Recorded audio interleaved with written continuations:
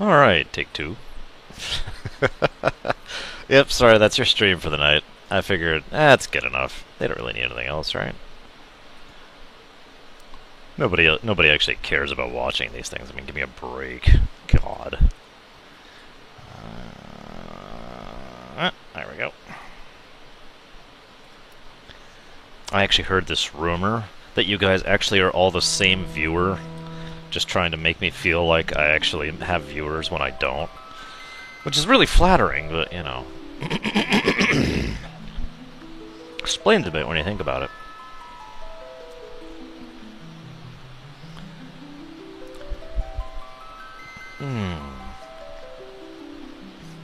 My one viewer is actually one of my minions. I gave him this mission myself years ago and just kind of forgot about it. No, it was just a misspelling. Sorry. Excuse me, goodness. So anyways, today sucks. And so I kind of wanted to do this earlier than now, but whatever. Couldn't get around to it, because duh. So, the time has come to play FF6. And actually enjoy life just a little bit. Just for a little while, you know? Just kind of as a change of pace. I don't know about you guys, what do you think? Should we try and enjoy life for the next several hours? Excuse me. I'm not hitting go yet because I'm going off of in-game timer and I don't want to waste that.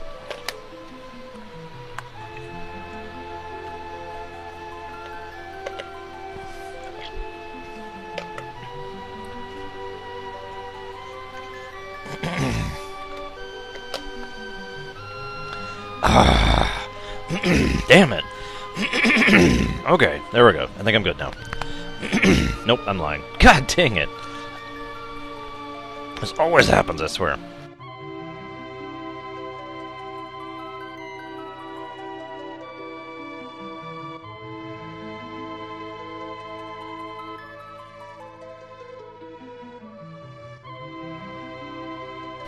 Okay, after that pseudo coughing fit.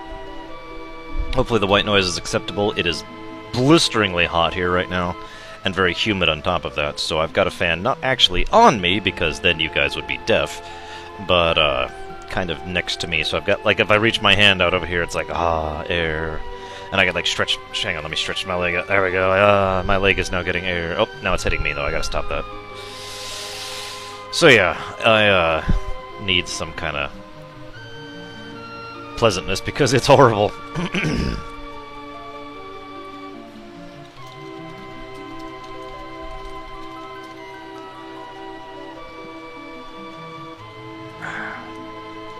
Thank you, Mr. Fix-It. Despite everything, I was actually really pleased with it. I'm actually going to kind of throw away my sector times on Mega Man X. I kind of want to do that now, but honestly, FF6 just called to me.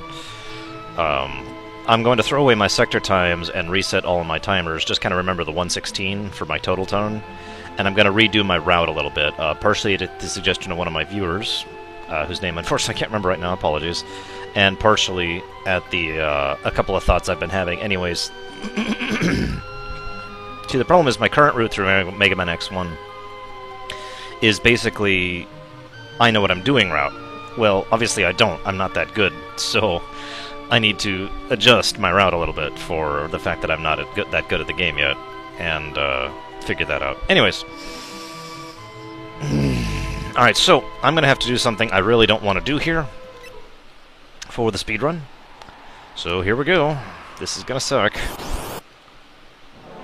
I have to fight my way all the way across this stupid area. And I'm like, you gotta be kidding me. I apparently need to blow a tent.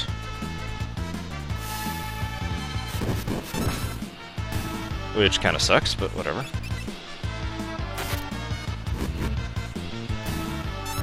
Yes, there will be some leveling up. A very deliberate and intentional leveling up. I'm not doing it yet. Honestly, I'm kind of trying to avoid battles right now. Yes, it was Hylisk. And I still sucked horribly. God. Makes me really nervous. Like, I'm gonna do really well next time. and then I'm going to, like, just have really, really bad RNG, even though I'm finally doing better, and it's going to be even worse time. And yeah, I'm really, really low level. In fact, I'm actually going to start employing this strategy. There we go. Yeah, I had really good luck on Kaiser Sigma. Or no, not Kaiser Sigma, he's X3. Yes, those are, in fact, pyramid bugs. So I guess I could just go ahead and talk about something here. As you know, throughout FF6, they have been rather particular about making sure that the enemies within a certain area have the same... are relevant to whatever the story is, or lore is, or background, or whatever. For some reason, there is a reason for those enemies to be here, right? And every single one of the enemies we see here all shares a common theme, and that theme is the fact that these are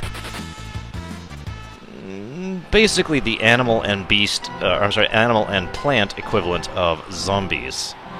And now I don't mean literally, I don't mean, brains, I mean, actually, you know what, cockroaches would actually be a better word. Because every single one of these creatures is something that either visually, or in terms of its name, or in terms of its attacks, gets across the impression that they are survivors. These are the only creatures that have survived the apocalypse. And they're not pleasant, you know what I mean?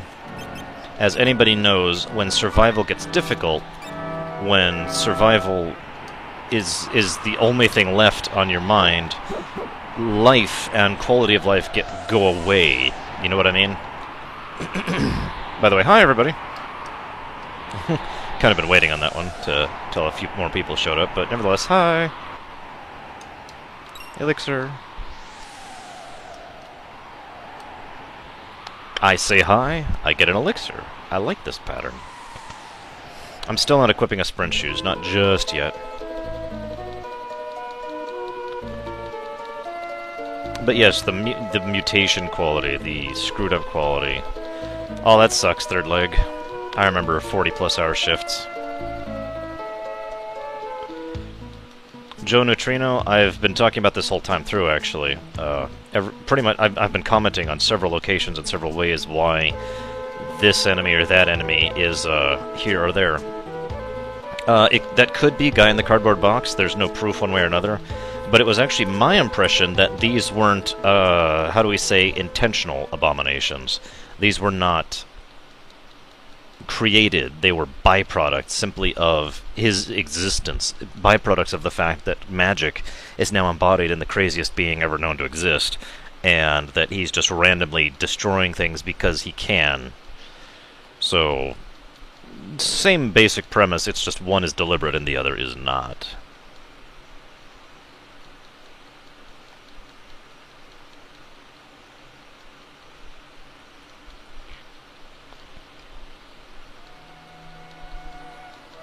So yeah, this is Mobliz. And for those of you who don't remember, back in the World of Balance, there was this soldier here. Now there was this whole side quest I actually decided deliberately not to do because it costs a lot of gold and takes a lot of time.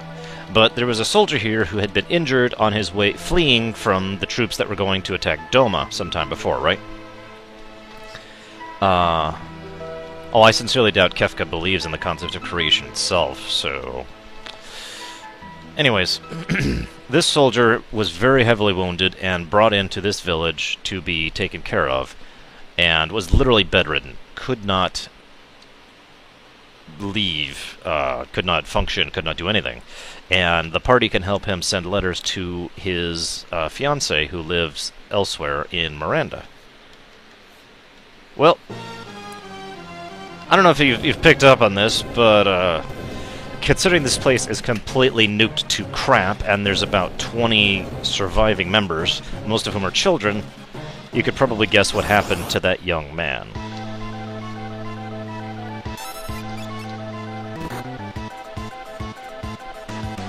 Now, this fight is actually probably going to be a little bit rough, because I'm really underleveled. I know I've said that before, but it bears repeating. Actually, is the water clean, Ta? because it is strongly considered that it isn't. But maybe it is. Who knows? Alright, here we go. Alright. He's weak to lightning, I think? No, actually he's weak to bio. And he doesn't know anything. Yep, he actually eats lightning. Damn it, I just screwed that up horribly. Yeah. Funbaba! I agree, third, you should do that. Do I even know bio? No, of course I don't. Do I know...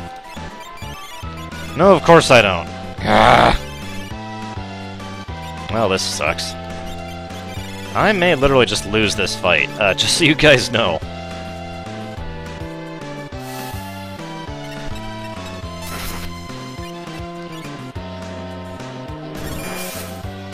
Yeah. I didn't give him an Esper. Shoot, okay, this is bad. This is actually really bad. This is really bad. This is actually why I didn't want to do this section now, why I wanted to come back and do it later, is because of this fight right here. Now the good news is his attack that actually hurts, which is Solar Plex, won't hit as long as I've got Vanish on. I guess I'll do something with his time.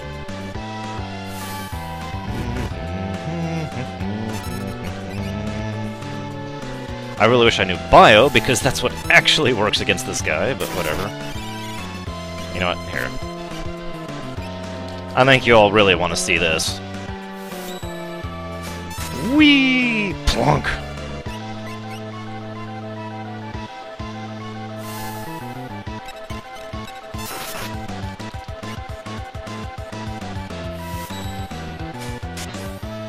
Pugum!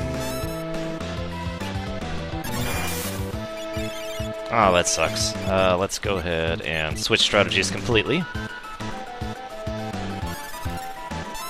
Whoa, whoa, whoa. There we go. See, usually at this point in the game, I try to lean heavily on magic because I'm really, really low level. But as you can see, that's actually not working all that great. Oh, that sucks! That actually really sucks. Fortunately, I bought 82 Phoenix Downs.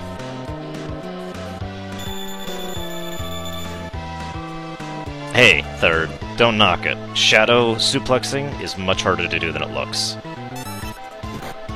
And he's down. Ah! And I just totally screwed up. This actually could be bad. He could literally one-shot me now, and I may be about to die. About to die, die, die, die. Let's try that again. Now hit Celis. Hit Celis. I know you're about to do something. Hit Celis! No! Don't hit him too! You're just being a jerk now! Okay.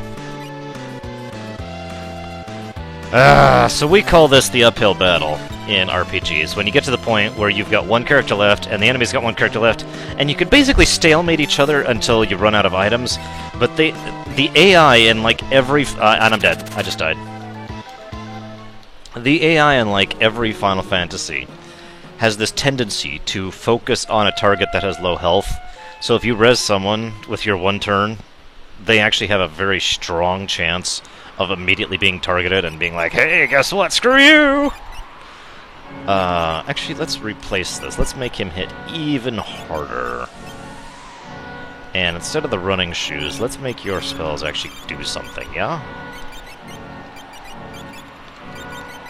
And, oh, he does have something. He's got Phantom. Right, right. Oh, I just wasted 8 minutes. Yeah, basically, Kaon. I'm alive! I'm alive! I'm alive! Hey, Ed, what is up? Let me go. There we go.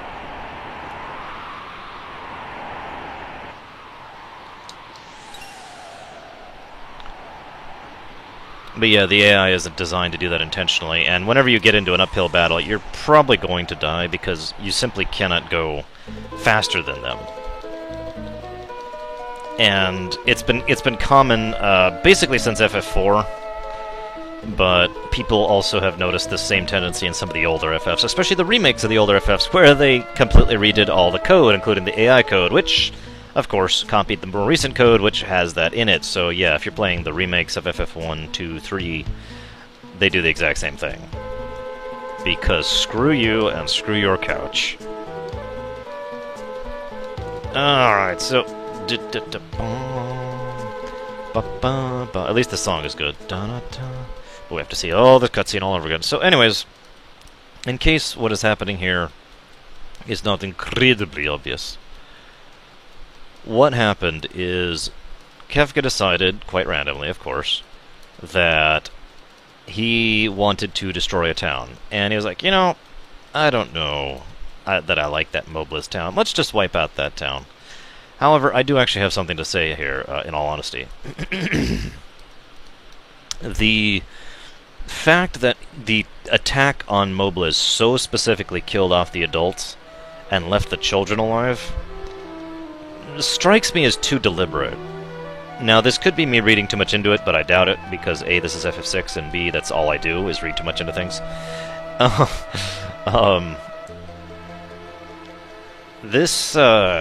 I think he did it deliberately. I think Kefka deliberately and intentionally killed off the adults because he struck him as appropriate and funny to kill off just the adults and leave all the children to themselves, to fend for themselves. And in fact, if Terra had not actually shown up,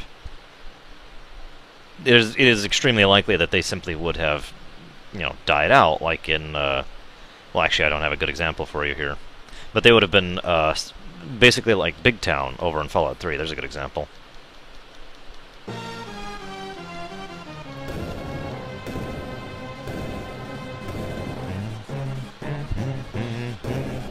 Alright, Terra, you got this. I love how she just shouts exposition in the English version. She's just like, to nobody. Nobody else is there.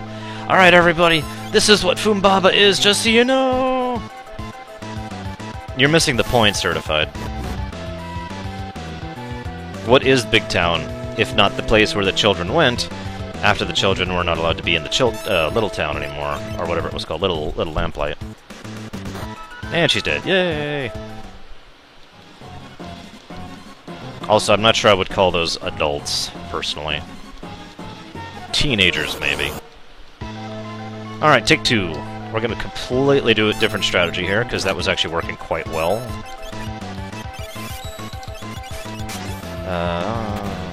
Actually, I wonder, just out of curiosity. Little Lamplight is one of the biggest reasons why, yeah, I didn't think so. People, at least I heard, it was one of the biggest reasons they introduced a mod to let you kill children in Fallout 3. That's because screw Little Lamplight.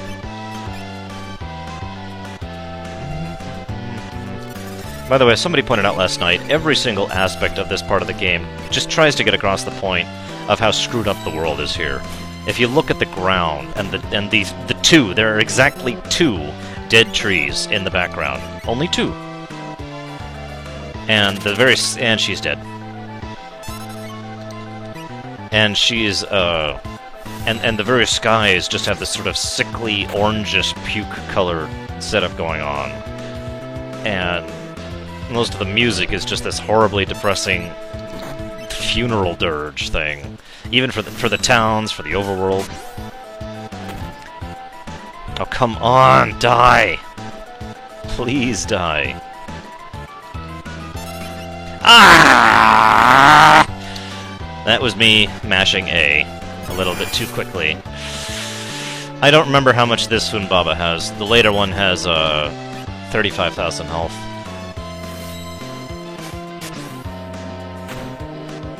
Please, please don't do Blowfish next, or Solar Plexus, or Bolt 2! Oh, you gotta be kidding me.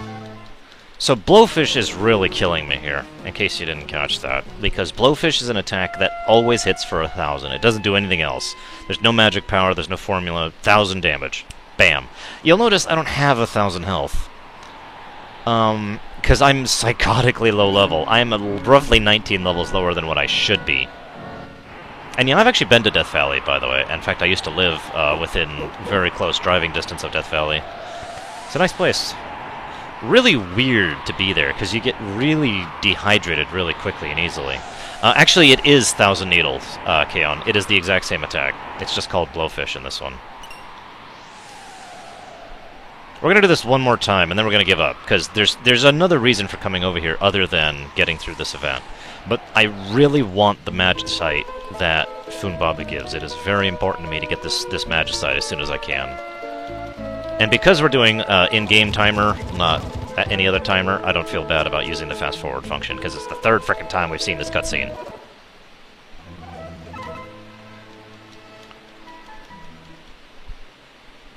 Like I said, I'm using the in-game timer anyways, so that doesn't cheat me out of anything, and this cutscene's going on too long anyways.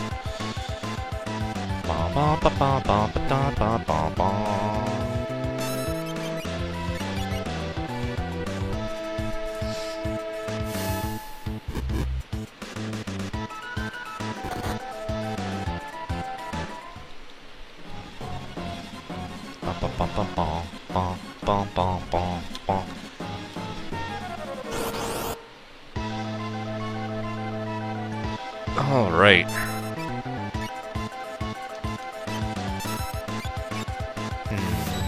We're gonna do something a little bit different this time. Slightly different strategy.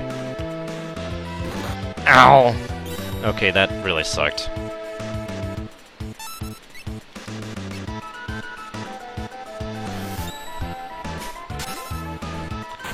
No, I'm doing something slightly different than that, Kaon.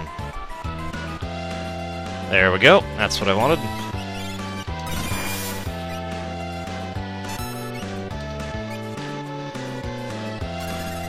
What do you mean, why, Hailbird? Kara was in his way. Isn't that the best reason in the world to kill someone? Excuse me, you're in my way.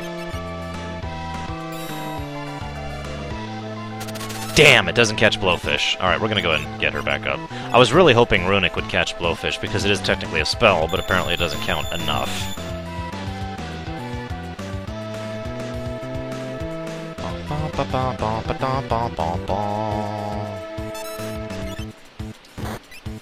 I like the German mode or whatever it is for Team Fortress 2, where everyone just explodes into sausages and stuff, which is awesome.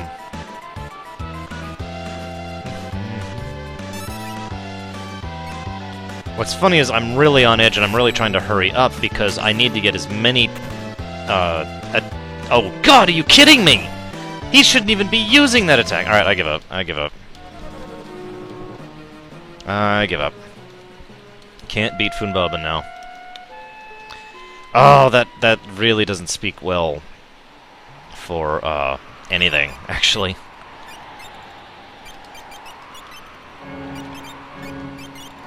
And he's nowhere on anything. Yeah, this is actually really gonna suck. Whatever. Like I said, there was at least another reason for coming up this way.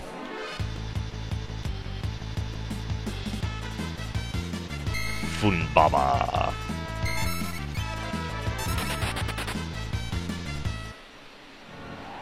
FF6 came out before there were game ratings. If it has a rating now, I don't know what it is. So I kind of like this, because this is the only time a Chocobo guy will ever say this ever. The Chocobo is the noblest of creatures! And he's so excited about that he leaps into the air. I just think that's awesome. By the way, in answer to Taz's question, I've always said there's a difference between violence, say Assassin's Creed, and gore, say Dead Space. One leaves it to the imagination and does things romanticized in a clean manner. Mass Effect would be another good example of violence without gore. But which type you prefer tends to vary based on the individual, I've noticed. Like, for example, you know, I don't like gore, but I'm completely fine with violence. Violence doesn't even bother me.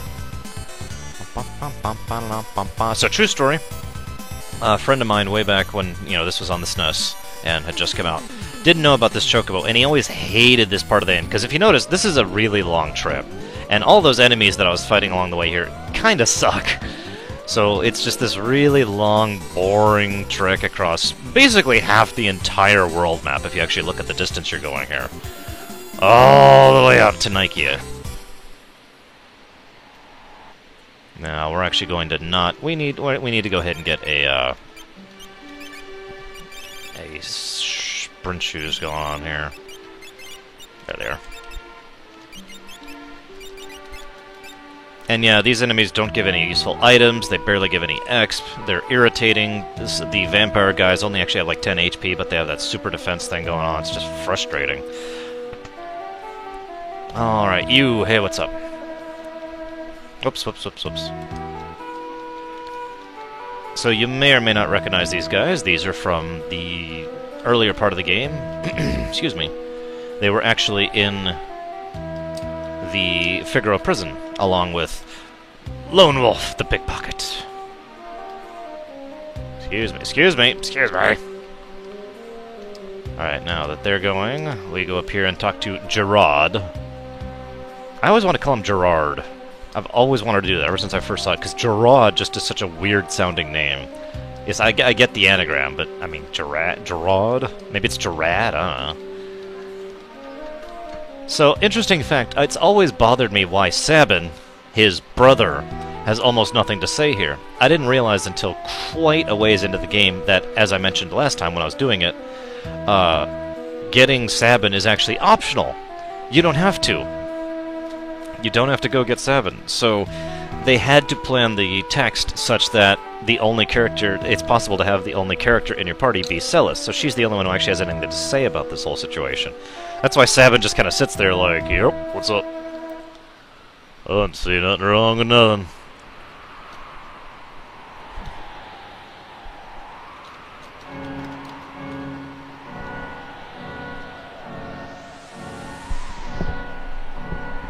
And now I have an itch in my ear. Ooh, goodness. So this next section is going to kind of suck, but I'm going to be fleeing most fights. I'm also going to look something up for one of the first times in this run. Because this boss fight is really particular, and I'm kind of tired and out of it because of the heat and humidity and all the work I did today, so I don't want to screw this up. Each of the 4 tentacles has completely different setup, basically. So I really don't want to screw that up. Is there anything worth getting here? No, I don't think so. So let's just go advance the plot. However, one of the things I like about this South Figaro, if you recall, South Figaro up until this point in time was defiant against the Empire, only managed to lose to the Empire because they were betrayed, then were freed, and then had the world destroyed. This is probably the most resilient and defiant, is the word I want to use, town within the entirety of the game. And that's relevant, excuse me just a second here, because the tone of, excuse me, the tone of everybody here is really awesome. In fact, I'm actually going to go seek out a quote here, even though it's going to cost me time. I believe it's this kid. Come on. If the light of judgment should burn our town down 100 times, we will rebuild it 100 times. And that basically, every single person here says that in a nutshell. There's those guys rebuilding the town, there's the one guy who's trying to figure out how to work the Magitek armor, you know, stuff like that. Which I think is really cool. But then again, you know me. Okay, so, interesting fact. I mentioned this last time during my SCC. Hang on a sec, I really hope I can one-shot these. Because if I can't, this is gonna suck. If I can't one-shot these, I'm just gonna start running from battles. Oh, thank God. Thank you, God. Ah. Is that stupid thing from that stupid woman about that stupid person who's stupid? Guy in the cardboard box? Which I suppose summarizes my opinion in a nutshell. Then I think I've basically said all there is to say about that from my perspective. Stupid woman, stupid thing, stupid person, stupid, stupid, stupid, stupid, stupid, stupid. Okay, we actually need to put him back on Phantom, unfortunately, but I also need to switch this around. Let's give you...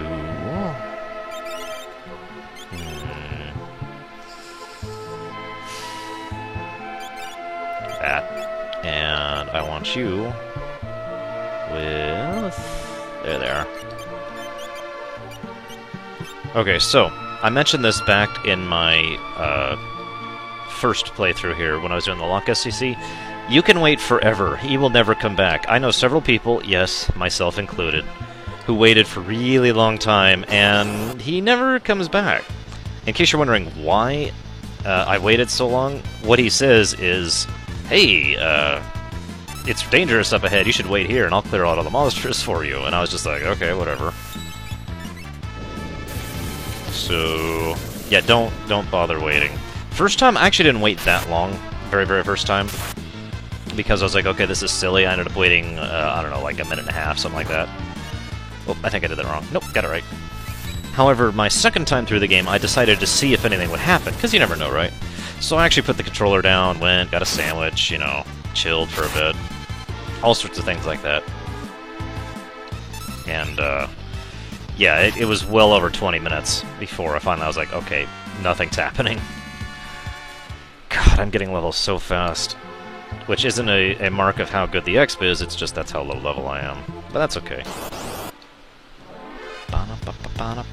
Honestly, I actually really wanted to not get Sabin for this run, because a truly optimized speedrun wouldn't get him, but I was really worried about the upcoming 2 bosses without Sabin.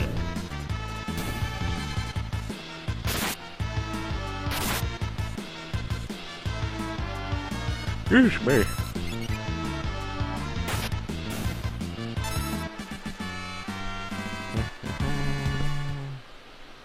Well, Sabin's awesome, don't mistake me. But in all honesty, the only reason I brought him was because, got him as early as I did, was because I basically thought I needed him, and I'm right. Given how these fights are going, given the fact that I couldn't even kill Funbaba, yeah.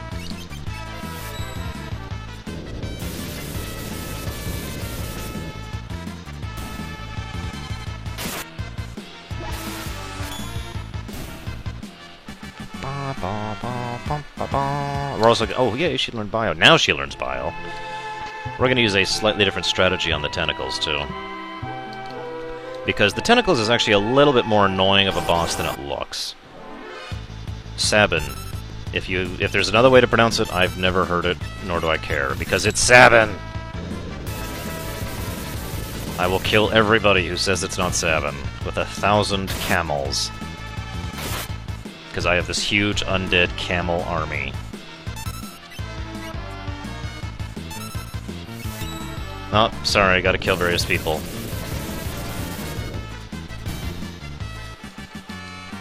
With my camel army. I'm getting lots of gold too, but that's completely irrelevant. Very soon now I'm going to have the ability to have basically infinite gold. And that's going to be the end of that.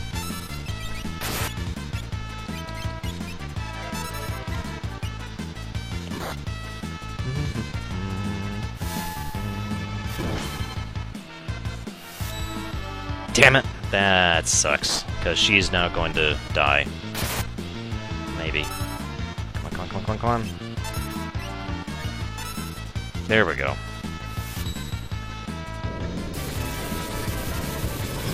Excuse me. Ah, just die!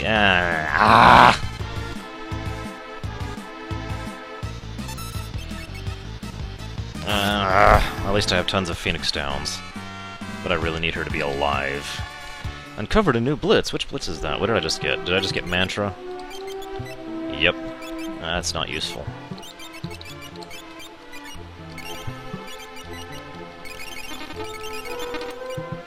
Hey, his HP is over 1,000 now, though. He could survive, Blowfish, finally. I probably shouldn't even be trying to get this treasure now. I should be getting it later when I'm actually ready to do so, but whatever.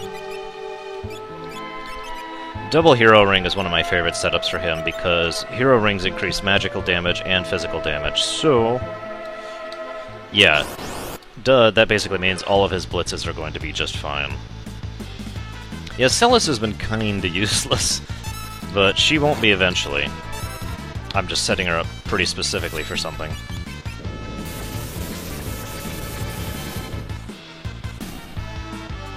And, she hasn't been in the party for a while. Oh, good. Die!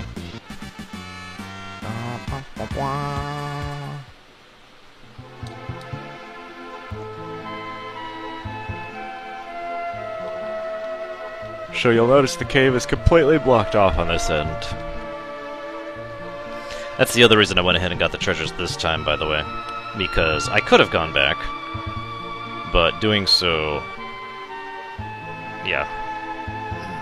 Doing so, I can't remember what the hell I was gonna say. Doesn't matter. All the treasure chests are taken. All of them.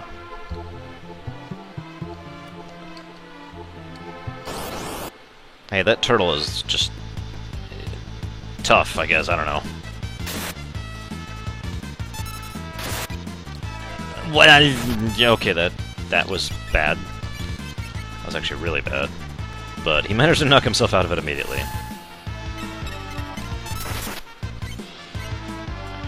So the first time I ever played this game, I thought this was basically impossible. Not this part, just the game in general. The reason why was I was really underleveled and hadn't learned any spells on anybody, so I was still going into Kefka's Tower, having just learned the level 2s. Try to picture that for a moment. Now, yes, I know that is possible. I mean, Lord knows low-level playthroughs do that all the time, but that was one of my first times playing through the game ever. In fact, I think that actually was the first time playing through the game ever.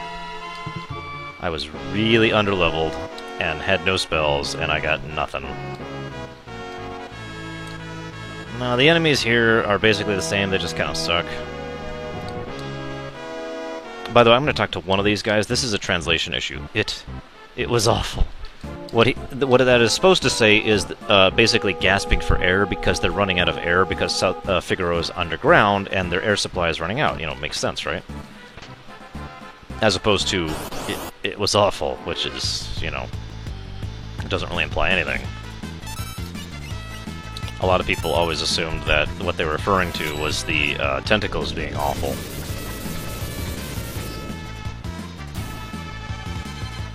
As usual, I'm amused by the fact that the chat just is lunging off in another direction over there. I'm not even sure anybody's actually watching or paying attention to me or the run, which is fine. It's just kind of funny. I could be talking about gummy bears for all I know. Or for all it matters, I suppose is what I mean by that. See, gummy bears are really awesome, okay? They're chewy, but they're not good cold, and that's actually really important.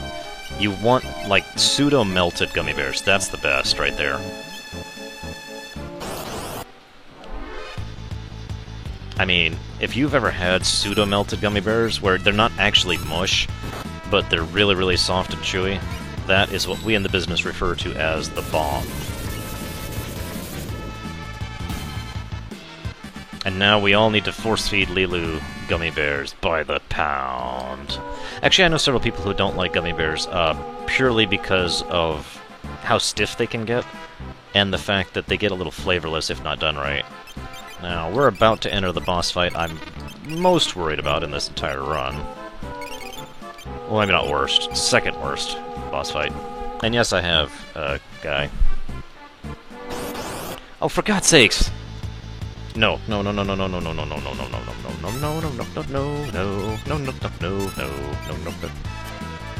out of there! Get out of there! Please, thank you.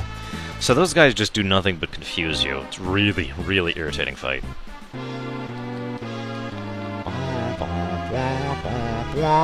Yes, I eat green gummy bears. I eat thousands of green gummy bears every day. Okay, upper left and lower right. Upper left and lower right.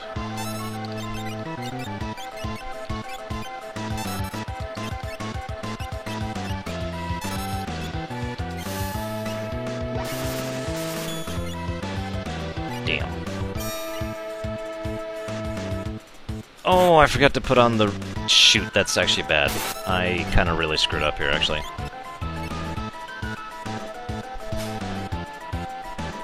I actually really did screw up. No hentai jokes. It's just some tentacles that got stuck in the machinery.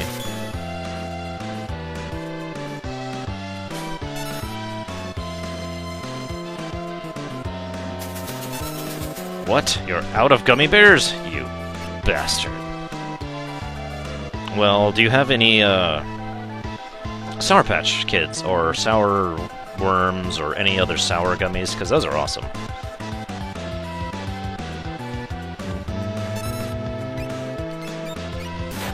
Alright, I think it's time to start focus firing a little bit here.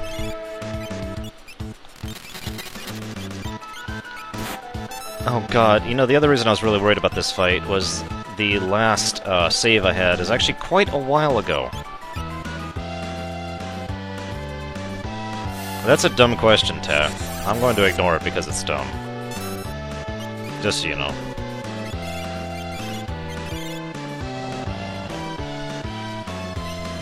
Screw it.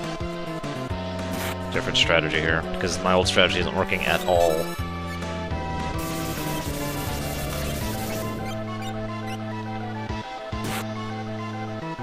Ooh, I like Swedish Fish. Depends on my mood, actually. I'm gonna die. I actually am gonna die.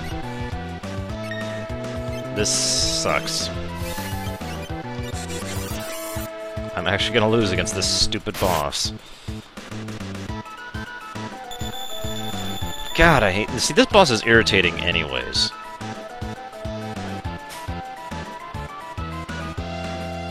Anyways, the reason that's a silly question, Ta, is because I am a gamer. I play video games. I don't care what they're on. I don't care if it's on a console. I don't care if it's on a handheld. I don't care if it's on the PC. Is it a video game I like? If the answer is yes, then I'm going to play it. So, yeah, end statement.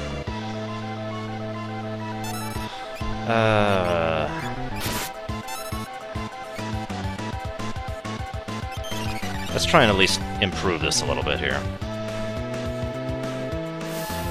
Because we're not doing so hot. And these things, unfortunately, have 7,000 HP each. I said if it's a game I like, a dead. There's a difference between a game I like and a game I hate. Oh, that sucks. Oh, that also sucks. I can't believe you just did that. You bastards. No, I don't. I understand that that's just going to happen, but I don't actually think it should in a perfect and ideal world, which doesn't exist naturally.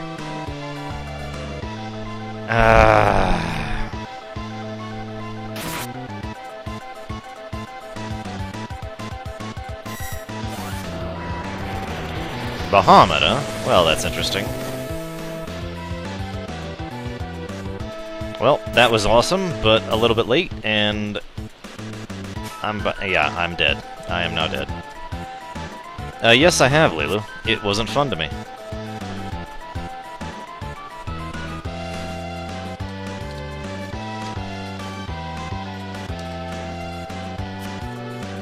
And I died. Yay! Alright, we're gonna take a little bit of a pause because I need to go to the bathroom, actually. And then we're gonna try this again.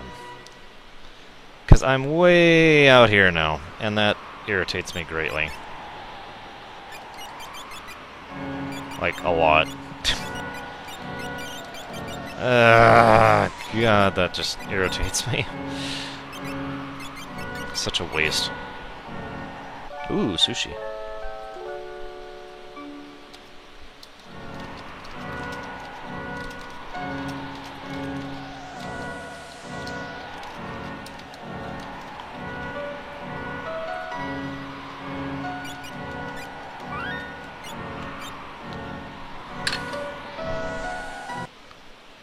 We're gonna... Alright. I'll be back.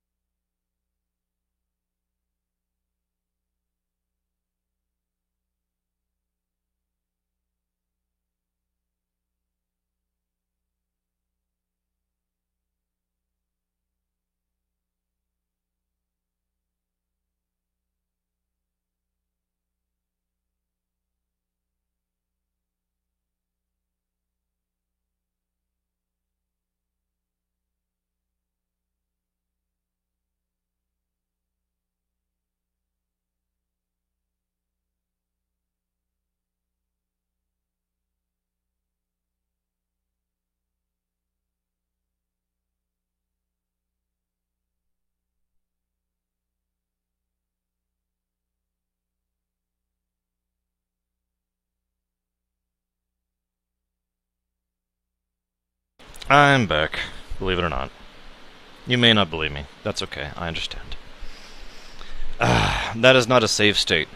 That is what happens whenever you start the game up. For example, now that I unfroze the game, it's going to be like, oh, well, here's the title screen, because you just started up. So I've decided two things. One, I'm going to use my standard strategy on the tentacles, because I was thinking about it, I think that's actually going to work better. Alright, Cablarg, what proof do you require of me, my son? I shall maketh a sign unto thee. I'm also really debating not fighting the enemies here, because they're a drain on my resources.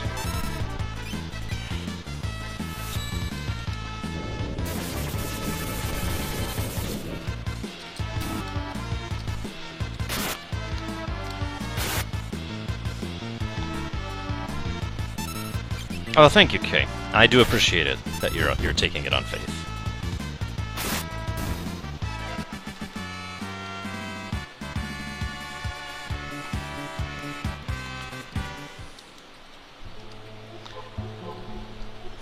Anyways, I've decided not to get these items this time around. I don't actually need any of them. So, screw it, as they say. I'm also going to redo my setup completely, as far as relics go.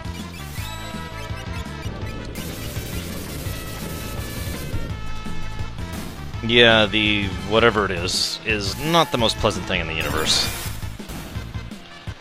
Again, getting back to that byproduct of insane magical deity thing. Not yet, but we are going to replace this with that. Make sure, yep. Oh, trust me, this isn't truly a low-level run. I am not good enough, and I admit it, to do a truly low-level run unless I really were trying, and I am not. I have actually been very... It's kind of funny, I was actually debating last night, in my spare time, quote-unquote, yeah, totally happening, to go ahead and try to see if I can't do, basically another run of the game, using a completely different strategy to actually be an even higher level than this, and see if that saved any time. Because I actually feel like I've lost time. I was doing really well for quite a while there, and then I started losing time, and now I'm almost at 8 hours, which is pretty bad, all things considered. Save what, Hailbird? Or I suppose how would actually be a better question. There is no save point between here and the boss. None, zip, zero, zilch. Doesn't exist.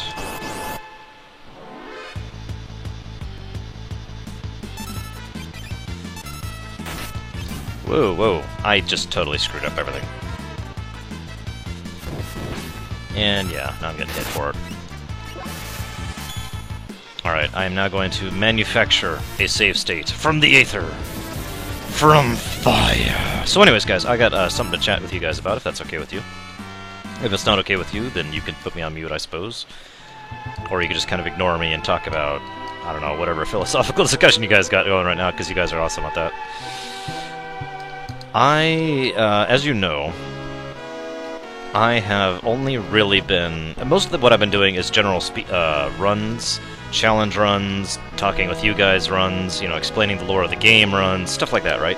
I only do a relatively small amount of actual speedrunning in comparison, which is fine, mind you. There's actually only a relatively small number of games I have an interest in speedrunning. However, to be honest with myself, I do have an interest in speedrunning those games, and I realized that other than Mega Man X1, Super Metroid, and WoW with the Black Temple runs, hey Ojunix, I haven't actually laid down times yet. For those of you who don't know what I'm talking about, laying down time is the first time you go through a run, and you have to always do your initial run, right? You always have to see what your initial time is, and it's basically always going to be terrible. I mean, there's almost no way around that. It's always going to be junk. Those of you who remember my Super Metroid time of 5 hours and 55 minutes and 57 seconds probably remember exactly what I'm talking about. But, that general concept of laying down that initial time is something I haven't done for virtually any of the games I actually want to go through. I've only actually done it for one additional game other than the games I've been replaying, that's Mega Man 2. a terrible time, of course, but, you know, like I said. So I kind of want to go through and actually lay down times for all those games. Now here's the question. Finally getting around to it, sorry for the delay. The question is, do I stream that, or do I just do it at my own time? In other words, do you care? Do you want to see it? Do you have an interest in being a part of that? Or do you want me to just do it on my own time and screw me? And I'm okay with either option, I just want to know what you guys want. For obvious reasons, I should say. No, I'm not kidding.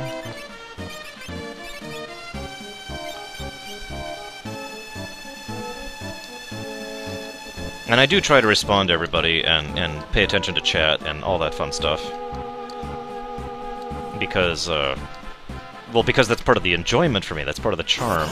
Name the games. Give me just a moment here, let me get this off and I'll actually pull up the list. I've got quite a few. Unfortunately, all the PS1, PS2, PS3 games I want to do I can't yet. Well, I mean, I could, but I couldn't stream them. We've talked about that already. Where's the list? Where's the list? There it is. Speedruns. Mario Galaxy 2 on the Wii.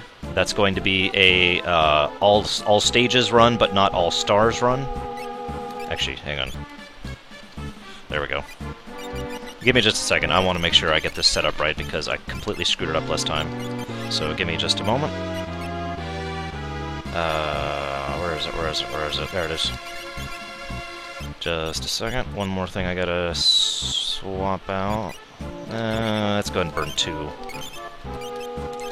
Alright.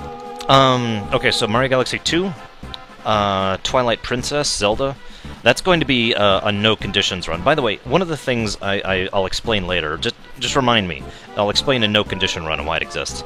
Zelda Ocarina of Time, something I'm really looking forward to, Metroid Prime 1, Star Fox 64, Mega Man X1, you know I've been doing that, Super Metroid, you know I've been doing that. Final Fantasy VI, hang on just a second. I'm not actually sorry, Zeiss. You know what, hang on, I'll give you the list in a minute.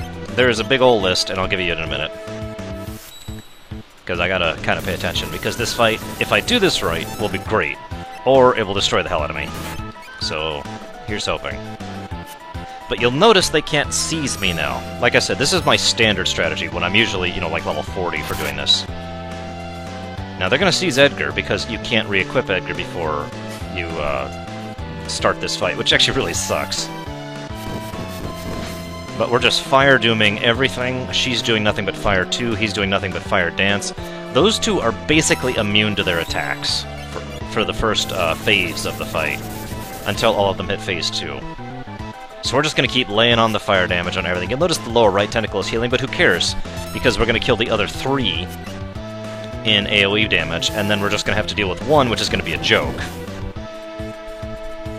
They can't seize me because in order to... Seize is actually a slow effect, but I have a Relic on, which gives me haste. Relic is a static effect. It's not like I buff myself. If I buffed myself with it, they'd be like, oh, well, we're just going to cancel out your buff with slow. But it doesn't work that way because it's a static effect, so they can't get rid of my haste effect, and while I'm hasted, I can't be slowed, and while I can't be slowed, they can't actually grab me.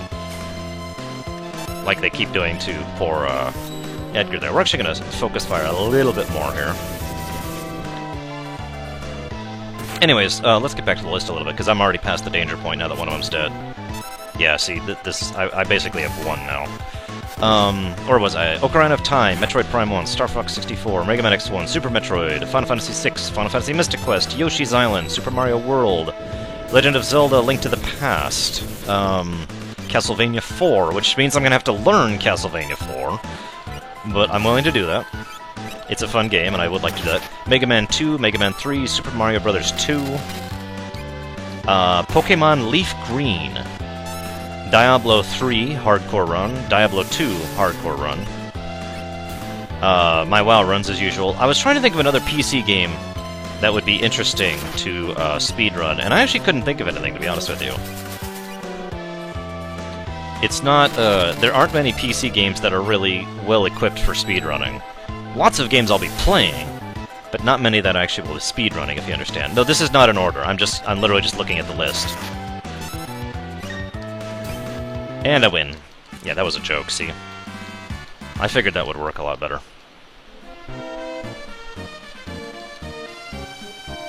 Alright, now that that's done, I gotta go GM for a bit.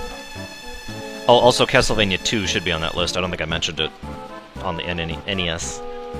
That's another one I'm gonna have to learn the route for, but I love Castlevania 2. I'm gonna add it right now. Castlevania 2. Save. I don't know. I don't know if I'd want to do a KOTOR speedrun, especially since I have no idea how I'd do it. I'd have to think about it.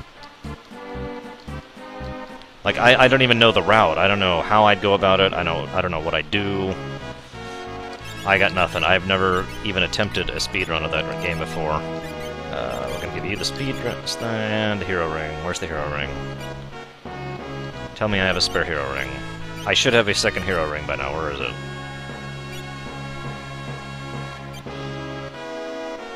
Whatever.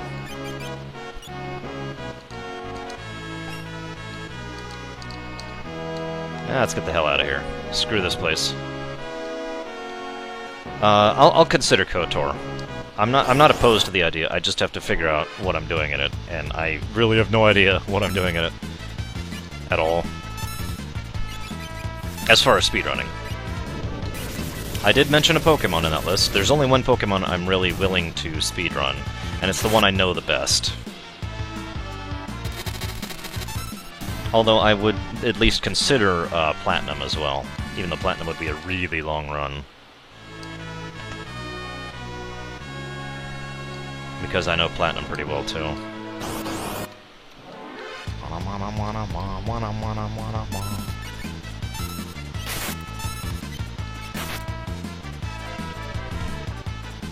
Platinum is probably... Oh, you gotta be kidding me! And he's dead. Whatever. Platinum is probably my favorite Pokemon as of now, but it's also worth noting I haven't finished Black and White or Black and White 2 yet. Anyways, the overall question here, I'm sorry, as we've been discussing individual games, is would you want me to do this live or should I do this off camera? That's really all the question comes down to. Do you want to watch me to lay down times, or do you want me to only lay down times after, or do you only want to see me after I've laid down times, basically? Not all of these would be as exciting as, say, you know, Mega Man X. Well, some of them would be. To Kochlingen. Kochlingen! Gotta say it right, Kochlingen.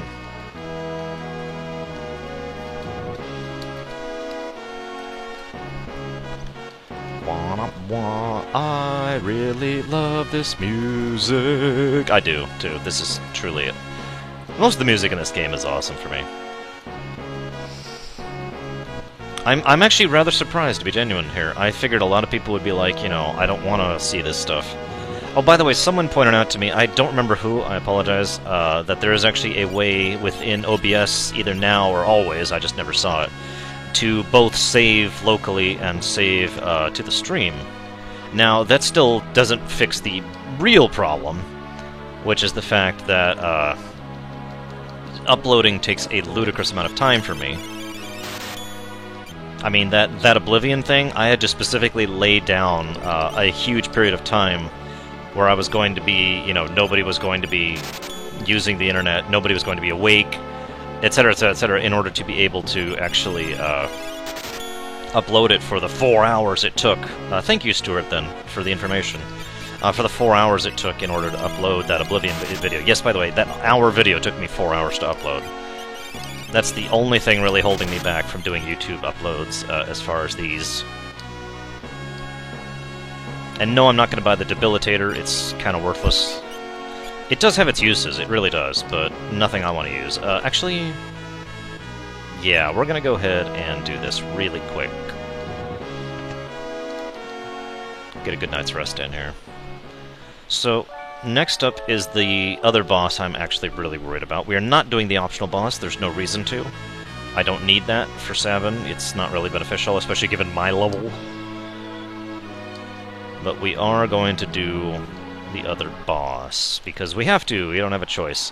The biggest thing is to make sure our gold doesn't end in 0, and right now we have 12 gold, but that's not going to stay that way, of course. So, here's hoping our gold doesn't end in 0 when we get to this boss.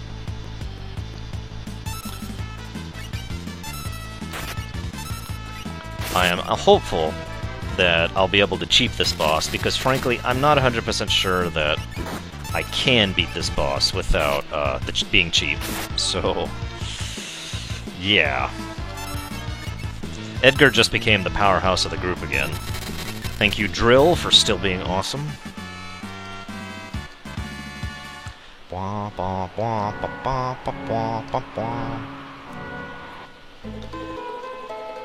Oh, I can tell you right now, Joe Neutrino. Hey, Certified. What is up? And now we recruit Zagmus. So anyways, the reason the gold amount is specifically matters is Dataluma uses a spell called Level Pearl, which actually does damage based on the last digit of your gold total. Now, there are various numbers that can suck, but none more so than 0. If you have 0 as your last gold total, as your last digit, Level Pearl is going to destroy the hell out of you, and probably one-shot me, in all honesty. So if I get right to the boss and I have 0, I'm going to have to run around and fight one more thing in order to get some gold, because he's going to one-shot me with his very first attack. Best song in the game.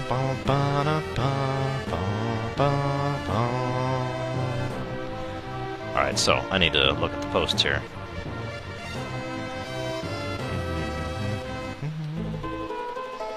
Alright, now we're actually not... Well, we are basically out of gold, but that's okay. We don't need to be spending money just yet, but we do need to be getting him nice and equipped. Now, he is basically going to be my mage for the rest of the game, actually. So... Actually, let me think about this for just a second.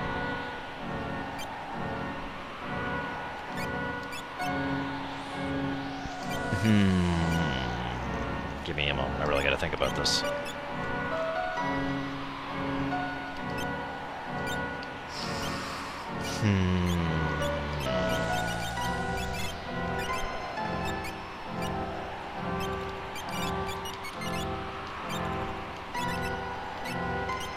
And part of the reason is because he already knows so many spells, including that, but he doesn't know that yet.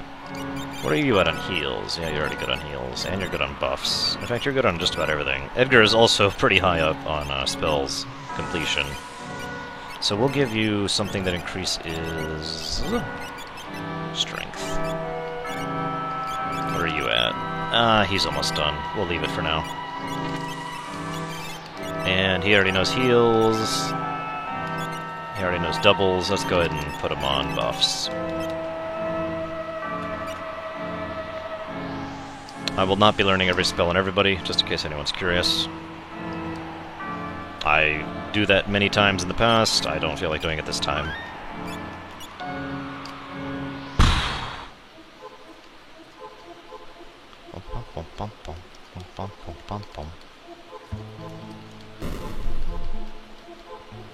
What do you mean, how are they traveling, Kay? I don't understand. Whoops. Now, there's one item in here, yes, Hailbird, because of obvious reasons, which I already discussed. One item in here that I'm really going to be going out of my way to make sure I get, but it's not hard to get. Yeah, I like Meduan. It's an awesome name. Self-designing character models encourage inferiority? No, I do not, personally. Maybe, escapism, but not inferiority, no. Lower right first. I think. Yep, gotta get the Genji helmet. And then we... whoops. So, fun fact, just about everything down here is weak to fire, which is really helpful, actually. Because Sabin, if you'll notice, actually has a fire claw on, and all my guys know fire too. Crunch, crunch. This is actually going to be a joke up until the boss. Whoops, whoops, whoops, whoops, whoops.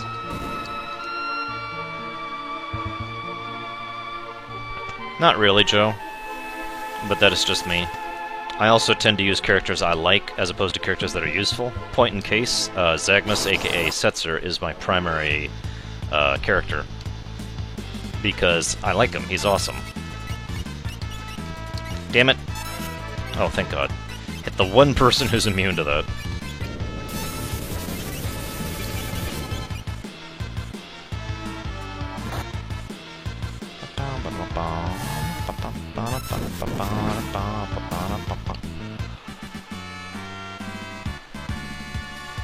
You'll notice I'm getting tons of Revifies here. That's actually really good because I haven't been buying them. I think I'm going the wrong way. I'm almost positive I'm going the wrong way. Yep. Whoops. 50 viewers, wow. I'm always amazed when the viewer count gets decently high. Of course, the other day it got to 102, I believe, was the highest. Which was just, holy crap. By the way, those are the Mad Oscars. Those are Marlboros. I mentioned that, I don't mean like, obviously the look at it. No, I mean literally, if in the GBA translation, they're translated Marlboros. That is the Marlboro in this game. And yes, he does do bad breath, and yes, it sucks. But not as badly as the ones in Kefka's Tower, which really do bad breath. And he just learned that, which is excellent. I want you to learn the 2s now. Actually, wait, where are you at on heals? You... I don't know. A lot of the translations in this game are questionable. No offense to Mr. Woolsey. Woolsey, however the heck you say his name. We're actually going to be blowing a lot of our MP as we go our way through here, because we really just want to kill these as quickly as possible. Woolsey. Anyways.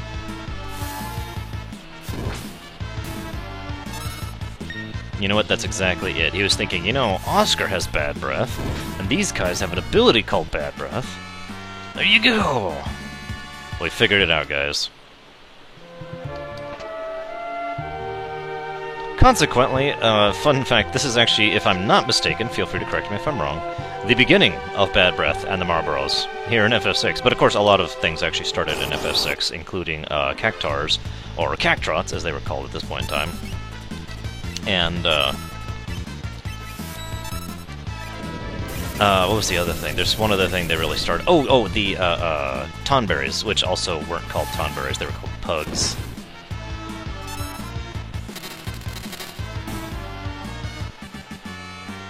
But a large number, excuse me, of FF, commonalities, started with this one. There we go.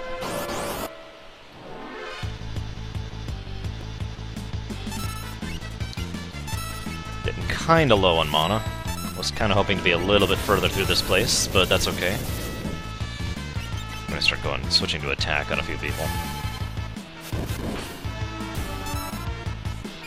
You'll notice I haven't actually equipped the X-Bag yet either. I could, but it would be to the detriment of the group's firepower at this point, and frankly, leveling isn't the problem right now. Living is. I'll work on leveling in a minute. We're actually gonna go ahead and just run. See you around, Lilu.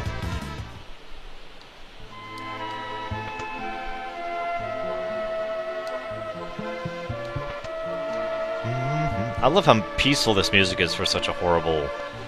Well, okay, actually this dungeon seems really easy, but this dungeon can be very, very annoying if you don't know what you're doing. Ooh, yay. Actually, I think I could kill him.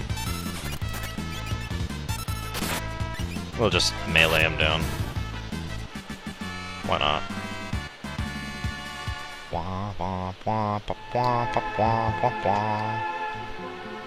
Nope, not what I wanted. The world is square, everybody. And if you don't get that reference, shame on you. I'm just kidding. That's not a shame on you. The world is just square. Everybody knows this. Everybody knows this. Everybody.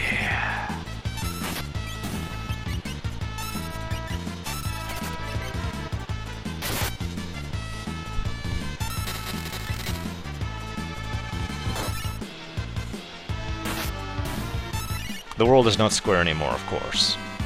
So I suppose that's lying. The world was square. Would be a little bit more accurate, wouldn't it? Alright.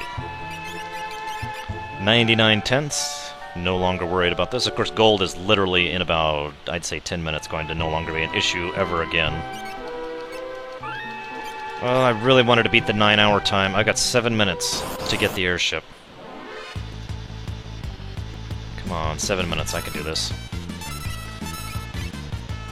I kind of had this goal when I hit the World of Ruin to have, to manage to get the airship before the 9-hour mark, and I'm really getting close because of how slow I've been so far, and because of that massive detour I took, which I'm not even sure actually saved time at all. Whatever, let's go. Oh, I forgot to check my gold.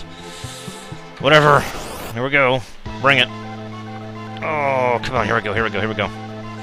Don't kill me. Don't kill me. Don't kill me. Don't kill me. I just saved if it does. Ooh, that hurt. It's okay, though. Didn't kill me. We're gonna go ahead and just nuke, nuke, nuke. And you... right. I'm gonna do that. Now, I'm pretty sure Drill is gonna do more damage than his fire is, but I guess we'll find out in a second here.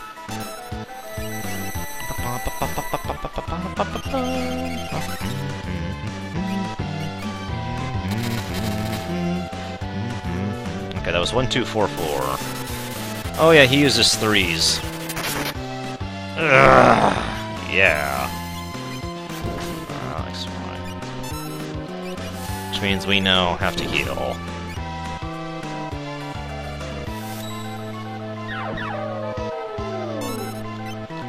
Like, oh yeah, that's right, that only heals based on his health. Whatever, whatever. We'll make it work. We'll do it live, damn it, we'll do it live!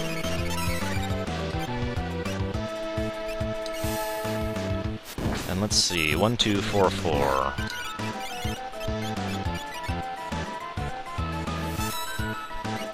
We'll get one more cure off here. God, I'm low level. Yeah, I thought so.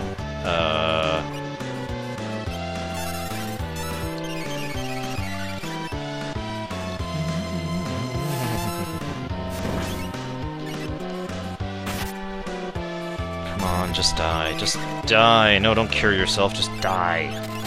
It's not that hard.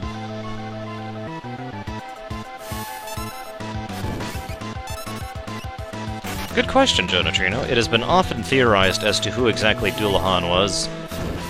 However, the strongest theory I've heard is that Dullahan in this represents more or less literally a ghostly form of freedom, okay? Hence the chariot and otherwise. And the idea is that Dullahan, who is basically literally the essence of, there we go, perfect, of Daryl, Daryl and Setzer, sorry, who basically are the epitomes of freedom within this world, that it was sufficiently drawn to their essence as to come here. And you'll notice there's tons of undead creatures in here, because this place has become a den of monsters in the last however many years. I think I made it. I don't know. I literally don't have a way to check because I've got a lot of cutscene coming up. And we're just kind of mashing our way through it. But that is basically just a theory, Joe Neutrino, as to what Dullahan actually is. Some people theorize that it actually is Daryl's spirit. I don't agree with that, though. There's basically zero evidence to support it. No, I'm taking the airship, Kay. Unlike you guys, I actually trust myself with the tools to Cthulhu's workshop.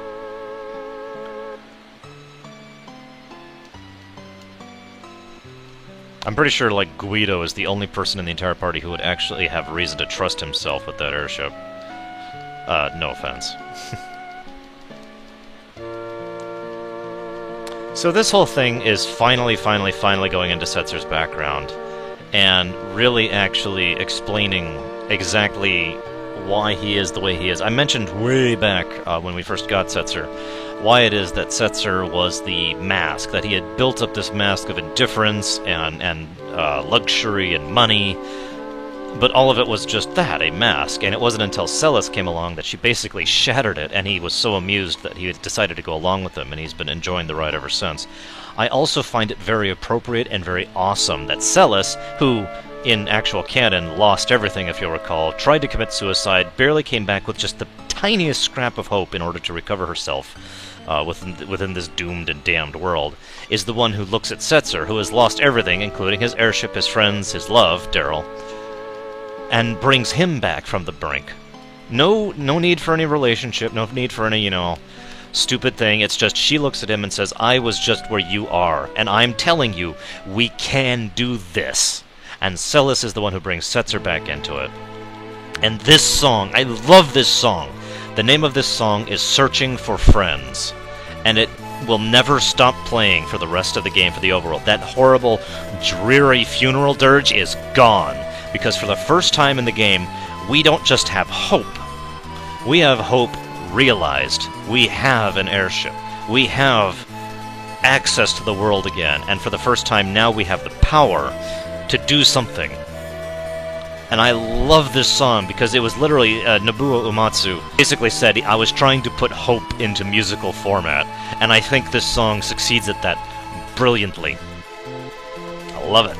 I absolutely love it. So, in case anybody's wondering, yeah, Death Gaze, oh god, you realize if I encounter Death Gaze, I am dead. I am so low level that Death Gaze will kill me. Absolutely. So we're gonna save, like, literally first thing here, just holy crap. Yes! Look at it! Sub 9! Sub 9! Yes! Ah, I am so happy about that. Sub 9 hours. With the airship, even after the cutscene. Yes! Oh, okay, I'm sorry, I'm just really happy about that. Okay. Alright, we're gonna do a little bit of prep time. Actually, no, we're not. We're gonna do one thing first. Yes, Ta, I am now happy. Screw everything, I'm happy. That's not quite how I wanted to go with that. Okay, so we want him to have the X-Bag. And he's gonna need Phantom, but eventually I'm gonna want him on Meduan. We're basically going to pause everything, and I have logical reason for doing so, in case you're wondering. Because we want to reset our average party level, basically. Or rather, we want to fix our average party level, which is ridiculously low right now, before we recruit anybody else. But I do need to accomplish some GMing, so I'm going to go ahead and do that. Let's see here, okay. Because I told my sister I would, and I don't lie to my sister, so... Or at least if I ever have, I haven't done so intentionally.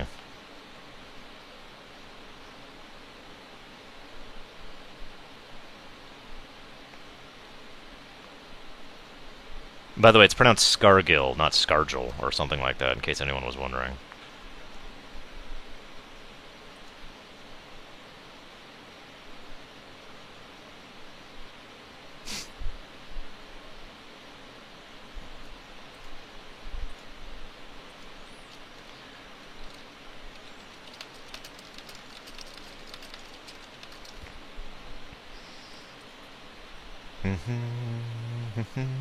Kay, you really are trying... I'm telling you... Okay, guys, Kay makes money every time someone buys Cave Story. Just keep that in mind. I'm kidding, actually, but, like, you know... I swear to God, Kay actually acts like that sometimes. It's kind of funny.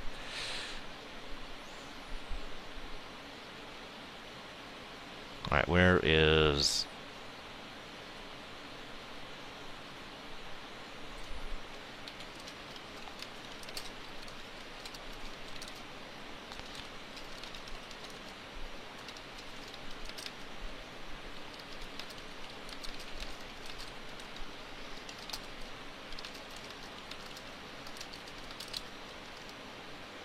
No.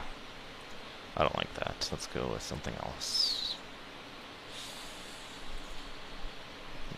Elf.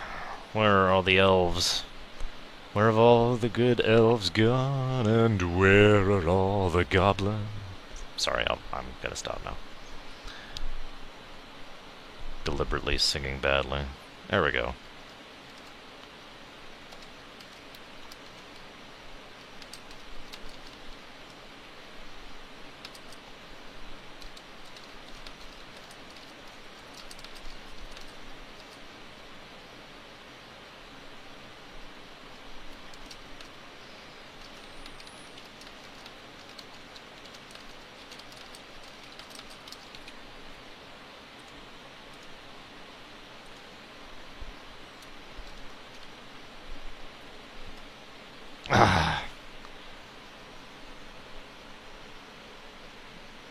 Halberd, I usually play a human, actually. Oh wait, no, that's a lie. My main playthrough, my canon playthrough, I was an elf mage.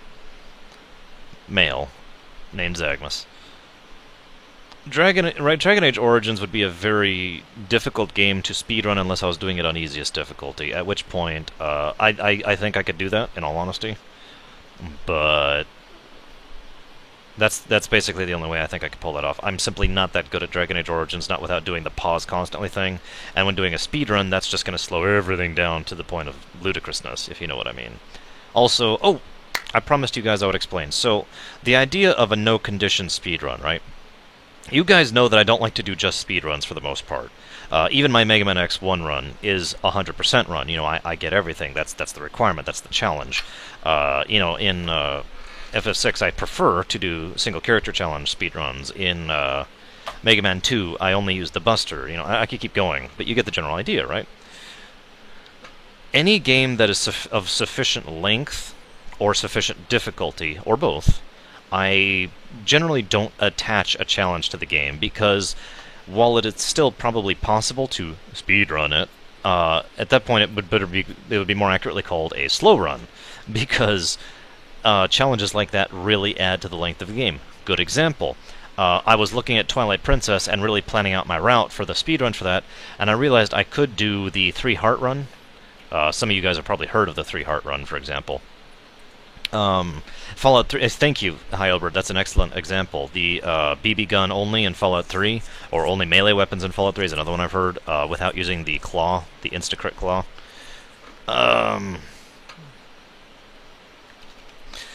You get the general point. Excuse me. Those kind of challenges, while fun, ultimately just add to the time, and so those aren't the kind of thing I do for longer games. You know, Twilight Princess, FF6, whatever. So for some games, I won't be doing challenges. I will just be doing... I'm trying to beat the game as quickly as possible, and that's one of the... Dragon Age Origins would be another good example of a game I would just be playing it. I would just be playing it to beat it as quickly as possible. So... Yep, that's it. I suppose I'll get back to playing now, because nobody's... I posted, and, like, nothing's happening. Y'all didn't post immediately! Wait, oh, hang on, there's actually something going on with Zeiss. Damn it, Zeiss, you bastard. You bastard. I hate you. I hate you so much. The elf's equipment, Zeiss, do you even have a praise? I don't remember. You didn't really miss anything, Big Chunk. I mean, you did miss a couple scenes, and you would have missed, some explanation of thought, as usual. But I just got the airship, and I'm about to do the thing I hate to do most in a speedrun, but I think it is genuinely required. So, ironically, this is the part you probably wanted to miss. I'm also going to open up the floor for Q&A during the section I'm about to do, because while I'm going to be very careful and very cautious in this section and saving constantly, ultimately, there's really not a lot that's going to be going on that you're going to be interested in, to be a little bit frank.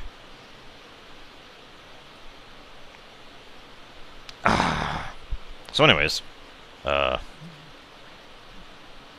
did Zeiss ever answer me? Ah, well, doesn't matter. Let's get back to the game. Alright, so... Good luck, good luck, good luck, good luck, good luck, good luck. Excellent. Actually, I need someone else to do that, like you. So, I make absolutely no apology for what I'm about to be doing. Hey, zombie. Sorry, I saw you earlier and I was in the middle of talking, so I didn't say hi, but hi! What's up? Whoops, wrong guy. I need Setzer. There we go.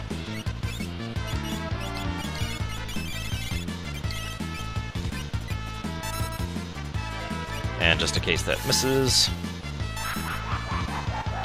Oh no, Big Chunk. I am very deliberately and specifically killing 2 monsters, because only 2 monsters will spawn here. These guys give 10,000 gold each, and I'm literally going to be saving every battle because they can actually 2-shot me.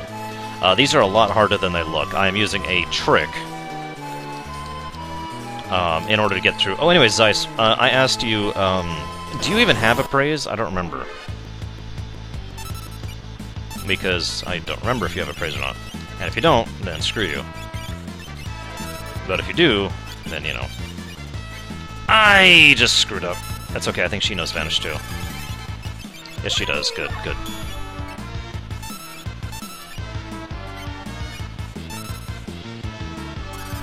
Yeah, I GM a D&D game.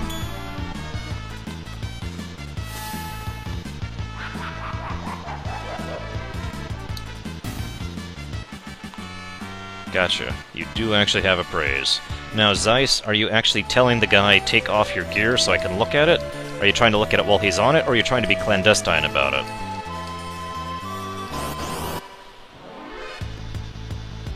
Because it does kind of matter.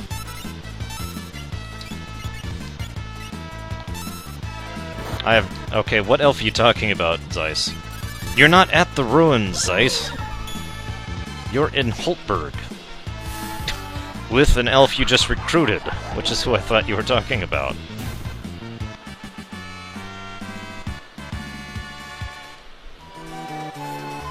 You... what?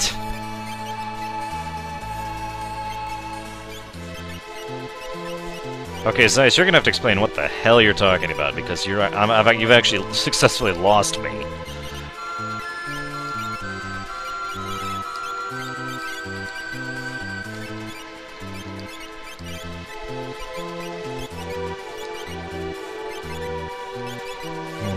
We're gonna turn her into a melee character.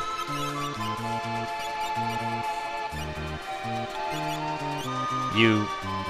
oh my god, did you seriously? You realize I now have to retcon stuff, Zeiss.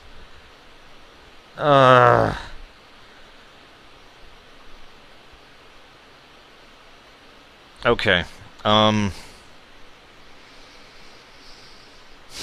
You know what? No. I'm gonna not quite retcon this.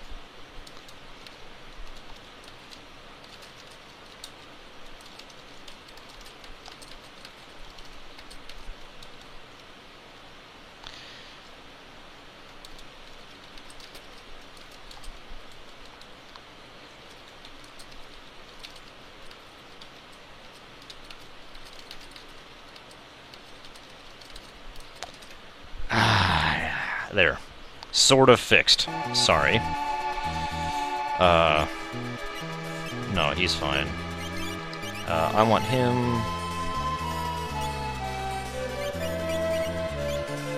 Actually, where is... Right. Okay, so... Save...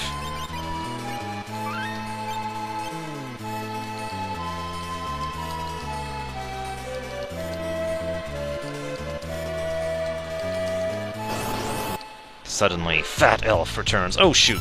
Now, the good news is I have Edgar with me. Edgar is one of, like, 3 people who can guaranteed kill the Cactrot.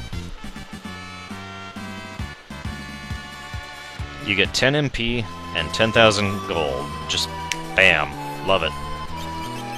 Speaking of which, I have to reset everything again. He should now be done with Phantom. Yep, so he needs to be on Baduin now. Now, honestly, I am really, really tempted to go get a couple of Espers right now so I can optimize my leveling path better. Like, I really do want to do that, but I'm trying to hold back because I really do need some levels. Just plain old-fashioned, no really levels right now. In fact, I don't know if you've noticed, but I've already gained 4 levels since I've been here.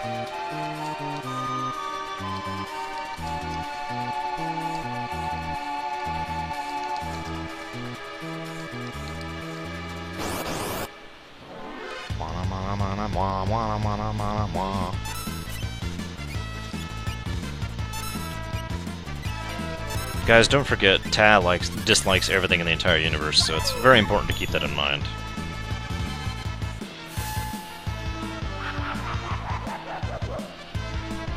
And yeah, I think Zeiss is correct. I honestly had no memory of that, or else I would have impacted that to when everyone was dealing with his friends. My own bad, I admit it. So that's why I was like, ah, I have to fix everything because I'm an idiot. It's my fault.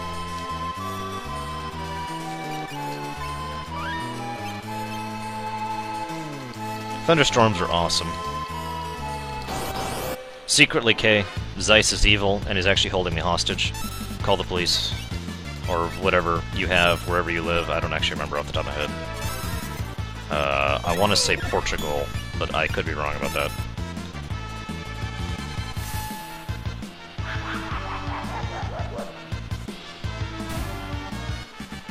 I live in Kansas, in the United States of America. I've already basically said that. If nothing else, the fact that I've been talking about the weather gives it away completely, because you guys know I'm in the States.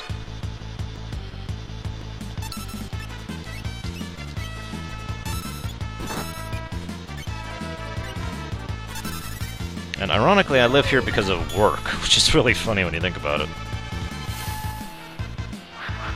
Sure, okay. Kansas. States. That's the address. They could just arrest the whole state. Okay, this is going really well. We're going to get to level 30 on Zagmus, which is not going to take very long. You'll notice it's only taken 5 minutes so far. And then we're going to get really psychotic. Like, you guys are probably going to make fun of me for how psychotic I'm being. Yeah, by the way, did you see what just happened? He just one-shot Sabin. That is... I just wanted to make that point. These enemies are not easy, okay? I am doing this very particularly and very carefully, because they can literally one-shot my guys. If he uses his AoE, he can one-shot my entire team. So, there is... I am being very careful about this. This is not just easy leveling. I just happen to know what I'm doing. I just felt like pointing that out.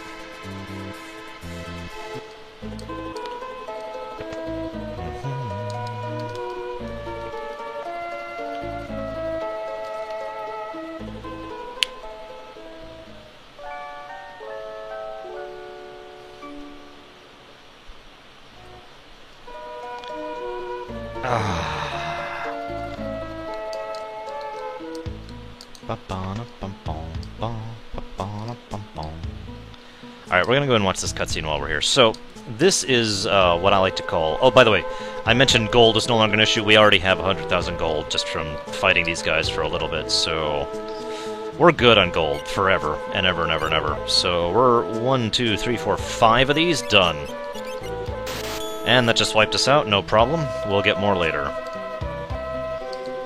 Gold is never a problem again. What is up, Dosendo? And yes, Stuart, I basically have, quote-unquote, to level at this point. Or rather, I am choosing to because this is the best point in which to level. So, I mentioned earlier there was a gentleman in Moblis who is now dead. He's deader than a box of doornails that have been killed by Kefka himself. So... This is Lola, his fiancée, who I actually mentioned back in the World of Balance, who you can carry letters back and forth between the two of them. And she's here with tons of flowers, who is still to this day getting letters from her fiancé. This is... a lot of people really call this one of the more impacting storylines of the thing, but we go ahead and say sure, we'll go ahead and send your pigeon for you. Now this I think is kind of cool, because the designers of the game said, okay, how do we get across where this carrier pigeon is going? We could mention someone saying something about it, we could have the players just guess. No. They decided to go ahead and do this whole little sequence with the pigeon actually flying to its destination, so you could see where it is, even if you don't know what that is, even if you don't know the town it actually is leading towards. Now we're going to level a little bit more. Like I said, I want to hit 30. No, you do not control the pigeon. Pigeon always goes to the same location in the same way. Hoova!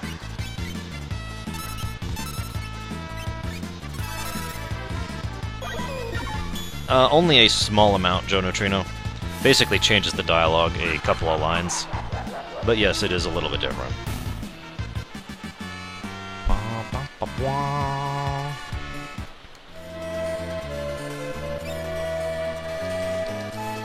Actually, one thing I need to see here. 35, 38. Excellent. So I've been very carefully leveling Zagmus, aka Setzer, this entire time on a specific leveling path, purposely for the intention and reason of ensuring that he would be my strongest mage. Oops. That may sound weird, but it will pay off, especially since the fact that he is already almost there. He is literally, after he gains this level, he will be 2 points behind Celis, who is my other best mage at the time. And at another level, he will have surpassed her. And there's that level. So that's 30. We're gonna go and save at the tent one more time. And now we're going to be insane. We are going to be so insane. Anybody who knows this game is probably going to make fun of me for even trying this. So, feel free to make fun of me. No, Hailbird, I played a two-handed warrior in Dragon Age 2 because that was a Zarsa. Zarsa was the one who was assigned to that. So has anyone here played this game before? Other than Kay. I know Kay has. But, yeah, we're about to be insane. Except I bet some people are just gonna be like, no, this doesn't seem hard at all. What are you talking about? Wish me luck. If you think the Hoovers have the chance of one-shotting me, these guys are much worse.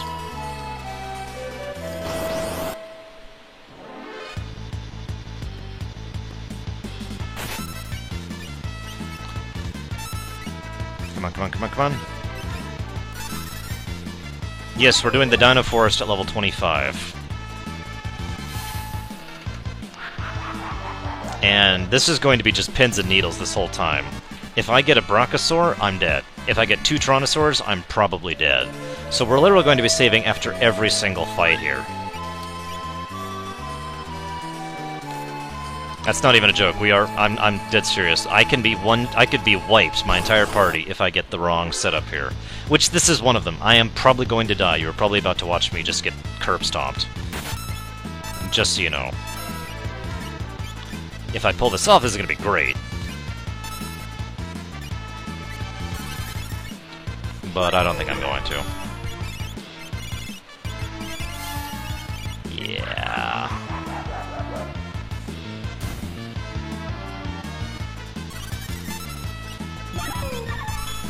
Yeah, once again, these enemies may not seem hard. That's because I know what I'm doing. And I'm dead. I'm pretty sure I'm dead. If anybody survives this, it might be Sabin. Nope! Just in case you guys thought I was kidding. I wasn't kidding.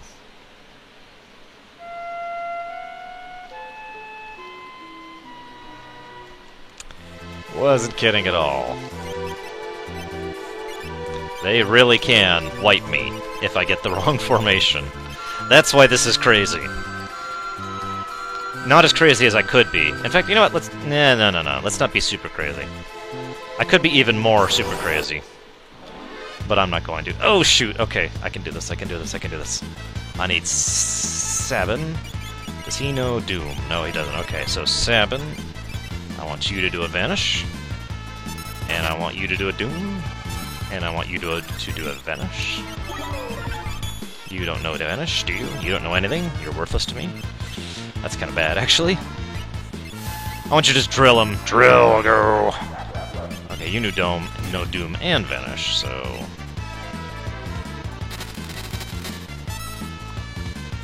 you don't know Doom, do you? Nope.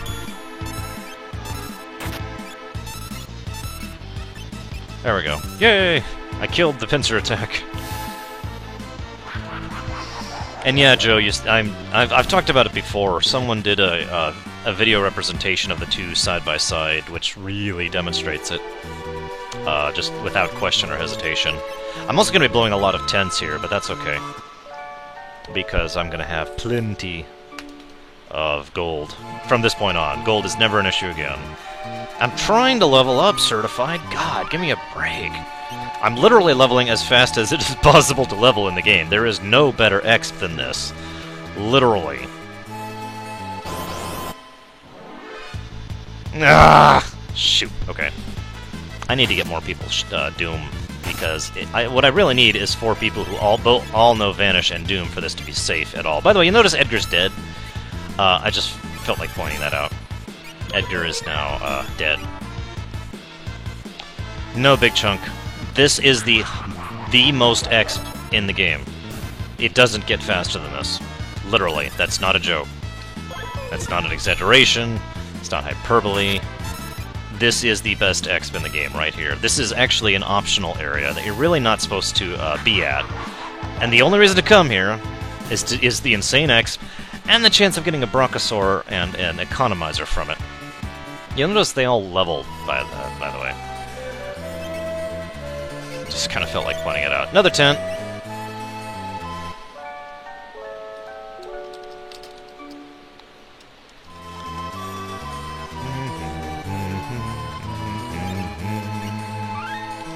Another save. We need to swap things around a little bit.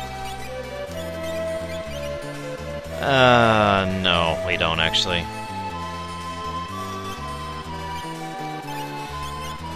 Hang on, I'm thinking, guys. I need to redo something here. And she's on that. And he's on that. And he's on that. I've been playing... I don't understand Certified's question. I've been doing great. What are you talking about? The fact that I am this underleveled is fantastic. I have been going so well through this game, and the fact that I've gotten this far at this low level is awesome. I have, after all, been speedrunning, like I said. Please don't be a Brachiosaur. So, I don't know if the trick works on these. By the way, Edgar's dead again. I really don't know if the trick works on these, because in general, Brachiosaurs return spells with Ultima. But I was gonna say it might not count Vanish, and Doom might cancel its counter. Oh, thank God! Whew. So, that's a Brachiosaur. They can cast Ultima, and, you know, honestly, I shouldn't even have to say anything other than that. That's a Brachiosaur, they can cast Ultima. Do I really need to add anything to that? Oh, God. Like I said, this is why I'm saving every single fight. I'm leveling so fast that I'm starting to have enough HP to actually live through some of this at least. Bye, Edgar. You will be missed. K, because this version lets me do Vanish Doom and Vanish X-Zone. I'm not kidding, that is actually my reason.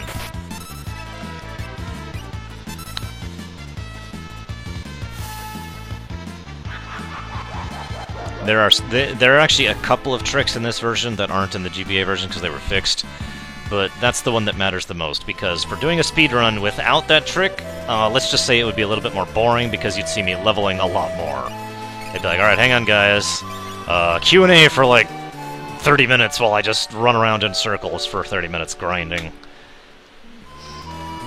Because if I can't do Joker Doom and I can't do the Vanish trick, low-level running is basically not really feasible. I mean, it can be done, but...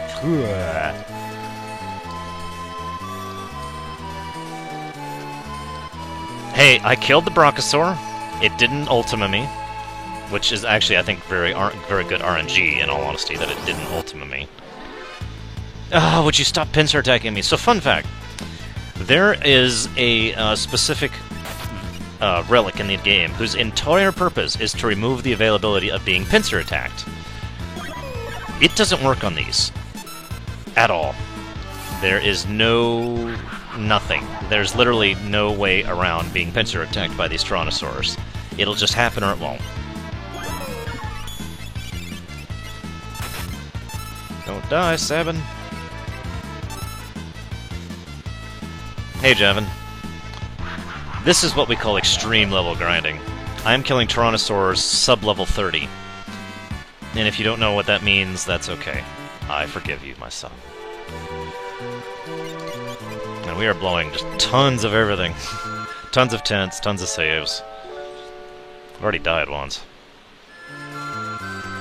Because these are basically optional bosses, or optional mobs, however you want to think about that, I have to do the Fanatics Tower. The rules of this speedrun are 100%ing, or at least 90%ing.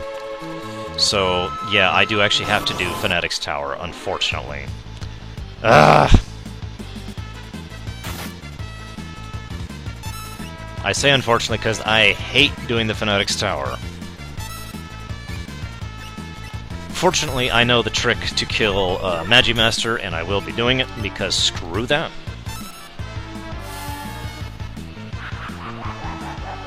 And yes, I'll be doing the Moogle Charm. I refuse to go through there without Moogle Charm. That place is a nightmarish hellscape without it.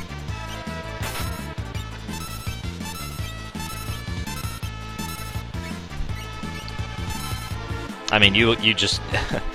For example, last night, several of you saw me fight the Bow Spider boss over in Mega Man X1, legitimately for the first time. And now you understand why it is I don't fight that boss whenever I can avoid it, because he's this nightmarish hellscape of a boss. Well, the Fanatics Tower is just hell. You can only cast magic in there, but a lot of the enemies, in fact, almost over half of the enemies have auto-reflect on, and they cast really high-level spells, and there's literally dozens of them, and they also like to cast annoying spells, like Imp, or Petrify, or Slow. So, yeah, annoying hellscape.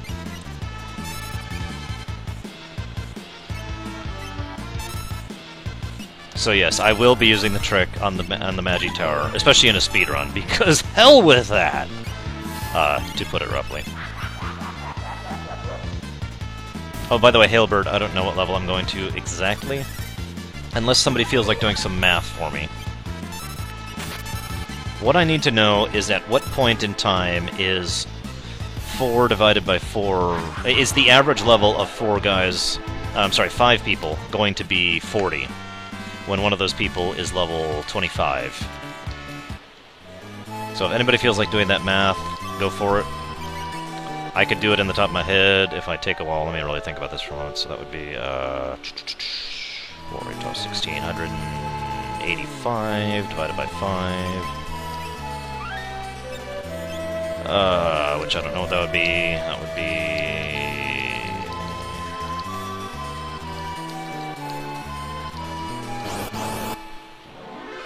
And yeah, Omni, that's how you're supposed to do it. Hey, Chibigawa, what's up? I'm glad to see you up and about. I hope you're feeling better, I should say. 35, Hailbird? Okay, that's acceptable. I'll believe your math. By which I mean I'm just going to do it on the calculator now. That's 4 plus 25 divided by 5. Yep, 37, actually. That is acceptable. So we need to raise our average item level, or the level of every member of this party, to 40. So, you'll notice Zagmus is already almost there, but that's because he's been getting double X. We're gonna swamp out his egg here, and even that out a bit, in one fight.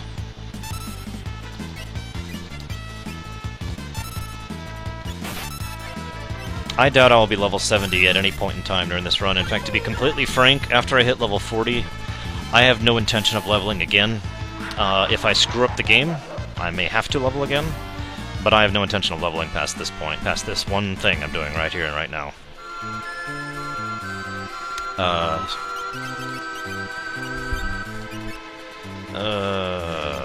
By the way, this is the item, back guard. It just doesn't work. Doesn't matter what you do.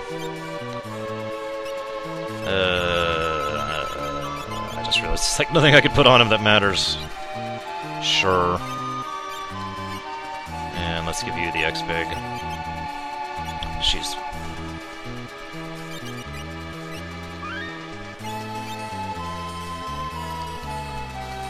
See you around, Kay.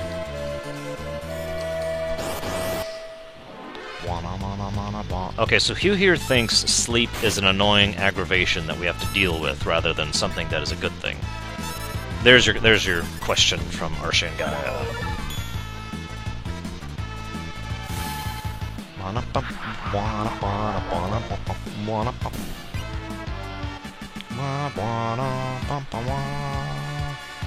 I say that semi-jokingly, but I do actually kind of mean that seriously.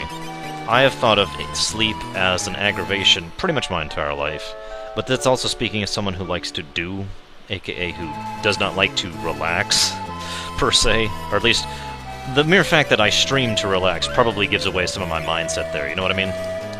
That's kind of where I'm going, man. It's like, well, oh god. And she's dead. Oh wow, she lived, holy crap. Don't Ultima, don't Ultima, don't Ultima, don't Ultima, don't Ultima. Don't Ultima, don't Ultima. Just die, die to the doom. Don't Ultima. Oh, thank god. Whew. Holy crap, did you see that? I actually got an economizer. Well, I got an economizer, guys, and if you'll remember, the only rule I have in the speedrun is no, Joker Doom, so I'm gonna use the hell out of that sucker. In fact, we're gonna equip that right frickin' now. On my mage, which is him, of course. Speaking of which, where's his magic power at? Excellent, he's already way higher in magic power than anyone else. Yep. The Economizer, many people consider to be the absolute best relic in the game, and it's hard to argue with it. Because the Economizer reduces the cast of any spell you cast to 1. Aw, feel better, Gawa. Chibi Gawa. I'd give you internet hugs, but you might think that's weird. But speaking as someone who is in pain right now, I sympathize, and I hope you feel better soon.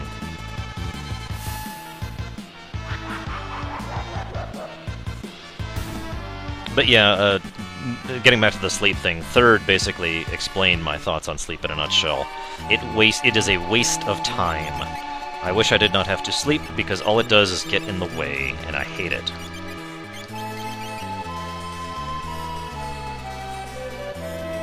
Nah. Sorry, thinking.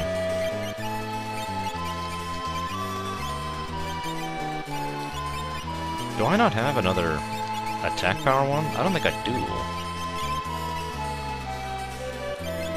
Oh well. Wait.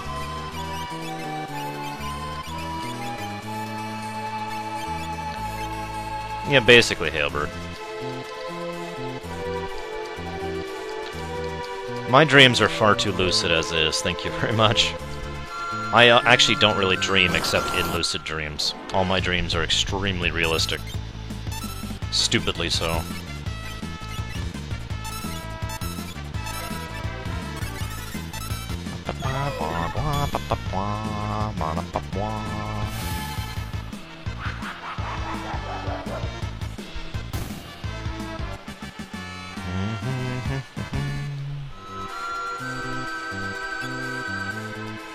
Right. I'm getting cocky, not saving every fight. I really should be doing that. At this point, given the luck I've had with the Brachiosaurs, I think the worst thing is going to be pincer attacks.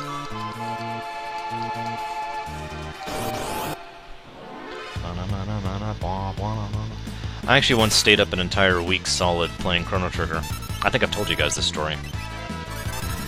It's the longest I've ever... Well, actually, no, that's a lie. It is the second longest I've ever been on during one period of time. The longest involved work. You know, job, I should say, more accurately. Sigh.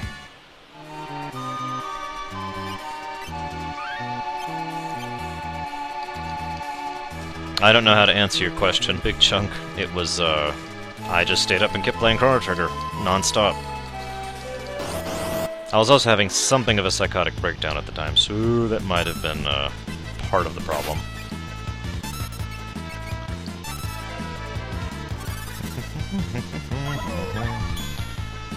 Several things, Sacred. Several things, all interacting with each other in a way to be like, screw you, Urshan Gaia. Whoops! I just realized I have something.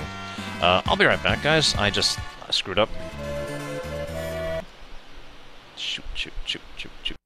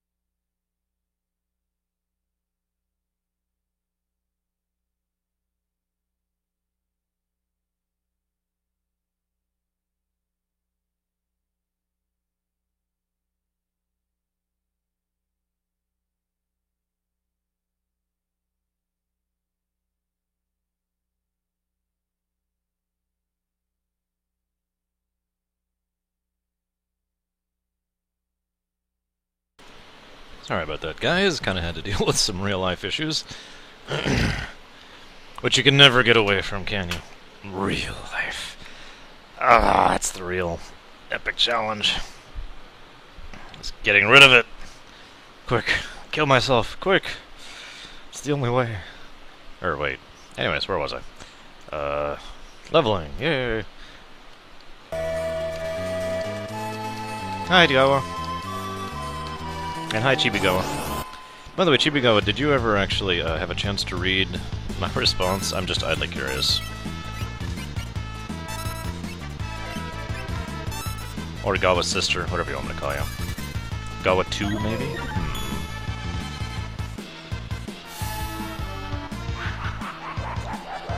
Gawani?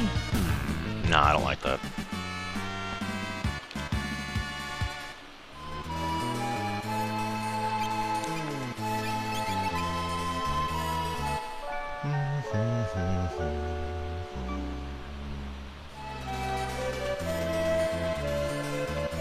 I'm not trying to press you, I just wanted to make sure you actually had a chance to read it. Because I did actually spend a great deal of time thinking about it and working on it, even though it probably doesn't look like it, because it probably looks like I just threw it together like, go, quick! Make words happen on the screen! But no, I did actually spend considerable time on it. Believe it or not.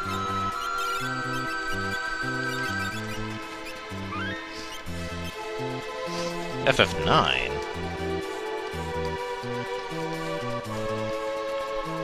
I was gonna say, what the hell are you talking about, John? In FF9, the heroes got lucky like 7 times in a row, and ended up being kind of carried around by the nose anyways. It's actually one of the things I like about FF9. In FF12, though, yeah, no, you're absolutely right. See you around, guy in the cardboard box, also known as Big Boss! Dun, dun, dun. Spoiler alert. Yes, Maz, I do. And actually, usually, as much as I know how to be incredibly efficient about that kind of thing, I try not to unless I have to, if you know what I mean. Or I feel like I have to, or whatever. And I'm sure somebody would be like, well, you don't actually have to, to which I would respond, no, I do. Because I'm doing a speedrun, see? It's important. I love FF9 too. Of course, as I've said before, I love like FF1 through 9 pretty much without question or hesitation. Even FF2, which I hated my first time playing it. On the NES, no cheats, no nothing, didn't know about the bug. Still like FF2. Although I admit that wasn't until I replayed it. And actually kind of the same with FF8, to be honest with you. It wasn't until I replayed FF8 that I actually liked it.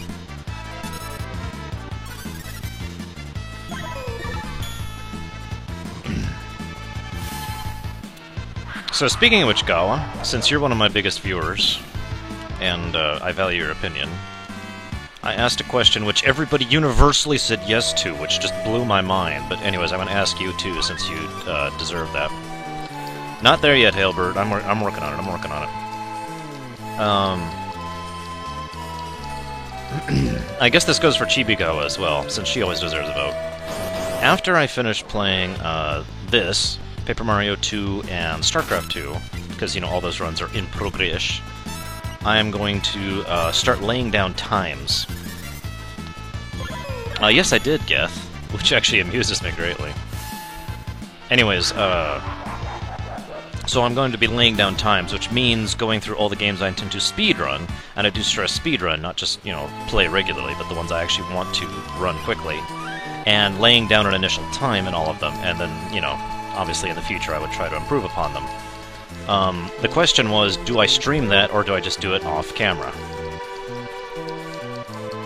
Now, of course, everybody else's response kind of surprised me, but I figured I'd ask you too. You deserve to be voted as well. Or counted as a vote, whatever. Ta, I can answer your question very simply. What gives us the right is the fact that we have the might.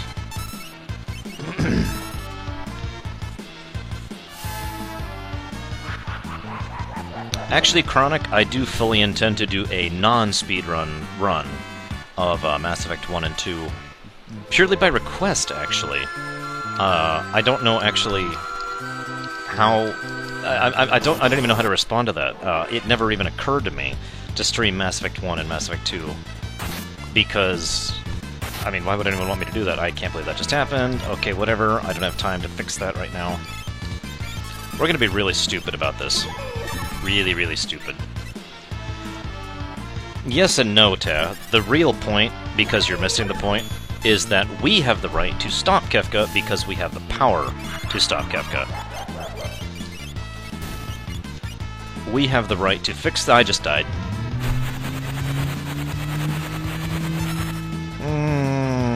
Holy crap! I can't believe they lived. That was... wow. I did not expect living there to happen. It is actually very difficult to stream modern games. Mass Effect 1 and 2 are both waiting until I have a better connection, which will happen. Don't mistake. Oh, I save after every single fight, because I'm fighting the hardest mobs in the game to level very quickly when I'm really low level.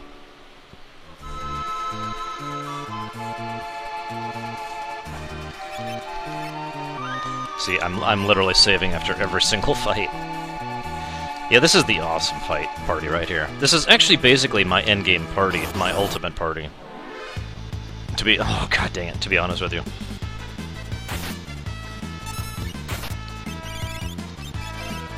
Even though I'm being super cheap, trust me, I really do have to be.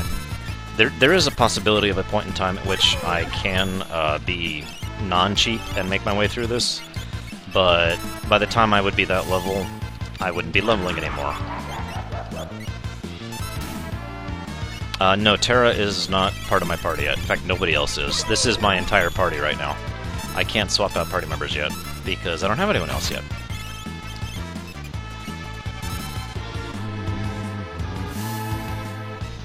You can get them in whatever order you want, basically, Chibi-Gawa. But yes, this is my entire party. I could literally go beat the game with this party, by the way. Most speedruns, especially the TAS, actually does beat the game with 4 people. Sometimes they'll go up to 6. But, yeah. I'm not sure yet, Sacred. I really have issues streaming modern games. StarCraft 2 was working out okay, so maybe. Kinda depends, we'll see.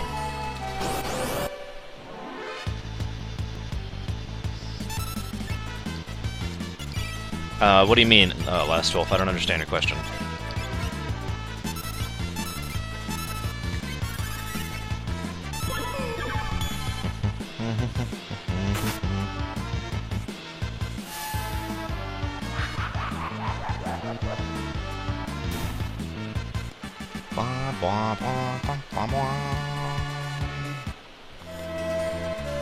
You can do it whatever order you want to, Chibi.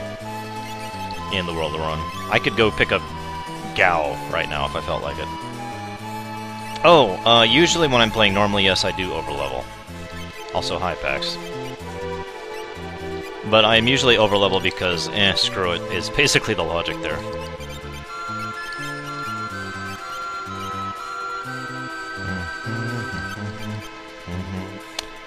Where am I at? Not quite there yet. Whoops. Gotta save. So you missed it, Pax. I was actually fighting these Tyrannosaurs at level 24, I believe. It was actually really tense, and I died more than a couple times. These pincher attacks just crushed me. Yeah, that's basically how. I have enough HP to actually live through the initial attack this time. But yeah, there is no main character to this game, and it's really done that way on purpose, and I just did that wrong. Crazy strats for the win, Goa. Which character's side quest is my favorite? As much as oh god! Sabin might live through this. Yeah!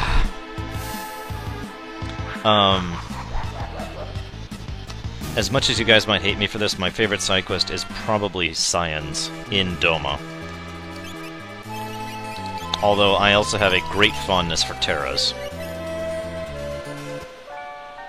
For pretty obvious reasons, actually.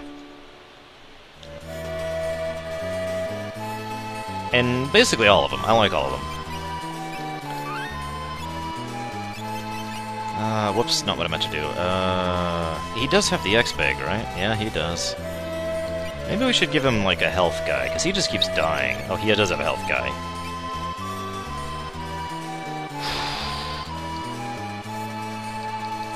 You'll see science. I intend to do all of Zim. So anyways, like I was saying, while I'm just kind of grinding here, this is a great time for Q&A. So if anybody has any questions of me, you know, about the game, about the other games I intend to run, feel free to be like, so, Ashenka, like, for example, favorite meal. In my case, that would actually be a particular variety of sushi, which I don't feel like detailing, but I like sushi a lot. What can I say?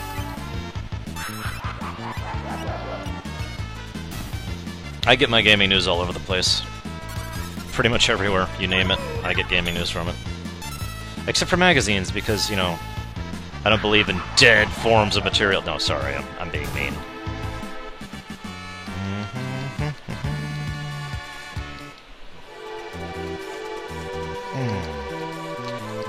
Honestly, at this point, I'm still leaning towards Lorthramar being the next war chief.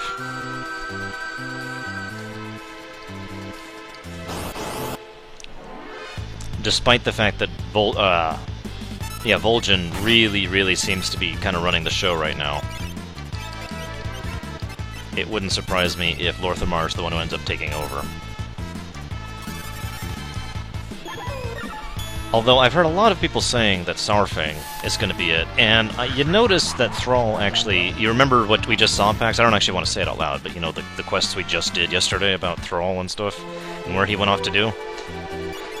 So, Saurfang might have something to do with that, too. No, I don't really hang out on IGN that much. There's not really much there.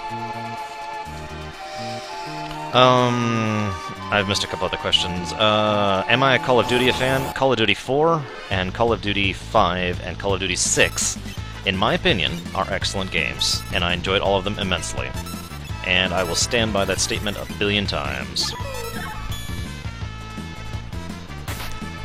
No, Jaina's evil now, don't you remember, Third?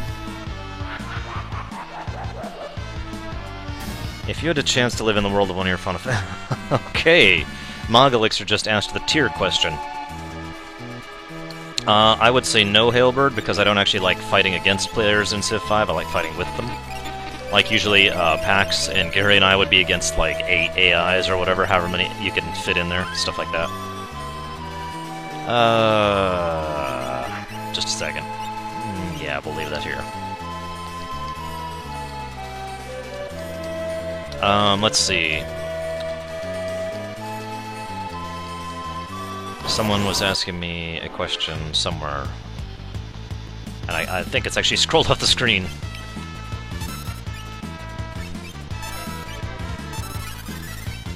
I knew it. Third is secretly one of the evil of the Jaina people. There it is, Mogalixer. Okay, so Mogalixer asked me the tier question. Some of you remember the tier question. I'm sure several of you do anyways. For those of you who don't, the question is really simple. At what tier would you be willing to accept being put into a particular scenario, setting, world, etc., right? Now, tier 1 is basically if you yourself were transported there with absolutely no changes in anything whatsoever. In other words, you, the human being, who is now just an ordinary human being, has nothing special about you whatsoever, is now in setting A, B, or C, right? Tier 2 is slightly more choice, Tier 3 is slightly more choice, Tier 4 is slightly more choice, Tier 5 is all choice. I'm not going to explain all the details between them. But what I do need to know, in order to answer your question, Mogalixer, is which tier are you referring to? Because that changes the question completely.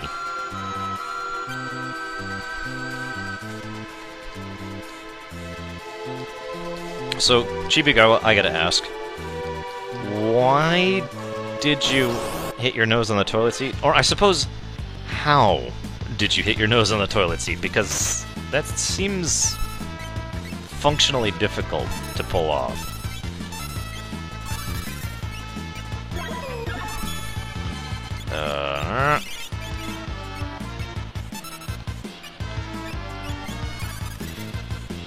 Ah, gotcha.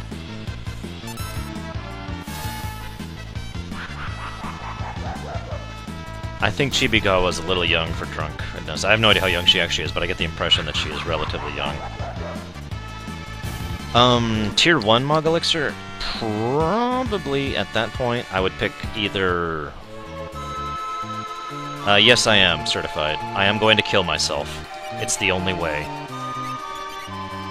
Whoops, not what I meant to do.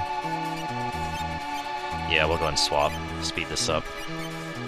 Give me just a second. I gotta swap here. And we'll go ahead and drop a tent. I'm actually falling behind on questions. Let's answer the Mass Effect 3 question real quick. Would I stream it for charity? Yes, I would stream just about anything for charity. You may not know this, but that's actually one of my big goals, long-term goals, is to actually start streaming for charity, like several people I know do, and to be a part of those marathons where, you know, they donate money, and people all play games in various manners with donation incentives, etc. You know, like Awesome Games Done Quick 2013. I've talked about that a billion times. That's the kind of thing I'd really like to be a part of. So yes, I would play Mass Effect 3 for charity. I would play anything for charity. Yes, that's right, even Barbie's Small Adventure. See, the thing is, Awesome Games Done Quick actually has a section called Awful Games. Awful as in terrible, in case you can't quite hear me.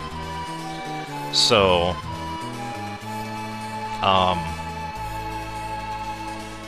yeah, that's probably when I'd do it. Mass Effect 3 during Awful Games Done Quick. That sounds horrible, Chibigawa. I am so sorry. What else am I missing? There's questions before I get to the FF question. I suppose I can answer the FF question now. At some, if I were to do a Tier 1 drop into a Final Fantasy, it would be a Final Fantasy that allows you to actually do something even if you're just an ordinary normal human. FF4 would be a good example of that, actually, where anybody can learn magic. All you have to do is put effort and time into it. FF12 would be another good example of that. And theoretically, so would FF8. However, so given the chance that perfect, we're done. All of those equally have the possibility of becoming more than just a human. Oh, and FF2, you're right, Pax, you're right. FF2 as well. And FF1. If you want to get technical, but based on all of these, I would debate stretching my back out a bit and going ahead and picking one of those settings based on the actual setting, which setting I actually enjoyed the most.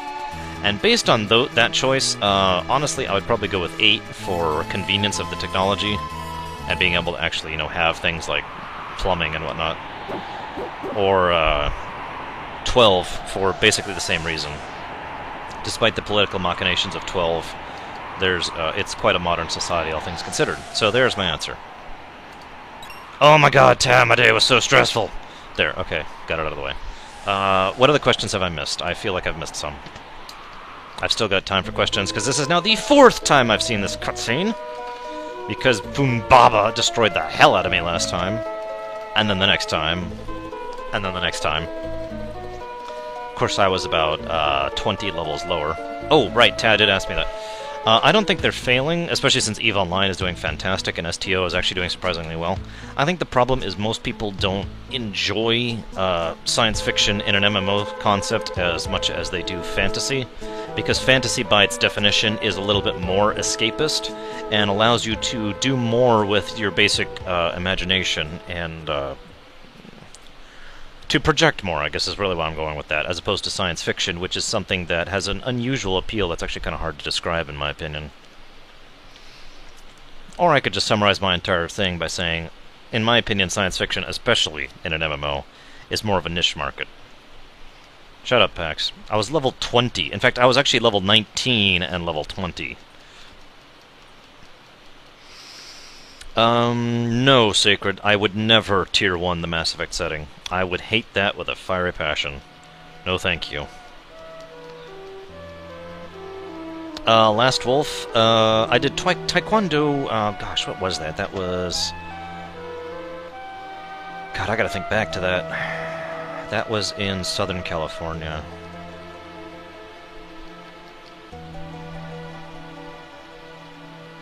That was for 3 years. and I did judo for 2 years. I didn't actually get a long time to, didn't have as much time to dedicate to it, basically, to put it as simply as I can.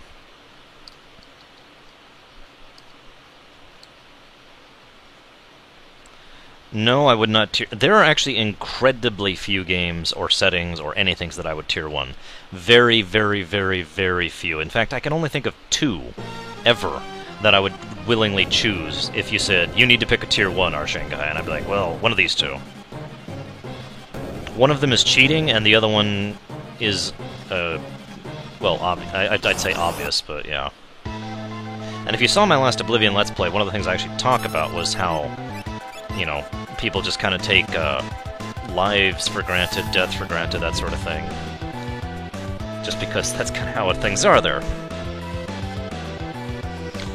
But yeah, the whole question came up, Ta, because the idea was things that make excellent games don't necessarily make an excellent place to live. I don't remember where that thought came up, but we were talking about Fallout 3, which is a friend of mine's favorite game, like ever. And I pointed out, you know, living in Fallout 3 would be really, really bad. And he's like, you know what, you're right, it actually would. And that basically started the whole tier conversation, in a nutshell. Yeah, Terra cannot win, so I speed up the whole fight by just having her attack herself. Yes, Wolfdog. Warhammer 40k is a setting I would never visit, even if I was at a tier 5. No way in hell. And you'll notice I just curb stomped the hell out of that guy.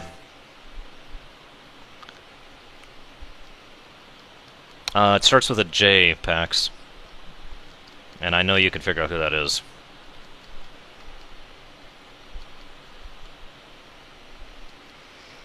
So can anyone guess what settings I would tier 1? I'm just kind of curious. And here is the whole reason I wanted to do this last time. Fenrir. One of the most useful magicites in the game, and one that I now get to cycle around on basically everybody. Also gives a huge magic boost. Mogalixir and Hylisk, and anyone else saying Pokemon is also correct. And Star Trek is the other one, yes. Star Trek is cheating, though. Star Trek really is cheating. I am a human who can speak English, and yeah, Star Trek is cheating. I'm sorry, it is.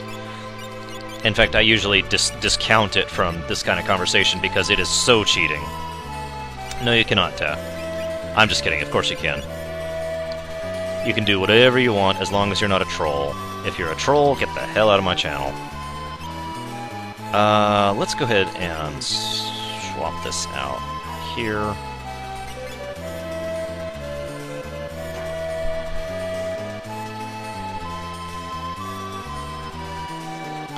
Sorry, I had to type something there. Whoops. Yes, the economizer. You realize I'm, like, basically invincible now because I got the economizer. That is so awesome. Alright.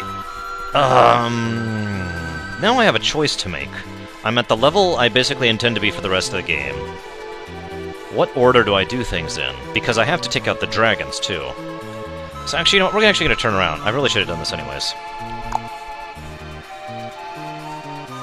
We're going to go ahead and fight Funbaba again, because I think I can stomp him again. We're going to save first, just in case. Yes, no spoiling the movie, or else I will kill you.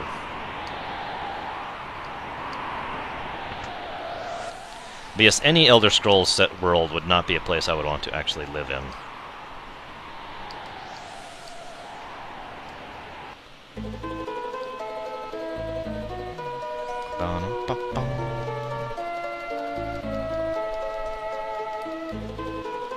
What the hell, Pax? You have got issues, man.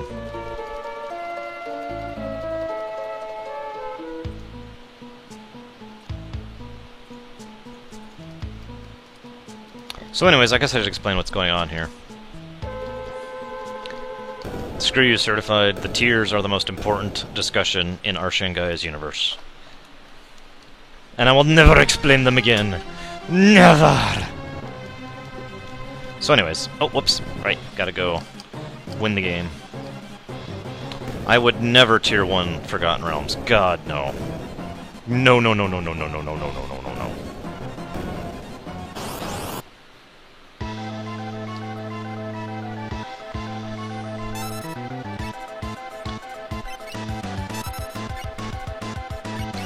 So you'll notice this is like the same fight I just did, basically.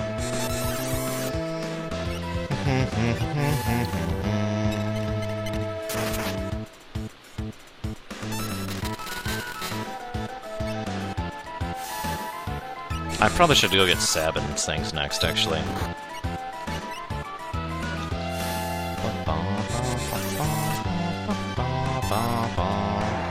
Well, that was fast. Okay, please don't get rid of Setzer, please don't get rid of Setzer. Damn it, you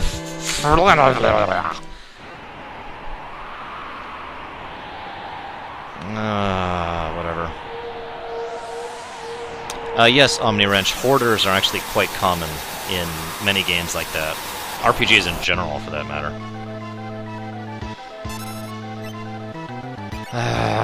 Whatever.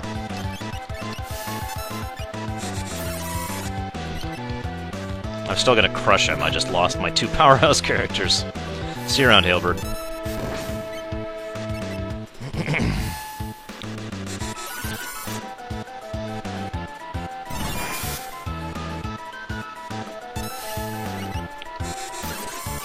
I'm just gonna basically magic my way through this whole fight, by the way. I'm just holding out A at this point. And that's why, because he basically can't kill me now. What do you mean, Ta? Define your question better. I actually can get Gawa now, can't I? Still can't kill me. Or I could just kill him.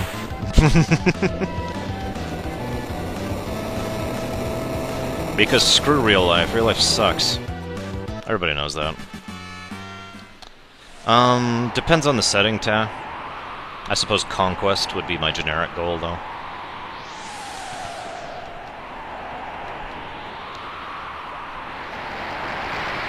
Excuse me. So this is actually a very interesting scene, in my opinion. The thing is, Terra this entire time has had a degree of fear and worry and doubt and self-concern and just lack of stability about her true nature. So, no, Ta, I wouldn't. You're stupid. Stop asking stupid questions. The point here is that Terra has been terribly terrified of her own existence, of her own nature. But it is not until this point in which she finally receives a degree of acceptance from the people from the children she's been taking care of for the last year, that she understands that it doesn't matter what she is, it matters who she is. And she finally understands emotion for the first time in her entire existence. As I mentioned way back, Terra literally was emotionally broken by being under mind control for years. And now finally has reached the point at which she can feel again like she should be able to. It is also heavily implied, especially in several of the translations, that she was emotionally incapable of functioning like a normal person because she is a unique being. She is a half Esper, half human. There is no other such person anywhere, anywhen. Perfect, level 41. Excellent. So it is very widely considered that that's part of the reason why she has so much trouble with things like emotions, and she finally understands this word that she's been seeking literally the entire game, love, and can actually understand what love is, and blah blah blah blah blah. So, we're supposed to get Gawa next. We can do that, we can do that. Please don't attack me, Death Gaze, please, please don't attack me, Death Gaze. Please don't attack me, thank you. She will never be pink again, Big Chunk. Don't worry. Actually, I shouldn't land here. I want to land literally right here. Yes, they got sneezed away. Yes, I sneezed. I saved, sorry. I should probably heal, too. Whatever. Die. You just die. Just die. Gawa! Wow! I have encountered Death Gaze when I wasn't ready for it before on more than a few occasions. I have literally had times when I'm like, alright, I'm terribly dead, but I need to go heal, so I'm gonna go to this free heal that's across the country, you know, across the map. Oh god, Death Gaze! And I'm dead. And that's just kind of the end of that. Whoa, that's right, his level doesn't... So, Gawa, you're really low level, so we're gonna give you an X-Pig, because you need it. Actually, no, we want to give you, where is it? It's on someone else, so I guess we'll live with that. And now we're gonna go get Shadow... No, we're not. We want Locke for this. Never mind. Actually, I don't need that weapon. I don't need that weapon. Because I need 12 characters at a good level, Big Chunk. I don't remember where the second one is, Pax. If you do, feel free to remind me, because I genuinely don't remember where it is. I know you can get multiple from the Colosseum, but I don't remember where the other legitimate one is. Gawa, let's get you Phantom, because you're already working on that. Whoops.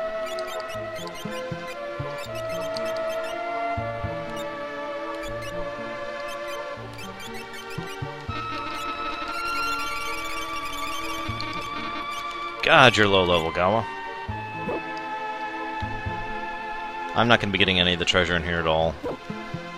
Don't care, it's all worthless. Bad translations are bad. Actually, I might get that one, because if I'm not mistaken, that's a sword for Cyan, which I could use. Stray Cat. Oh my god, he just hit for 414! Look at that, Gawa! You're just really hitting hard now. Unfortunately, Gawa just destroyed my average item level. I actually didn't think he would be so low level. So that sucks. That means I now have to go level Gawa in order to not have to level anyone else. Thanks, Gawa. It depends on your preference, Sean.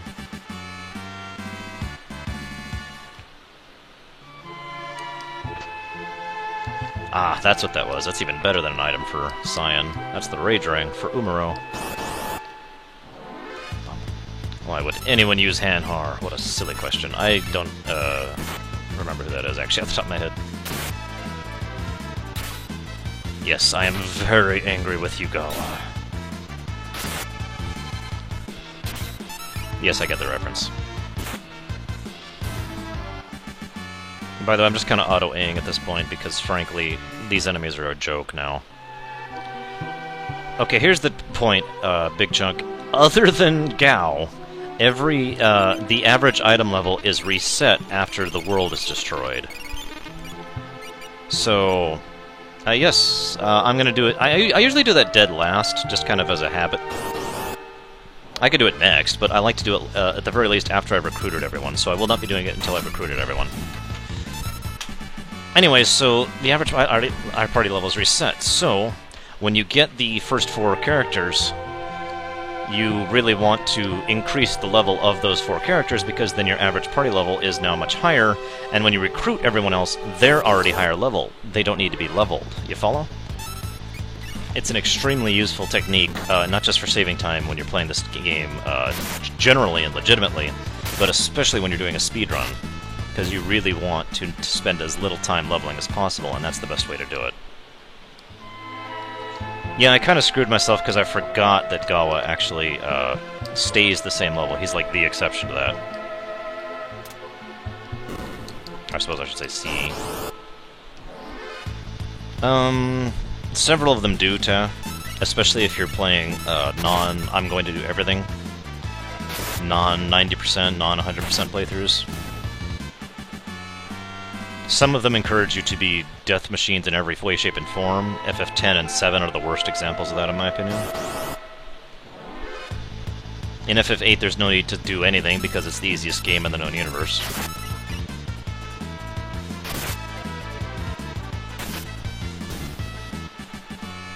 But some of the games, like some of the games force you to specialize. FF4 comes to mind for that. And FF5, you really should specialize. You don't have to, but you really should. 9 is another one where you are forced to specialize, basically.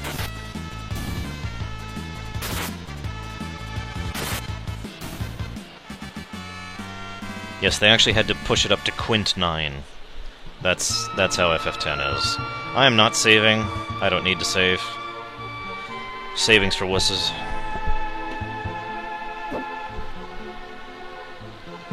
I'm good at 5 too, I just prefer specializing in 5. It makes it funner. I mean, yes, of course I'm going to max out every class on every character, but you can only have so many equipped at a time.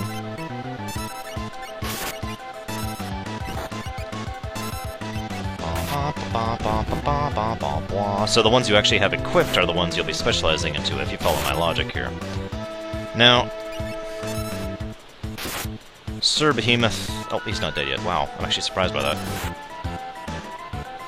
Die! Seriously? Well, I think Gawa's about to die. Fare thee well, Gawa. You will be missed.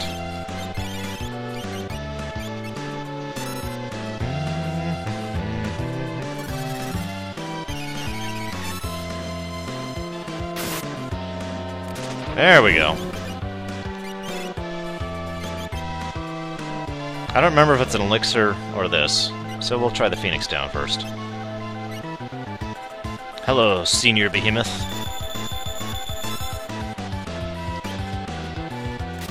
Goodbye, Senior Behemoth.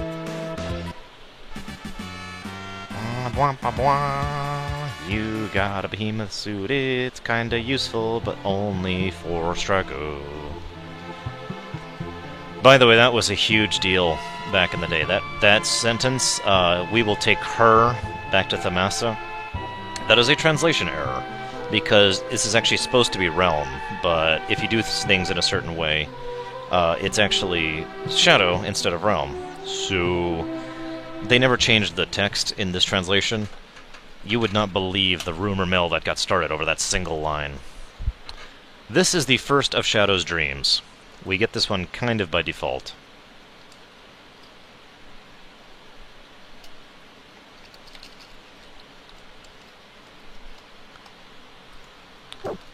I know, Realm goes to, Jidor. No, not Jidor. The rich town, his name I can't think of it. Anyways, that's Clyde, who is emotionally dead after the death of his wife, and has decided to abandon his daughter in the care of Strago. And of course, Interceptor has come with him. Because it's an Interceptor, of course he's going to come with him.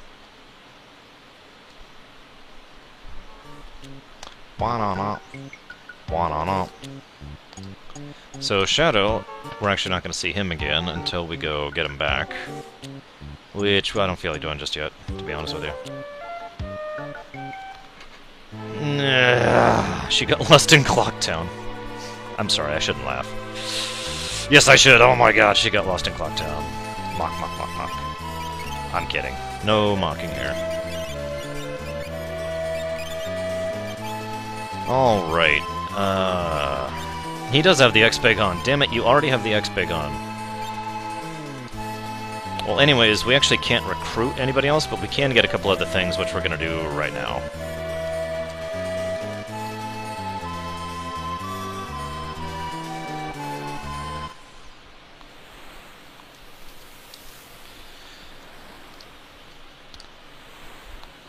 By the way, we did save Cid, but I did also let him die, so people could see the cutscene, and why that cutscene is, as much as I hate to admit it, the proper cutscene for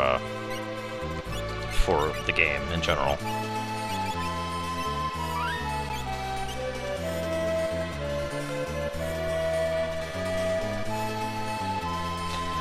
Okay, no, I don't want to do that yet. No, I don't want to do that yet. I'm actually going to pause the game for just a second, because I kind of want to think. I have a lot of options for the order to do the World of Ruin. That's actually one of the real benefits of the World of Ruin, and one of the reasons FF6 is unique. No other FF has ever done this. No other Final Fantasy before or since has ever had a point in game where you have the option to go basically anywhere for a whole half of the game. But I can't recruit anyone else. No, I can't, Gawa. Not until I level you. You are making it so I can't recruit anyone else. I just banned Chibigawa. Damn it! I so did not mean to do that. How do I undo that?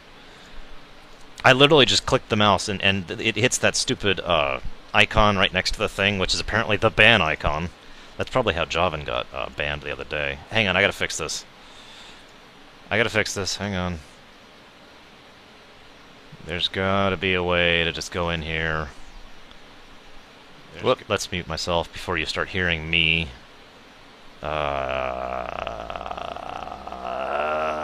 Let's try here. Here we go, settings. I'm trying to fix it, honest. Well, apparently I could just type it. Unban Chibi. Wow. Let's see if that works. You have unbanned. Okay, tell her try to, is she here? Testing. Hello, Blue. Chibigo, if you're still here, try and say something. Okay, my settings right now say no one is currently banned, so I think I got it worked. Yeah, it worked. Okay. Sorry about that. There's a frickin' button where if I click it, it's actually the timeout button apparently is what it's looking like, and it's like a 10-minute timeout. And apparently I clicked it when I was trying to click the window to tab over to it. Anyways, my bad. Sorry. No other Final Fantasy has done this option where you reach a point of game where it's like, okay, go, do anything. Many FFs reach a point where it's like, okay, you can go do some optional stuff, but very few FFs say, okay, here's the rest of the game, do it in whatever order you want. It's one of the things I like about FF6, and they did it rather purposely to try and emulate Western RPG mentality, which is much less linear, and at the time was starting to get really popular with games such as Fallout and Wasteland. Elder Scrolls had started. Gawa keeps saying my name for some reason. I'm not sure why. What am I helping her with? What am I helping Chibigawa with?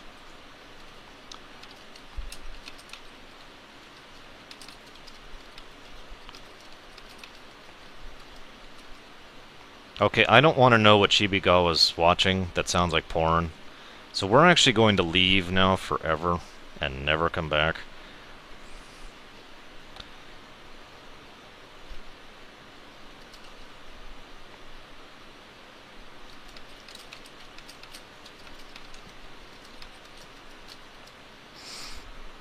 Oh, okay, that could be one of 4 things, Chibigawa, and unfortunately going through all of those is going to be an irritant. So, I'll just kind of go down the list and hope you know what to do with these. Number 1, it could be a simple spyware thing, which is going to open up what I like to call a hidden window. It's one you can't see, but it is actually open. If you pull up Control-Shift-Escape and go to Processes or Applications, it would show up there, but otherwise you basically wouldn't be able to see it.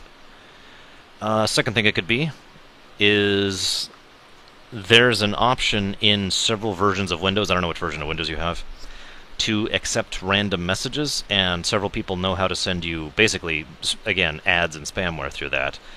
In general, there is no reason to ever have that on, ever, so you might as well just turn that off. I actually don't remember how to turn that off the top of my head. And if you have XP, you definitely have that option. How do you turn that crap off? God, it's been way too long. I haven't had to turn that off in forever. I didn't mean to. Damn it, shut up about the banning. I'll kill you all. It's not frozen. Here, look. That's me. I froze the game. I don't remember how to do that. I'm sorry. Option 3 is it could literally just be ads. Either standard spyware or just an ad that is playing in a cyclical loop. Most ad blockers will catch that sort of thing. Even if you do have something that's trying to pull up a cyclical loop, it will actually try to close that window so it doesn't actually happen. And the final option is that you're just trying to make this up and actually you secretly are constantly looking at porn, and that's okay, you know, we're not here to judge. I'm just messing with you. But yeah, those are basically your options. Malwarebytes is my personal recommended free anti-spyware thing, by the way. That's the one we used back at work. That's the one the actual engineers used back at work because we were a Symantec partner, which meant we had to use Symantec, which really sucks because Symantec is a pile of gutter trash. That is my professional opinion, by the way, not my personal one. Okay, what do I want to do next? I know what I want to do next. I know what I want to do immediately, so let's go do that. What do you think I'm doing, Certified? I'm playing FF6. Here, look, God, I'm so impatient. So impatient. Let's go ahead and get Chibigawa.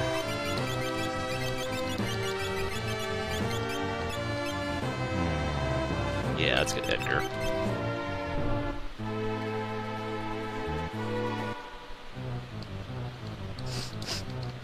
Move, Terra. Move! Oh my god!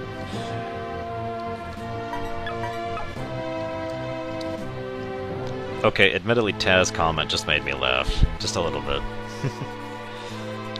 Alright, before we go anywhere, as usual, we're gonna save, because Death Gaze can attack at any moment.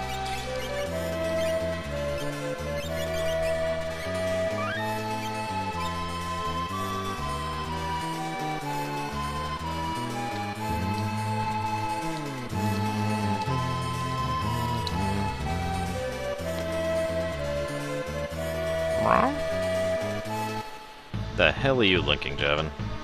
Are you linking porn? No porn in my channel.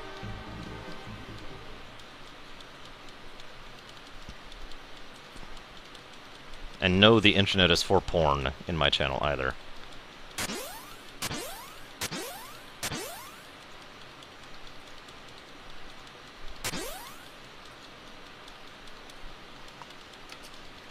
So, for those of you who are not aware, this is Duncan, Sabin's master who Vargas killed, quote-unquote, back in the previous game. Way back when we first hit South Figaro. Now, as I mentioned, Vargas had this whole power trip thing going on. It is actually very...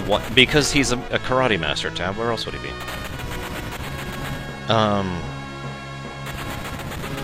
The whole point is that... I'm going to take that as a compliment, Gawa, because... I don't know how else to take that. The only thing you guys can see, quote-unquote, is my voice, so... Anyways. Duncan... It is widely theorized that Duncan intentionally faked his own death, specifically in order to see what would happen with Vargas, his son, and with Sabin. So... Yeah, I kind of figured Gawa's sister. And so he's just been kind of hanging out this entire time, and now that his apprentice has been awesome, he bequeaths upon him the ultimate skill, which he just did. And he also, and, you know, his son is dead, and blah blah blah, nothing else for there. I can't recruit anybody. And I can't do that yet, and I can't do that yet. Damn, there's actually not a lot I can do yet. Whatever, let's finish leveling, because Gawa screwed everything up. Thanks, Gawa. Jeez. No, I need to level. I need to level so I stop being locked by Gawa. We're just basically gonna full-on leave the X-Bag on Gawa and just kind of say, go! God, he doesn't know anything. Wait, he knows Vanish. Okay, that's good.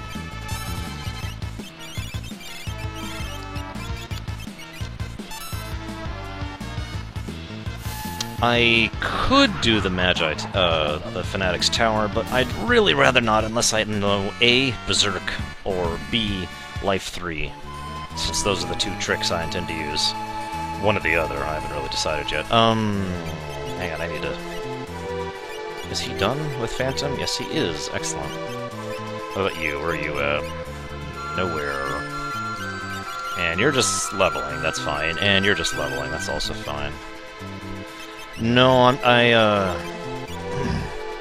gonna Moogle Charm at PAX. I just, when I get to the Magimaster, I actually have, one of two strategies for that. I would prefer to have the Life 3 strat, although I could also do the, other strat.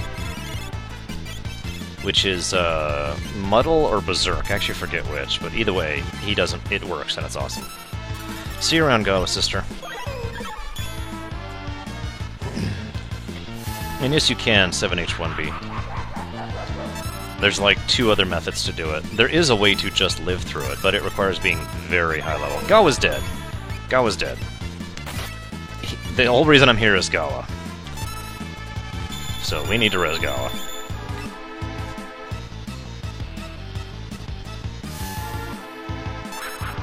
Hey Yurdi, I'm sorry you've had a bad day.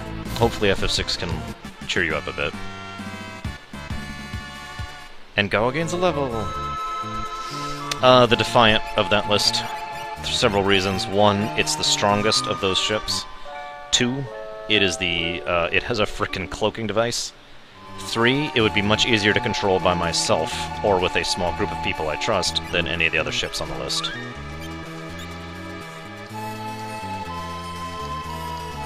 So, I'm leveling again. Unfortunately. So, if anybody has any more questions for the Q&A, feel free to go, because I'm just mindlessly leveling again. Because I need to get Gawa caught up, because Gawa's like, you know, I think I'm going to destroy the universe today.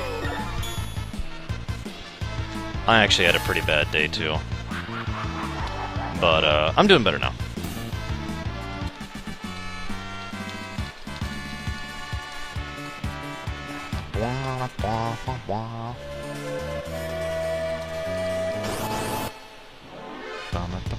Oh god.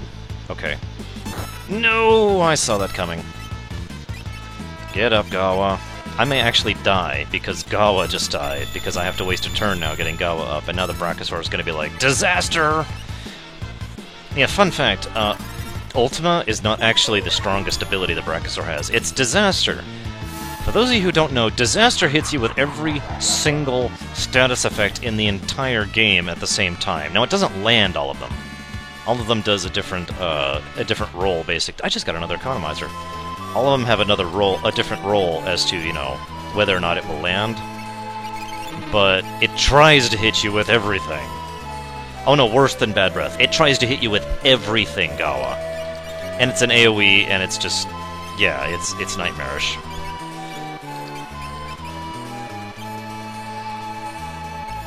I don't even know what to give her yet. Well, whatever. I have another economizer. Yay! Mog Elixir, it's, you know what? Let's just look up his script, because I can do that, because this is FF6. And I can look up the scripts of enemies in this game. Brachiosaur.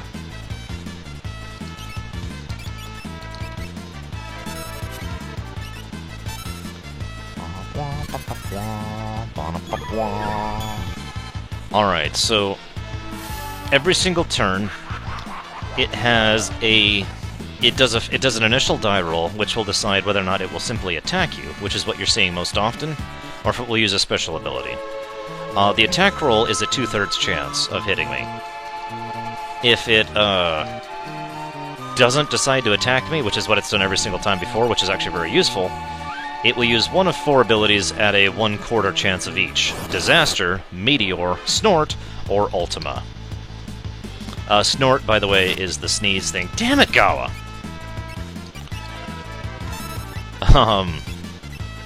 Where it just blows you off the screen. And when it gets to its 5th turn, no matter what is happening, it will always use an ability called Spin, which hits all of you for a lot. And generally, if you get to a 5th turn with a Brachiosaur... well, let's just say you don't want to get to a 5th turn with a Brachiosaur. If you've even lived that long. And that is the answer to Mog Elixir's question. Yeah, basically Mog Elixir. Banon's dead, certified. Banon died before the world was destroyed, actually. Banon's been dead for a long time. But that's okay, because I have these super comfy sleeping bags that Gawa can sleep in. I almost said live in. This is killing my time, Gawa. I was actually doing really good on time. I even broke the 9-hour point for getting the airship and everything. Why'd you do this to me, Gawa?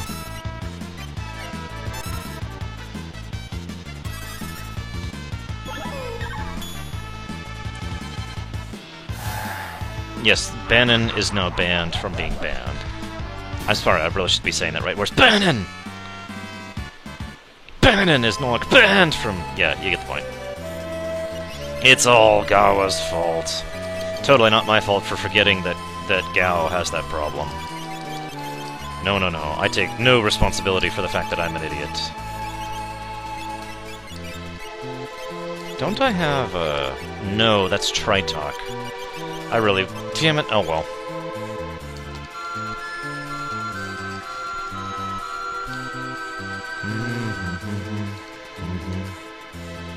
See, the other alternative is I could go recruiting people and have them be low level, probably in the 30s, I would say.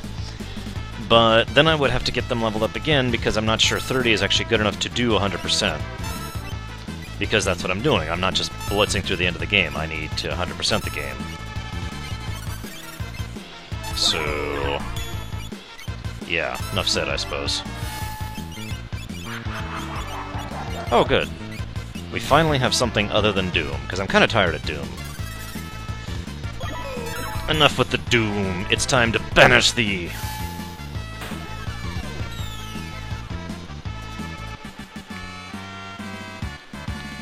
General Zod needs more Tyrannosaurs. Excuse me, what is she at? 32. Not too bad, not too bad. We're gonna be weird. We're gonna be weird and speed this up a little bit. Doomy doom doom. Damn it, Pax.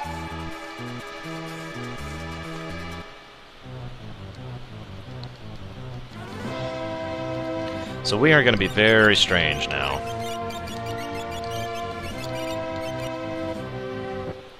And try to speed this up a little bit.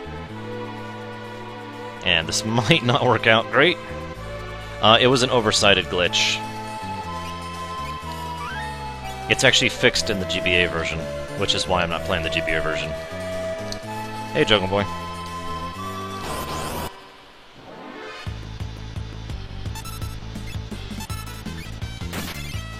Oh my god, are you kidding me? Damn it, Gawa. Okay, this is the problem with this strategy. Gawa is still so low level. I don't think my chat is laggy. And Gawa's dead again. Okay, you know what?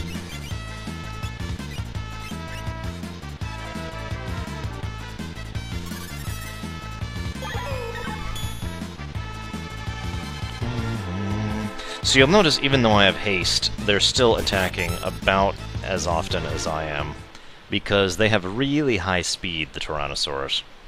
Oh, that's part of why they're so dangerous, actually. They almost are guaranteed to have a turn per your turn. Alright, let's try this without Gawa getting one shot. Actually, could somebody who knows this game do me a favor and look up where the snow muffler is? Because I actually don't remember. Anybody is fine. I can't remember where it is off the top of my head, and frankly, I could use one right now.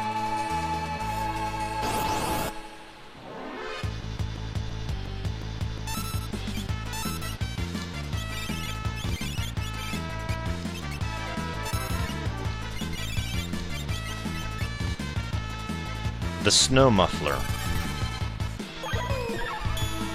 And that was quick.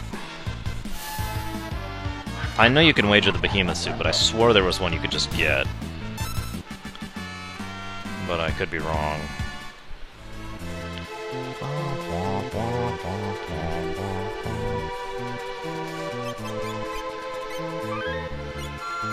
In fact, hang on a second. Oh, holy crap, that hurts. Okay, snow muffler. I'm actually just gonna look this up real quick. Because you're right, I know how to get the behemoth. Here we go. Snow. Aha! Oh, no? I swore there was a way to get one with... Oh, maybe it's in the GBA version. That's got to be what I'm thinking of. Well, whatever. I apparently will be hitting the Colosseum very soon. Which one is that, Juggle Boy? Because I've played XCOM and I've played the new XCOM, and I'm not good with subtitles.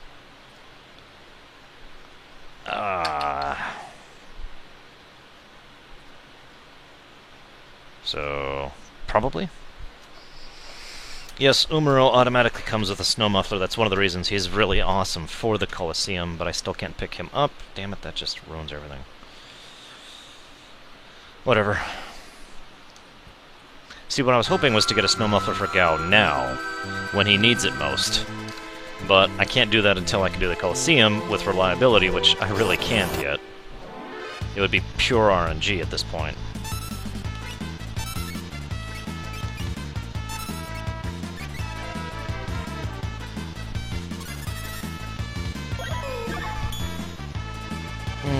Yes, I have played the new one, and it is a lot of fun.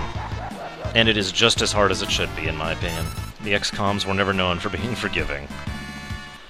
You'll notice I'm still gaining a level per fight, which is excellent, because I only need 6 more. And then, finally, I don't have to level Gala anymore. No, I have not, Tall.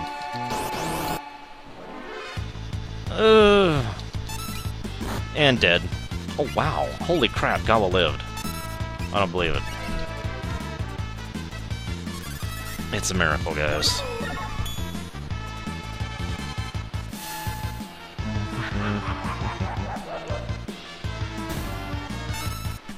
God, this is such a cheap trick.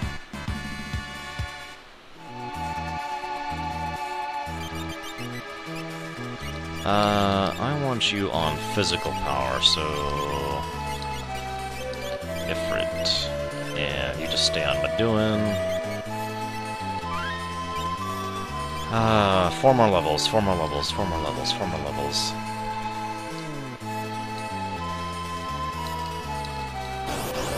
Yeah, Javan, that's actually one of the reasons I did quote-unquote save scum the new one. Don't hit...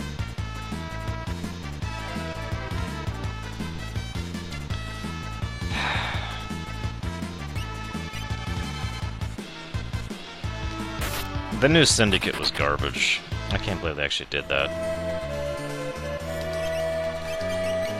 But yes, I agreed to save scumming because, while the new XCOM is hard, it also has the problem of being artificially hard, or what I like to call frustrating. Oh, guess what? You get to start all over with brand new recruits, but you're like this far into the game, so they're gonna beat the crap out of you. No, thank you. Okay, I feel like I've missed a few questions. Has somebody asked me a question I have not responded to? Please feel free to re-ask this question. Sorry, I got really confused or tossed by the whole Gawa dying thing. And then Gawa died again, and then Gawa died again, and then Gawa died again. You know how it goes. You know, a lot of people say they look like they're flipping you off, but if you think about it, their hands are 3 pixels wide, so... There's literally no way to do a finger without it looking like that, if you're already leaning towards that mentality. My current game time is 10 hours and 18 minutes. Technically, I'm aiming for sub 18, but if I do as poorly as 18 hours, I'm doing really, really badly. I've lost about 20 minutes in this leveling up Gawa section here. But, I am really hopeful to get 15 or under, maybe 14 or under. I wouldn't be too optimistic, but once I'm done with this, I'm just going to start whirlwinding my way through the rest of the content of the game. Because I'll be nice and high level, and everyone will join me at a nice and high level, and I'll just start getting gear and magicite all over the place, and it'll be awesome. Ducendo, next I will be streaming either StarCraft 2 or Paper Mario 2, since I'm almost through with both games. And then I'll do the other one, so that I finish with both, and then I'm going to start laying down times, which I've already mentioned.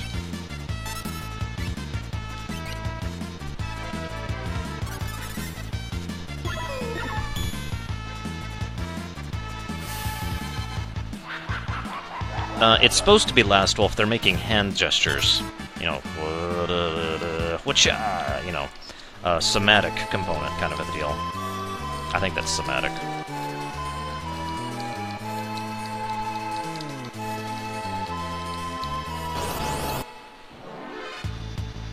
And yeah, let's just not talk about that. Oh, this is bad. Okay, this is bad. This is really bad, actually. This is super psychotic bad. So we're gonna be really, really, really stupid. And we're gonna pray. We're doing a really, really bad idea here, but come on. Yeah, nope. Didn't pull it out. Oh well. I figured, Hylisk. I did tell you, if you'll remember, that I figured you could make it all the way to Char, and then you'd just run into a wall. I am very curious to see if you do actually successfully finish it, though, Hylisk, because that would be fascinating to see if you could actually pull it off.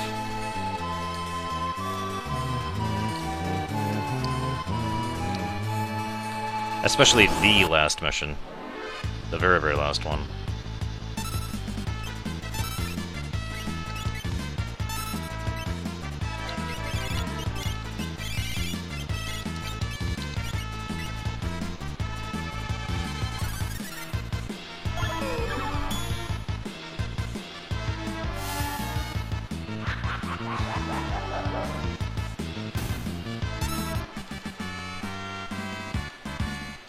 Two more levels.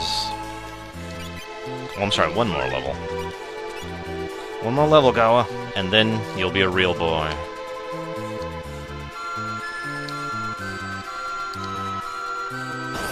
Yeah, it is, I actually don't know how to pronounce your name. To the Ark, there we go. I actually was getting really screwed up about that, early on, because of that exact reason. And I was like, oh, they just got rid of that. Well, okay. I guess we'll go back to multiple hatcheries.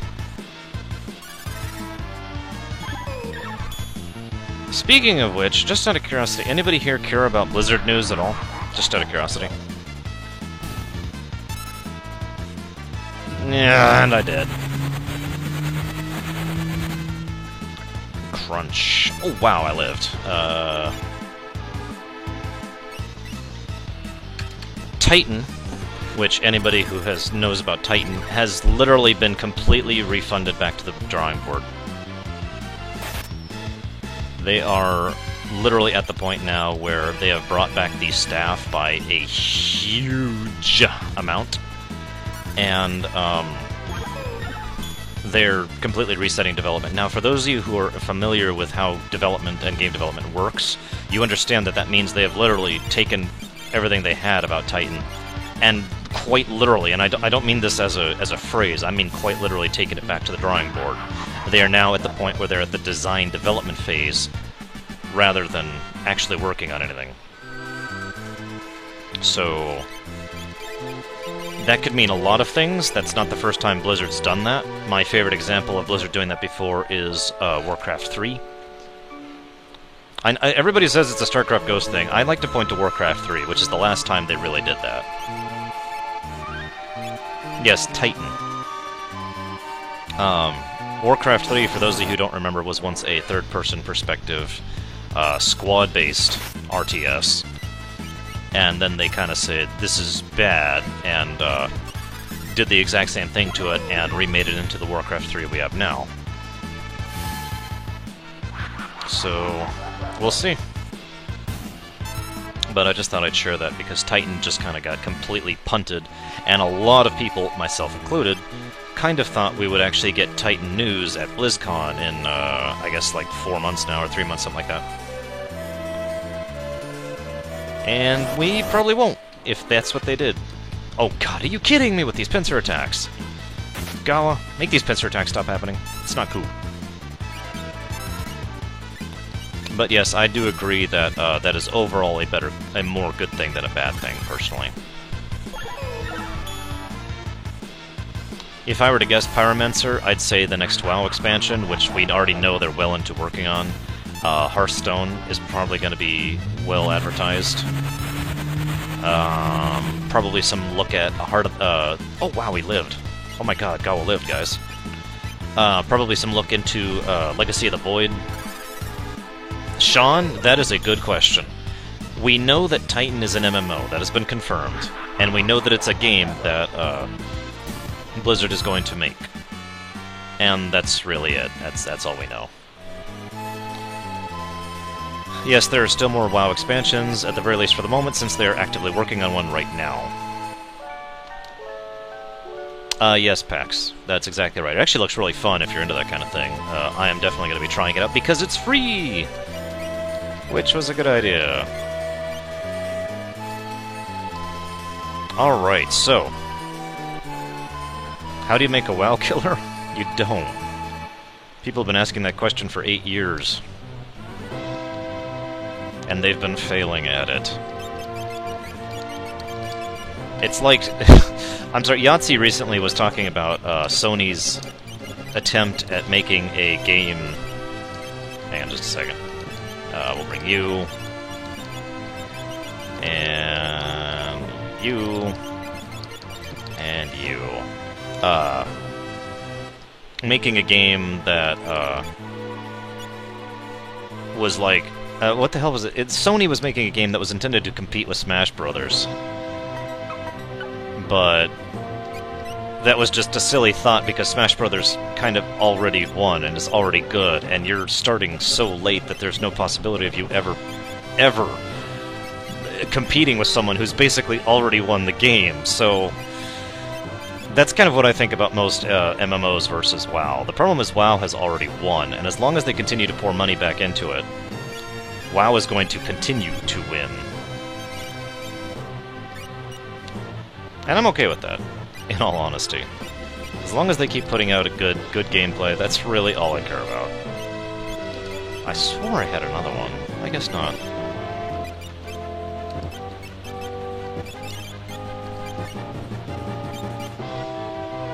And Hylisk is also correct. I mean, yes, we could analyze the whole MMO problem post-WoW a great deal, and it is worth noting that there are several MMOs who came out at about the same time as WoW and immediately after WoW, and are still around. Guild Wars and EVE Online are both testaments to that. But... yeah, okay, so we finally have leveled. Let's go start crushing the game like a bug.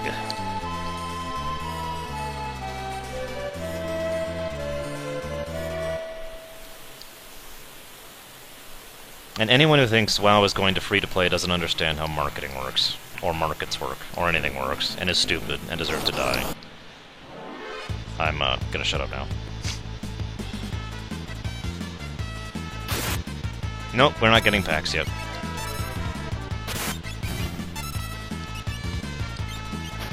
We are gonna be really cheap for this section, though.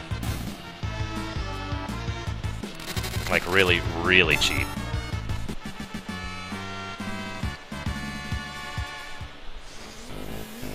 Zelfernite, let's talk to every single guy in all of Gazoo. Where is he? There he is.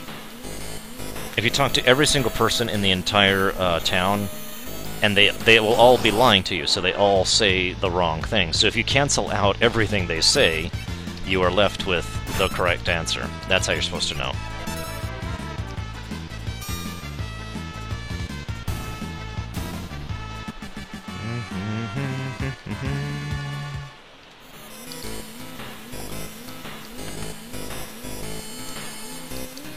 Honestly, I'm really debating getting Mog earlier than I usually do.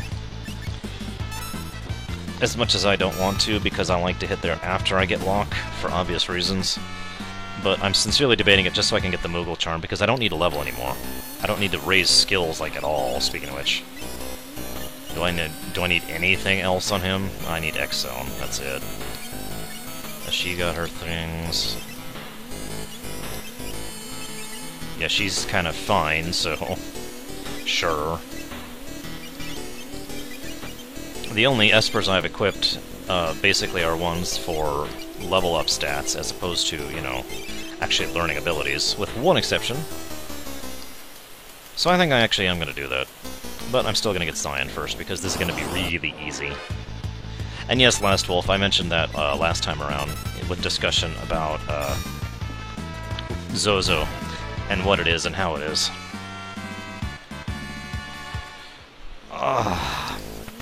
I've also noticed that, in general, Korean and Chinese MMOs tend to lean much more towards PvP than over here, which I suppose doesn't surprise me. And I'm not even saying that's a bad thing. That's just the exact opposite of what I want in an MMO, for example, but WoW is not particularly PvP focused. Maybe that's why I like it so much. As opposed to, say, just about anything else. Alright. Magic.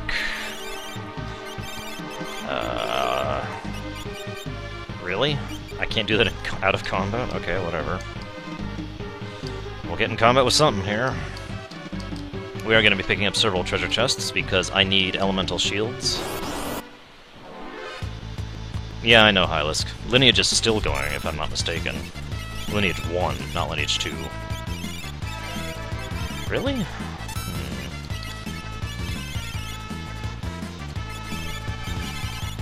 Where the crap? There it is.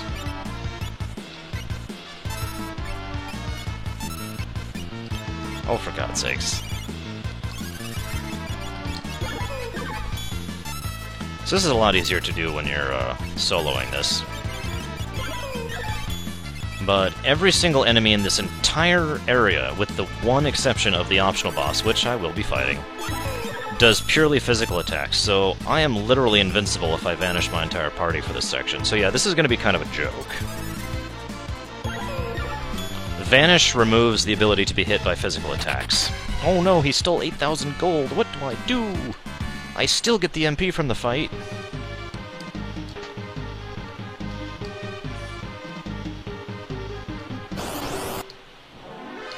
Oh no, it's another guy!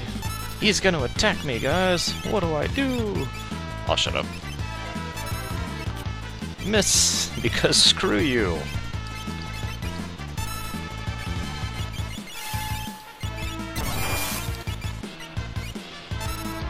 And of course, drill. You see, guys, those bears are the ones who've actually been supplying Zozo with all the gold this entire time. No, Magali. Well, okay, it depends on your definition. I like to call my, those kind of games natural magic, because natural magic is different than no magicite. And for the reasons you just mentioned, there are actually many ways and many options to get, to learn magic outside of magicite. So, you know, a natural magic game means no artificial means of learning magic whatsoever.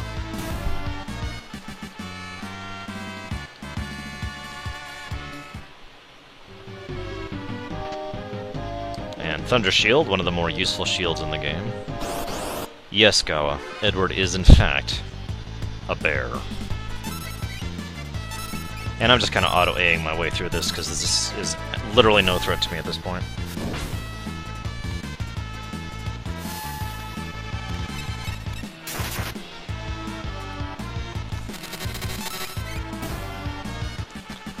The bears. Except nobody knows that reference anymore.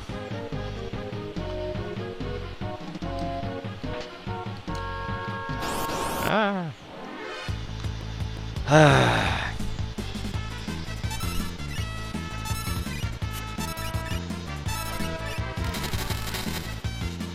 That would be funny, Last Wolf.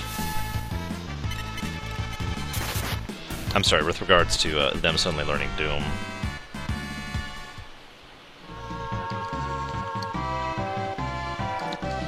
Just out of curiosity, was Vindictus originally a Korean MMO?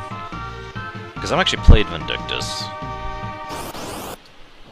It's one of the very few FTP MMOs I actually bothered to play. Because most of them I look at and I'm like, no. Like, so what is that? What's that really, really horrible one I was telling you about, PAX? Scarlet Blade, or whatever, the one that even Lynx was disgusted by. Yeah, Maple Story is another one I actually tried.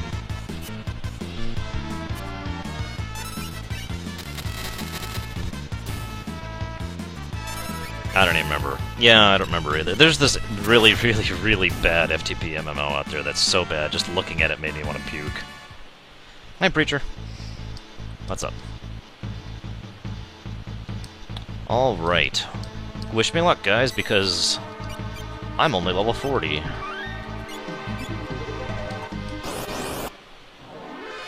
Oh, for God's sakes, just die. Is that it? I think I got it right then, Scarlet Blade, yeah. It's... The funny thing is, aside from the mature rating thing, I actually decided to look into it just because I wanted to see just how bad it was, and the actual gameplay and the actual functionality of Scarlet Blade is absolutely pathetic. It's disgusting. It's the kind of thing I would program in my sleep. That's about as insulting as I could possibly be towards it. It is just bad, bad, bad. Alright, here we go. Did I save? I don't remember if I saved. I'm gonna go save. Because I want to make sure I've saved before taking out the storm. This is, in my opinion, the second most difficult of the dragons, the 8 dragons. Ojunix, go Google Scarlet Blade. Gawa, do not Google Scarlet Blade. I was a mud player back in the day, Tall. I played Neverwinter Nights Online, for that matter. Or Neverwinter Nights, I guess it was just called Neverwinter Nights. Hang on. He finally learned X-Zone, so back to Meduin. And she's still learning the 2s. I liked muds, but honestly, too many of them really bothered me. There was one for Lord of the Rings Online a friend of mine ran and hosted. And, hey Preacher, this is not a bad game, I'm sorry. I mean, Scarlet Blade is a bad game, but this is not one of those games. And one more pass. Oh, no, next pass. I'm sorry, Hylisk. I'm so sorry. Alright, I'm already vanished, so his first attack is going to hit all of me without hesitation. But I'm actually going to be cheap because screw this guy. I just feel like winning. By the way, fun fact. Some of you have probably been thinking in the back of your mind somewhere, well, wait a minute, you have the Vanish X-Zone trick.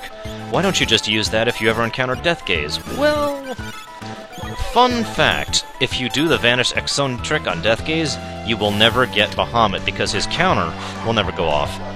And then he will never actually have yes, there is a backstory to the dragon. He will never actually give you Bahamut. You'll never actually see the cutscene where Bahamut's Magicite pops out.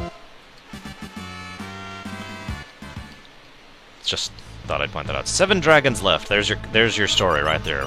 Hope that was worth it, Big Chunk. I'm kind of kidding you. Yes, there is a genuine story behind the dragons.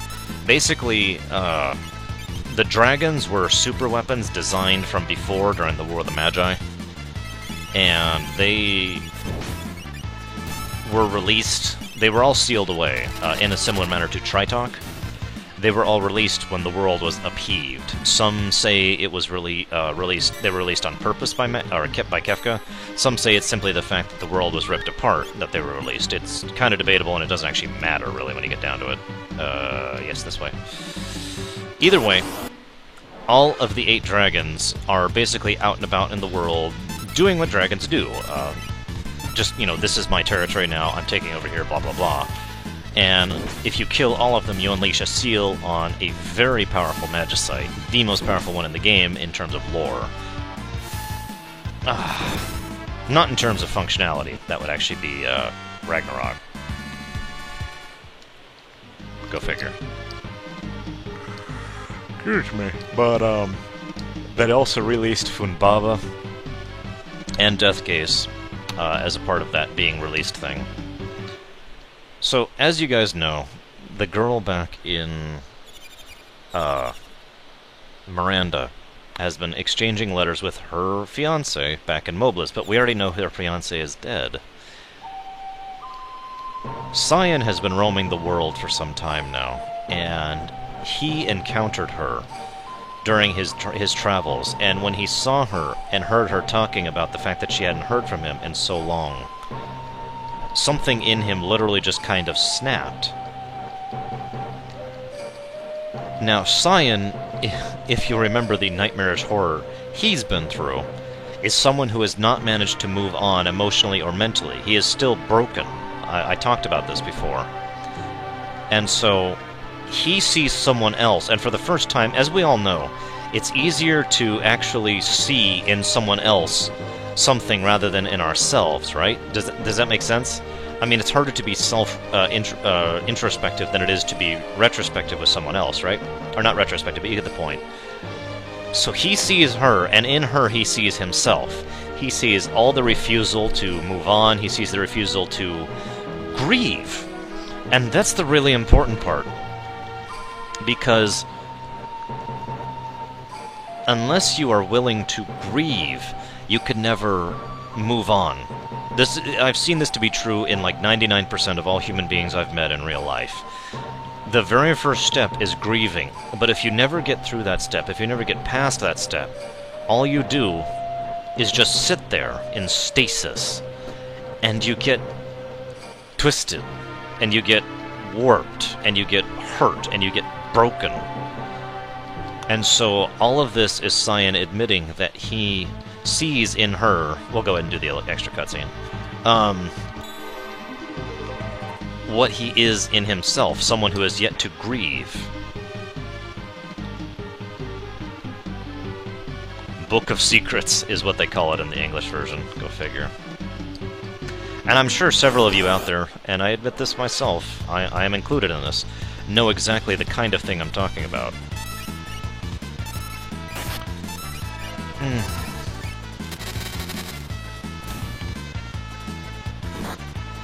Because some of us just have never actually... Well, okay.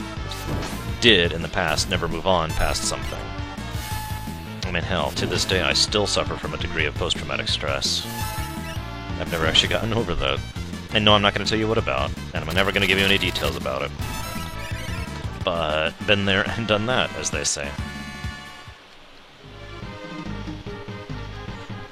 Alright, no, what I want is... this, my one warp stone. You may not remember this, I got that warp stone all the way back in my first trip to South Figaro, about 50 minutes into the game. I just felt like pointing that out because I just used it just now, and that was kind of intentional.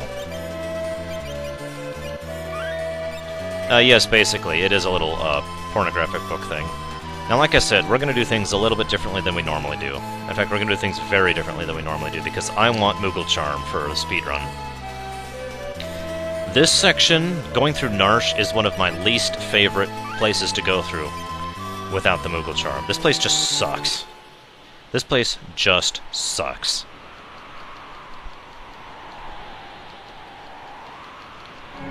There's a lot of enemies here, and they all suck. Actually, I want to go through the other route, don't I? Assuming it's open. I don't even remember if it's open. Well, so yeah, there's a ton of enemies here, and they all suck. I mean, really, I'm not even being facetious. There's no joke here. They all suck.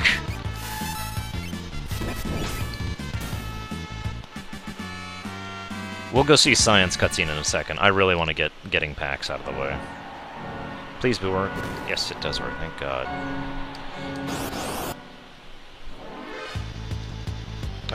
Go away. Alright, PAX requested I say this, so I just want to say that this sucks. This whole area sucks. And this whole game sucks.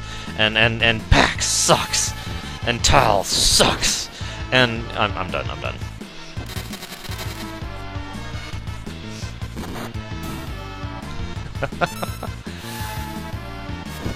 These enemies really do actually kind of suck, though. Yes, everything sucks, Tal. Everything sucks. Isn't that what you've been trying to tell me, Tal? Like, I figured you were kind of emo this whole time, so I figured that was the general impression you were trying to get across. That everything sucks. That mangoes suck. That Gawa's typing sucks. Okay, I'm gonna stop using that word. That Dr. Pepper sucks. That nihilistic sucks. Being nihilistic, I should say. I think Tal doesn't like FF6, but that's okay. And I think Preacher doesn't either. But, you know, everyone's entitled to their opinions. For obvious reasons. Ooh, excuse me. Oh, I hate this section of the game. This actually, fun fact, one of the reasons I hate this part of the game is the amount of enemy encounters you get is actually higher. There are more enemy encounters here than normal. Literally.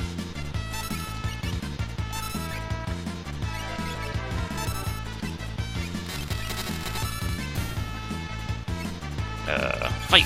Because you're useless to me. The second part that's going to suck about this is I'm going to have to walk out, because I walked in here unprepared, because I'm mentally retarded.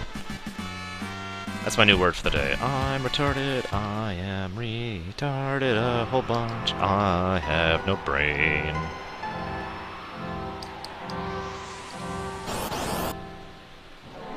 Yes, there are Hylisk. That's one of the benefits of the place, in my opinion.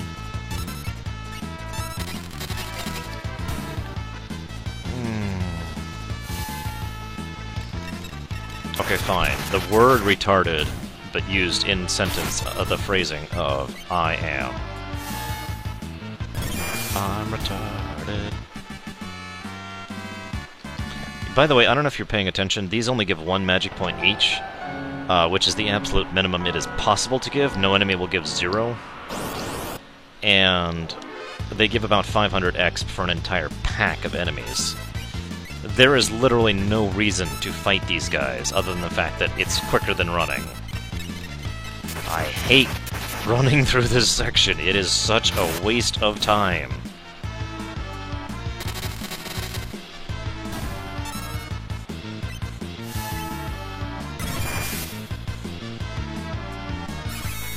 Oh, and he likes to do that as a killing maneuver. They like to zombie, they like to do stomp, they like to use blowfish. There's a lot of cute little abilities that the enemies in this section do, which all suck, as I've said before. Good news is I have 2 economizers because of sheer luck. No I won't, Goa. Oh, speaking of which, I did learn a spell. Go learn something more useful. There we go.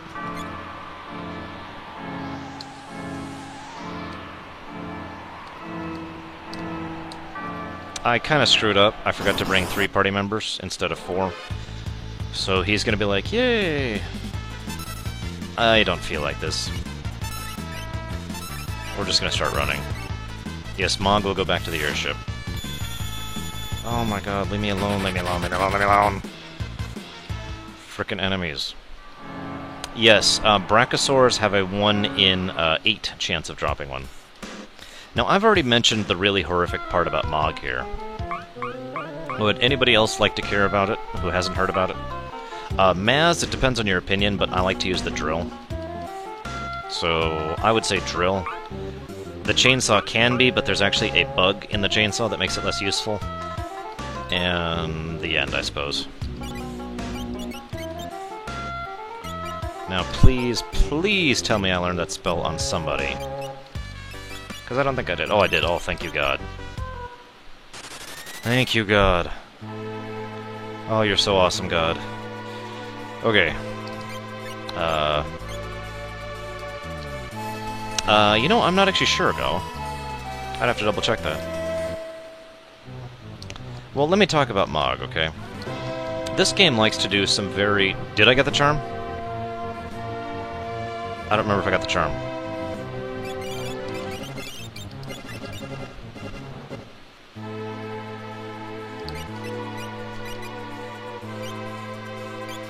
Okay, I did. Oh my god, that actually scared me. I was like, oh god, please don't make me go through that stupid mess again. And waste another 20 minutes of stupid. Because I'm stupid and it sucks. Anyways. Let's get my party going again here. Alright, Mog. Front and center there. And then Go. And then my powerhouse characters. Because the group named voted to name him Pax. So he is now named Pax.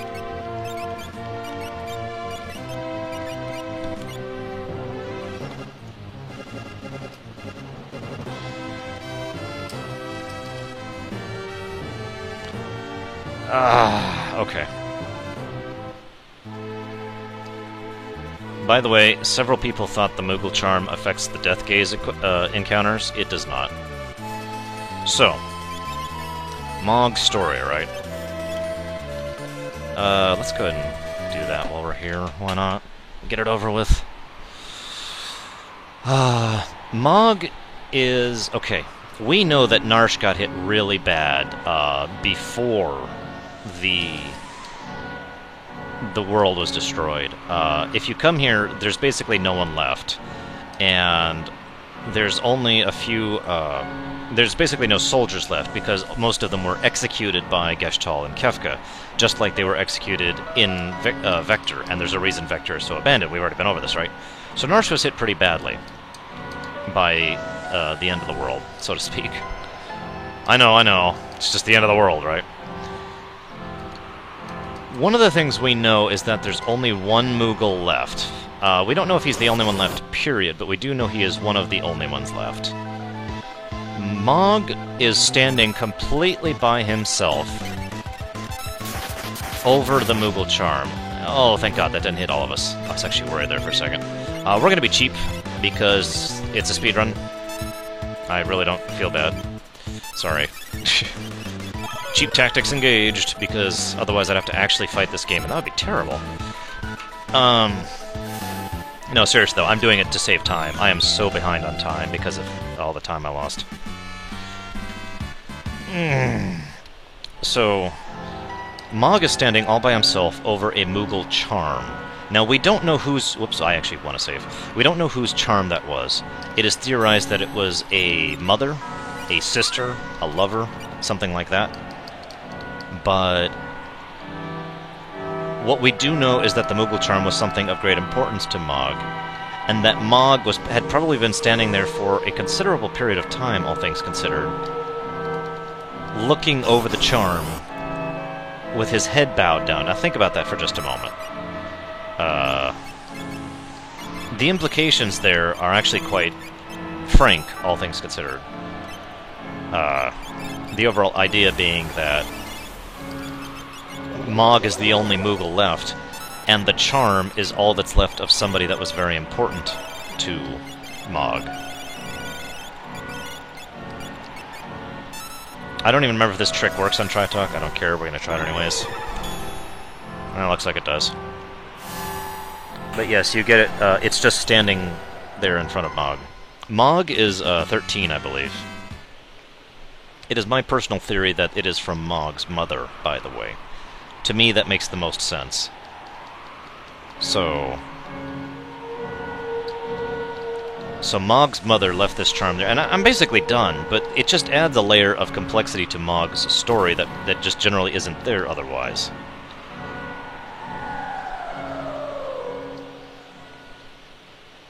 And that's it. I'm sorry. I'm basically done. I guess I am done. No reason to pontificate, huh?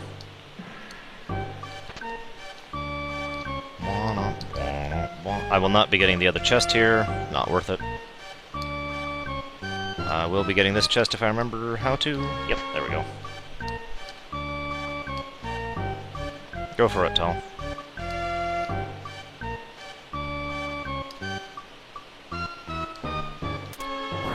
I mentioned the Mog thing when I was doing my solo run too. A lot of people hadn't actually thought about the implications thereof.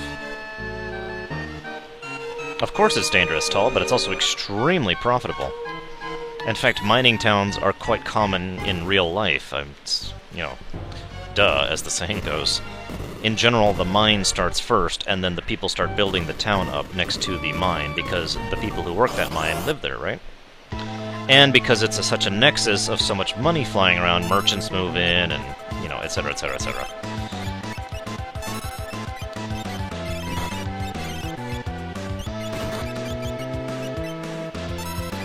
So, I do apologize, the rest of this run is going to be a little bit boring when it comes to boss fights. So, if you guys want to ask me questions about the game... Oh, right, we can't do that on this boss. That's actually, like, seriously, one of the only bosses we can't. My bad. There's not many.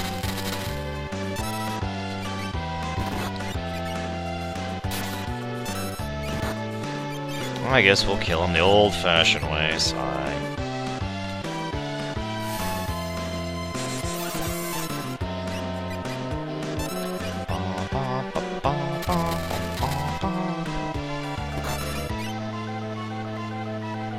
Yeah, Edgar is still actually my best damage dealer, at least until I get Tritalk, which I just did, actually.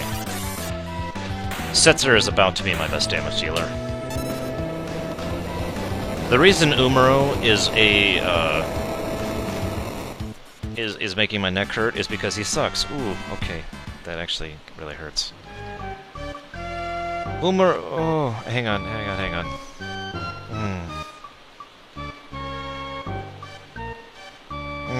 What do you guys want to name Umaro? Because, sorry, I probably should have given you a little bit more warning. Choose fast. I'm cutting it off pretty soon. 40 seconds, go. While I get a drink of water here.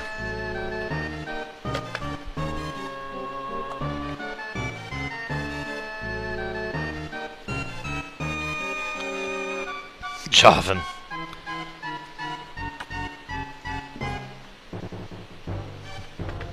I see lots of different names, but only one that's been repeated at all. 30 seconds.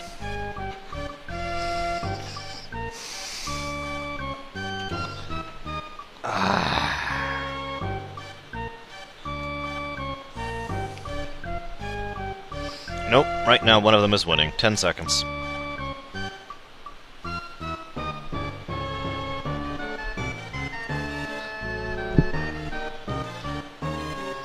And Chewie it is.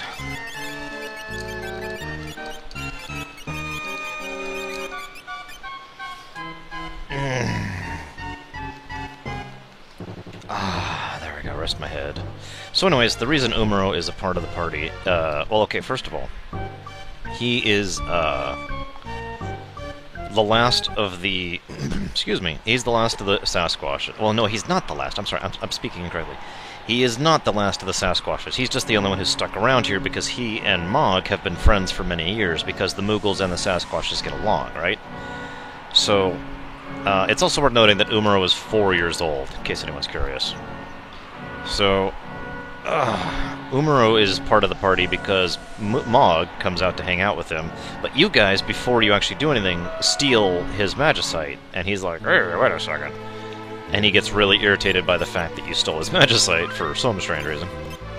And so he insists, in his own polite and calm way, that you give him his Magicite back, which is why we fight him. And then Mog is like, what the hell, man, join us! And Umaro's like, yes, we join you. I did that wrong. Speaking of random death gaze encounters I've had before, I'm going to try and demonstrate what happened to me once. It's almost exactly what happens here. Okay, I got Umaro. I got Mog. As I was adjusting my airship to move like this right there, I encountered Death Gaze with just Mog and Umaro. Whoops. And... yeah. So yeah, I died pretty horribly. We're going to do 2 wagers really quick here. And these should be the only 2... Actually, we're going to do 3. 3 wagers.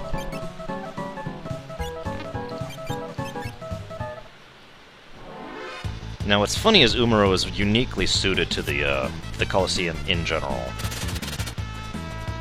Come on, do the lunge, do the lunge, do the lunge. Because he only has 2 attacks he can choose from when he's in this setup I have him right now. He can do the lunge, which just auto-hits for a ton, or he can do a regular melee attack. Unlike everybody else, where it's like, hang on, I gotta go through every 90 billion things I can do. He just does that, which is awesome. Alright, where is the guard... Striker, there it is. Oh no, it's Wraith! Down, down, down. Whap! Oh, we didn't kill him.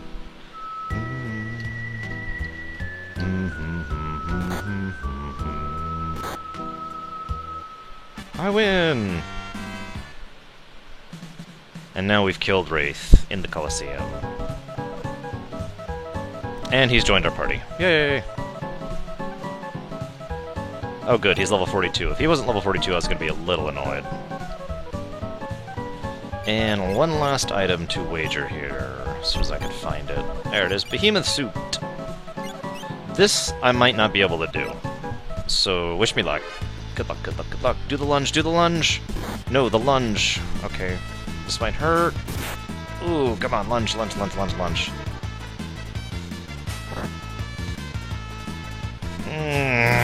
Come on, please. Please kill him. Please. Yes! That was actually pretty close, but it's okay. We got the snow muffler. We're good now. We're done with the Colosseum for the rest of the run. Corey Starkiller, you are actually quite correct. The problem is if you do X-Zone, which is what I was doing. For obvious reasons, that was not a good idea.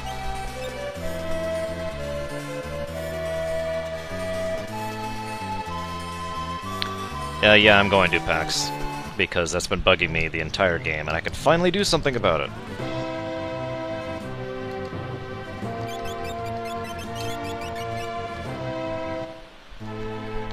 Her name is Celes. There! It's fixed. Finally.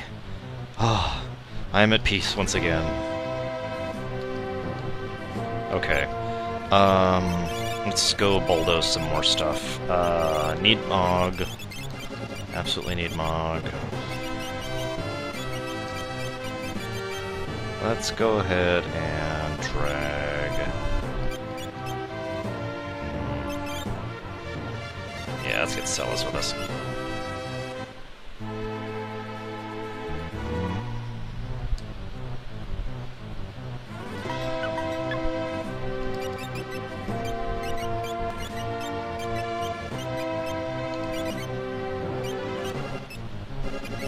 Who's my lowest level?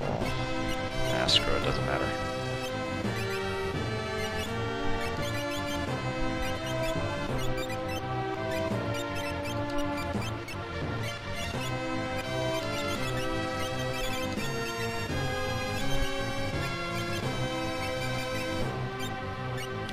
Do you know twos? Do you know anything? You don't know anything, do you? I need to go get Starlit. Starlit can wait. Actually, let's work on this. Yeah, actually, no, better idea. Let's work on this.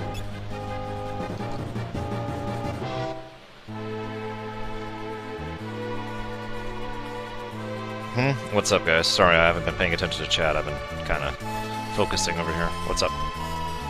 Where am I going next? Where am I going next? I don't want to do that yet. Yeah, let's do this. Let's do this.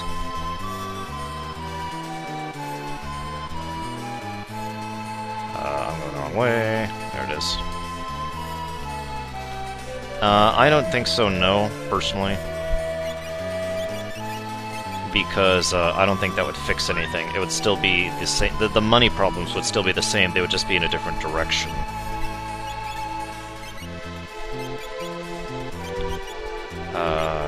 Does he not know float? Does she? Does anybody know float? Anybody? Anybody at all? Nobody knows float. Okay, we're gonna do this the old-fashioned way then. As soon as I find it.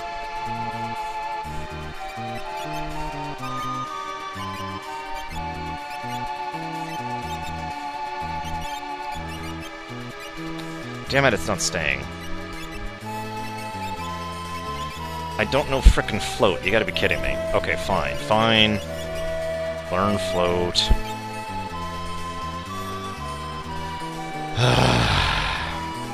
By the way, I liked Kingdoms of Amalur. I've gone on record saying that before, but, yeah. I still need to play through it properly. Because I haven't actually beaten it. But I liked the game. It was rather enjoyable.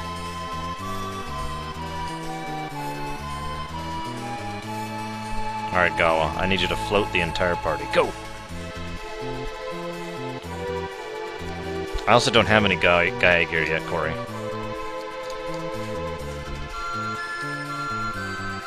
Yes, there are boss fights in Amalur. I have the, Moogle Charmon.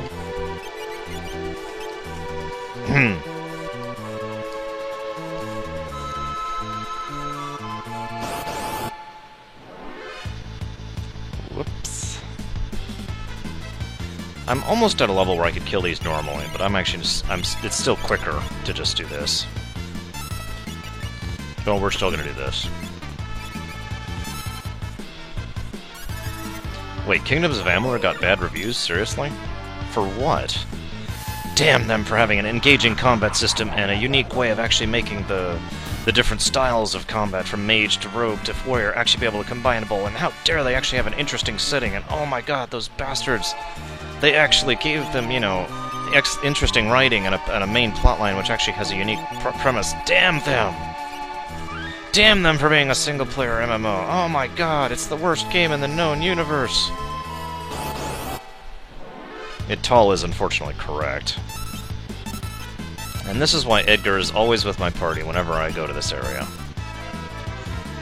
But yet, in all honesty, Kingdoms of Amalur, in my opinion, is a good game. I mean that sincerely.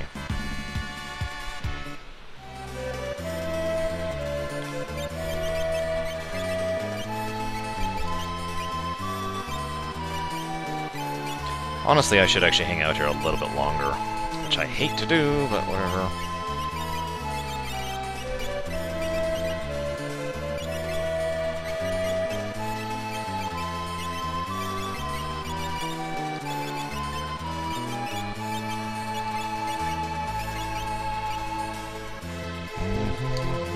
My biggest problem with Amalur... Hylisk beat me to it. My biggest problem with Amalur was that, I don't know, it was very much an RPG. Not a bad thing, it was just an RPG. I liked the story, I liked the setting, I liked the gameplay, I liked the characters. But it was no FF6, it was no Earthbound, etc., etc.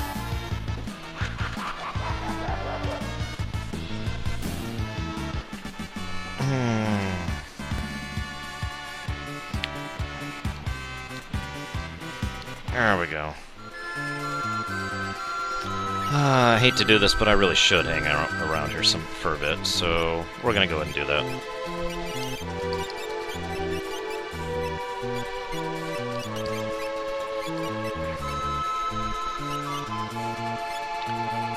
Because I really want the 3s on at least my main guy.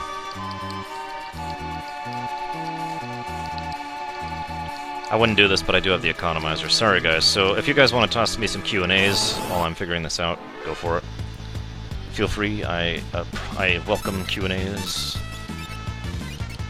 I suppose it's more like Q's, because I'm the one doing the answers, but, you know, whatever. Yes, I do, Braston. Yes, I've played Dawn of Wars. All of them. Homeworld was awesome. Is, actually, I'm going to go so far as to say awesome.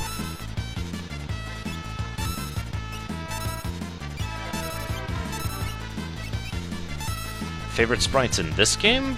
Kefka, Kappa, Mog. I don't know. In my opinion, Tal, 1 was better than 2. But I'll admit that it's a kind of a close call in all honesty. Oop, she's done with that. Let's get her on that. Is he really just done with stuff? Tonberries are cuter, by the way. Unless you're playing FF12, in which case the Cactars are just absolutely adorable on FF12. The way they do the little thing. Anyways, I think that Dawn of War 1... Well, okay. I think that Dark Crusade was the best of Dawn of War 1. But I think they took a step backwards in the one after that, Soulstorm, I believe, which I did not care for nearly as much. Whoops.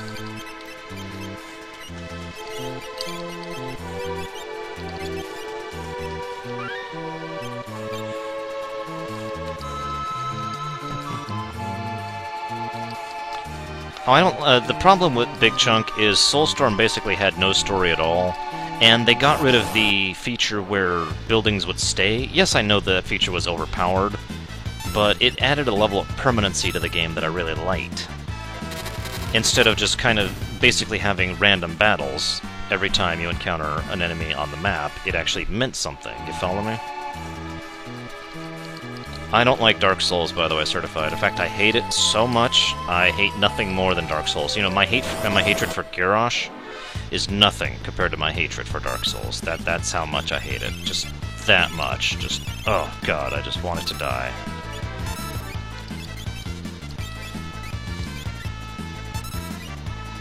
I am one of a very, very, very, very, very small number of people I know who genuinely likes several of the recent Sonics, basically from Unleashed on.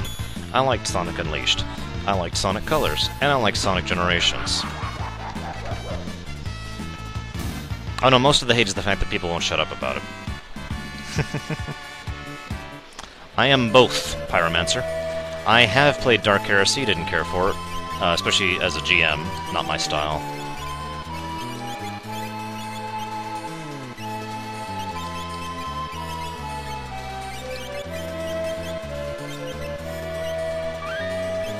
Unfortunately, I do get the No Soup For You reference, but I hated that show, so you could probably get rid of it.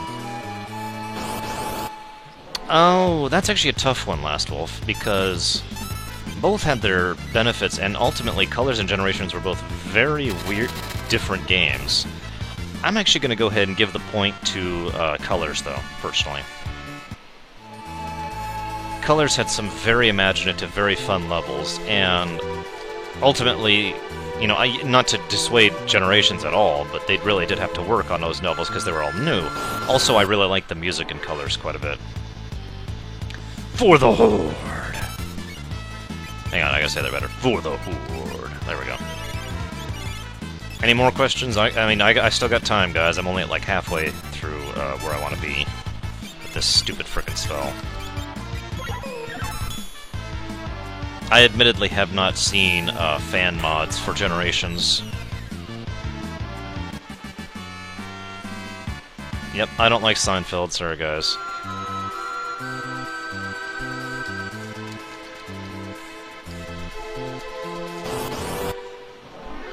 Yes, I have played Alpha Protocol. Alpha Protocol, my opinion, ultimately comes down to it was ambitious, but failed for the most part, but it still gets props for A, trying, and B, succeeding in several ways. The fact that they actually did have a way of showing you that, you know, your actions actually would come back and be referenced later on in the game, which is such a rarity nowadays.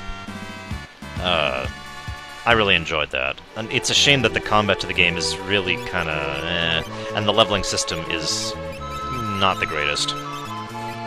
It's a game that had great potential, and I would love to see another shot at that type of game, like an Alpha Protocol 2 or something like that. Yes, I have seen Star Trek Into Darkness. No spoilers here, by the way. If you spoil it, I will ban you, and that's not a joke.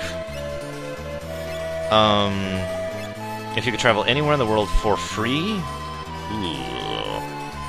That's a tough one, because there are many places I would like to go. Some I have been, some I haven't. Ultimately, I'm going to go ahead and give that one to... Well, let me think about that for a minute. I've really wanted to visit Spain for a long time. And, Moscow is another one. So, one of those two. If I had to pick a city in Spain, I would go with, the city that I literally just had at the tip of my tongue, and I just lost it. I can't remember. Oh well. Sorry guys, I forgot the city. That's a city I have not been to, but people I know have been to, and I would not mind going there myself. Do I have any interest in fan projects? I used to follow those more than I do now, Last Wolf. I actually can't think of any right now, other than the Final Fantasy VII modding community. So... I guess? I don't know. I don't have anything against them, it's just I don't follow it anymore.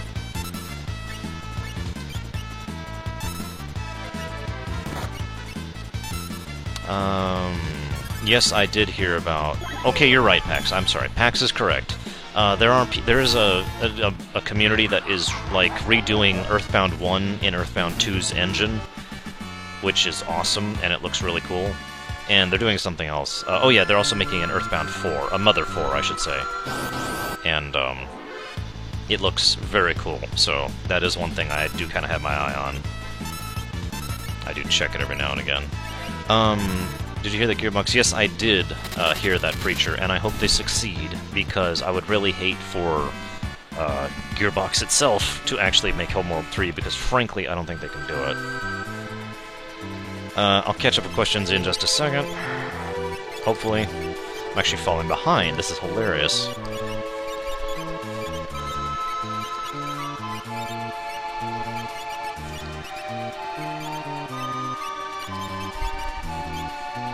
Okay, where was I?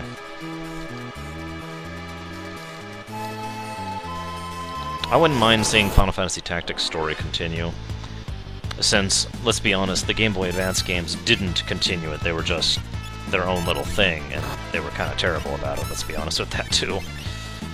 No, thank you.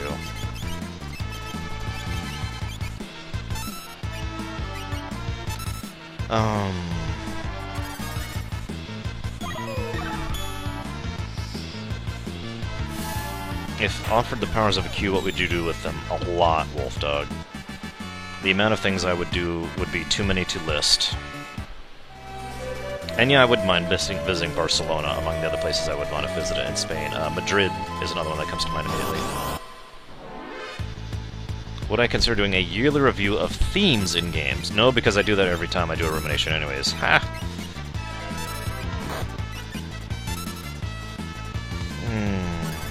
And yeah, I've actually caught up to questions. Woo! Even though I kind of skipped Wolfdog's question, because his question was basically like asking, okay, I want you to label everything you're going to do ever. Which is kind of hard to answer. Is he done yet? One more battle, guys, one more battle. Sorry about the delay here.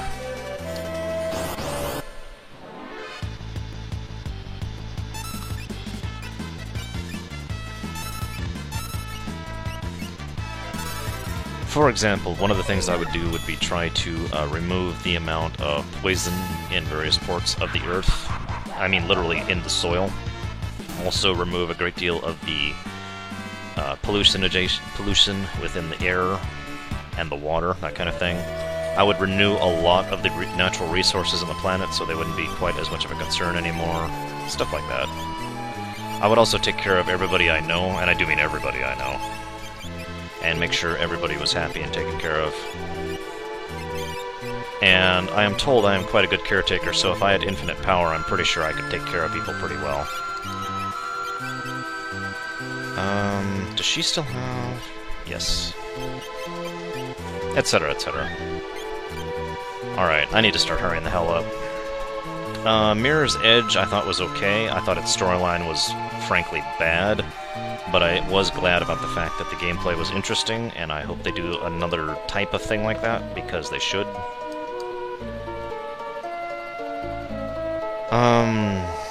I have no idea what you're talking about with regards to Call of Duty.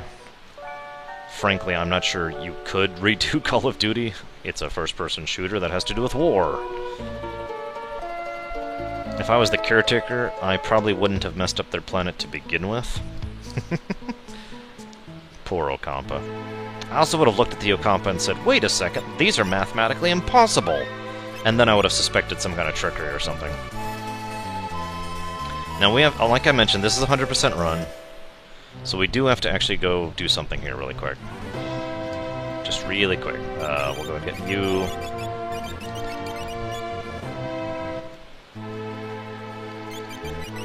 Let's go ahead and put the Moogle Charm back on.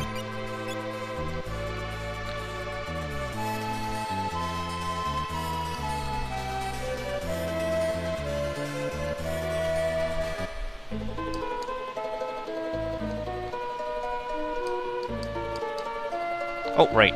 So, while I'm here... Actually, I don't think I'm gonna do that. Wow, Tall. You're actually defending something. I don't even know what to say about that. So, this is when we bring Cyan back here.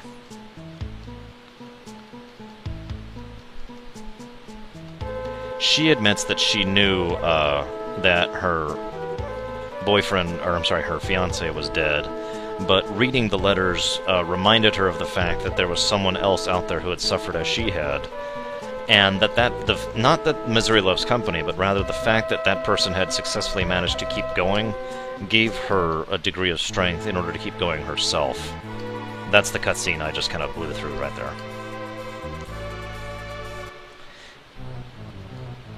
In a single, what would you be in?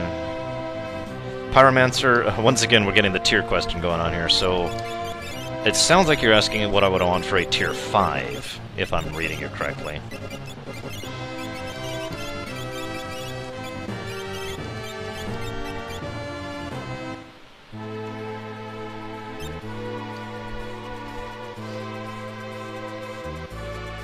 Alright.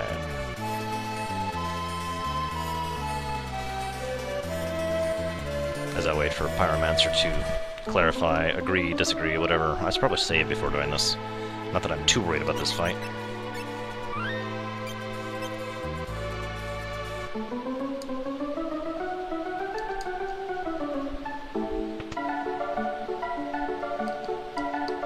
Oh, by the way, guys, I mentioned it before. Check it out.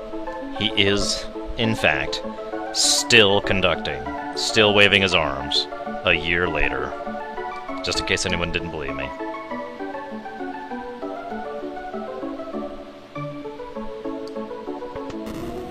Whee!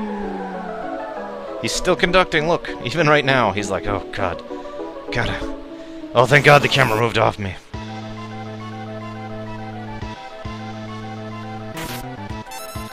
Alright, so we're just gonna kind of do the usual.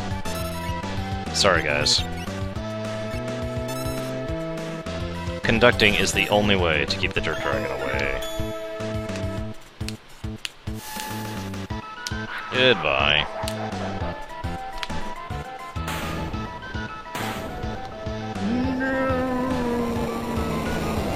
Well, it was a real dinosaur. And then I kind of destroyed reality, and now it's not. Poor guy. 5 dragons left. Once we get down to 2, you'll know we're in business. Actually, I just want him on Tri-Talk at this point, don't I? Yes, I do. Like, forever. Actually, no, I don't, because I want her on Tri-Talk.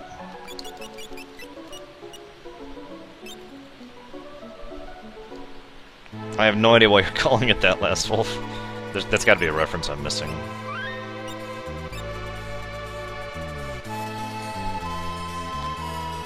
So that sounds like a Tier 3, actually, Pyromancer. Which is to say, you get to choose which setting you go into, and you get to have a degree of choice as to what kind of being you get to end up as. But you don't have ultimate choice. You can't change everything around you, and it's not Tier 5, which is what I like to call the romanticized.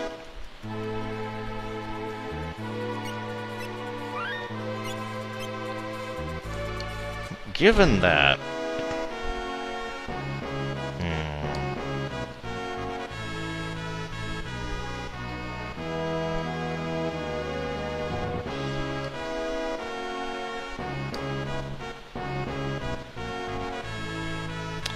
Honestly, I would probably go with World of that is to say, Azeroth, if I had to choose for a Tier 5, or I'm sorry, for a Tier 3 even, because I would be able to pick what I am in Azeroth, and I would be able to pick someone who actually has the ability to be powerful in Azeroth, as opposed to if I was just dropped there now, I would just be a human, which would be kind of sucky, actually, all things considered.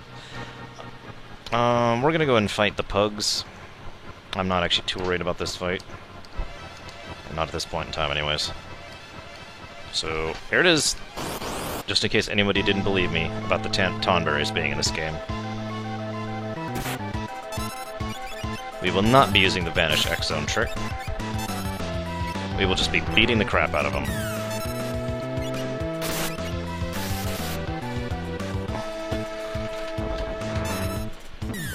Nope, not doing Vanish. We're beating them normally. I want at least one normal boss fight, because I'm not doing anything else normally.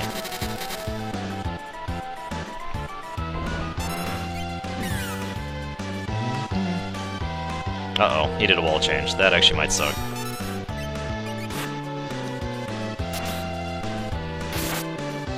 Yep, that sucks. Because that means he is now immune to Full Bolt. Let's figure out what he's not immune to. Actually, let's heal. Let's heal. I like the idea of healing. And we're gonna gamble a little bit.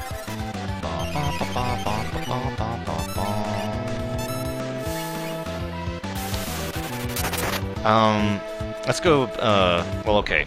Yeah, I think I would go with either Star Wars if I had the ability to pick, or Azeroth. Those would be my two picks. What would I pick? Either someone who is of great power in the case of of either, really. I guess that's really where I would go with that.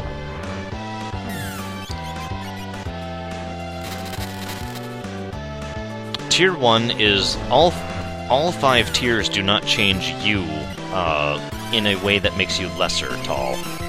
In other words, you don't lose any knowledge in the process. That's one of the benefits slash detriments of Tier 1, is you still know everything you know. That's one of the reasons I would go with Pokemon, because by simple knowledge, which is the only thing I actually have, I would be able to actually translate myself there and still function and still know what I'm doing. Oh yeah, I did it. Yay! I win. There you go, guys. There was your big optional boss fight. I figured I'd do at least one, so you guys don't get boring. Gradius, that's what that guy gives. So anywho, as far as what period in history I would want to go into, that depends on if you mean actually go there or just observe, because those are two very different things. So I will answer your question based on that. Yeah, I know someone who used to think that Chernobog, or whatever his name is, no, it's not Chernobog. What is his name? The painting boss was actually the hardest boss in the entire game. I don't remember what it's called ironically, in this version, the one I've played the most. Go figure.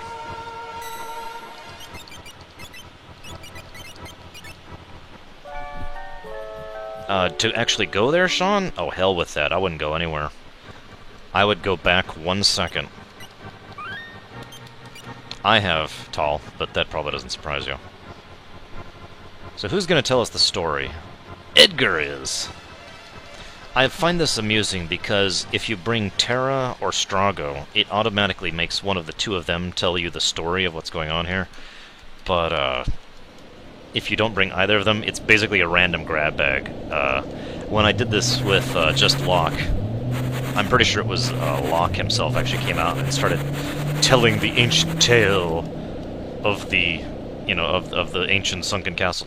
So this castle was sunk during the war. Now try to actually think about that for just a second.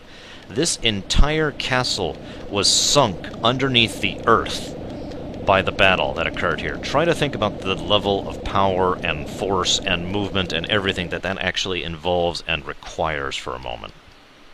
Do think about that, because anybody who knows anything knows that the amount of power required in order to move that much mass is insane.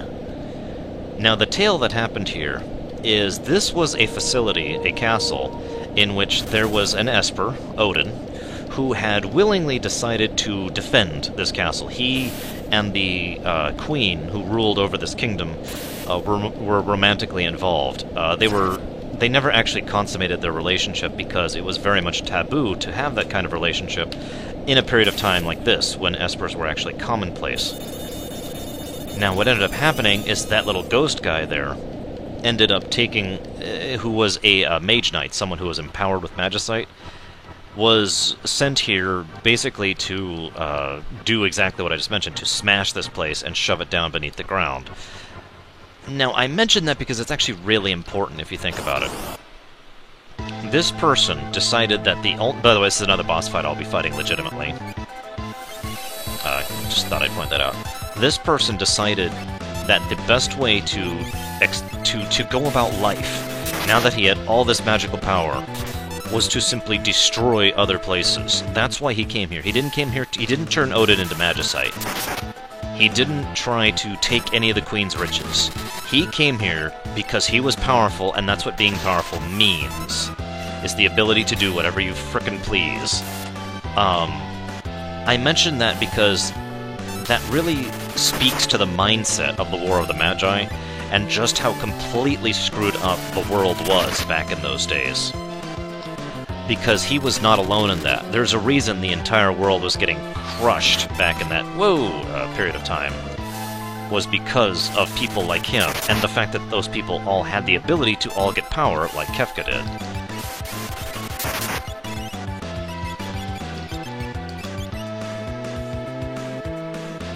Nihilistic, or just, evil. However you want to call that. Take your pick. And yes, Pyromancer is correct. The entire castle was shoved bodily down there. And again, just as a show of force. Just because screw you. Because I can. Okay, we gotta speed this up a little bit here. I could use the Vanish Doom trick, I believe, and still beat this guy. No, I forgot about that. That's okay, I can live through my own hits.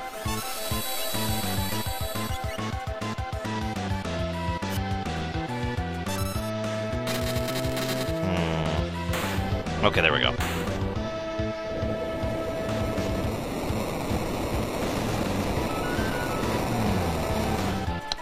And that gives us the Offering, which many people consider to be the best relic in the game. One more boss fight in here. This one we're going to crush with the Vanish Doom trick. There's Odin. We will be getting Raiden, in case anyone's curious. I know several people like to keep Odin as Odin in order to learn Meteor before they get Crusader. I am not among those people. The Offering lowers your damage by something like 30-ish%, 28%, something like that, and then makes it so that all your melee attacks hit 4 times. You get 4 attacks, in other words. And if you have the Genji Glove equipped, which allows you to dual wield, you hit 8 times. And oh no, I actually wanted to fight him right. Blue Dragon. This is without question the easiest dragon in the game. All he does is clean sweep. Useful to have Strago here if you care, though.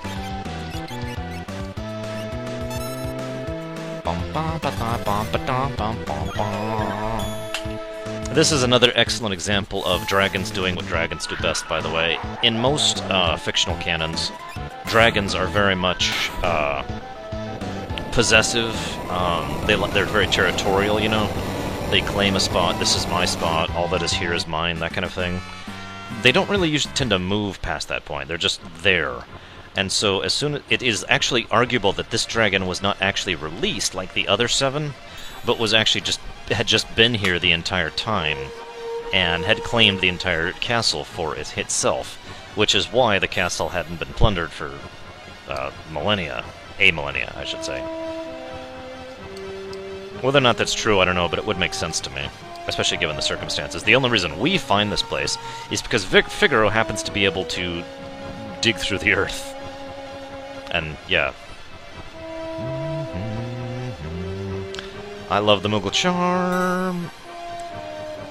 Many of the areas in the World of Ruin have very annoying enemies. This is no exception. The Moogle Charm is just such a breath of relief. You guys have no idea. It's like, oh, yes, I don't have to fight any of these things. They don't give me good XP or MP or anything. They're just annoying. But I don't have to fight them now because I have the Moogle Charm. There's only 2 times in the game past this point I will have to fight trash. One in the Phoenix Cave and one in the last dungeon.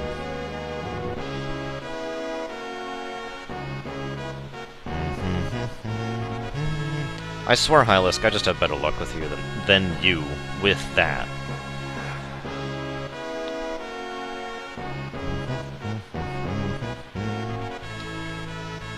And back we go. I agree, Goa. Very few games, even in the FFs, there are very few games that actually have the Moogle Charm equivalent. FF8 has one. That's actually one of the things I like about FF8, believe it or not, is the fact that you can get the Ink Nun.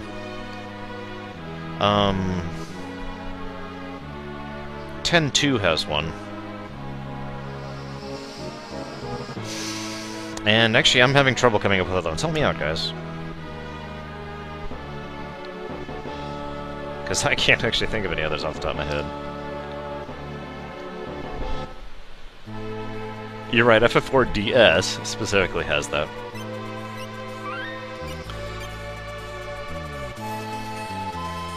Actually, yes, I do, Last Wolf. I do, there's not a lot of evidence supporting that, but there is enough that I do think it is reasonable to assume that. Actually, let's do this section next. I think that's a good idea, especially with the Moogle Charm. Whoops, too far. Repel doesn't count, it's temporary.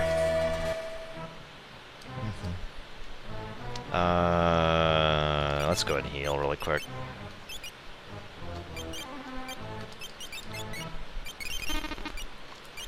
And yes, I know, Gawa. FF4DS is awesome. You know it's awesome. Admit it. Admit it. Wow, I've got a lot of gold. I need to go equip everyone up soon.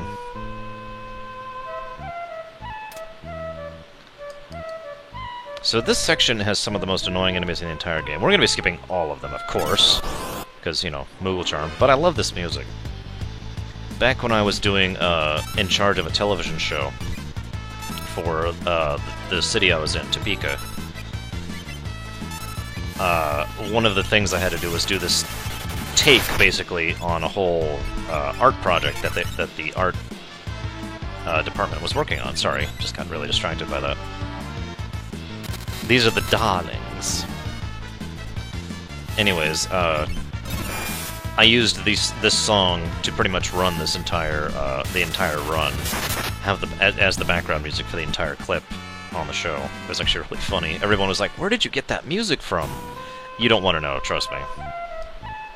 And yes, I did know that certified. I also know a great deal about what Star Wars the original almost was, and thank God it wasn't. In the GBA version, they are smoking opium. Is it the far left one? I can never remember.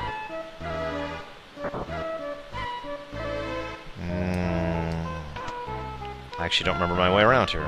Oh, wait, yes I do. I don't remember if these chests are worthwhile, so we're gonna go ahead and fight them. Because I always need more gear. I do need to equip 3 full groups, of course, so, you know, duh.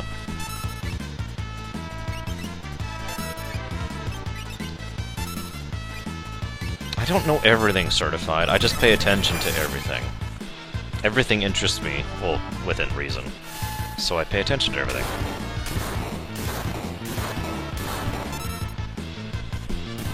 I tell people that nowadays because I just stopped caring somewhere along the line. And yeah, people do look at me pretty weird for it. Not, debatable, Maz. It depends on how well they actually do approach the game. Because, you know, that's the important part. The graphics are important, but not that important.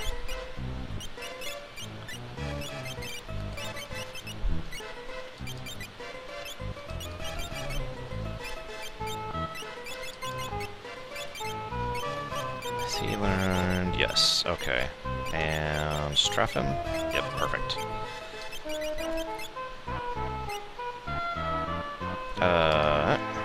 Oh, no, this one, sorry.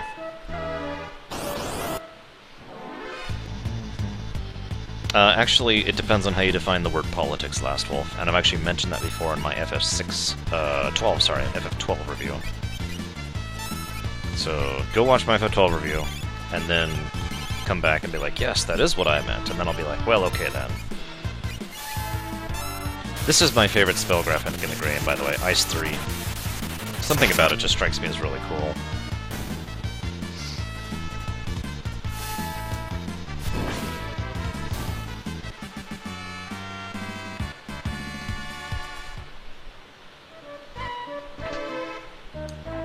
Potion. I swear one of these chests is worth it.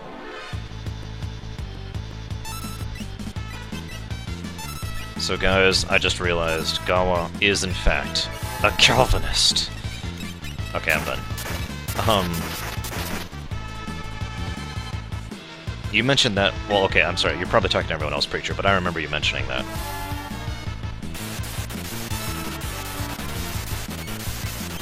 Oh hey, guess what? Gawa actually knows what a Calvinist is. That actually amuses me.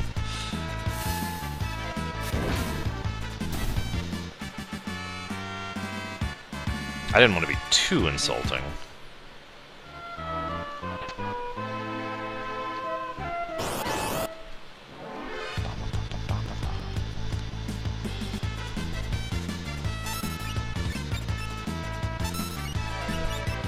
I like these super deformed sprites in general, though. Like I've said before, aesthetics to me are more important than actual graphics. Oh god, I'm sorry, Gawa. I didn't mean to actually imply anything, or hit a nerve or anything like that. If it makes you feel any better, I actually used to live literally about half a block away from the Westboro Baptist, whatever church. I don't remember the full name of the damn place. When I say half a block, I mean, like, I could see it if I looked out my front window.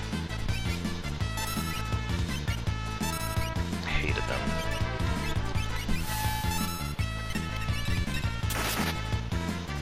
Idiots. Anyways, let's stop talking about that. Certified? I know you and I, like, disagree on everything in the universe except for the fact that Earthbound is awesome, but I actually liked FF12 quite a lot. The only thing I dislike about FF12 is the fact that it didn't actually, oh, excuse me, it didn't... It kept being the first half of the game. The first half of the game was very Final Fantasy Tactics in terms of its story, and I loved that.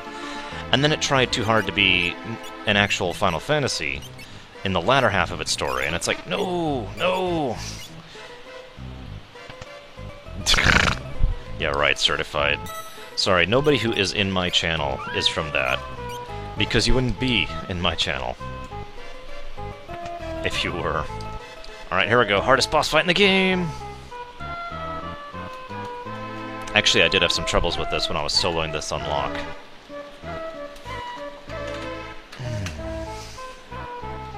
Midna, we can never attack this. Kfu, kfu, kfu.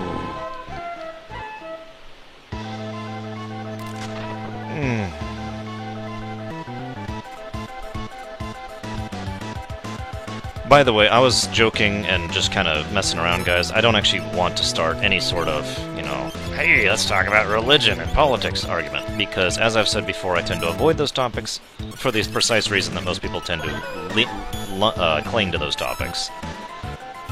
It is almost impossible to discuss them without getting about it, and I just want to avoid that. Yeah, I thought so. Well, we're just gonna kinda... There we go. Yep, thank you. That is a good way to speed up the transition.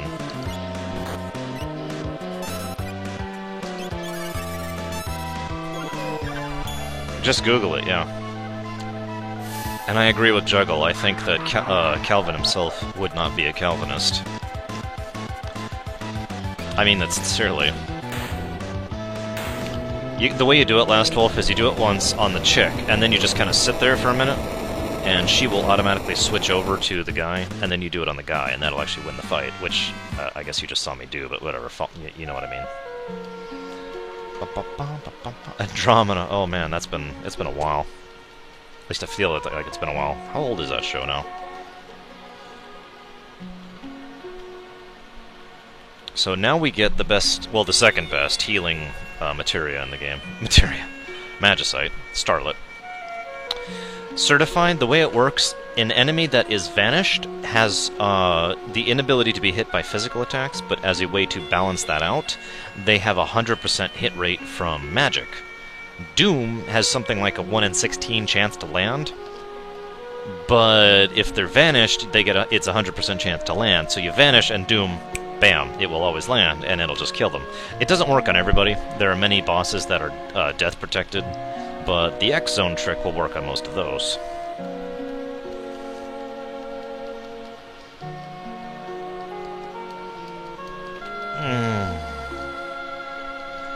God, are they still talking? Literally all they're talking about... Oh, I've been mashing A, sorry. That's why they're still talking.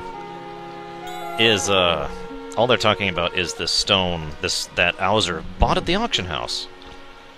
Which is, of course, Magicite. We are not getting the 2 stones in the auction house. It's not worth my time, and this isn't that kind of 100% run. This is a 90% run. It's part of the reason I defined the difference. Don't care at all. However, I do want him to start learning Cure 3 immediately. Okay. Now we go over here. Yes, it is Last Wolf. Last I checked, anyways. And if they ever do a proper remake, it will most likely be fixed there as well. P.S. Give me rights to Square Enix so I can do a proper remake.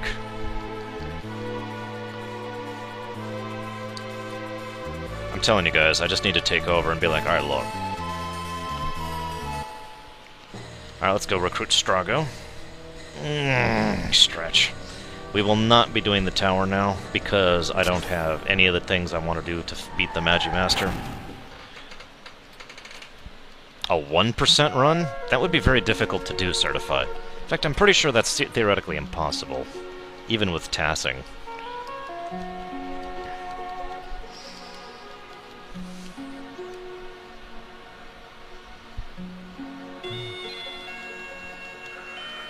So, there's really nothing to say here, but Strago, there is something interesting about this section.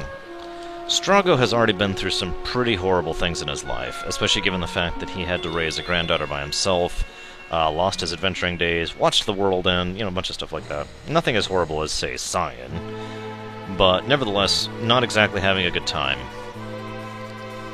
I probably shouldn't tempt fate. No, screw it. Fate tempting, go!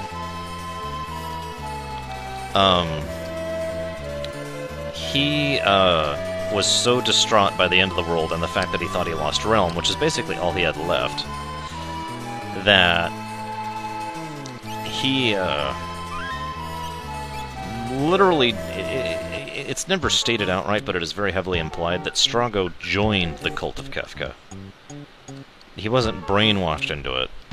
He actually joined it, because what is the Cult of Kefka if not, you know, kill everything, nothing matters, kill everything, nothing matters, nothing matters, nothing matters, kill everything, nothing matters. That really kind of sounds like the mindset that Strago had at this point in time, so it wouldn't really surprise me. And I find it interesting that the very thing that breaks him out of it is, well, completely unsurprising. It is Realm. You know, knowing that she's alive, knowing that she's well. She even yells at him and calls him stupid, but all he can say to that is just how absolutely happy he is to see her and how wonderful it is to actually be, to have her presence again.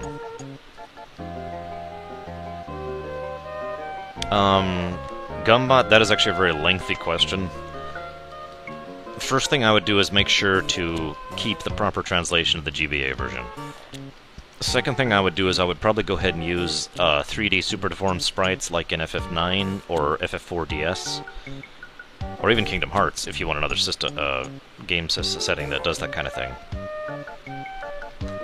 Finally, I would add something to the game. At the very least, there would be some content I would add to the game to probably try and stretch out more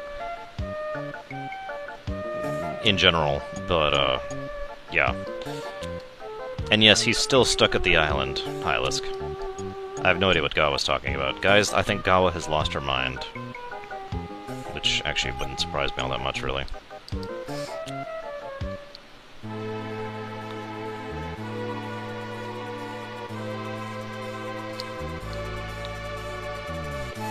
Now we are actually... If you remember, I even did this on my Lock SCC.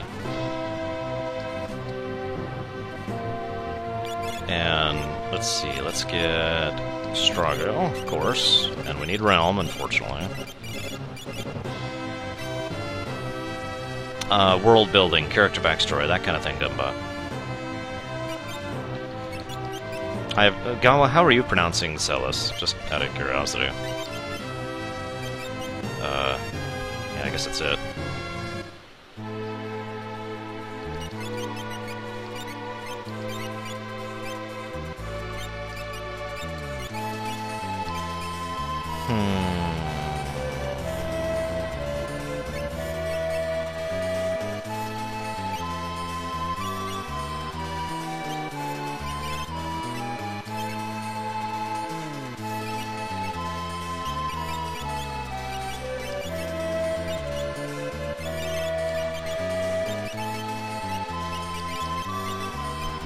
Actually, no.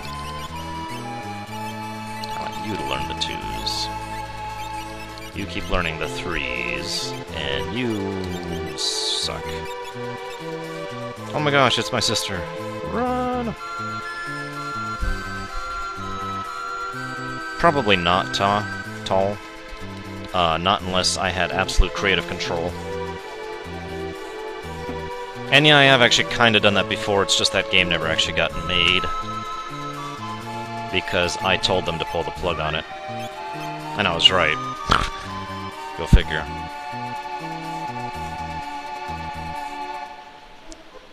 So, doing this with Mog is basically required. So this chest is hungry, if you didn't catch that.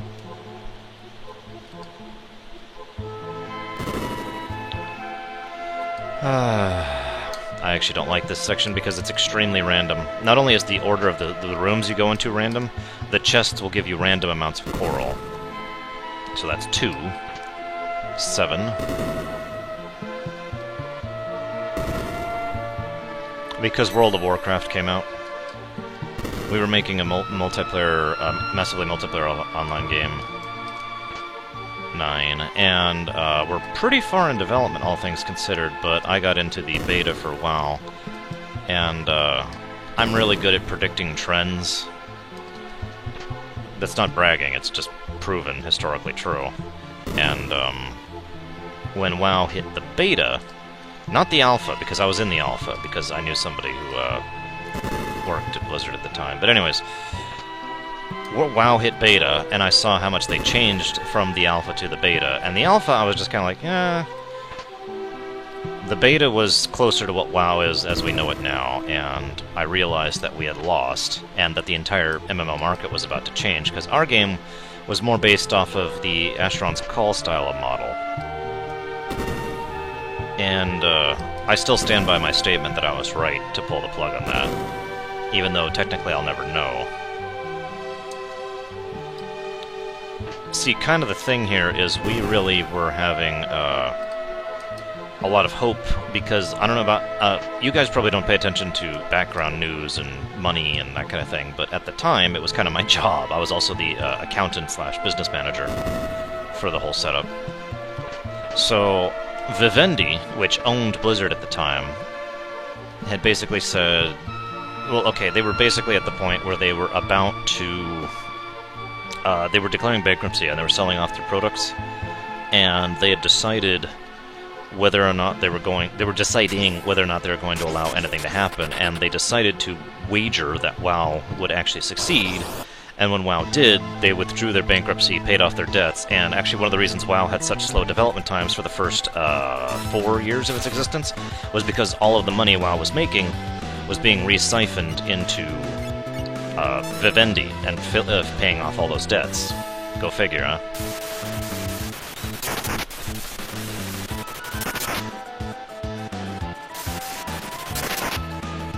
Anyways, that's my boring story.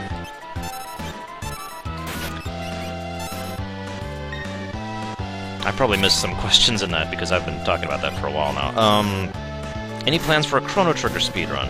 I hadn't thought about it, because speedrunning Chrono Trigger is actually a little bit harder to do than it sounds.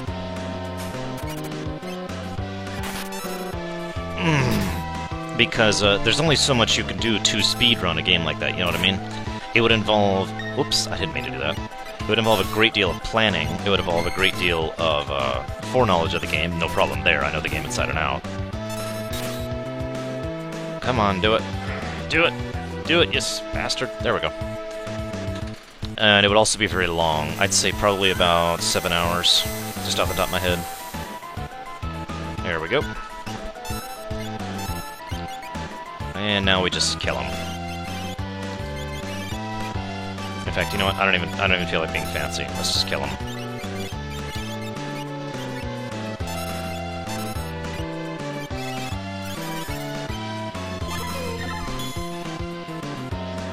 And yes, Last Wolf, Chrono Trigger and FF6 actually shared a fair number of resources, personnel, and art.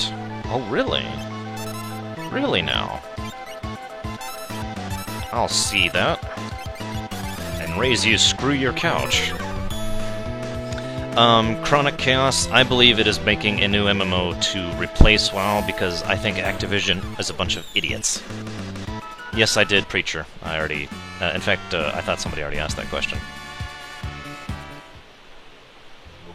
I can, Gawa. I'm not sure I want to be honest with you.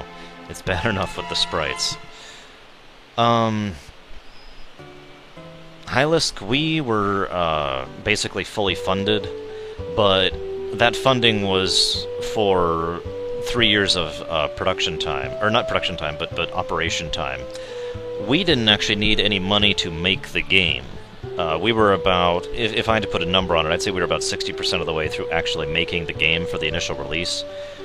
But because it was just us making it by ourselves, we didn't actually have any funding per se yet.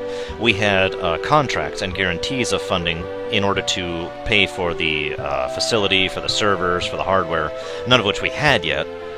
Once we actually started the game up, in order to... And I made sure that we had about 3 years of funding ready to go, and agreed upon by all the people who were funding us, so that just in case things... Well, I'm not going to explain all the boringness to you. Insert accounting here. So, overall, it didn't actually cost us a dime. I was able to just go back on the contracts and say, look, this has been defuncted, so you are no longer liable, and neither are we. The end, basically. Any notable trends in gaming? I'm seeing several, Maz, most of which are bad, so we're not going to comment on them. There are some good, though, in all honesty. Do I need to heal? Yes, I do. We're going to go and get a free heal in here, because why not? 4 hours and... now, Cory Starkiller, I'm just curious, is that at SDA? Because I know that TAS actually manages in about 20 minutes, and that's not a New Game Plus run. I do think that it is a bad idea to make another MMO.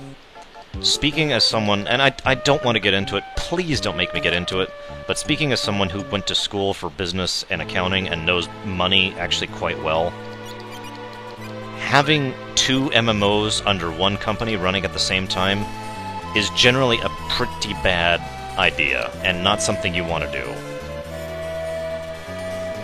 It is just not optimal, not good. Don't do a thing. That's not actually what to do.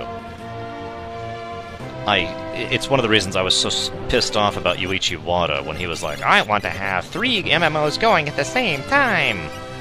Because he's a frickin' idiot. Actually, let's do something here, because we need to do something here.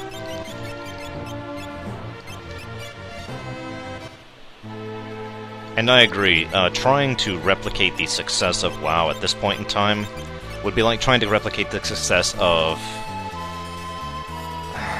Super Mario Brothers. I hate to go to such a cliched example, but I mean really, that is about where it is. I feel like I'm missing some questions here. I do apologize. I am kind of in a hurry because I really do want to beat that 14-hour time. But anyways... wrong link, Cory Starkiller. Where am I going? Where am I going? Where am I going? Ah, I know where I'm going. God, wake up. 100% single time, 540. Not too shabby. How many skip tricks does he use? Just out of curiosity.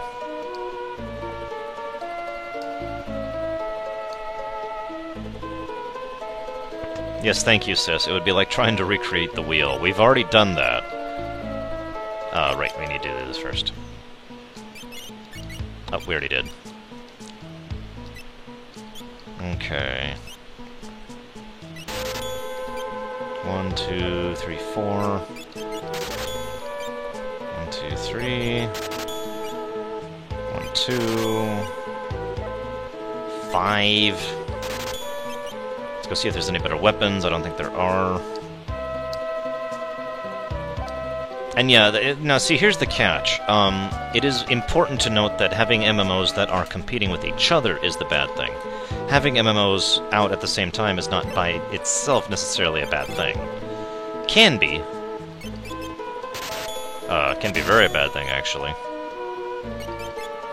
But, certain companies have managed to make, multiple MMOs under their wing, and they're not competing with each other. In fact, I can point to one example right off the top of my head, ArenaNet, with Guild Wars and Guild Wars 2. Those two do not compete with each other at all. They have completely different demographics.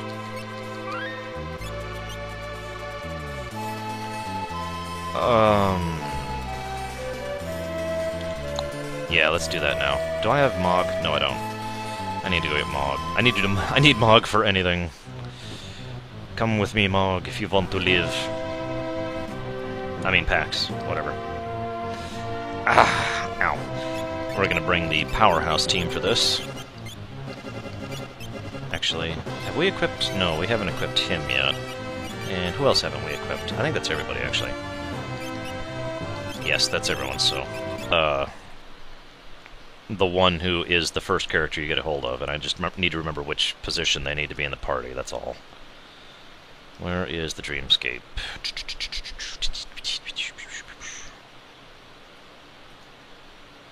Here it is, Dreamscape.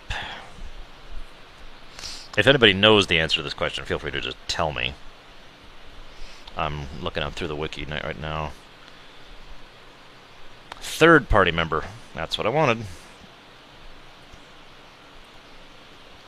So, I want Mog to be number 3. And we'll bring the...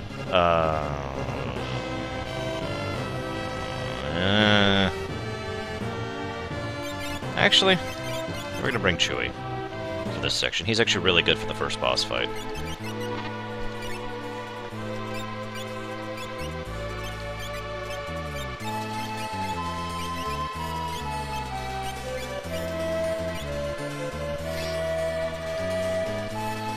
We should have named the Yeti Rory. That would have been so appropriate, guys.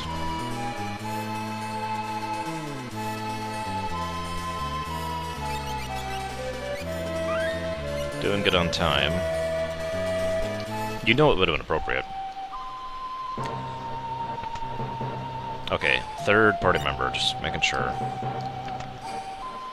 Actually, Zagmas, Pax, Chewie. Got it. This way.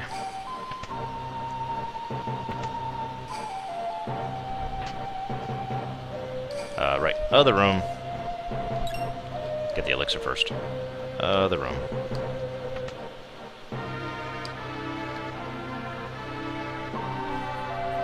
Rory's like, Unga! Smash, smash, smash. You can't even control me, but at least I'll never attack my party members. So, this is the other really heart-wrenching section of the game.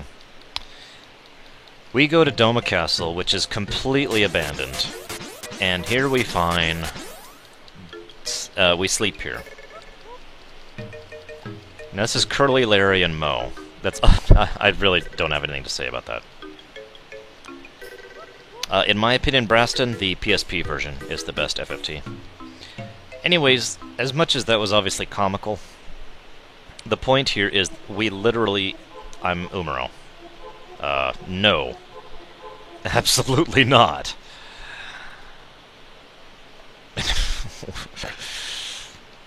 I am not doing that section as Umaro. Alone. Especially since I don't actually remember the route off the top of my head.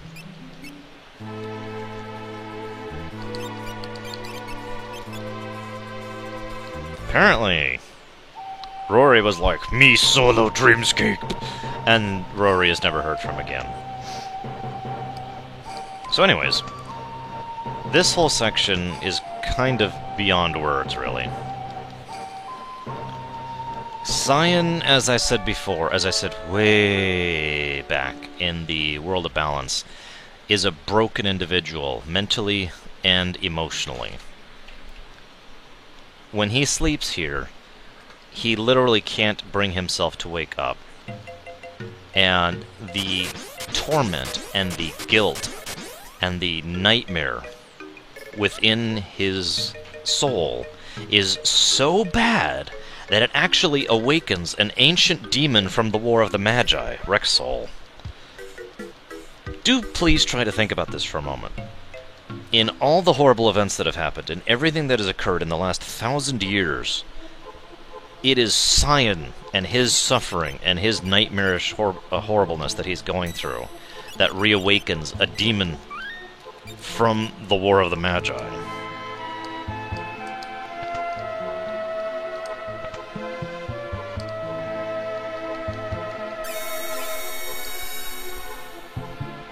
There's just something about that that just blows me away every time I think about it.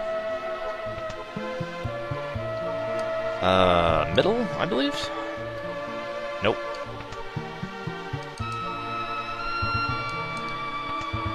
Like I said, I don't actually remember the route. Left! That's what I meant to do. I should have done left, then right. Oops, oops, oops, oops. We need to get our ultimate caster. And then up, I think. And then right, because we're going to be here again. Yeah, I actually went the wrong route there. Whatever. Didn't lose that much time. Okay, I don't feel like having Chewie lead the party there. And now the boss fight from hell! Actually, this is pretty easy. Big Chunk, I don't think, understands just how bad Cyan is suffering. Which is okay. We all know Big Chunk just can't understand complex emotions.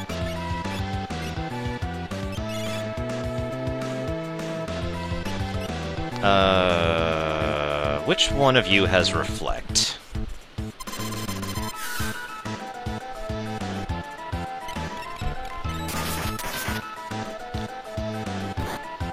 By the way, Umaru is actually basically invincible now.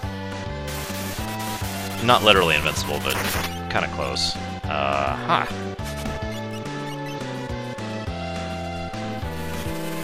Oh no, he cast slow on the guy who has perma-haste. What am I gonna do, guys?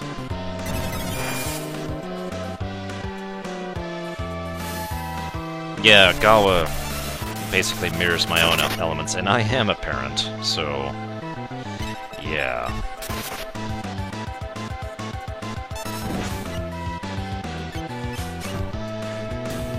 One down.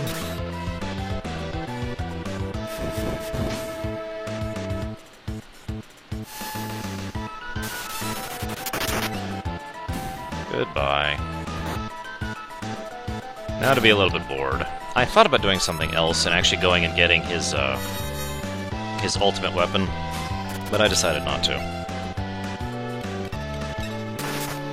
Because I'm already really powerful, and I don't think the extra detour would really help all that much. It's a very rare enemy I actually want to melee attack instead of just crush with magic. Anyways, so yeah, that is what this whole section is about. This is one of the most well thought out side quests in the game because it is basically pure character development. We're not here to recruit anybody. We're not here to get treasure. We are here to learn about Cyan. And the first thing he dreams about is the train. Which probably makes sense when you think about it.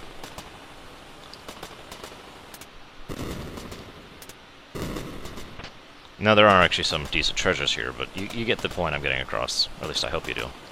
If you don't, then I'm going to have to smack you a million times.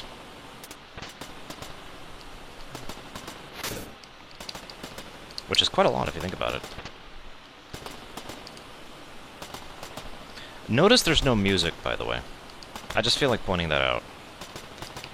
Because any time in a video game where there's no music, it's not something that's done on accident unless there's a really serious glitch. In other words, it is a deliberate choice on the designer's point to say,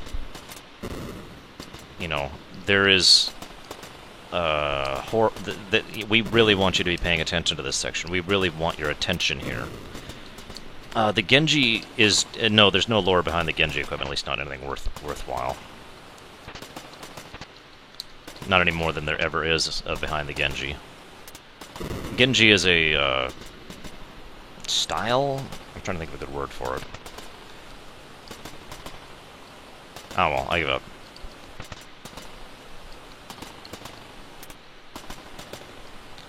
Second thing he dreams about is, interestingly enough, just a cave. This is my personal favorite of the dream sequences, because it's the one you have to think about the most. Why would he dream about the train? Duh. But here he is in this cave, and suddenly the Imperial troops show up. It is my opinion that this cave actually represents the initial invasion of Doma by the Empire. Back before, you know, before they started the siege, which happens when we actually get to that point of the game. That whole area was actually a portion of the Doma Kingdom, and that was where Cyan very first encountered the Empire, the Gestalian Empire.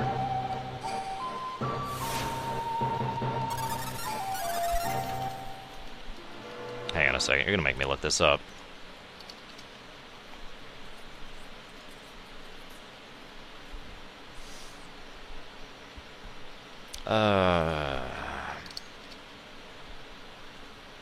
Genji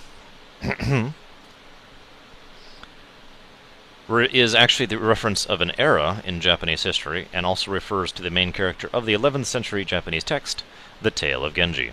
It can also be a reference to the Minamoto clan, which actually does makes a degree of sense if you think about it. And it's one of those things that just kind of is variously Japanese, if you know what I mean. Please save.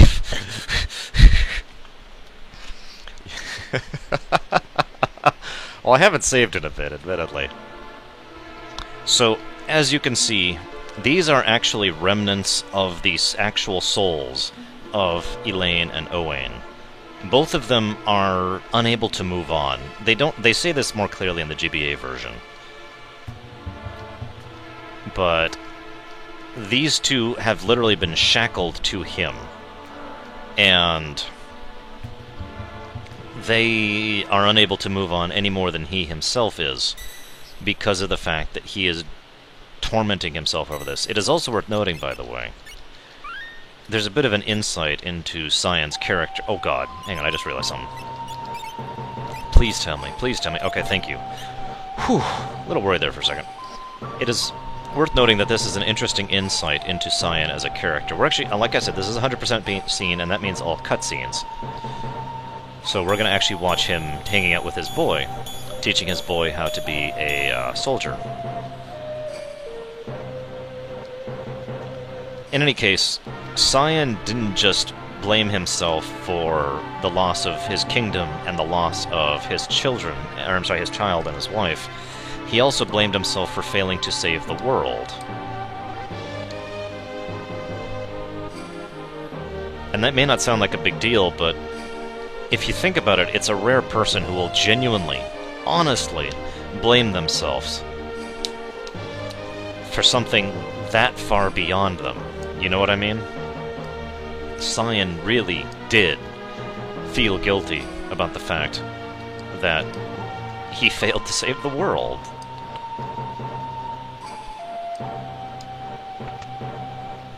I'm sorry, I'm speaking a bit in different terms, but I don't want to get into that discussion right now. So this is Cyan being really embarrassed with his wife, but he finally confesses that he loves her. The way it says in GBA is much better, but yeah. And their son hears it, and he's like, "Oh my god, I heard it!" Because, you know, their son is really, really cute.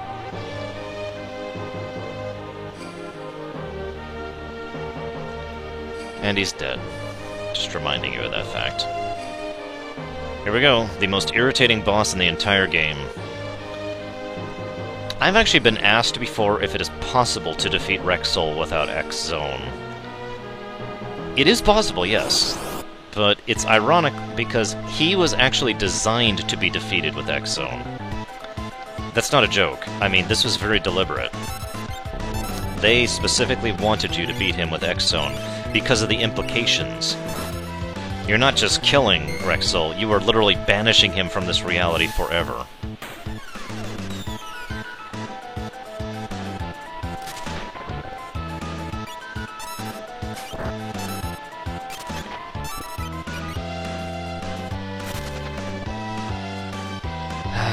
This is going to be a really boring fight. No, you can't just kill him, Rory. This is Rexol.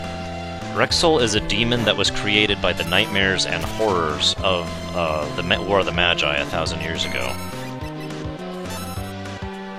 As you'll notice, Rory, every time I attack them, they just return. But if we do that, and get lucky, wah, wah, wah, and Rexol is banished forever.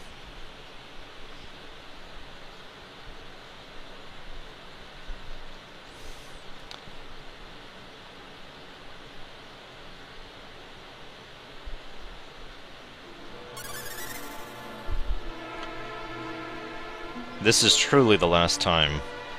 And ironically enough, this is the third time Cyan is going to see his wife and son leave him forever.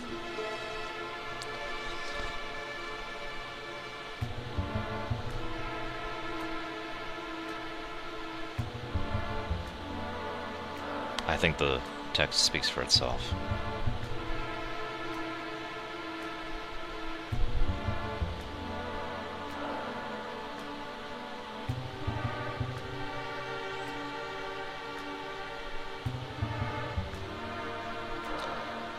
This is more clear in the GBA version. But what is about to happen is that these two souls, the soul of his wife and the soul of his son, are going to forsake moving on into whatever is after and merge with Cyan's soul. Not so they could be with him forever, not for any such reason, but because they believed it was truly the only reason to free him of the eternal burden of guilt that had shattered his mind and his heart for the last 1.5 years. When I say this, keep in mind that they're not, voices in his head or anything like that. They're gone. But they are, at the same time, now a part of him, and will be forevermore.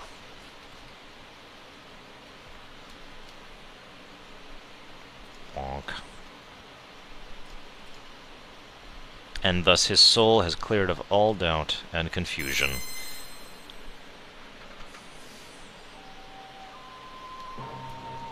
Because, yeah.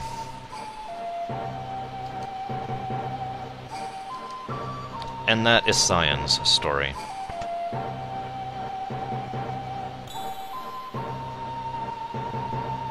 By the way, it is widely considered that that Magicite is actually, not the Doma King who most recently died a year ago, but one of the older Doma Kings, and where the Doma line came from is from Alexander the Esper, who founded the Doma Kingdom, which makes a lot of sense to me.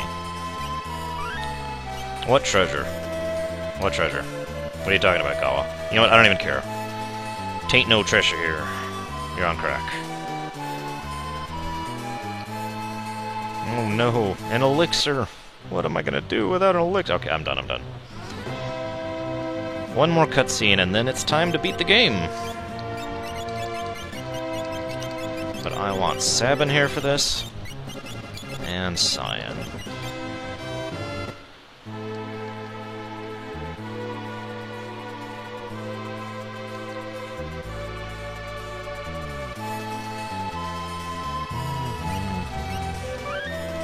Actually, we still need to kill Deathgaze, which is really going to be irritating. I think Sabin and Cyan have more of a reason to be here than anyone else. So, this is Gao's father. I'm sorry, Gawa's father.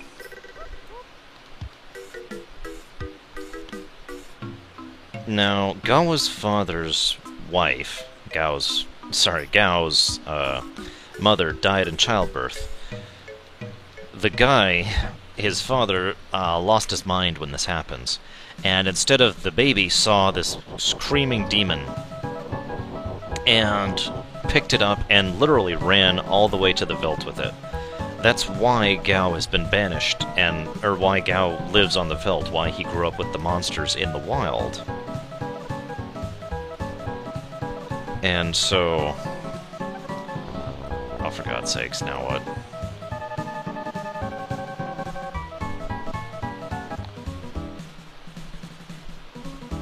Ah, there we go. He He survived how anyone would survive, Rory. By adapting, by living like an animal. And yeah, he got very,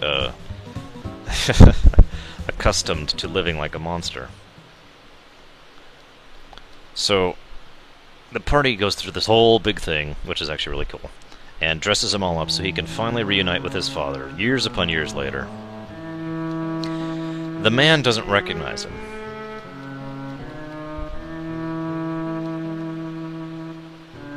I never had a son, he claims. Now that you mention it, I once had a terrible dream. In it, this demon child was born. I grabbed it and ran to the Veldt with it. It was crying like crazy when I got to the Veldt. I left the child there, and without looking back, I started to run. Suddenly the crying stopped. I turned around and saw a frightful monster. Hideous thing. But you, young man, your parents must be proud of you. I still have dreams of that demon child. Now, Sabin's actually really pissed off at this. And actually wants to clobber the guy for being a horrible person. But,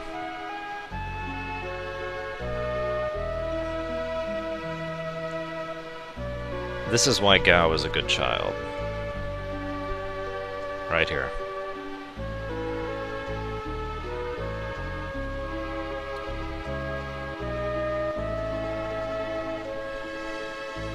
It's kind of short, but that is the basically the conclusion of Gao's story in The World of Run. And I'm not going to show him the Edgar and Locke one. Screw you, Gao. Never doing it. Ever, ever, ever. Okay, fine. I can just hear you. Your brain. Oh, God.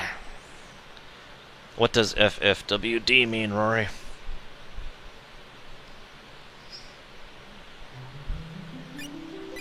God, I gotta go swap party members.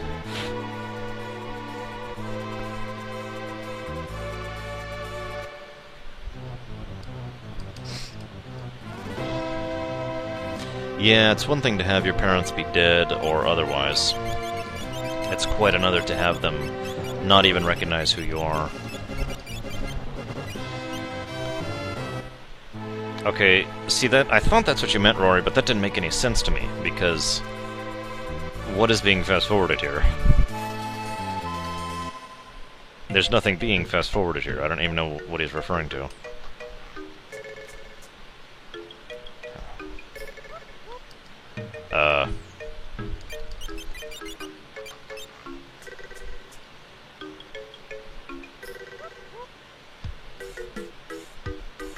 Oh, gotcha.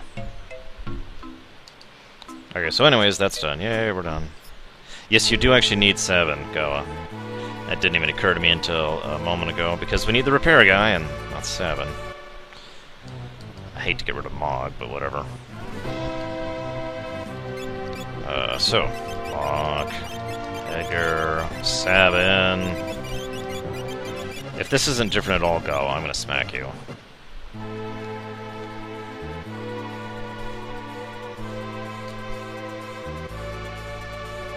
Well, okay, I'm not gonna smack you, because that'd be horribly wrong of me, but you get the point.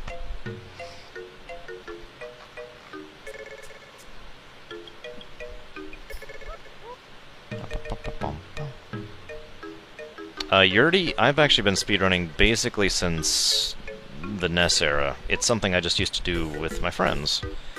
I used to compete quite a bit, actually. But when I say compete, I mean with friends in person. You know, most of the speedrunning I've done prior to starting this streaming stuff was with people who are literally sitting, 3 feet from me with another TV set up and their NES or their SNES or whatever. You follow me? For example, my good friend Gary and I have been doing that for basically forever. One of the things we used to do at work on slow nights is we would drag in our laptops, and after we set up a really long whatever to run, a patch night or whatever, or to get a backup to run, we'd fire up, Mystic Quest or Castlevania or, basically whatever.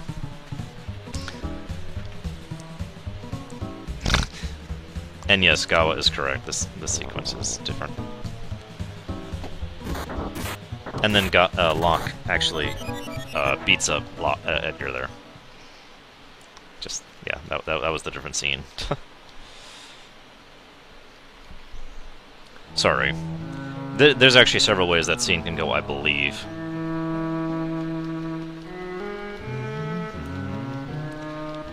I don't remember all of them, to be completely frank with you. It's been a long time since I've done that sort of thing. Damn it. I've got something on my glasses, and I can't deal with it because I'm mashing A. No! The tribulations of a speedrunner. Anyways, nowadays, Yurdi, I don't actually compete with anybody, no. I compete with myself. I'm playing golf, you know?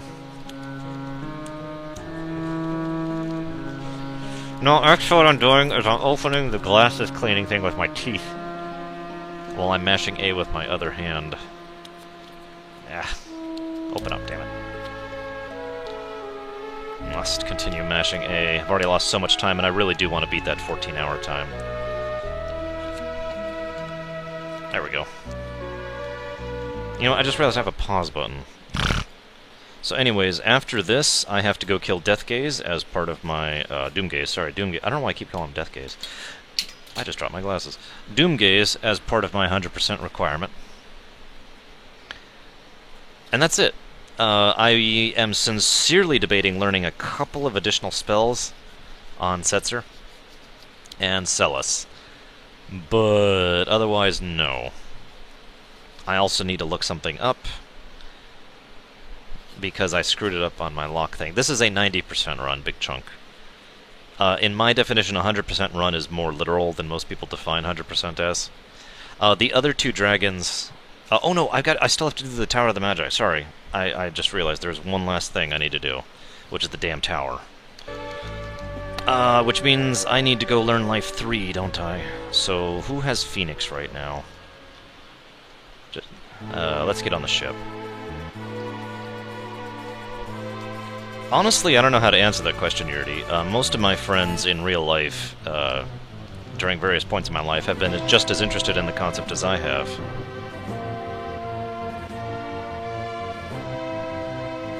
Good, Stonewall, go away. Boom. Goodbye. God. Sorry, that guy was irritating the hell out of me and sending me aggravating messages. So, goodbye.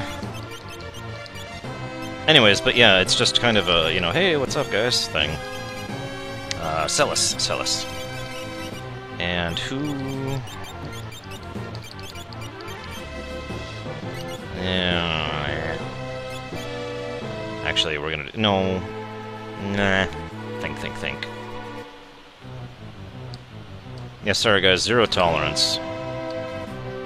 But I'm very proud. I'm a real streamer now, guys. I got an actual troll. Actually, that's my second troll. Because there's a guy I had to ban from YouTube quite recently for basically the same reason. He was going down and telling me, he was just being pure on troll. It was actually really funny to listen to. He was just like, oh my god, this guy is so stupid. He doesn't understand anything. This fecal point of brain matter has never even heard of games like Fallout or Baldur's Gate. Oh my god. You know, it was just hilarious. And really stupid. So yeah, I do not hesitate to bring out the banhammer, sorry. No mercy. Yeah, actually.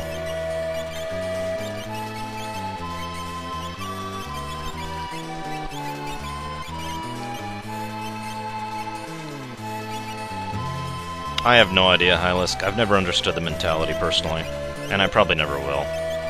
Which is probably a good thing.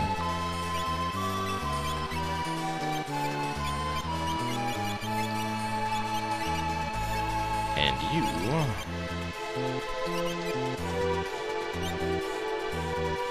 Oh, there it is.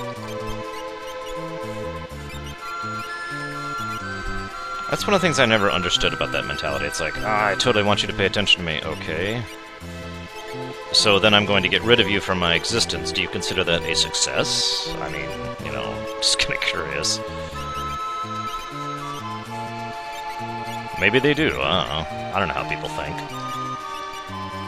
In this guy's case, 4 messages. No, I don't consider sarcasm trolling. I consider trolling.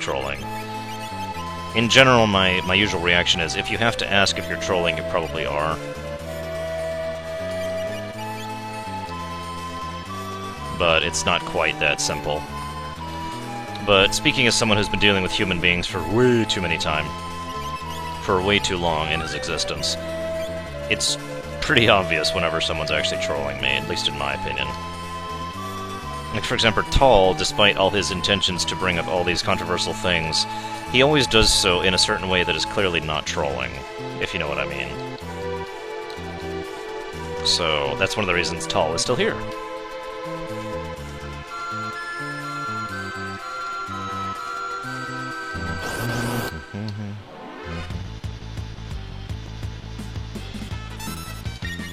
And I personally do not understand the whole concept of even any attention is good attention.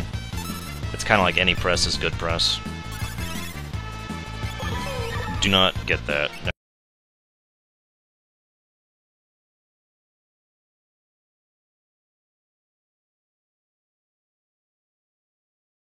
Never have, never will. Well, admittedly, I only started adopting, the term trolling very recently. And when I say very recently, I mean within like the last few months here. It wasn't a term I like to use. Normally I just refer to those people as suboptimals. Because it's the kindest way I can put it. You are a waste of time and everything. Goodbye!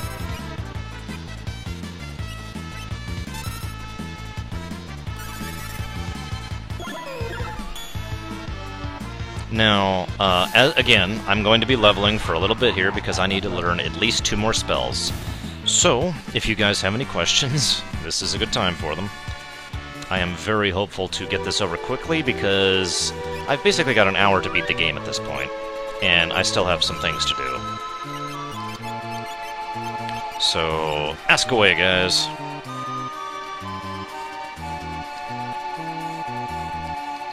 Favorite pie? Ooh, that's a tough one. Are you discounting cheesecake in terms of pie? Because that is kind of important, I think. I mean, if we're talking pie, you know? In that case, I would probably go with pecan pie. Personally. Favorite Paper Mario 1 party member? Goombario, followed very closely by Lady Bo.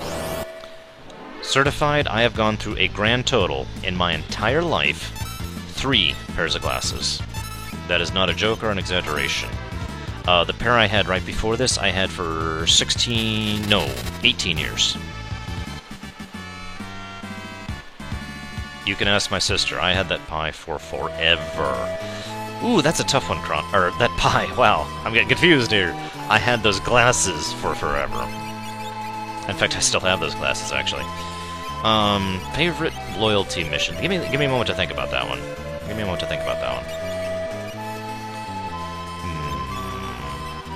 Hold up, guys. I'm catching up. I gotta think about that question.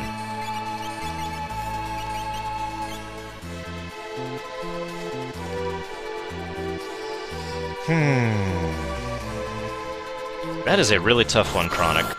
I'm gonna go ahead and go with Tolly's in the end, though. I know that's kind of a expected answer, but whatever. Tolly's was awesome. Okay, what other questions have I missed? Let's see. Favorite comic book hero and villain? Superman and Apocalypse from DC and Marvel, respectively.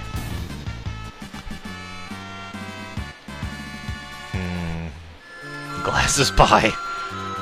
I'm pretty sure I've seen that somewhere, actually. What are some RPGs that rise to the standard of an FF6 that has come out after 2006?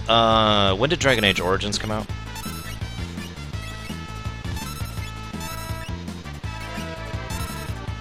And let's see, was there any other recent RPGs that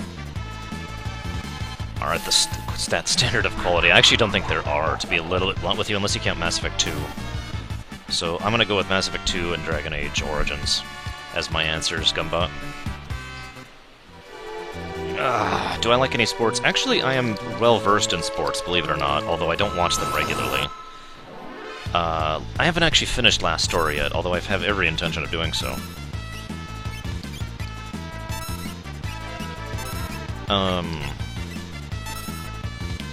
Actually Xenoblade is another one I think I would put up there. I feel like I'm actually missing a couple. Oh, yes!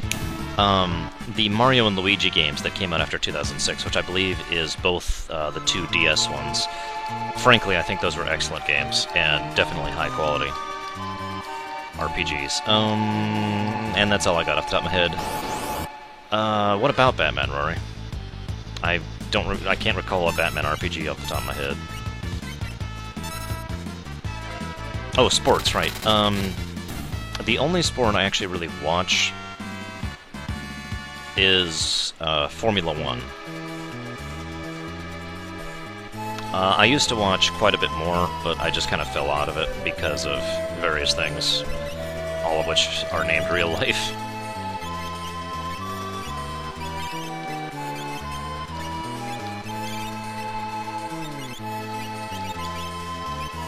Let's go ahead and make you useful.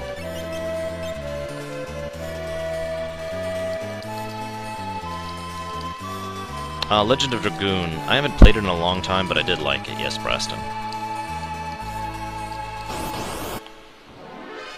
Lord of the Rings trilogy. The recent Lord of the Rings.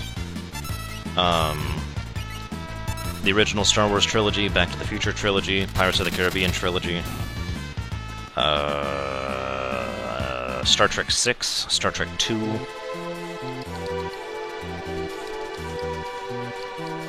Actually, there are a very large number of movies I really like. It's just, I'm having trouble remembering off the top of my head right now, so forgive me. I guess I'll go with that list for my generic. Here's my list. I'd have to actually pull up my external, which has a ton of movies on it that I've pulled from DVDs and stuff, in order to really give you a list of movies I like. I don't really like esports that much, Big Chunk. Which I suppose is ironic, because in a very technically sense of the word, I am actually contributing to esports, but whatever. I do understand the technical aspect of esports. Like for example, StarCraft 2 is a good example of that. I actually do understand what they're doing and how they're doing it. As I've said before, I know how to play StarCraft 2 to win, I just don't like doing it. So, I do find it interesting, but just not interesting to watch, not my thing. Formula 1. The reason I like Formula 1 so much is it is a massive... actually, I'm making a P, if you're paying attention, sis. And if you're asking why I'm making a P, then you don't know me very well. See? Also because these are the only squares that are actually desert around here. I didn't say I didn't like esports, I just don't like watching it. Well, okay, that's actually not really true. It's more like I don't have time to watch anything, so I don't. That's really what it comes down to. I also am the kind of person who doesn't really get entertained by watching things in general. It's part of why I've kind of stopped watching television in general in the last several years. Anyways, Formula 1 is interesting to me from a technical perspective. There is a ridiculous, absolutely ludicrous amount of technical engineering, mathematics, just everything. I couldn't even begin to summarize it. There is so much that goes into Formula 1, to getting those cars out, to racing them, to functioning them, everything. And so I find it absolutely fascinating, and I love keeping up with it and trying to predict who's going to do what where and all that. It's just interesting to me. Last year, especially 2012, was one of the best Formula 1 years I've seen in a long time, since Mario Andretti was still racing. Chrono Cross. Honestly, Chrono Cross I didn't like for basically every reason with one exception. I really liked the overall plot of Chrono Cross. That probably sounds weird when it comes down to it, but the sheer complexity of the actual plot and the massive level of manipulation that Balthazar was doing in order to make all the events of the game that were to happen, I find that fascinating. But I hated the gameplay, I hated the combat, I hated the graphics, I hated the music, I hated the characters, I hated the dialogue, I hated the 7 billion characters, none of whom actually have any characterization. Yeah, I just... nothing else about the game appealed to me. So, I know several people who really enjoy Chrono Cross, and that's awesome. I'm not saying Chrono Cross is a bad game. I'm saying I couldn't stand Chrono Cross. Please try and keep in mind there is a difference in that statement. Also, I don't like Dark Souls either, so I mean, it's not like I'm weird for having weird tastes here. I mean, come on. It's pretty common. I also really do not like Yasunori's Mitsuda style. To give you another example, there's a game called Xenogears you may have heard of, which I've actually never beaten. I never actually beat Xenogears. But I did get quite a ways into it, just past the sewers, actually. When I got to, well, okay. The reason, no I'm not, sis, sorry. I just didn't feel like typing just yet. The reason I'm trying to think how to explain this, because I'm, like, losing my train of thought. Come on, train of thought, come back. Okay, there we go. I'm with it. The thing that really bothered me most about Xenogears, more than anything else, is the music. And you probably saw that coming, but I actually had to play a large chunk of Xenogears on mute. Now, I will also freely admit that part of that is because of the fact that... Hang on just a second. My sis is talking to me.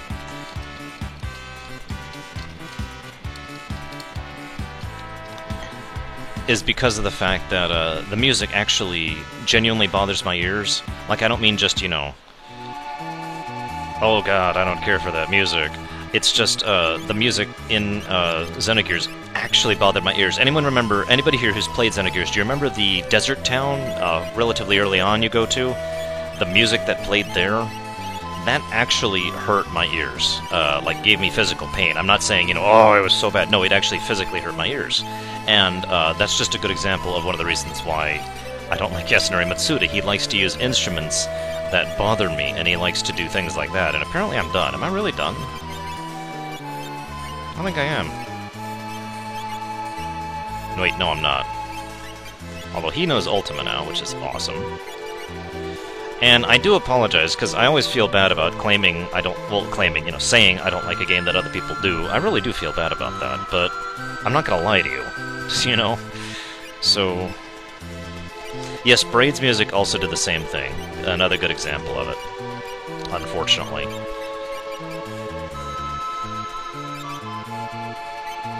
Actually, I agree with you, Gawa. Harmony of Dissonance did not have, it had very unusual musical choice, instrument choice in my thing. I actually do have very strange ears, yes. I'm also tone deaf, go figure.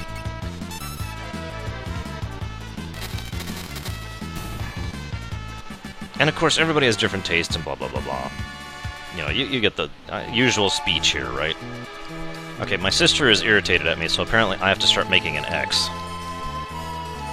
Which is funny, because this is going to be really weird.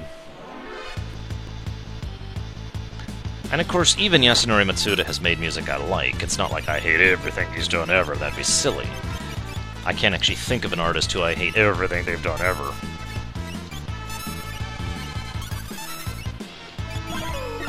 So don't think I'm being like, oh, he's the worst ever. It's just the main games I've heard him do is just like, no thank you. And Xenogears is probably, Xenogears and Chrono Cross are probably the biggest examples of that. And I feel like I missed something about Dark Souls about there. What did I miss? Okay, I've decided to stop doing an X because it's too much of an effort. I'm gonna go back to doing a P.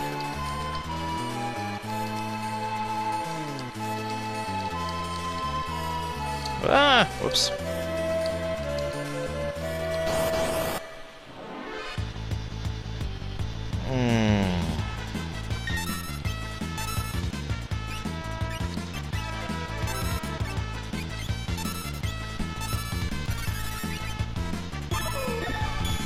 Am I the only one who has absolutely no idea what Certified is talking about?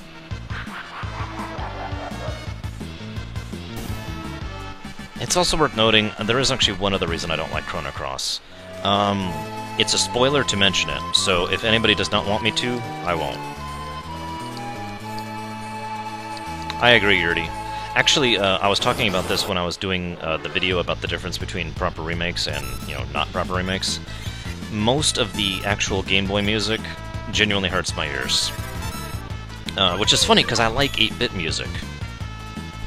But, I have no idea who any of those people are certified. I don't listen to normal music at all, so I really, genuinely have never heard of any of that. But yeah, I won't mention it if nobody wants me to. It does have to do with Kid, yes. It also has to do with its connection to 1. Why does he not have an Esper? Damn it, pay attention. Almost done, guys.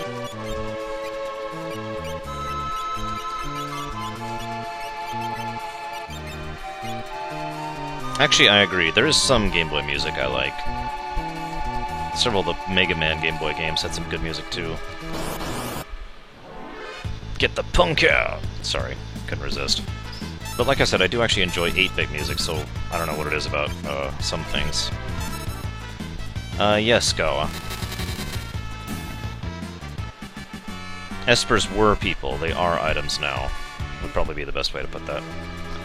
No, I did actually name it after Midna. Well, okay, you guys named it after Midna from Twilight Princess. No, I have not, although there is a sort of way around it, Last Wolf. It just kind of sucks. Whoops, whoops. Actually, this is it. As soon as he learns Ultima, we're done. Wait. Yes, as soon as he learns Ultima, we're done.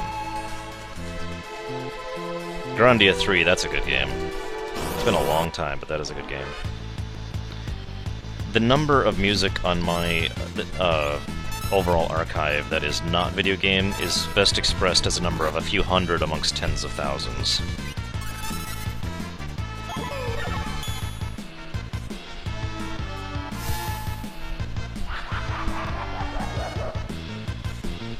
Almost done.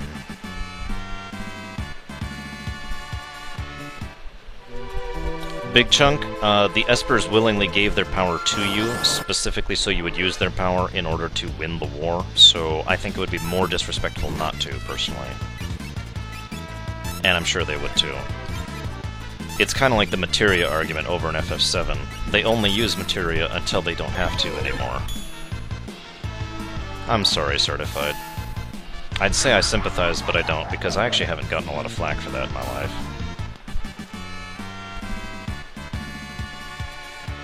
I'm just kidding. I actually do sympathize. I get tons of flack for that. There was a guy at work who actually once specifically told me, I forget how he put it, but he literally said, I don't listen to real music. And I was like, well, what do you mean? And he wasn't being facetious. He literally meant video game music is not real music. And I was just like, wow, dude, okay. Whatever. You can keep asking me questions, by the way. I'm still doing a little bit more leveling. Like I said. I mean, Rory, you know what I'm saying, right? I mean, you just don't know what real music is. Or something. I don't freaking know. I can't even emulate that kind of person.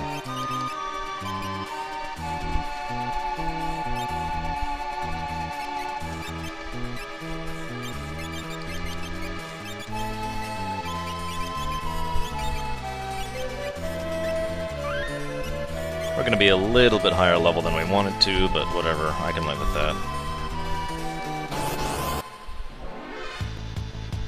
Oh yeah, you're right, Rory. Steve's voice was never that deep. I want somebody right now to go to the internet and look up Moogle cookies, and then link that to Ojunix. By the way, are you guys okay? I'm getting a little bit of breeze on me, and that's kind of on purpose because it's really hot right now. But if it's getting on the mic, I can move, because I don't want you guys to be hearing... Yes, Steve was the name of the guy who was making fun of me for not listening to real music. Thank you, Last Wolf.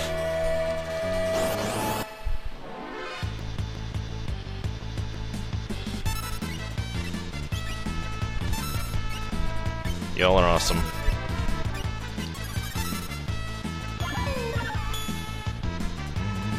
I'm actually gonna click that link myself, because I'm kinda curious. Steve's voice, God. I still use that phrase. I haven't known that guy in years. I mean, literally, I have not interacted with him in years, and yet I still use the term Steve's voice to this day.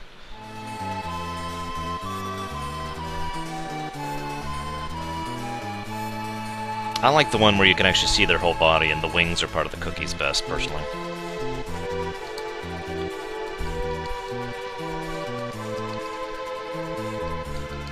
You got it, Juggle Boy. Hang on, let me get into a sauna really quick here and die!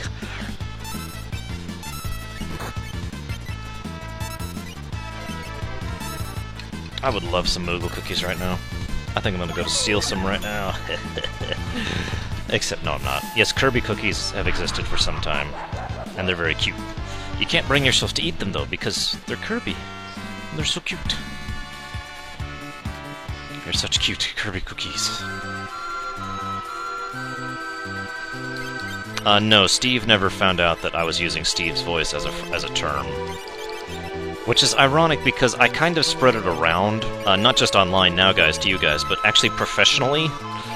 So, like, after he left the company, we kept using the term Steve's voice at NetStandard, and then several of our customers started using the term Steve's voice, and it just kind of started to spread, and I always kind of wondered what it would be like if someday Steve actually encountered someone who said, "Oh yeah, well, why don't you tell me it's Steve's voice?"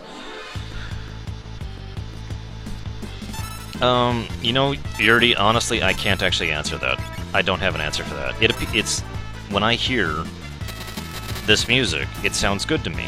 When I hear music that's played by a band 99% of the time, 99.9% of the time, it doesn't sound good to me. I don't have an answer for you.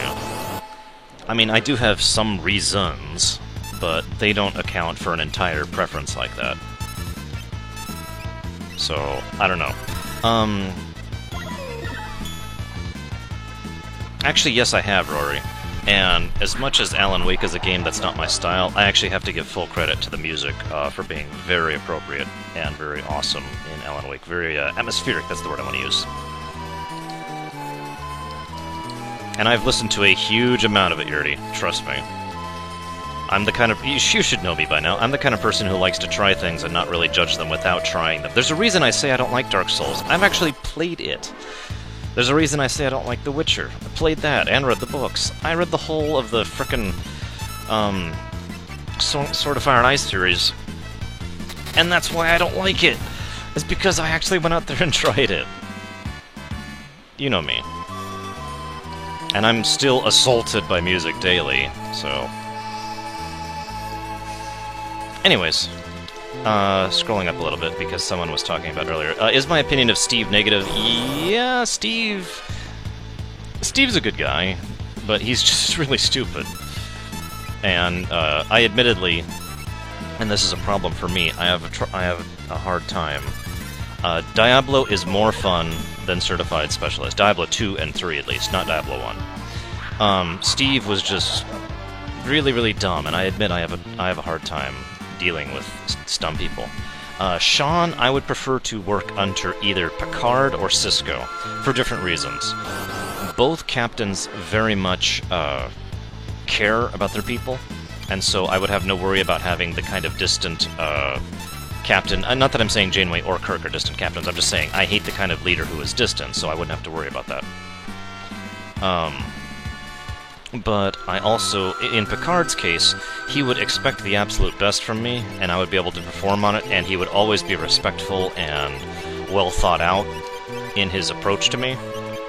And in the case of Cisco, I know for a fact that he would go completely out of bounds and almost get himself killed, possibly actually get himself killed for my sake, because he cares about me that much, because he would be willing to go to bat for me, in other words. And I would be willing to go to bat for him. Season 1 Picard doesn't really count. I'm sorry, it just doesn't. If you look at TNG, there are literally 2 Picards. There's Season 1 Picard, and then there's Picard. And you know I'm right. Meanwhile, I apparently am in the... hang on. Apparently, I'm in a pit now, guys, but it's okay, because I can still talk to you from the pit of eternal failure, so... At least I can still stream down here, which is kind of cool. It would be nice, though, if Certified could drag me out of this pit, because it kind of sucks.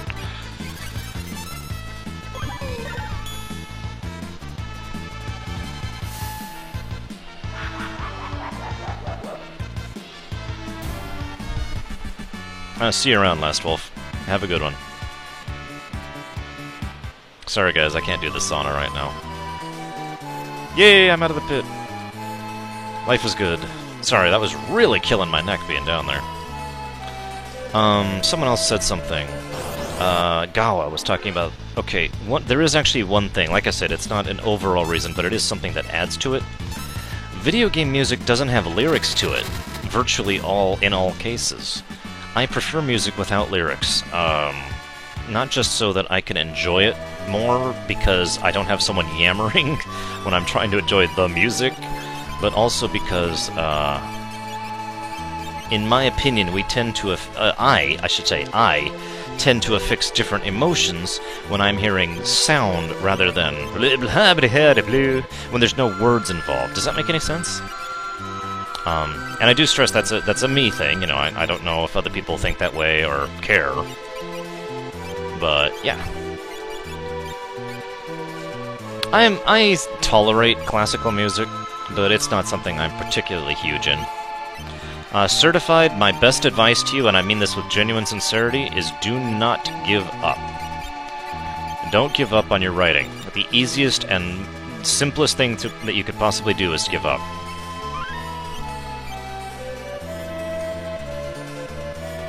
Not really, Gawa. I'm just not a huge fan. Alright, let's do the Tower of the Magi, and then we're actually going to try something a little bit differently.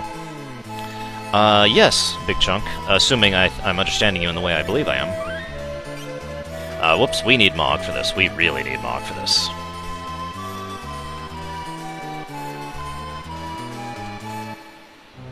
I agree it's a good song, it's not something I listen to regularly, you know what I mean? It's not saying I'm like, oh, I want to listen to that again. There is a difference between I like this and oh, I want to listen to that again, if you follow me.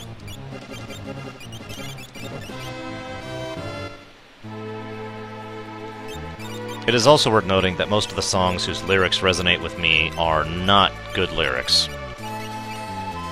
Some of you guys have probably heard of a band called Evanescence, which, has several lyrics which, let's just say, make a little bit too much sense to me, and we're going to leave it at that.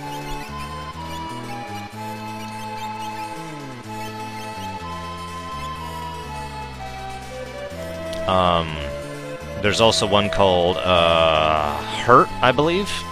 I don't remember who did the original, and I don't remember that Johnny Cash did a cover of it. My Empire of Dirt. Those are certainly lyrics that, resonate. 9 Inch Nails, thank you.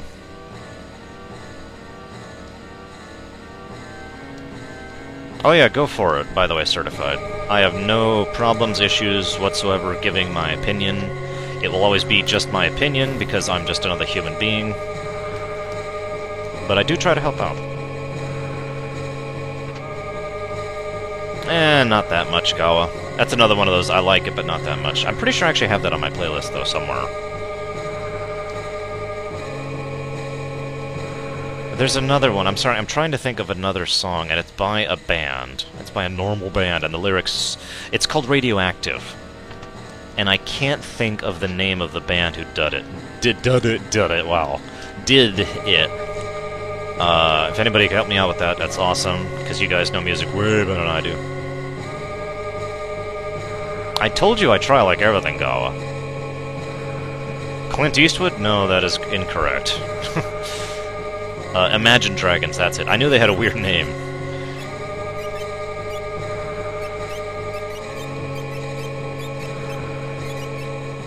Alright. Radioactive is moderately recent, I believe. Feel free to correct me on that, because I'm not that... Just YouTube Radioactive, and you'll probably find it. It's quite easy to find. As you can see, all we can do is magic. But that's okay. Yeah, it's quite recent, apparently. More recent than even I thought. As usual, we are in a hurry, so... Vanish Doom!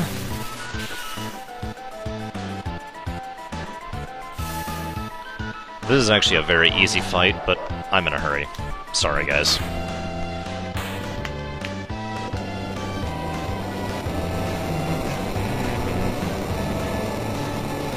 Speaking of which, I will be skipping the optional bosses in Kefka's Tower.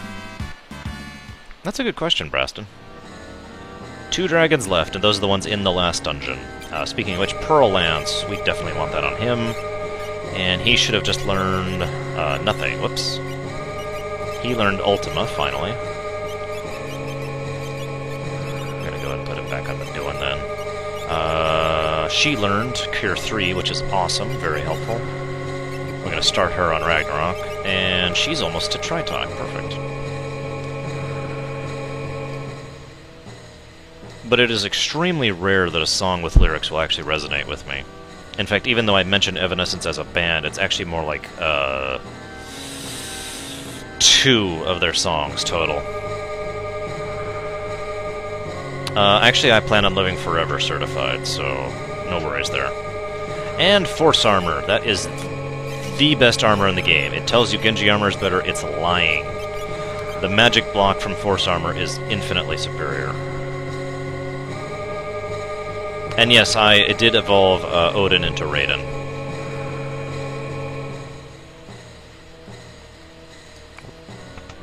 And Gembox, which actually we're going to use for this next fight.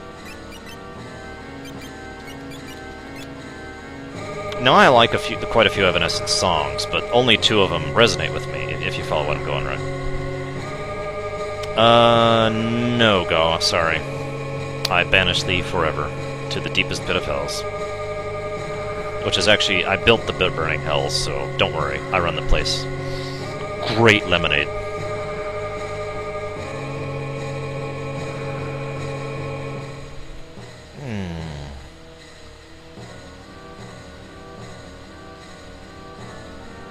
Come on.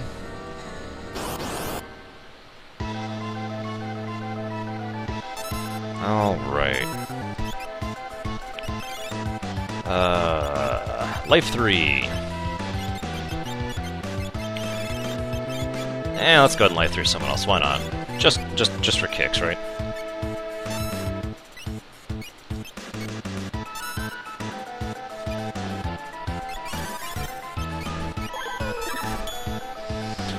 Oh, right. That trick doesn't work on this guy. I actually forgot about that. Damn, I'm gonna have to kill him legitimately. Ah, gosh, what a pain. Oh well. Unfortunately for him, I do know another trick. Oh no, pain. Except not. See, you can berserk him, and then he'll never cast again. It's actually quite funny. So, do I have scan on anybody? I guess we could just find out. Let's just find out. Fire! Or does fire do any damage? Yep. But I'm not going to do that on him, because I have Ultima on him. And I would be an idiot for doing anything other than Ultima. Because I've got this thing called Ultima. And it's called Ultima! Ultima!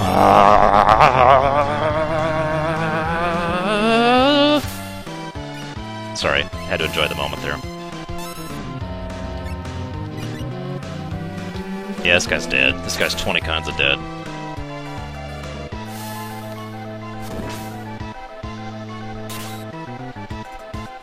Yeah, there are actually several ways to get away around his last attack. You can do the jump trick, you can do the kill all his mana trick, you can do life 3. I think there's another way, I just can't think of it right now. Feel free to jump in and say it if you remember it. Ultima's awesome. It's one of my favorite looking spells in the whole game. Actually, that is my favorite looking spell in the game. You'll notice even though he's berserked, he still does it. And you'll notice it does... Oh yeah, I'm sorry, there is a fourth way. You can just have enough HP to survive it, which requires you to be about level 80-ish. Now, fun fact... There's no way to use any escape items. The only way out of the Tower of the Magi is to walk all the way back down again. Try to picture this without the Moogle Charm for a second. I mean, on the way up is bad enough. But then you you beat the boss from hell, who there's only like 4 ways that I know of to get around his scripted Ultima kill. And then you do this. All the way back. And I've done it without the Moogle Charm too, Juggle. That's one of the reasons I know just how bad this is. Oh, you didn't, Rory? Yeah, Life 3. I actually use that as a term nowadays, in D&D and fantasy writing, that kind of thing. You know, someone is Life 3'd, or I got a Life 3 this situation. A way to pull back after you've already died, basically, or already lost, or however you want to think of that. Oh my god. I would do it because I'm strong enough to do it with this party, but screw that. This is a speedrun, and I am now done with everything except for Death Gaze. Doom Gaze, Doom Gaze. So, angle a bit to the right. Now, if I don't encounter him once I've looped around, I'm actually going to reset to save time. I think I angled a bit too far to the right, actually. Or to the left, I'm sorry. So, we're just kind of relying on luck, actually, at the moment.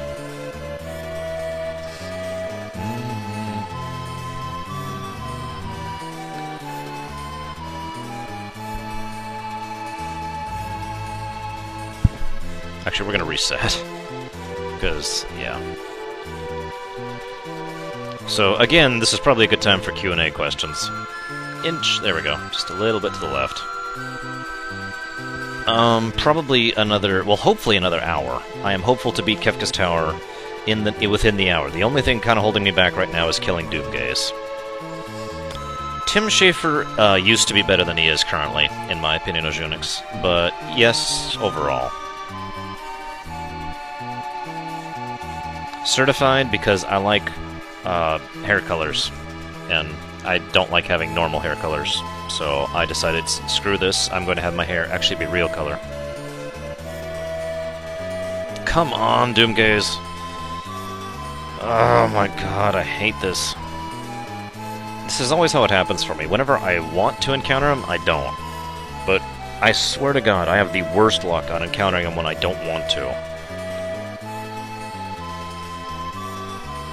Yes, that was because the owner of the company was a horrible person. I shouldn't say it like that. He was really worried about us having, you know... No, okay, Ojunix, you're thinking in the wrong direction. I think Psychonauts was great, but some of his more recent games, like, what's that damn car-based RTS he had? I don't actually remember the name of it off the top of my head, but that wasn't nearly as good. Anyways, the owner of the company was really big on, oh, we have to keep this certain image for the after-hours crew who never actually encounters any human being in their life except for the guy relieving them. So you can't dye your hair. I finally started dyeing my hair when I stopped caring about my job. I haven't actually looped yet, Gawa. There it is. Thank you. Brutal Legend, that was it. We're going to use the Doom trick. Without hesitation. That kind of sucks, but okay. That doesn't actually affect anything. If the Doom trick doesn't work, that's going to affect something, so just in case it doesn't work, we're going to go ahead and get him right back up. Yeah, I remember that too, certified. Because, you know, people apparently don't know how you blonde bleach before you die. Anyways, answering Hylisk's question. After you rescue her in the cave, she just goes exactly where she goes otherwise. You actually hear about her ending up in G-Door. And then you go to G-Door and it's like, hey, there she is! And you get a message about it and everything. Bahamut! There we go! We're ready, guys. It's time to beat the game. Not even kidding. Let's do it.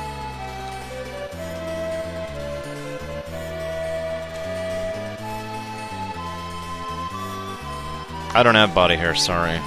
Like, I mean, obviously I have some, but not really. Now, I gotta remember how to do this properly. What did I forget, Big Chunk? Wait, why would you know I forgot anything? You don't even know what's going on in this game. I have 43 minutes to beat the game properly.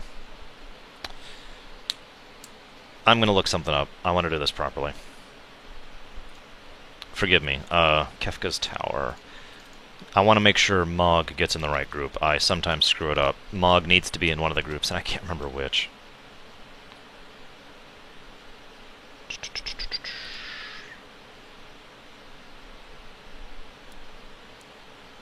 I'm not getting any of the treasure in here, by the way. I don't care. None of these matter to me at all. I will not be fighting any of the optional bosses whatsoever. Do not care. At all. Okay, so this is not helpful. I need the paths. Does anybody know a good site for showing who's in which path? I thought this had a thing. Let's just look that up generically. What do we got here? Strategy Wiki. What do you got for me?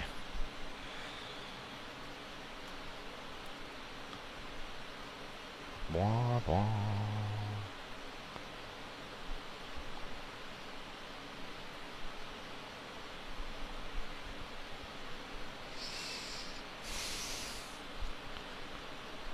You know what? I have a good place to look this up. Let's go to Speed Demos Archive. Because he actually mentions in his strategy, I believe, strategy, for speedrunning FF6, how she did the party split up, specifically, because that's a huge deal when planning the speedrun. Yep, here we go. Kefka's Tower. Tower, I gotta say it right, Tower. Group 2 is the one that needs Mog, and Group 3 is the one that needs Setzer. That's exactly what I wanted to know. 2 is Mog, 3 is Setzer. Let's do this, guys. 43 minutes. Let's do this.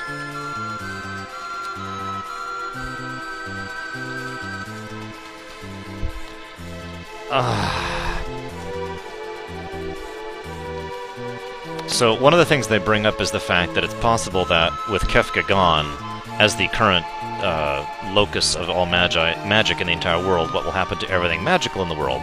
Strago answers the question easily. All magic will disappear from this world.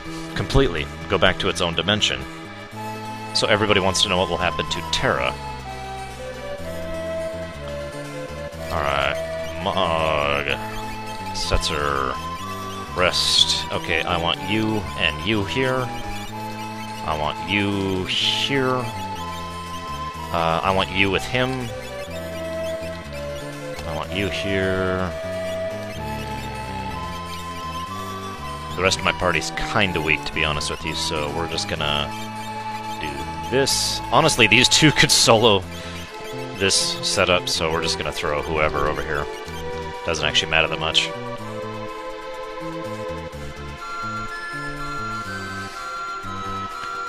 If you guys remember, I had really bad luck when I was doing this in my solo character challenge.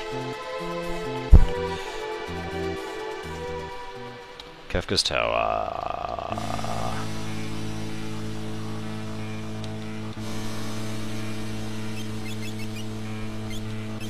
Making sure he has the Moogle Charm, which he does. Not even going to check everyone else's gear, not yet. I might get a couple of treasure chests on this group, but I won't be doing it on anybody else. None of it is worth the time. Oh, whoop, whoop. Actually...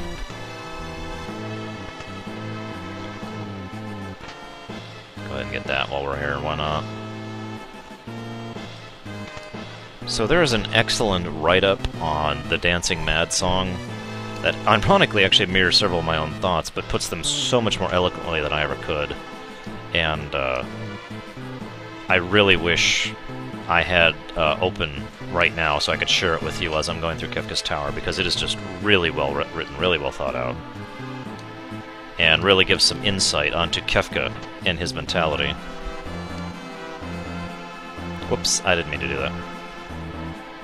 Come on, I'm kind of in a hurry here.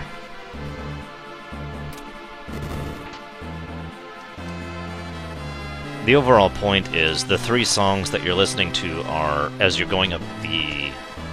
Yes, those are searchlights. I forgot there was a dragon on this fight. Okay, apparently we do need a check gear, so let's do that real quick. I want you with a earring. Look up, just, the thing, God, brain, Dancing Mad Analysis, I guess, would be a good way to do it. And you could probably find it that way. I don't know why I'm even bothering.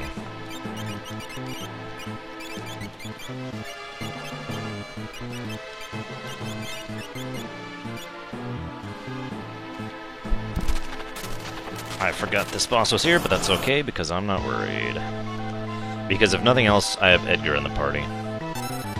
Yes, that's right, Edgar is my key to victory.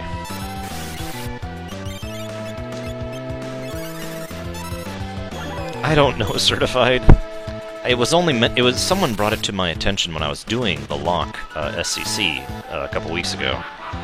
And I read the whole thing. It was rather extensive and amazing. Well, this death animation is going to go, I'm going to look it up. There, found it. Very first link I found. Here's your link, guys. Bam. Whoops. Oh, shoot. I just closed the chat. Hang on a second. Didn't mean to close the chat. Hang on. Whoops. Wrong button. Come on, come back, chat. I'm wasting time. I hope you guys can still hear me while I'm being an idiot. There we go. Bam. There we go. There's the link. But the part right at the end for Tier 4 is the part that really resonated with me the most and really speaks to Kefka as a character.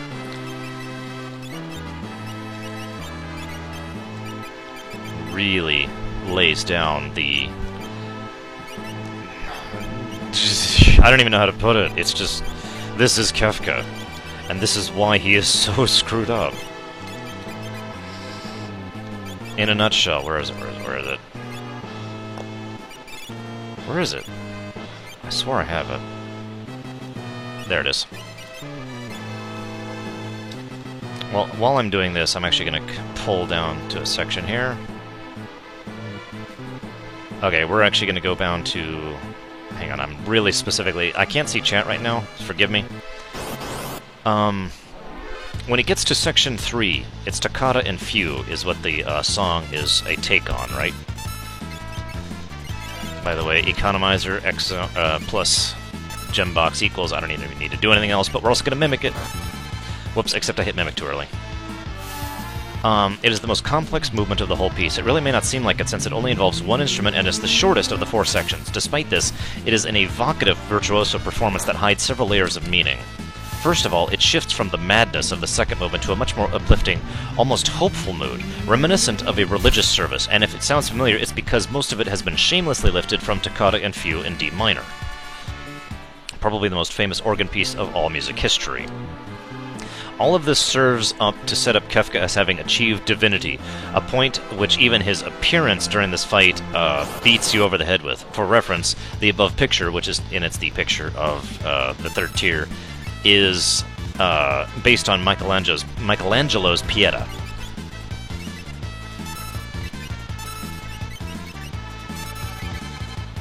However, instead of playing this all straight, all of this is religious symbolism as a mockery.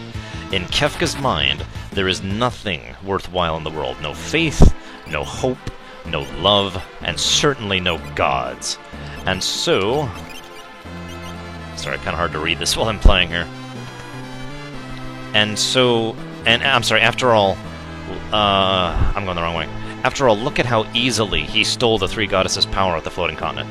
He's displaying himself as this enlightened being and trying to hammer home the fact that everything all the heroes are fighting for, everything they hold dear, is worthless if he is the most powerful being on the world. The mere fact that he is the most powerful being in the world, the mere fact that he is their supposed savior, proves him right.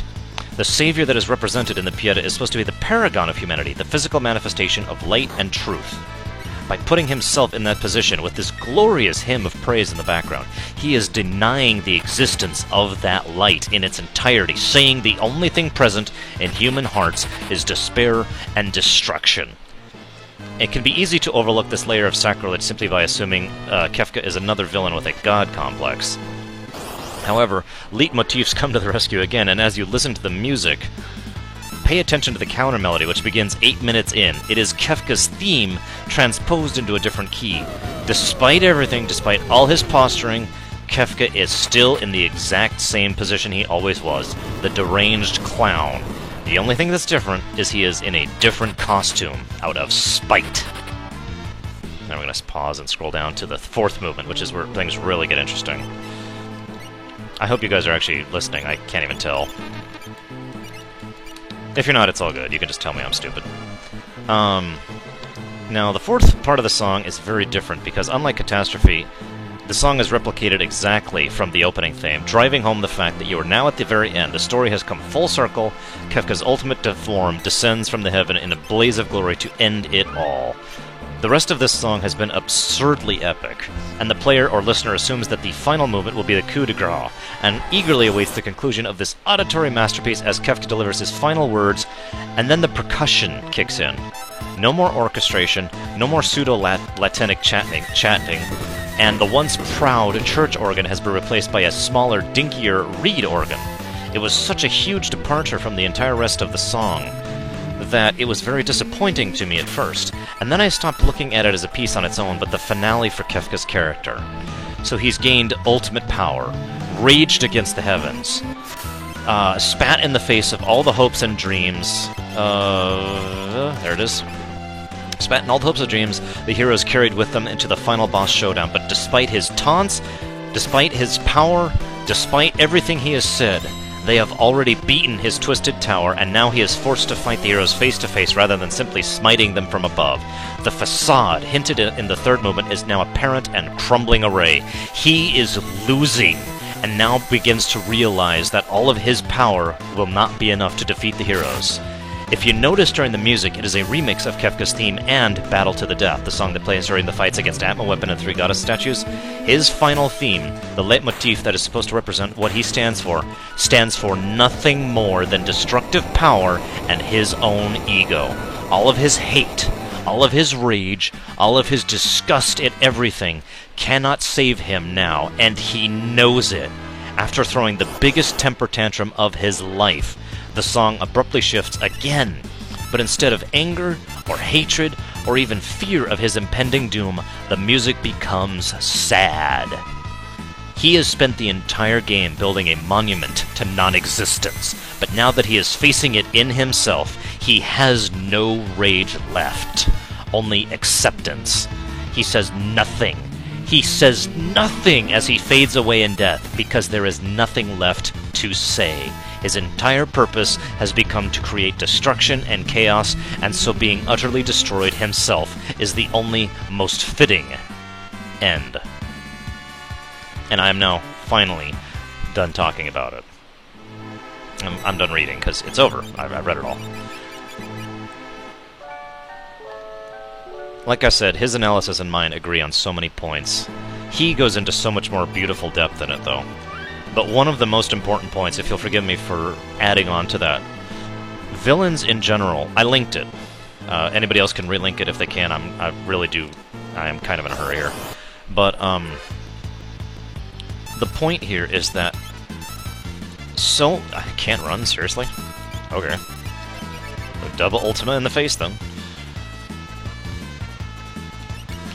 The point here is that so many villains of so many games, even non-RPGs, have a last stage, a last phase, a last something. They say something. They have final words, whether it's denial, or rage, or hate, or, you know, just, this cannot be, or maybe this is finally my acceptance. And Final Fantasy itself is absolutely no exception to that rule. Final Fantasy has always had the villains who say, you know, I will never, you know, Zeromus, the Cloud of Darkness, Mateus. All of these villains have always been like, rawr, there is, you know, I will continue on, there will be more, you haven't seen the last of me. Kefka is the exception here. Kefka says nothing. Kefka says absolutely nothing as he dies. And that, I think, is ultimately the final caveat, the final piece of the puzzle that is Kefka as a character. When at the very end of everything, and there is nothing left, he simply dies. No speech, no rage, nothing. Just the end. And Rory is actually correct. Sephiroth did as well. Not except in Advent Children, but whatever. In the game, Sephiroth did as well. And that is just incredible in my opinion.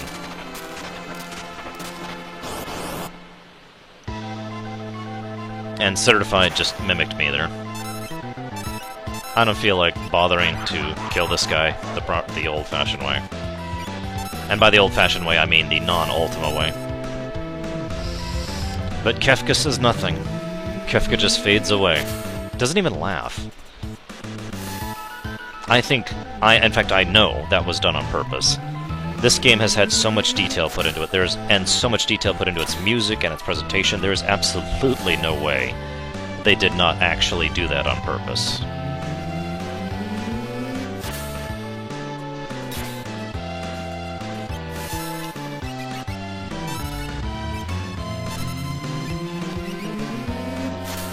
Just die, Skull Dragon. Maybe I should have just doomed him. Oh well.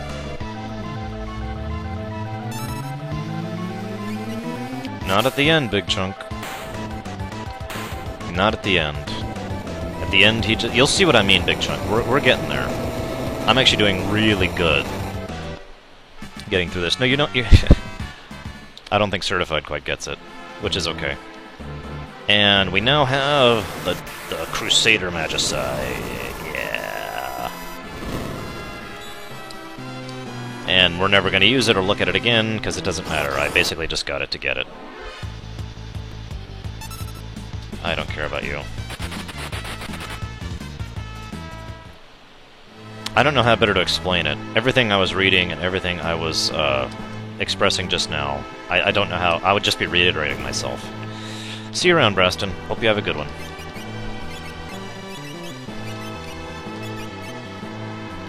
Alright. Most of this group is going to be leaning on Celes, which is okay. I think we could make that work. Crusader Magicite, just to look really quick, teaches you Murton, Meteor, and Murton and Meteor, or I'm sorry, Murton and the Crusader Magicite itself, whoops, both hit you and the enemy. Just a second. Whoops, didn't mean to get rid of the Moogle Charm as well. Yes, Celes is actually my second heavy hitter, and I've basically been I told you I was doing this. I've been setting up the entire game to be my second heavy hitter. What is up, Gala? Fire away. No, I will not be showing you what Meteor looks like, because I kind of already have when I was dying to the dudes. Ice, I think? Go for it. Guys, if anybody doesn't want a question about Vincent, she's about to ask one and I'm about to answer it. Just so you know. So turn your eyes, avert your eyes! Damn it, not ice. Yes, I do, Gawa. Because the experiments that Hojo did on him were pretty extensive and pretty long-standing, and I don't think he's just going to get over those, if you know what I mean. Now, I just realized I had something screwed up. Nope, not screwed up, just still working on it. Whatever, let's go, let's go... let us go. And hurry up through. I really don't want to fight you. You're just in my way. Ugh.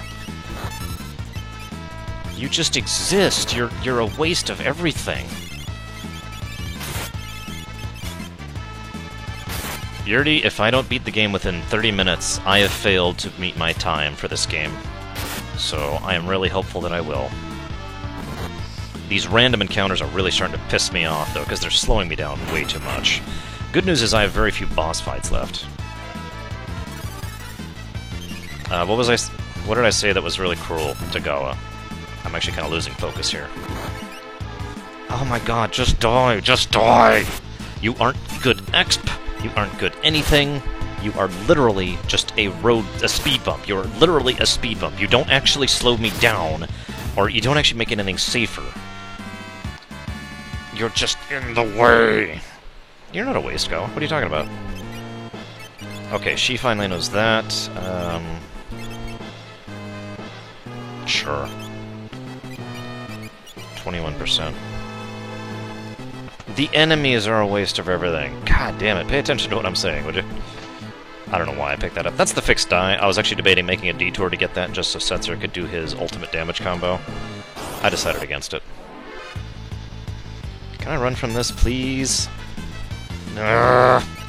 God damn it. I hate you all.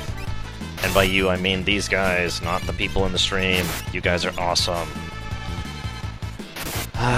What artillery thing? Oh, you're talking about in the background. Yeah.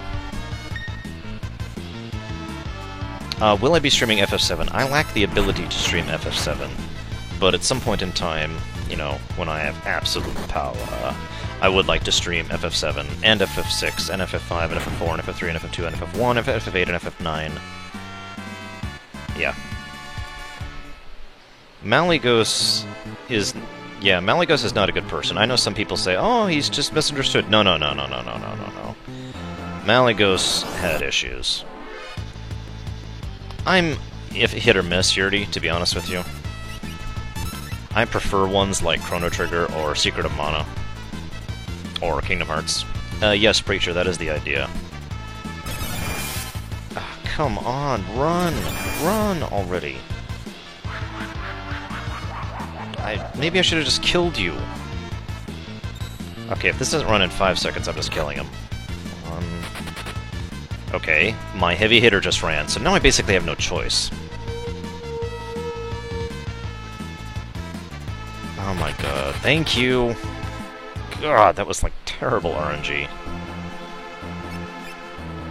I like how they do it in Pokemon a little bit better than other games, by the way. That's just me personally. Am I in the tall grass? No. Good. I know FFs could be said to be like that as well, but not really. Up. Can I run from these guys? Yes. Honestly, these random battles don't actually bother me that much, despite my complaints. The only reason they bother me right now is I'm in a hurry. I am speedrunning. God, why do you think it's so amazing when I get the Moogle Charm and it's like, run! Earthbound did it excellently as well. Very similar to the Secret of Mana method / Kingdom Hearts method / etc. method. Realm always waves. She's like, hi guys! Realm and Umaro have my favorite leaping into battle animations. Realm comes in and is like, hi! And then Umaro does his like, thing. Okay, I don't remember which way to go, so whatever. Here, watch. See, Umaro's like, and Realm's like, hi.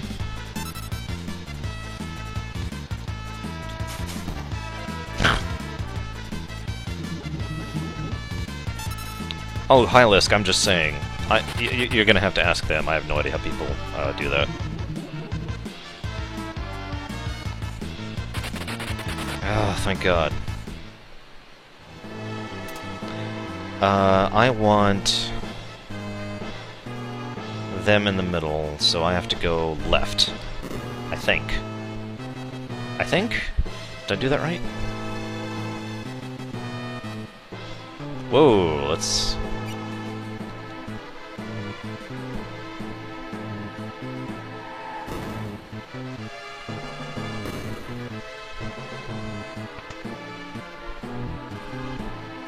And yeah, it is. That's basically how they do it in that. I really probably should have bought a third pair of sprint shoes. A little bit of poor planning on my part. Yep, I did it right.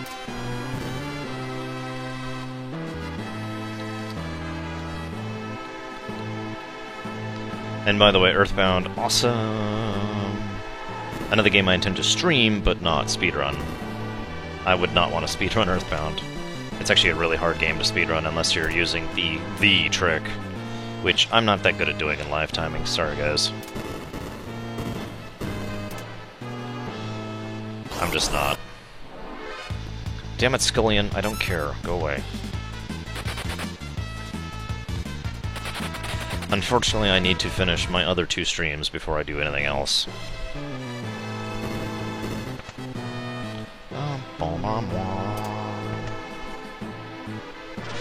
So, you guys completely missed this, but there are several points in the game at which you can physically go to an area you're not supposed to go to. Anytime you do so, this guy is there, the Guardian. He was the ultimate weapon of the Gestalian Empire. And, basically he was invincible anytime you fought him any other time. But now we get to fight him for real. And yes, he is actually pretty cool looking, the Guardian. He's this giant Super Doom mech of Doom, as I like to call it. I'm also going to wipe the floor with him. He has the second most HP of any enemy in the game, only beat by the last boss himself, actually. Even the upcoming Magi don't have as much HP as he does.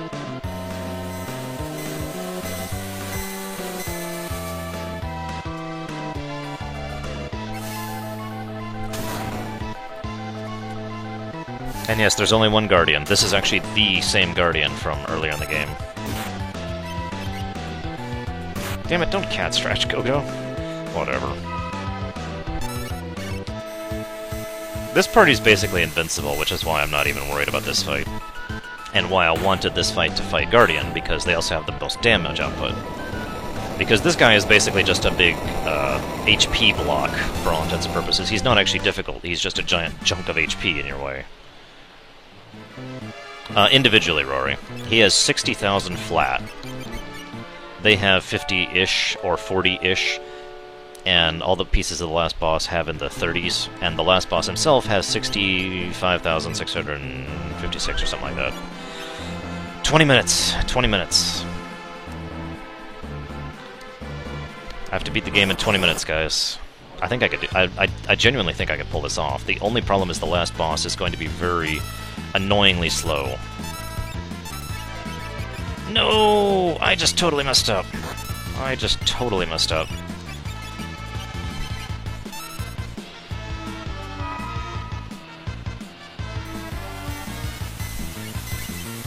Might as well have Gawa do her thing.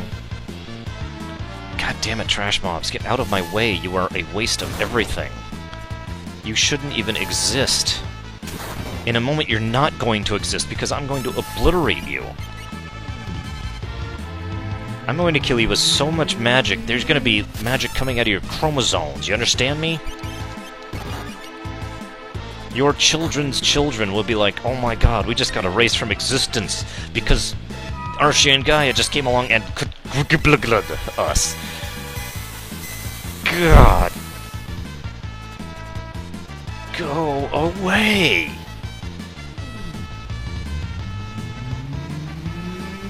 God, I hate you all. Yeah, exactly. What children? That is the correct response. I'm not even going to heal. I am not even going to heal. I'm just going to crush this bug. Like the bug it is. You, Ultima. You, mimic the Ultima.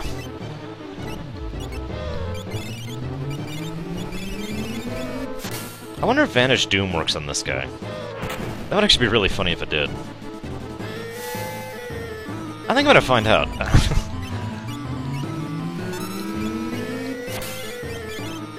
Just because I'm curious.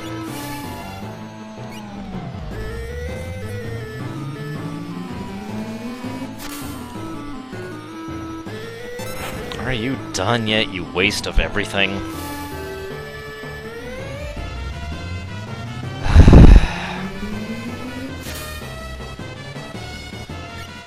Alright, first we're gonna try and kill it with X-Zone, and then we're gonna try to kill it with Ultima.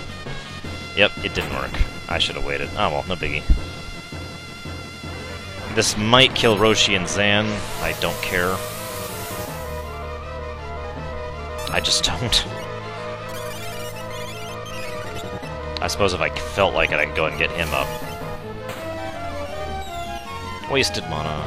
Doesn't matter. Yes, this is my favorite looking of the three Magi. Why don't you go and get some Cure on?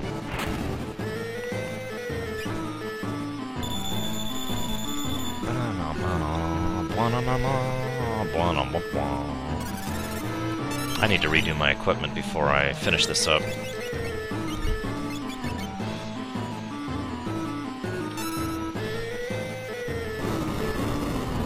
Oh no! An attack that doesn't hurt at all. Holy crap! I've never actually been killed by that before. When did I save last?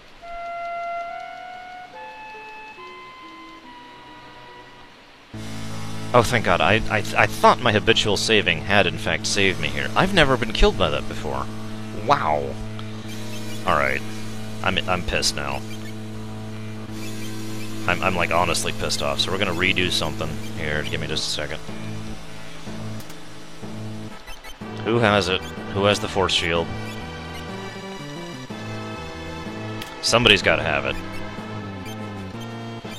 Where the crap is the Force Shield? Or can he not equip it? There it is. Yeah, that was very eating my words, admittedly. So you see what the Force Shield is going to do to my magic defense and my magic block? Yeah. And, we're going to go ahead and...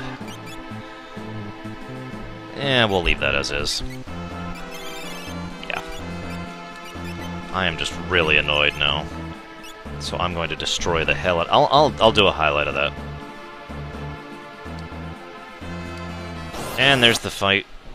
Let me run, let me run. You can't run away because screw you. And screw your couch. And screw your couch. Screw you and screw your couch. Screw your couch. Screw your couch.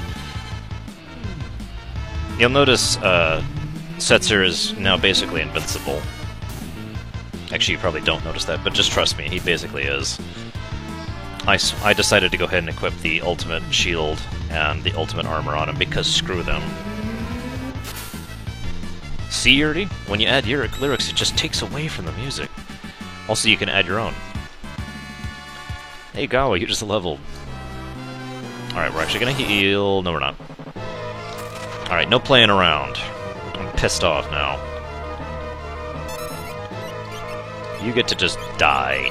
No games, no tricks, nothing.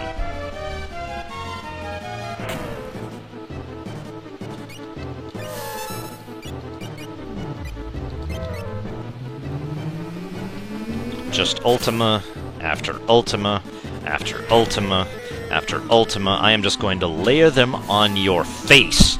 And you're just going to see this endless cascade of blue and white, constantly erupting from your eyes as I rip them out of your skull!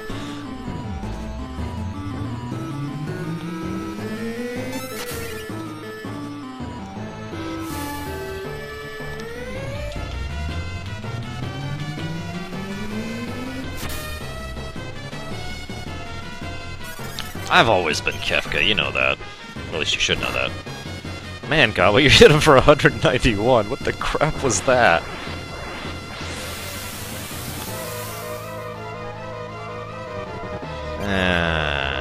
Much as I hate to waste time. Sorry, guys. I'm sick of this disgusting, pathetic world. It's time to destroy it all. Everything must go. Everything must die. But it'll be okay in the end, for I am the Queen of Blades. Also, consequently, Gawa is basically invincible, too.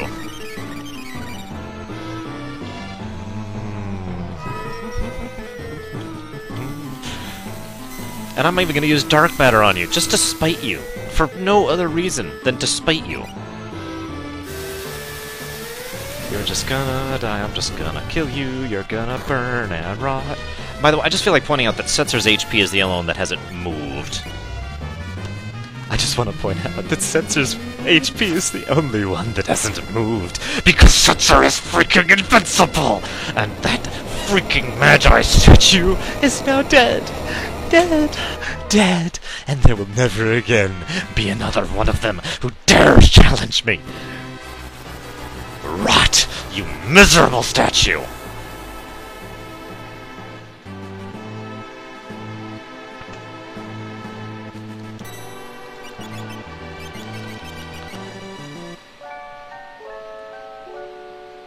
I will show you all the power of destruction. Where's my timeout?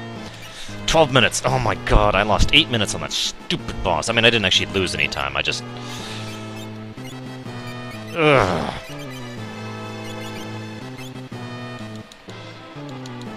I'm pretty sure I still win certified. All I had to do was stop. All I had to do was start, trying. Alright, Midna, I need you to put on this sprint shoes. Thank you. Go, go, go! Now, the rest of these fights, ironically enough, I'm actually kind of worried about. That was the one fight I wasn't worried about. The two fights, I should say, because Setzer had to fight two bosses.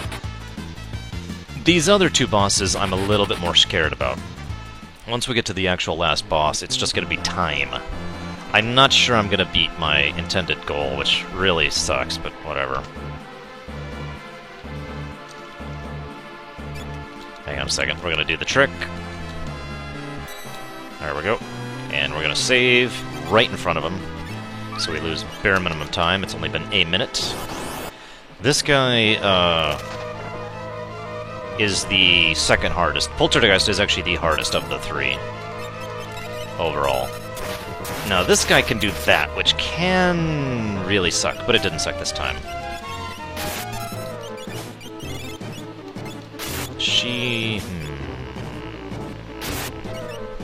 Damn it, Gawa. It is all Gawa's fault. If I didn't have to level Gawa, I would have made this under the 12-hour limit, like I wanted to. But no. I'm still messing with you, by the way. Would you stop that? You know what? I don't even care about you anymore.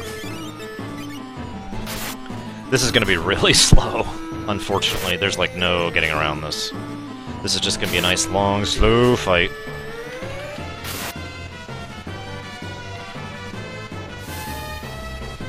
You can feel free to make fun, guys. I am not posturing on this fight. This guy might kill me. Not only am I worried about losing, I'm worried about losing because... I'm worried about this being slow. Fortunately, unlike the other party, which is basically Setzer and then the other guys... hey, Rory. Welcome back. This party has a diverse number of damage sources, so I am doing a pretty constant stream of damage to him. But I also have no heavy hitters in this group, which kind of sucks. You'll notice my heavy hitters are hitting for 3,000 instead of, you know, a lot. Like 999, like Setzer is. Oh, don't do force field. Don't do force field. Okay, good, good. That's great. Thank you for not getting rid of Bolt.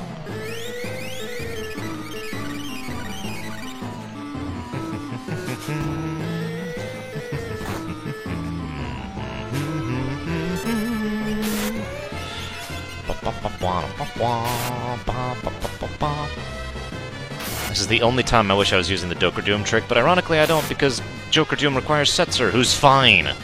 Setzer is my heavy hitter. Oh god, he put on Reflect. He put on frickin' Reflect. I cannot believe that garbage. Okay, that just screwed me up really bad, and I'm about to take a bad hit. Let's hope I live through this. Okay, good. That's right, she has the Thunder Shield on, thank god.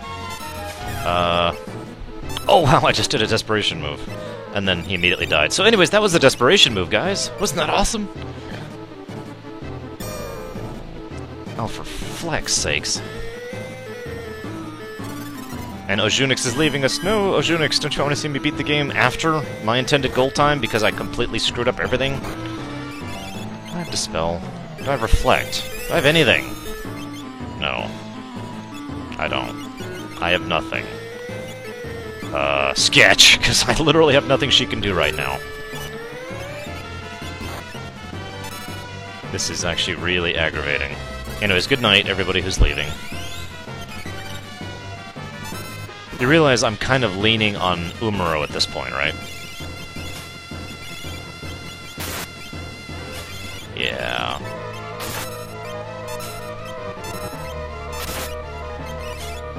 Do you... Yes, you know Reflect. Oh, thank God. You know what? You also know Haste. Let's do that, shall we? Uh-huh.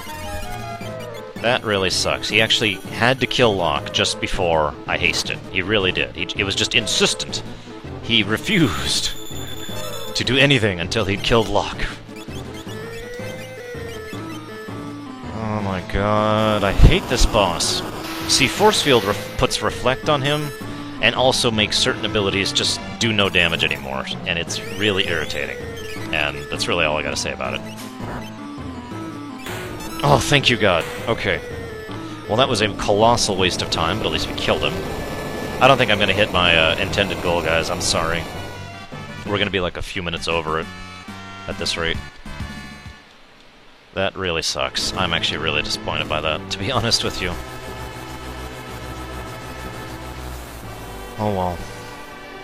Yes, Umaro was basically pushing me through that fight. I freely admit it. That's actually part of why I put him in this fight. Umaro is a great wild card. He doesn't hit hard, but he hits very reliably.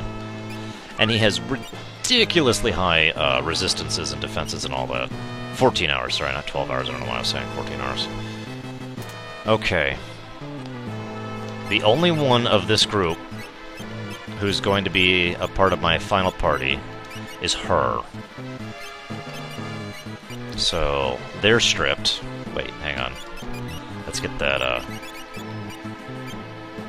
I'll go ahead and leave him like that. Actually, no I won't, no I won't.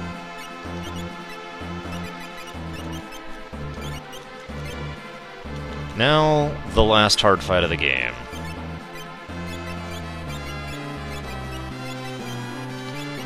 I'm actually genuinely worried about this fight, to say the least.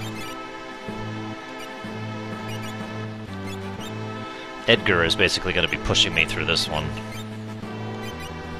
I was hoping for 14 hours, but there's no way in hell at this point. I can't beat the game in 6 minutes. The last boss alone will take 6 minutes, just because it's such a long, slow fight. And I still gotta fight this twit. Did I save? I don't even remember. Whatever. I actually lied. Sabin will be useful as well. Because of this. Which will actually do pretty decent damage, as you can see. And you're gonna just be hasting people, because I don't actually have a good use for you. I don't actually have a good use for you, either. Let's just do your thing.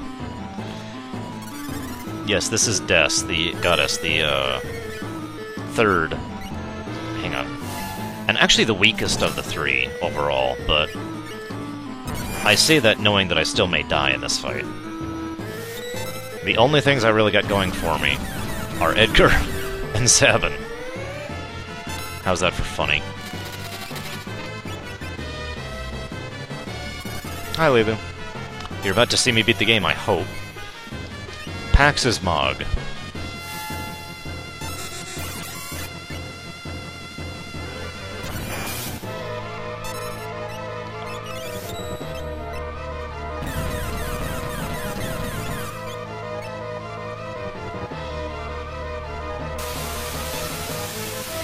I don't even know why I'm trying to do damage on these two. These two really should just be healing.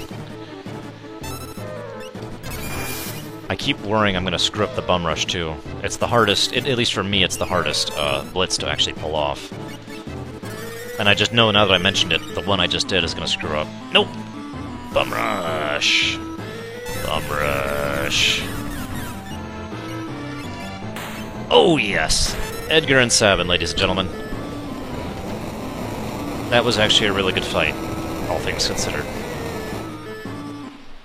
I wasn't layering Ultimas on his eyes until I ripped them out, but, you know, it was good. Okay. Come on, come on, come on. Cutscene, oh my god, what's going on? We should probably save just in case. Just in case. 4 minutes. That actually took me 2 minutes. That's actually really good. Now...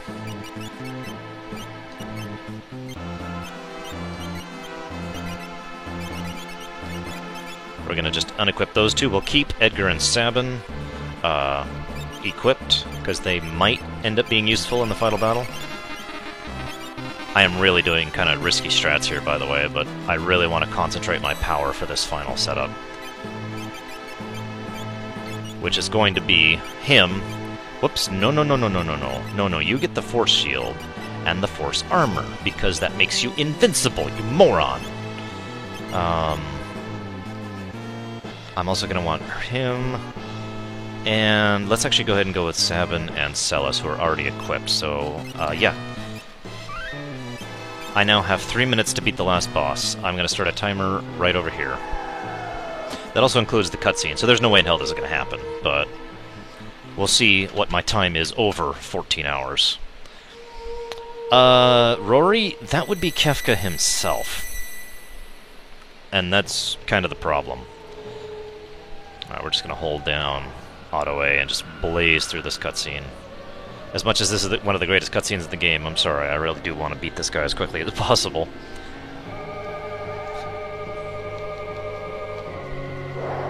Welcome, friends. I knew you'd make it here, so I've provided some suitable entertainment for you. I've tapped into the ultimate power. Observe. Oh, such magnificent power. You are like insects to me. I will exterminate everyone and everything. I will destroy everything. Why do people rebuild things they know are going to be destroyed? Why do people cling to life when they know they can't live forever? Think of how meaningless each of your lives is. It's not the net result of one's life that's important, it's the day-to-day concerns, personal victories, and celebration of life and love. It's already been 2 minutes. No, yes, 2 minutes. And have you found your joy in this nearly dead world of ours? Yes. And then every single person mentions what it is that they have found in this world that is worth keeping going for. I know what love is, and I have learned to celebrate life and the living. It is my dream to build a kingdom which I can guarantee freedom and dignity. I have come to experience anew the love of my brother. I have met someone who can accept me for what I am. I have a special little granddaughter, and I have a brave grandpa who will stand with me through it all. My friend's airship and her love. All my friends are here. My friends, whoa! And Kefka actually considers your words and then just doesn't get it, and is like, this is sickening. You sound like chapters from a self-help booklet. Prepare yourself. Now, for my next trick, I will make you all disappear! And so he starts unleashing his power full tilt to literally destroy the planet. He's been holding back all this time, but now he's just going to destroy everything.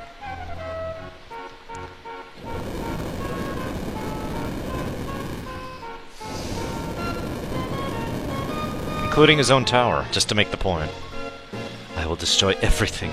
I will create a monument to non-existence. Life will go on. There will always be people and dreams. No! I will hunt them down. I will destroy it all. Destroy, destroy, destroy! We will not allow you to harm another living thing. But what fun is destruction if no precious lives at last? Pyromancer doesn't quite get the point, I don't think. Truly, a monument to non-existence would be nothing. Alright, here we go. I want Zagmus right at the beginning, Celes as my second, Sabin and Zan. If they fall, well then we're screwed actually, but we'll get Edgar. and the rest don't matter. Actually, no, wait. Yes, they do. There we go. Now the rest don't matter.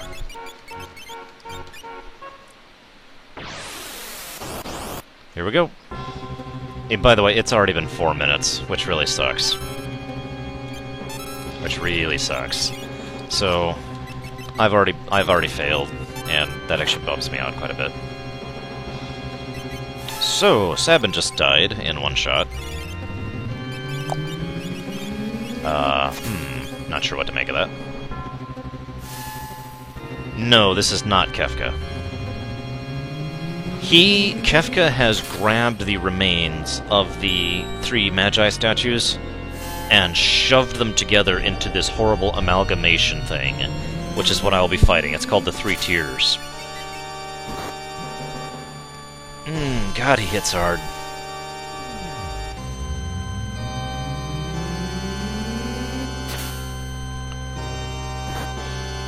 I failed to hit my 14-hour goal. I've literally already failed it. Tears, the second one, Wrath. Yeah, whatever. Can we get Go-Go up now before he gets removed from existence, please? Please? Yeah, this is effectively Kefka's other tower, like Gawa says. Come on. So the funny thing is, it's very possible Setzer will solo this entire final boss fight. That's not a joke. But I'm trying to make this as optimal as I can. And that's bad. Okay, let's pull out some Life 2 fun, shall we? Unless I'm already too late, which I might be. Please don't be too late. And I'm too late. Sabin and Go-Go are gone. They just got absorbed into nothing. Well, now we're going to have Edgar and Chewie, a.k.a. Rory.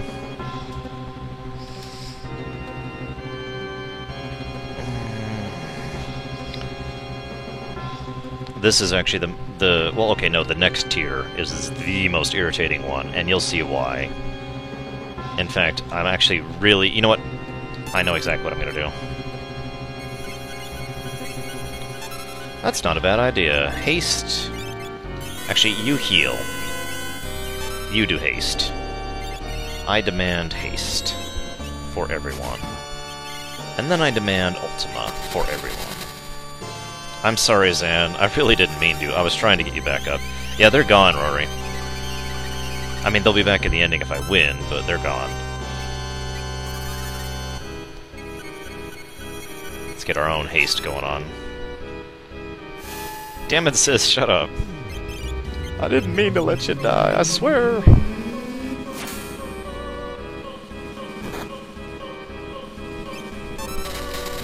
So Celes is permanently on hold as of this moment to be a healer. Because I'm going to need it for this and the next one. In fact, we're just going to... No, we're good. Okay, that we might need a heal for. We're just going to go ahead and queue it up. Oh, wow. Of course, I keep forgetting how invincible Setzer is with his current gear setup. He's not actually invincible, you could wear him down eventually, but his double ultimas will kill you long before you kill him. The only thing that can kill him right now is an instant death attack, which is what the Tier 3 thing does. And I'm really worried about it, to be honest with you. Like, genuinely worried about it. God, this fight is forever. I'm already 8 minutes in, guys.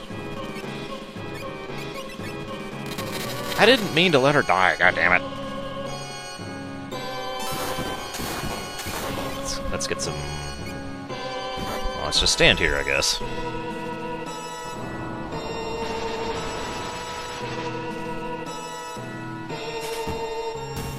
There goes another one. I love this music, admittedly. One of the biggest complaints that people had back in the day of FF6's last boss song is that it goes by so quickly you can't enjoy it because the boss is actually relatively easy, all things considered. Yeah, you missed us killing each other in Magicka. And one more time! I hope you guys don't get tired of Ultima. 'Cause I don't. Miss. Alright, we need to approach this next fight very carefully. Like, extremely carefully. Because these two guys have very little HP and basically do nothing but instant death attacks. Also, when you kill them, they automatically insta-kill 2 people. And if you're paying attention, if someone is dead when you do a shift, they're gone. So if they do an instant kill attack with their last move on Setzer, I'm screwed for the actual last boss. So we need to do this very specifically. So very first thing we're going to do is get some Life 3 going on both of those two characters. The two characters I actually give a damn about. No offense, Rory. Then we're going to heal up, because we need to.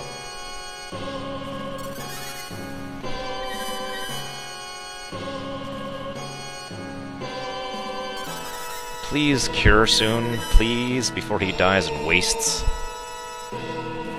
Please, thank you, Edgar. Holy crap, that was starting to worry me. Alright, now we're basically good. Ultima.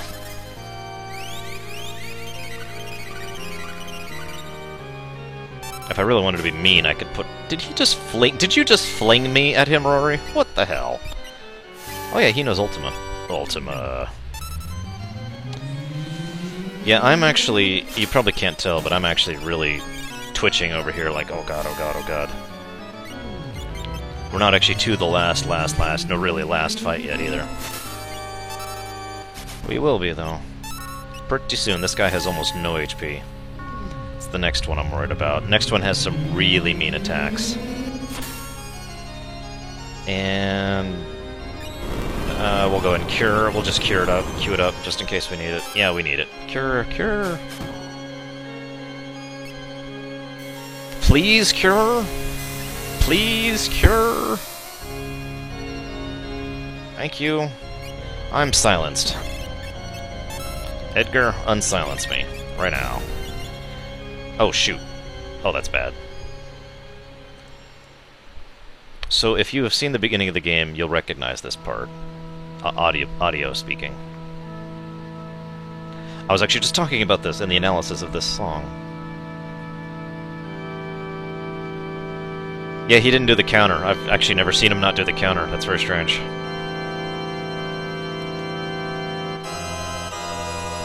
This is it, guys. Time to finally kill Kefka.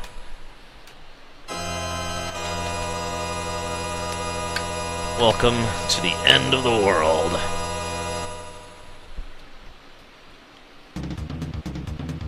Life, dreams, hope.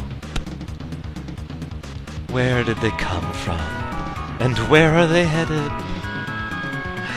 These things I am going to destroy.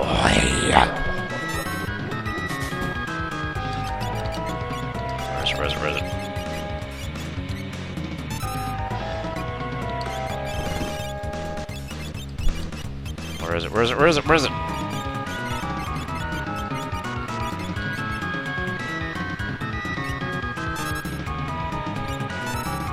on, I need Edgar's turn back. Come on, do it. I know you want to. Come on, Kefka. There you go. Good boy. This is one of his attacks, and I was actually saving that Mega Elixir specifically for this. Boom! Look at that, perfect timing. Mega Elixir. Love it. Perfect. And now I am fully ready to fight this guy. I'm basically good now, but I was really nervous about that coming out properly. X-Zone. Time to kill the hell out of this guy. No more playing around. We're actually going to get one additional Life 3 on him, just in case we need it. Never know. Safety strats, as they say. But otherwise, we're just going to kill him now.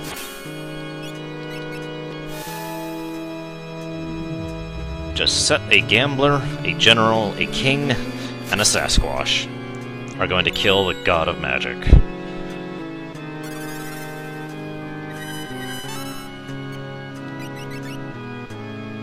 The end comes from beyond all chaos. Yes, a cool Sasquatch. That Sasquatch, he's got skills.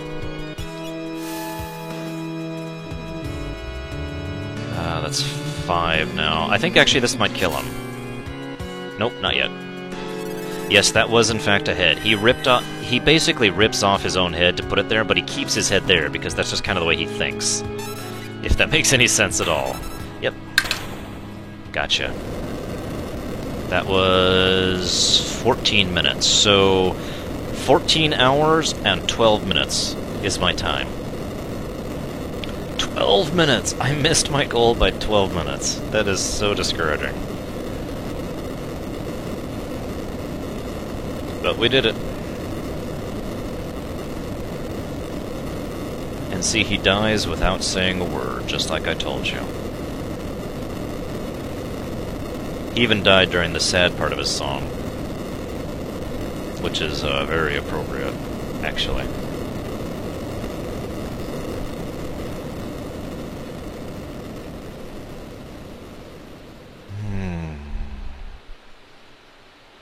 Alright.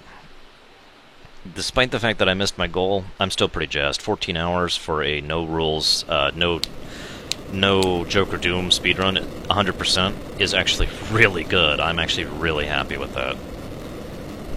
If it wasn't for the 100% requirement, I probably could cut off at least 5 hours off of that number.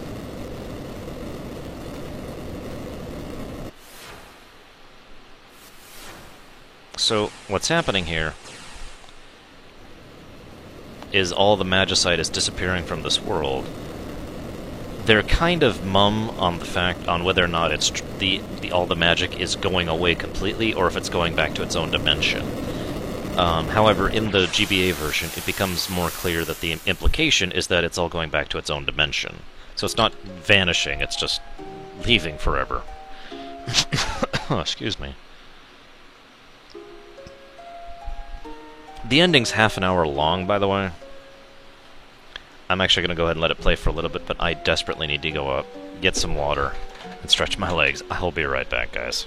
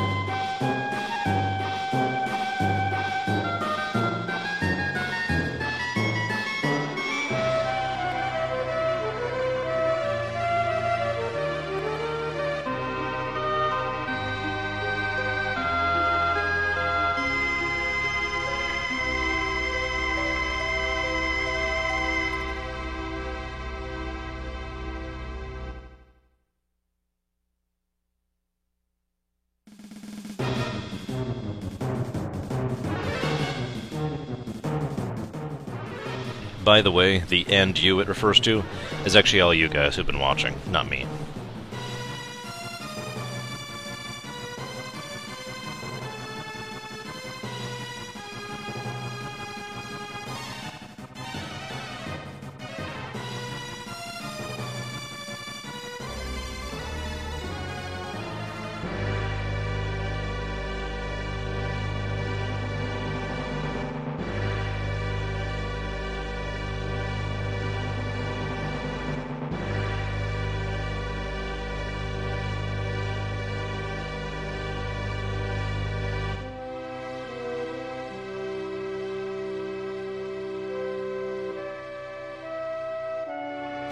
Yes, Shadow does in fact die. Excuse me. Shadow had decided that, as he said, he was done running from death, done running from his responsibilities. Shadow had believed he deserved to die for many, many years. And finally was like, well, I've finally done something good in my life. Finally done something good in my life.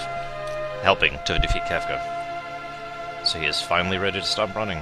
He finally managed to even the scales, in his opinion.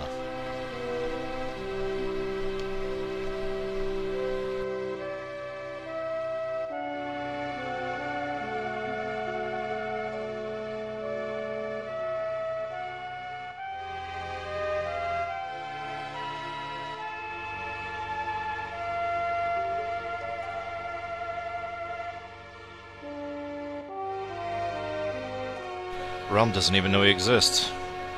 I'm not sure exactly what you mean. Realm's parent, quote-unquote, is her grandfather, Strago. And no, he didn't quite kill himself, he just stood there while the tower self-destructed.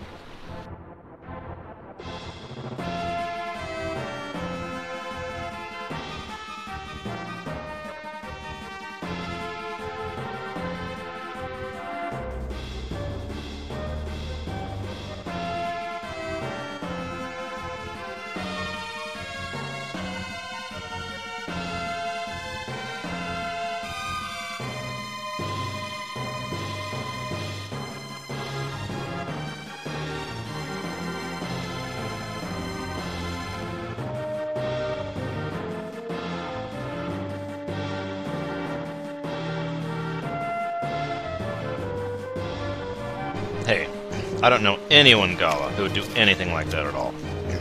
That would be abominable and horrible. And would never actually happen. Ever. Ever, ever, ever.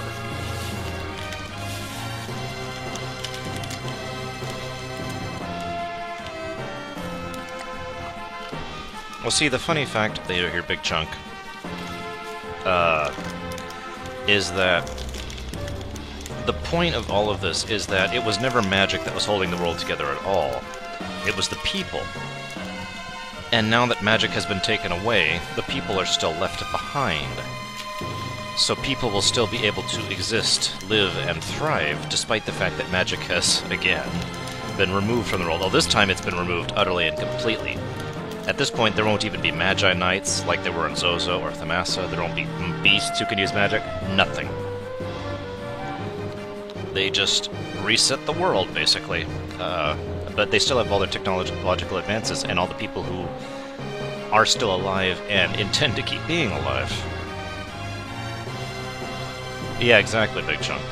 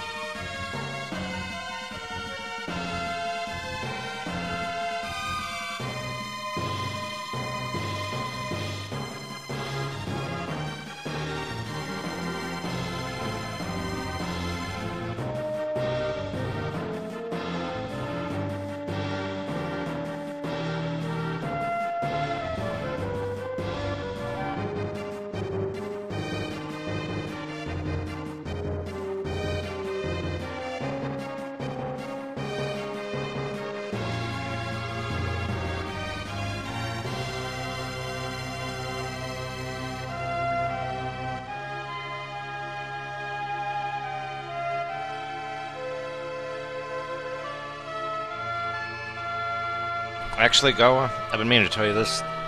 The Falcon is actually made of birdseed, so it's kind of been causing an issue.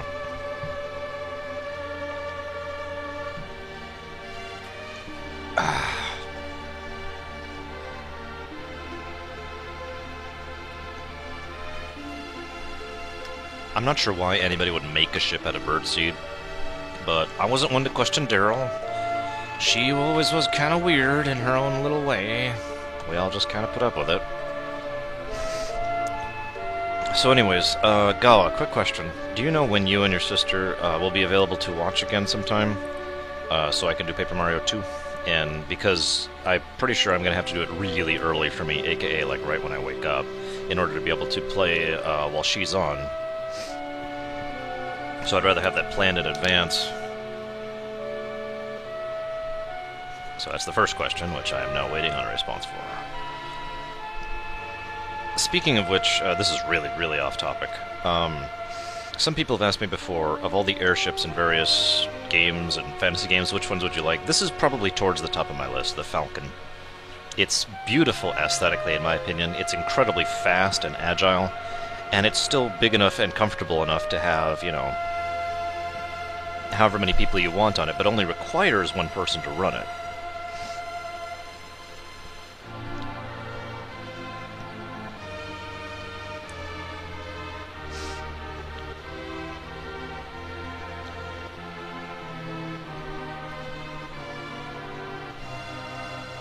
So, this is when we start to see everything that's been happening.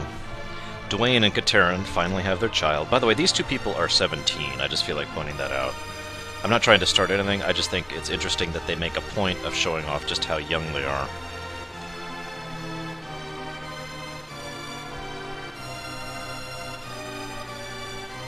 Of course, the message here is incredibly obvious. Life will go on. Damn it, Gawa, you're not helping me out here. What is today? Today is Tuesday.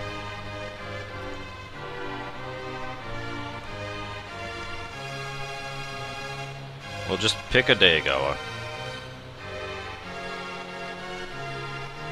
Meanwhile, in Thamasa, by the way, Interceptor got out. They're still rebuilding, well, I should say they are finishing rebuilding. Yay!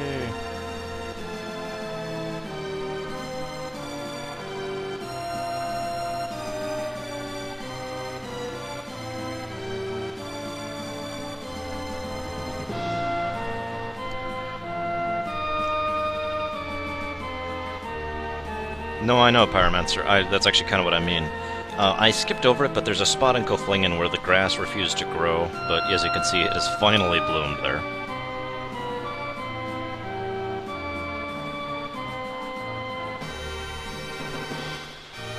The cavalry are back in Chocobo. Or, in Figaro, sorry.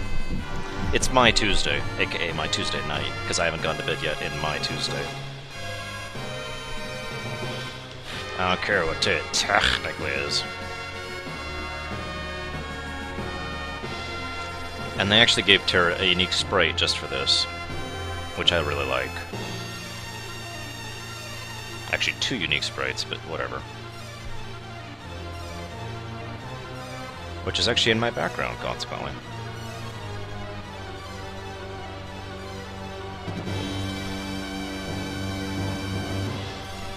I was talking over in my FF10 rumination about the idea of how much potential FF10-2 had because of the idea of a world that had been living under a degree of oppression and depression that is difficult for us as living human beings to think about.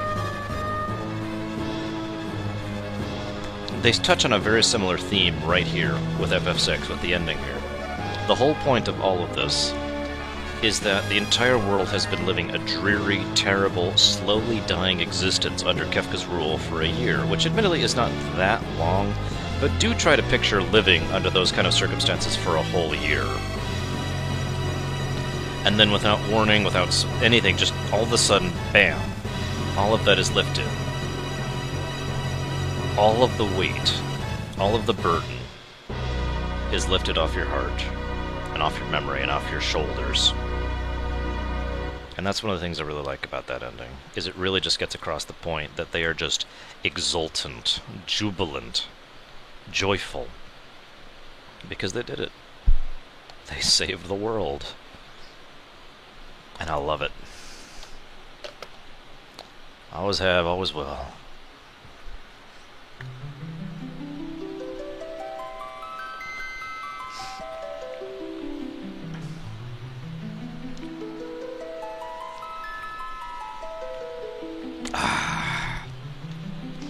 So, what time is it? Jeez, it's a little later than I thought. Alright, guys. I'm actually not going to stop streaming, because screw you. I'm never going to stop streaming. Ever. Oh, you're welcome, Big Chunk. I hope you enjoyed the story. Well, there's something I kind of want to do. Let me look at my list here.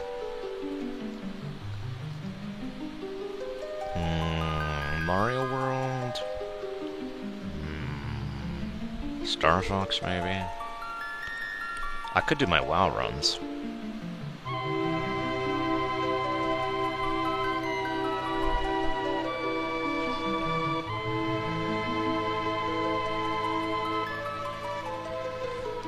You keep misspelling obviously evil, Kay. I think it's a really serious problem you have there.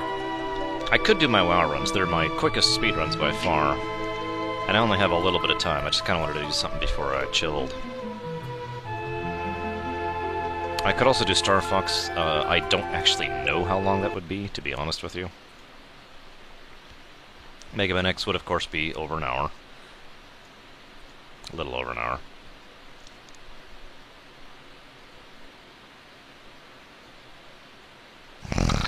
Yes, Preacher. See you around, Certified. Let's do WoW runs. Whoops, save. Which means we need to switch over here.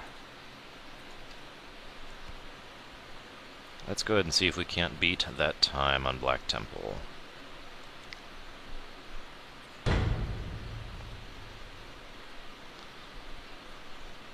Because even if I did a phenomenal time on Mega Man X1, it would still be a little bit later than I kind of want to be up tonight.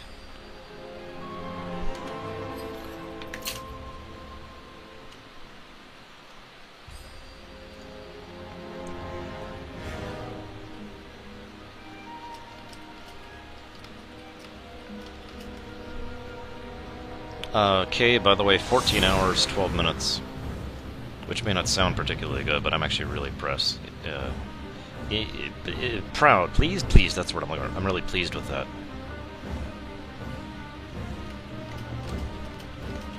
See you around, Gawa.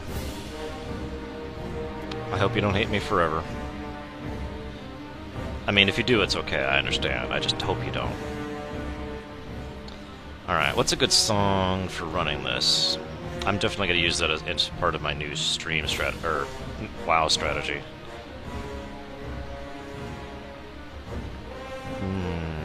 I could just use the last dungeon playlist again. What do you think, Hylisk?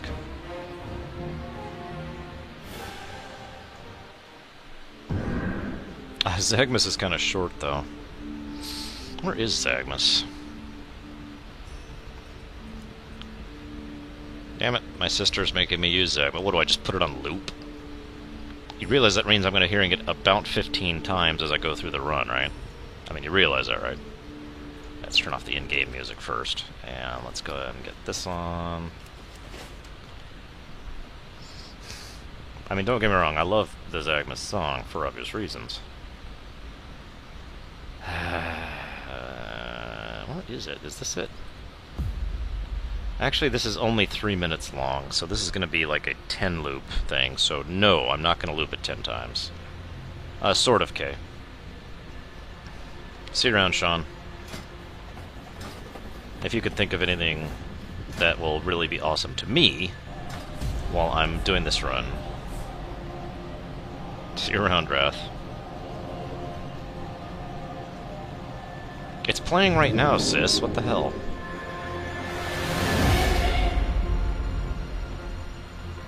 Although you're right, we should actually wait until we're in the thing. Let's go ahead and turn off in-game sound. We really don't need to be hearing me go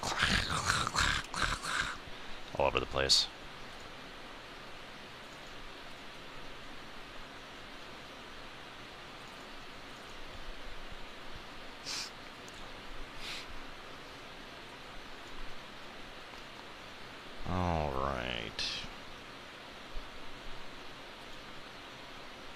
Right now we're at 32 minutes as my best time, but I think I can beat that.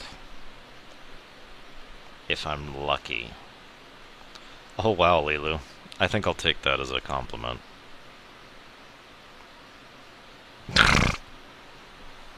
Well, Preacher, this is not the best way to judge how I play WoW, since I'm doing Black Temple on a level 90. No, this is an Undead Warrior. Ah. Oh, goodness. Alright. Let's hang on, let me get my music set up first. Give me just a second, guys. This might take me a moment.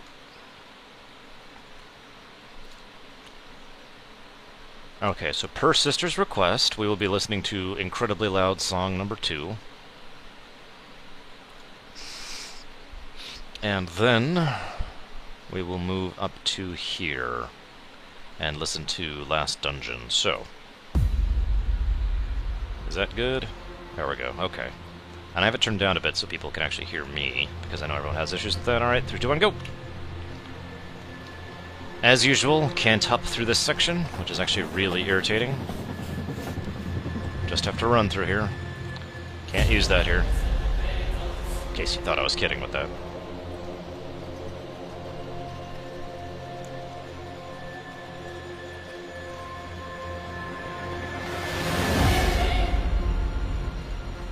Alright. Of course, Sis can't even hear the music. She demands I play this song, and then she's not even here. I see how it is. Of course, this is really loud for me. Holy crap.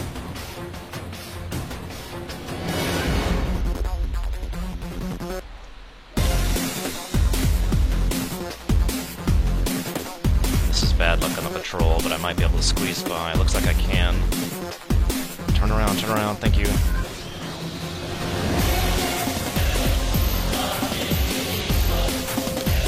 As per accordance, we're going to be using the new strats on this boss, because it seemed to be working really well as lowering my overall time last time. Which means bum-bum-bum-bum.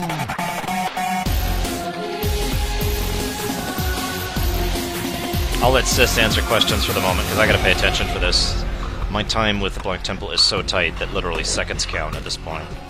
So if anybody has any questions, feel free to ask my sister, even though she's at work. Come on, come on, come on. Come on, come on, come on, come on, come on, come on, come on. Boom.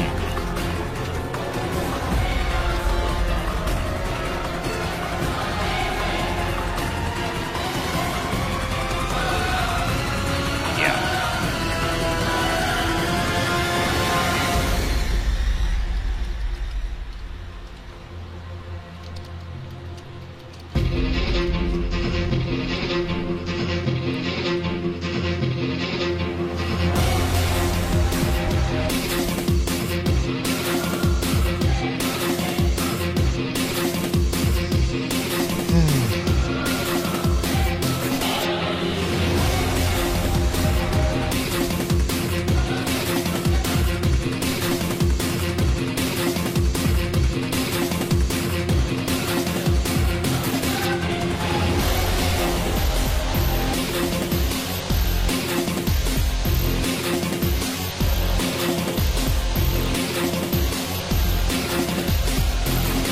Good luck on patrols. This is actually really good. And 1 minute left. Perfect.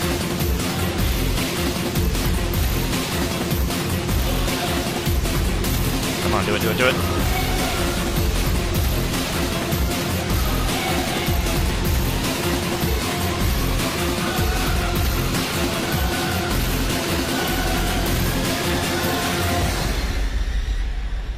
Oh, time to switch songs. I'm curious what random will pull up next while I'm fighting this guy, because I'm fighting this guy, and I can't switch songs right now. No, no, no, no, no, no, no.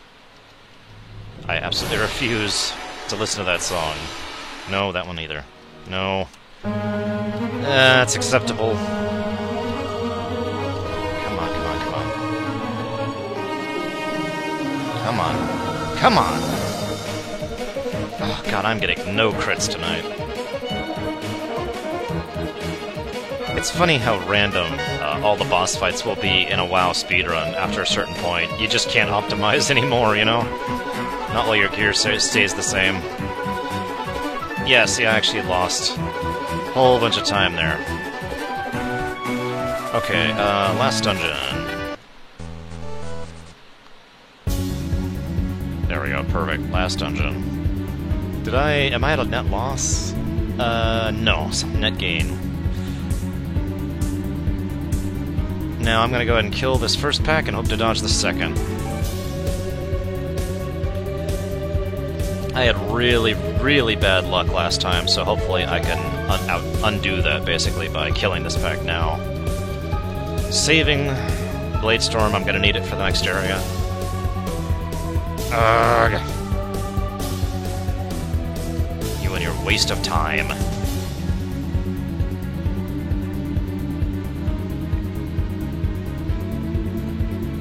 No! No! They caught me again! God, I hate this pack!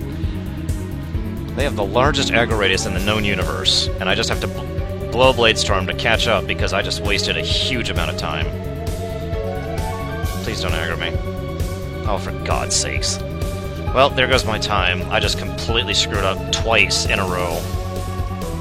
Ugh. Whatever, whatever, whatever, whatever. Kill quickly. God damn it. Let's go, Akama. Let's go, let's go, let's go, let's go, let's go, let's go. Let's go. So yeah, the Ashtung have ridiculously huge aggro radiuses. Actually, it's pretty much just the Primalists. I don't feel like 8-bit right now.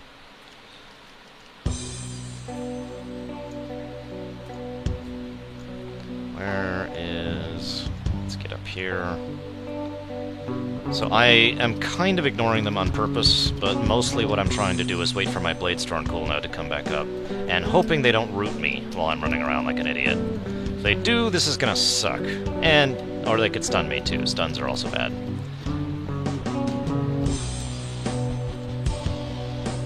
You'll notice I've got a lot of guys on me right now, and they're just really irritating.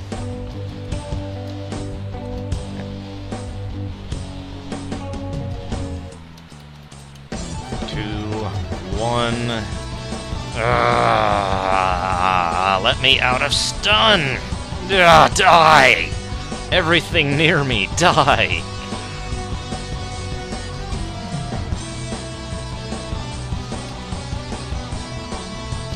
Oh, he's attackable. Now, we stop the timer as soon as he's dead, but I still can lose some time overall. And you'll notice I'm already down on this sector. Oh, jeez. Frickin' terrible.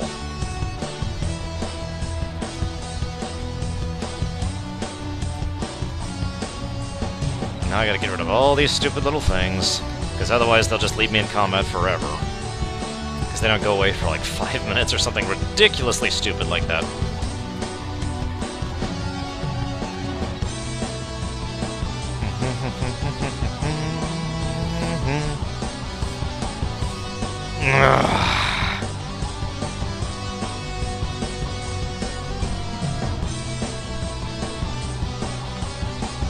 Oh god.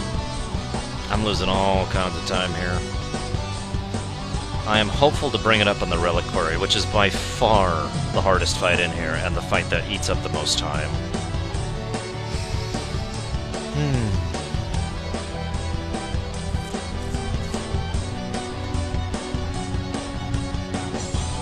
We'll see how the Gorefiend fight goes too. You'll notice that I actually didn't blow cooldowns. That's because it's a waste to blow those on Akama.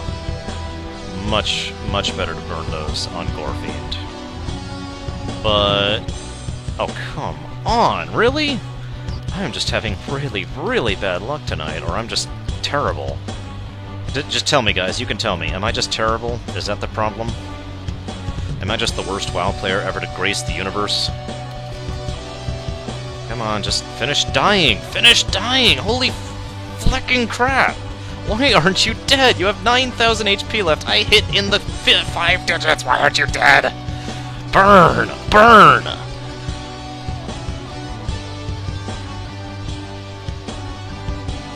God, you are a waste of my time. K, you don't matter. Shut up.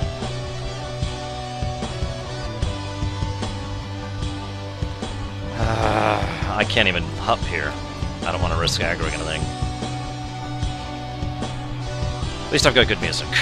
That's the important part, right, guys? Oh, come on. Whatever, fine. Fine.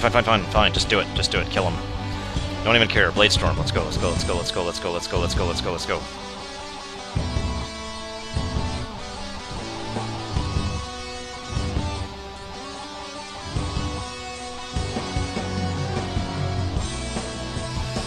So one of the things I mention every time, for those of you who aren't usually around for this, is it's a lot more stressful, at least to me, and a lot more interesting for the same reason, to speedrun raids in WoW, because you only have one shot a week. It's not like Mega Man X where it's like, oh, damn, I just got really bad luck on this boss. I better turn around and, restart the game. No, I can't do that.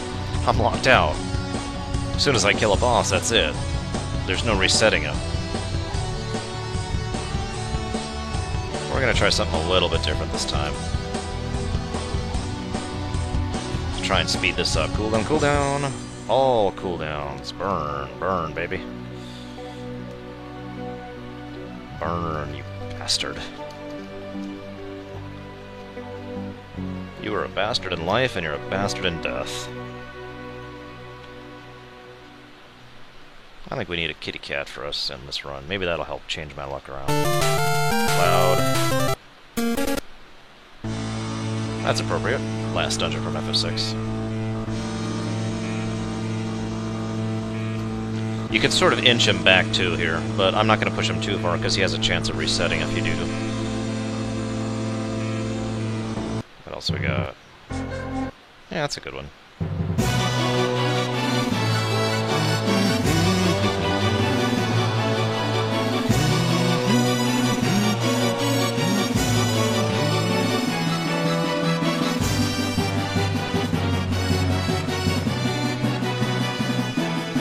Damn it.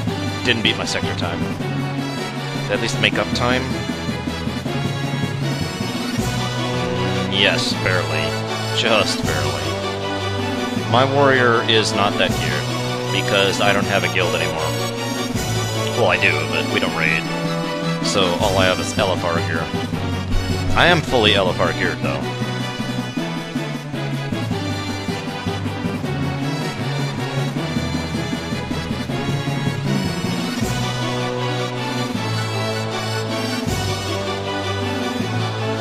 See you later, sis. Even though you probably won't even hear me say this.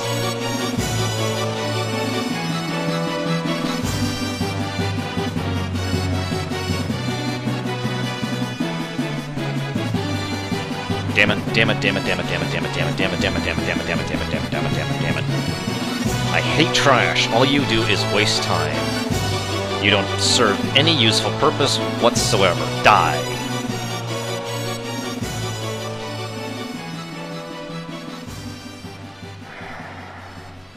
Come on, Reliquary, help me make out those 13 seconds. Come on. More like 16 seconds now, because I'm just really not doing well, and I wasted a jump.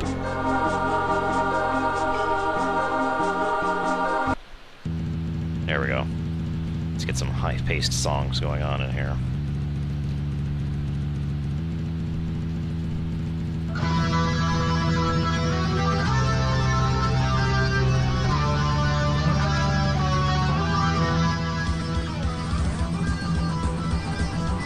Please don't aggro me. Please, please? Thank you. God. Apparently, that trash pack actually had a sense of self-preservation. Unlike every other trash pack, which has been like, hey, you're not supposed to be here. Please kill us. We don't deserve to live. To which I'm like, ugh, I don't want to waste my time killing you. My God, you are such wastes of carbon.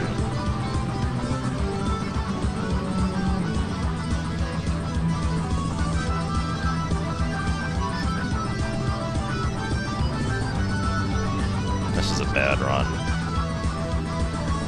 I was actually doing good on Degentis, and then I just screwed up everything else.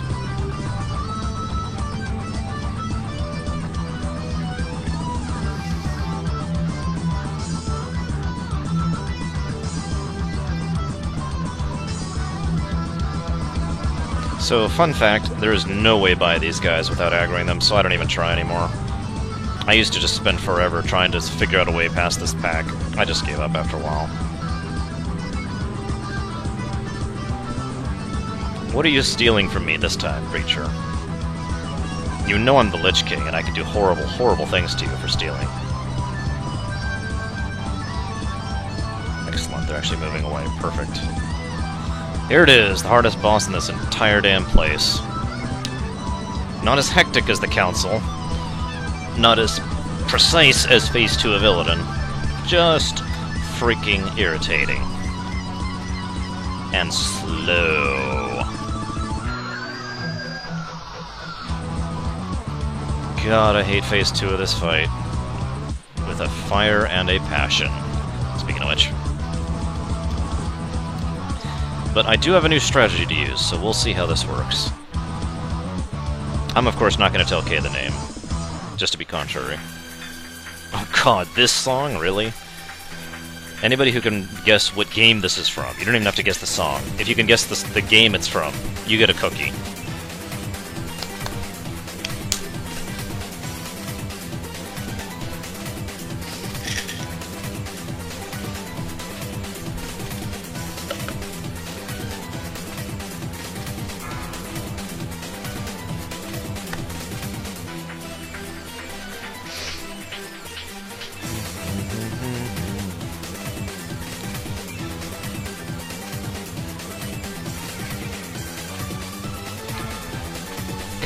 This fight.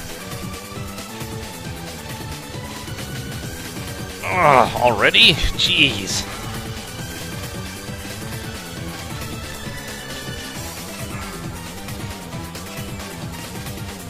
Really? Oh, there we go. Oh, God, I hate this fight. Got it.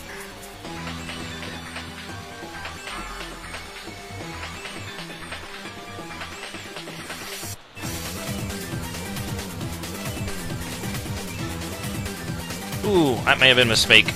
Oh yeah, that was very nearly a mistake. Almost killed myself. And that would have been the end of the run, basically. God, I hate this frickin' twit. Ah, that sucks. Whatever. I can recoup from that. Time to use some bravery strats for the last tidbit here. Please, please, please, please, please, please, please, please. Heal, heal, heal, heal, heal. Or that. You know what? That'll work. That'll work. Because I should be able to take out the rest of this with one shot. Bam, like that. Did it work? No, for some reason. There we go. There we go. Flag. Ugh.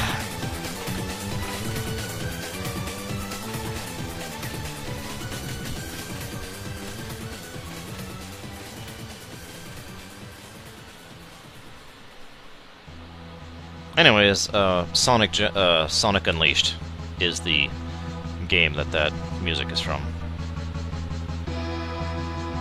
No, this boss is a pain in my ass. That's what this boss is. Let's get to some last boss music instead.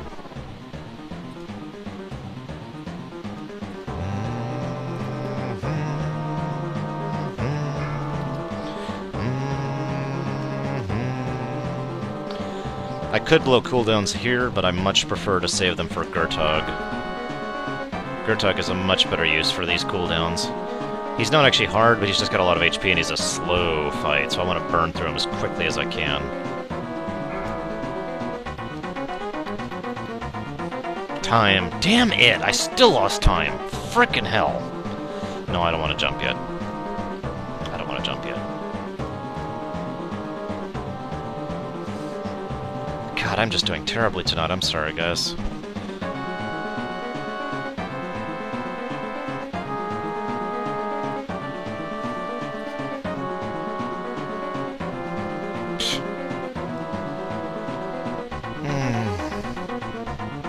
I'm not sorry to Kay, because Kay's a bastard, but I'm sorry to everybody else. Come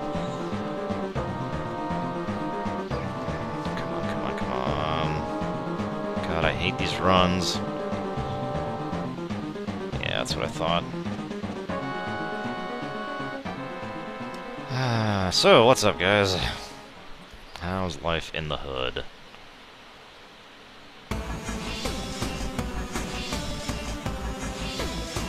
Guy's trying to troll me here. Don't aggro me, don't aggro me, don't aggro me. Basically no way to dodge these guys, not even gonna try.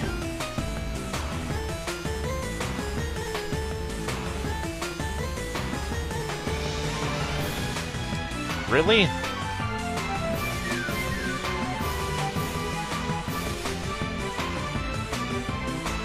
Hey Joe, what's up? Well, I figured you'd like being called a bastard, K, since you like the whole contrarianism thing. So like, aha, I am a bastard and therefore awesome, or something. I'm not really sure how that works exactly. You'll have to tell me.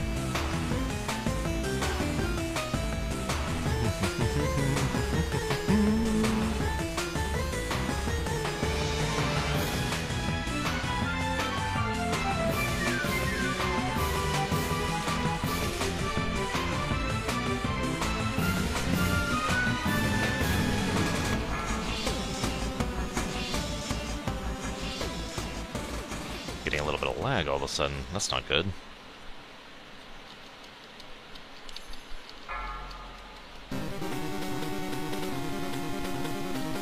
I'm not doing good. I am just really not getting any crits or anything tonight. This is pathetic. Yes, yes, Blood Bowl on me. Oh no.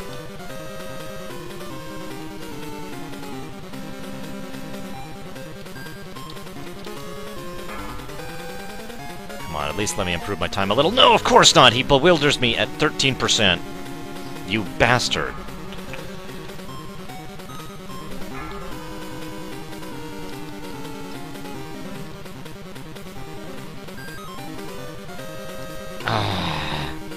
Well, at least I gained back 2 seconds there.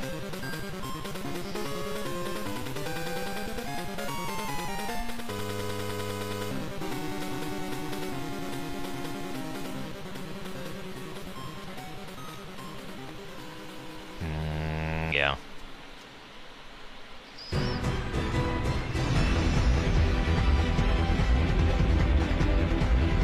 I love it. I'm actually catching these guys, and I may actually have to fight them because they're basically right in my way, and I literally am at the point where seconds matter. Go away, you bastards. I hate you. Yeah, whatever. I saw that coming. That's okay. I was saving Bladestorm specifically for this. Just die. Thank you. Come again. I beat it, Joe. 14 hours, 12 minutes. For a 100% run. Which is 12 minutes longer than I wanted to take, but nevertheless, I'm pleased with that.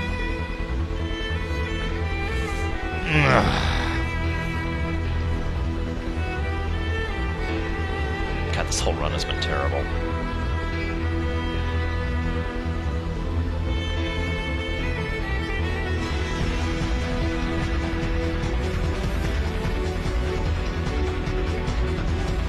Damn it, whatever. You'll do.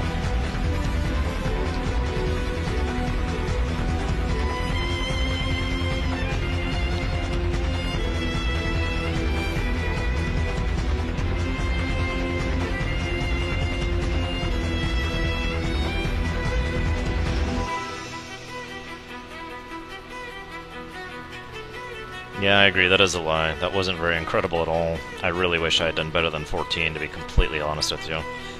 I'm starting to wonder if my alternate strat I was thinking about would have actually been faster.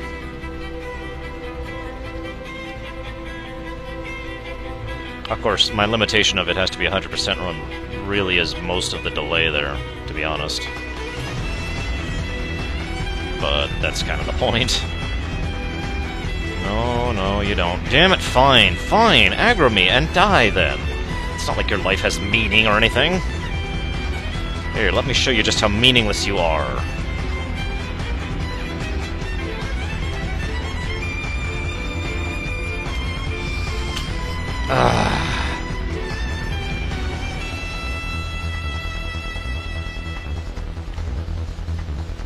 Oh, thank you, Kay. something I'm doing tonight is going right. No, I know I can blow those cooldowns on this guy. Girl, actually. But I don't like doing it. I much prefer saving it. But I am actually going to use Shattering on her. The rest will wait for the Council. One of the 2 points in time during this run you'll actually see me bother to stop and heal. The Council is actually an easy fight, quote-unquote, but it's incredibly hectic and it's incredibly fast. It is very much a I kill them before they kill me kind of a fight, for those of you who haven't seen it yet. And I'm a little bit nervous about it every time I go into it. Damn it, am I not going to gain up time on any sector? Come on, come on, come on, come on, come on, die, die, die, die, die, die, die, die, die, die. Oh, there we go. Oh my god, that was awful. That was awful.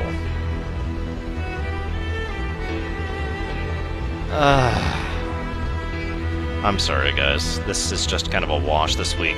Maybe I'll make it up in Blackwing Lair. But I don't think there's any chance in hell I'm actually going to make up my time now, at all, overall. I'm just too far down.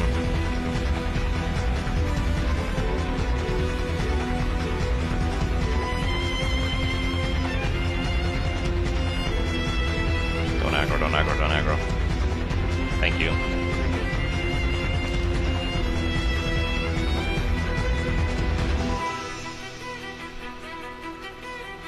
So I assume by now Preacher's mother is looking at me like, God, you are the worst warrior I have ever seen in my life. What is wrong with you? Or something along those lines. Assuming she's even watching at this point, she may have closed the feed in disgust. Arrgh. There's no dodging at least one of these groups, so I usually just charge in and get one of them, and just get it over with. You can drag them, but it's too easy to pulse aggro the other pack. So I only drag him a couple feet here. And then we go. Actually, I'm not going to heal. Screw it.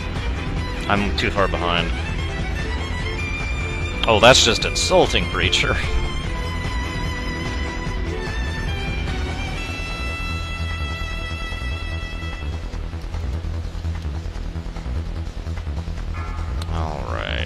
The Doom fight, as I like to call it.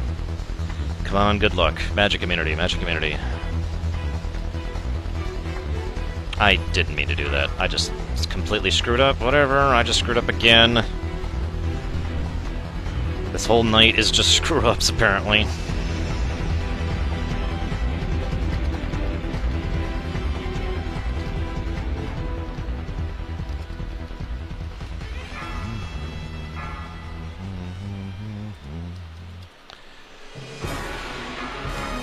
Well, you don't. Not this time. Stay down. Stay down there in execute range. Bam! Holy crap, I actually gained time. Holy crap. Come on, come on, come on, come on, come on, come on, come on, come on, come on. Let's go, let's go, let's go, let's go. Hurry up.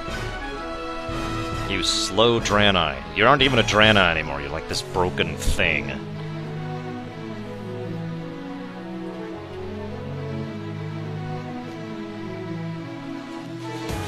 Let me guess, she's a PvPer. Congrats, Lilo. Are you leaving high school or college?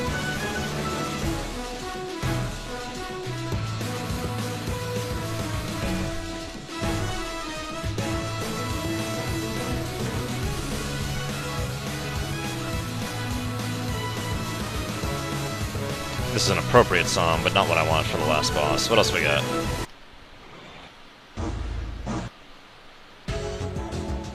Ah, that's why. Yeah, I don't PvP. I don't like PvPing. Never my thing.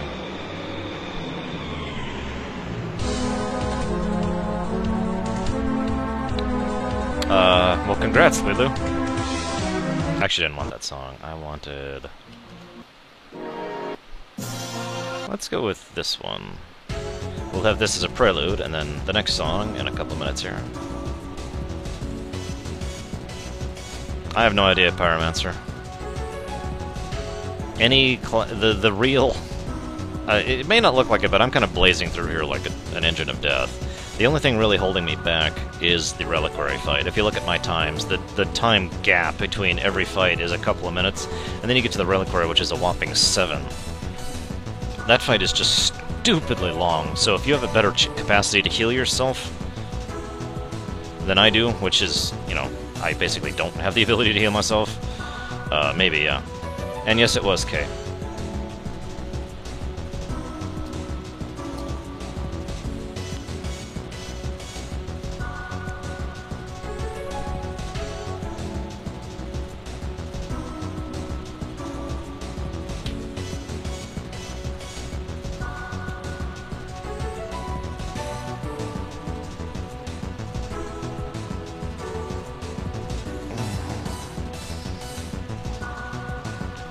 Don't forget you run out of mana in Phase 2 as well. I don't know if that would affect you or not, but it is a problem as well. Alright, let's go and start the next song here.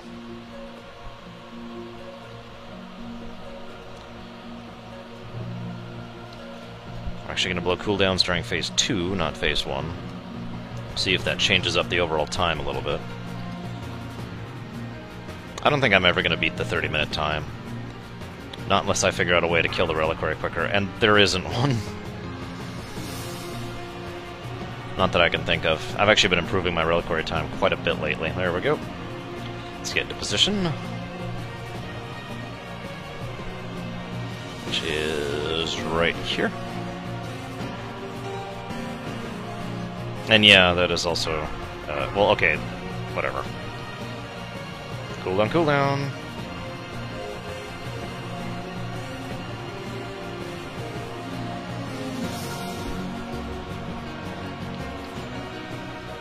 Come on.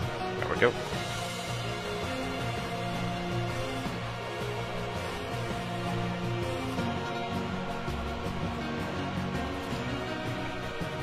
Aren't you dead yet? Jeez. Was I missing? Am I not hit capped? Yeah, I'm hit capped. I'm mostly hit capped. I imagine a Death Knight would have a much easier time with the Reliquary. Or in this whole instance in general. Death Knights are quite infamous for soloing raids.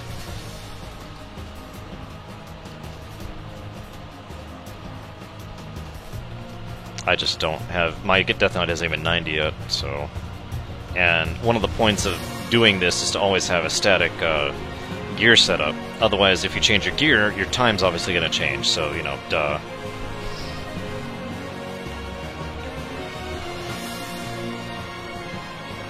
Besides, the actual reason I'm doing this on my warrior is because I want the Blades of Azzinoth. That's what started all this. I started speedrunning this kind of as an addendum to that. You know, well, I'm already here killing him for this frickin' thing. Maybe I might as well do it as fast as I can, right? And yeah, I'm already over my overall time. That's a shame. Oh well. Whatever. My monk is only level 30 something at this point. He's still enjoying the quests.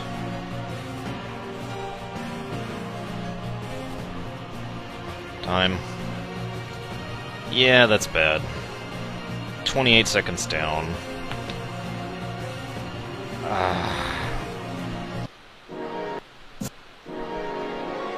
We'll save this for when we get to Blackwing Lair. Come on, finish the combat.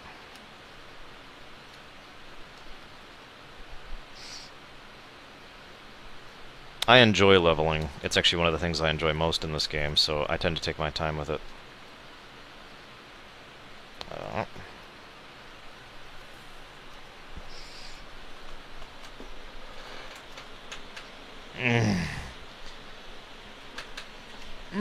Goodness me. Alright, well, that was a terrible, terrible run. At least I had one good sector, and 2 good sectors in that. Let's see if we can do better in Blackwing Lair. No Chronic, because then I would have to voice act every single thing and every single quest, as I do every single quest in the entire game. Because that's what I like to do. And then people will be like, God, will this guy never shut up? And my response will be, no, I will never shut up. Blah, blah, blah, blah. That was Maiev. okay. Hylisk, you need an absolute bare minimum of 2.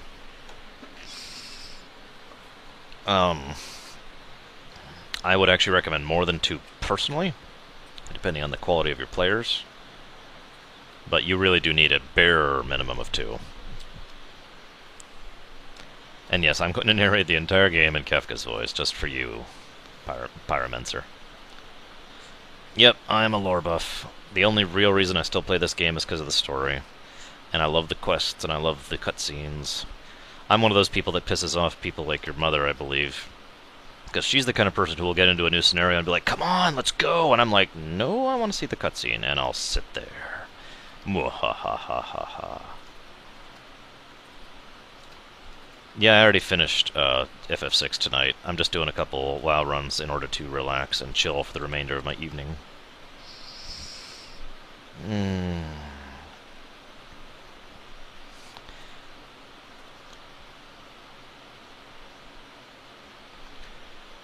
Possibly Chronic. I'd still feel more comfortable having a third who was a healer with us, if I was to do those. Especially for Sindragosa, both heroic and achievement, which are just kind of a righteous aggravation from hell. Which I suppose I could say, you know, that I have, because I can prove it, but yeah.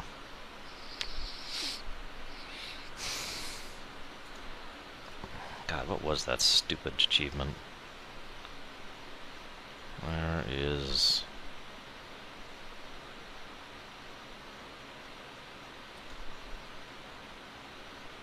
All you can eat. God, I hated getting that achievement. That was so frustrating. What don't we have from this? Probably just a bunch of Ulduars.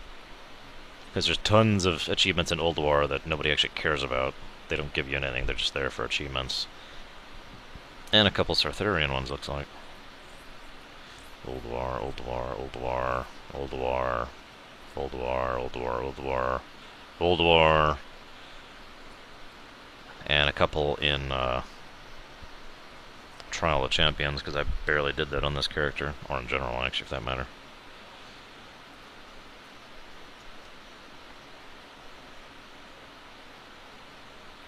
I can't do it right now, Kay. I'm sorry, my throat is too swollen. I did it in my Kefka voice. Chronic, do you mean in terms of lore, or in terms of gameplay? And if you say both, I'm gonna smack you.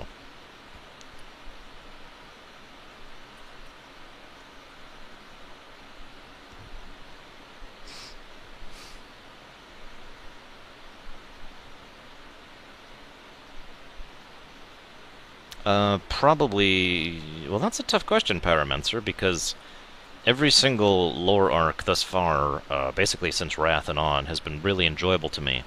The New World and Cataclysm, Wrath itself, of course, and the Northrend campaign, the Twilight Cultists, and the true revelation of exactly what they were up to, the full totality of Deathwing and his mentality, and of course Pandaria, which I have been loving the hell out of. So I can't really pick a favorite. They're all awesome. The end. If I absolutely had to pick a favorite, I would say the Redemption of Arthas, because basically called it, and also that's what I wanted to happen.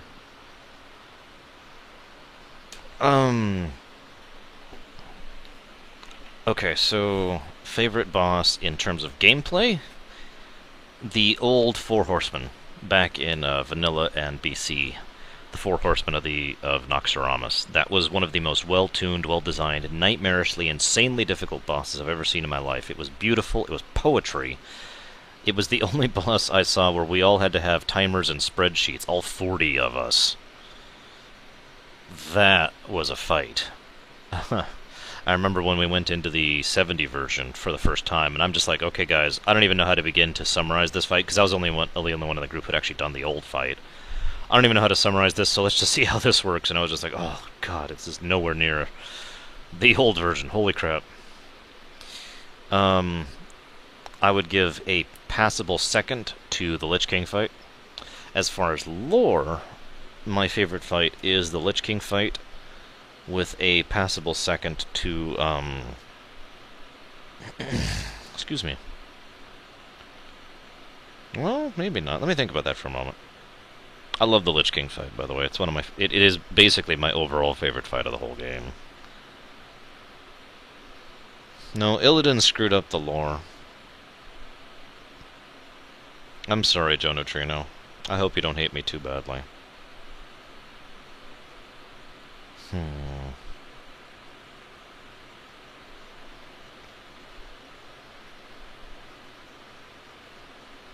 Yes, I am the only one who can actually give myself a real fight, Preacher. I'm gonna go ahead and toss Yogg-Saron onto that list as well. That's a gameplay, actually, not lore. Although he's certainly interesting lore-wise, too. Okay, let's get some music going. And let's get some timer on. 3, 2, 1, go! Good luck on this fight. This first fight, I swear, Razor is all of the difficulty of the time of this damn thing. Well, this and what Chromagus decides to curse me with. Because if he hits me with that slow debuff, it's just... Well, that's the end of my run. Oh, I can't believe I just did that. I can't believe I just did that. I'm gonna reset. I'm gonna reset. I really screwed that up really, really badly.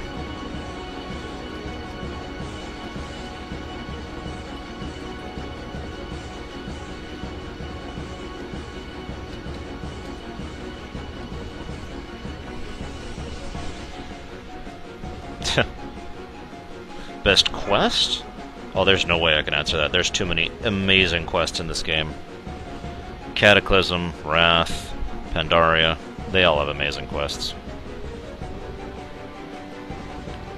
Although there was one I did that is brand new, just came out in the patch that came out a little over a week ago, which was really, really, really cool in terms of mechanics and lore both. Loved it. I'm not even going to say anything about it. I don't want to spoil it, but it was just really cool. And that's all I'm going to say.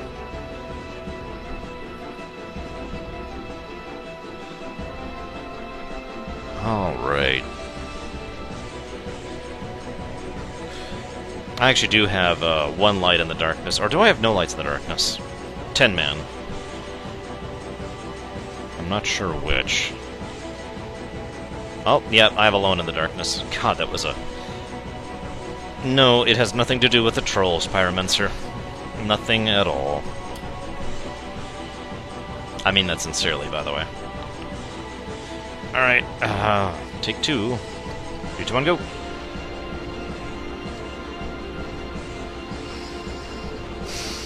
Let's try not to suck this time.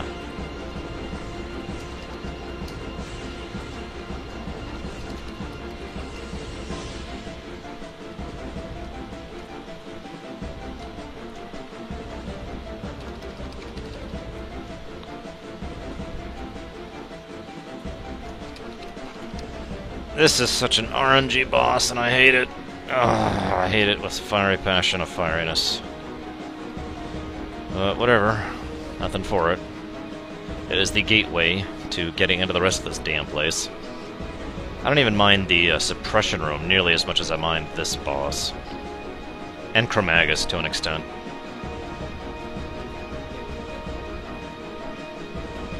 For anyone who doesn't know what I'm talking about, Chromagus will curse you with one of the random colors from the dragon flights. The blue one curses you to move slower, and I have no ability to remove magic as a warrior, so I just get to run slower for the entire rest of the run because of the 10-minute debuff. It sucks.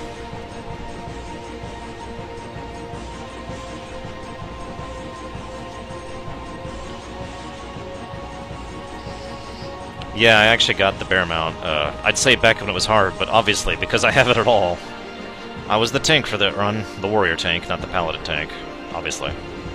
Because that was this character.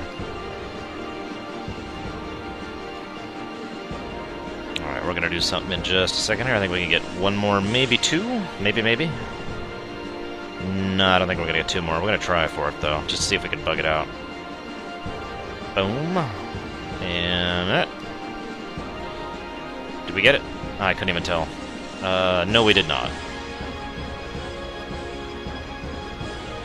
That's okay. We got aggro off of me, that's the important part. Even though this is going to cost us a few precious seconds getting all the way over here.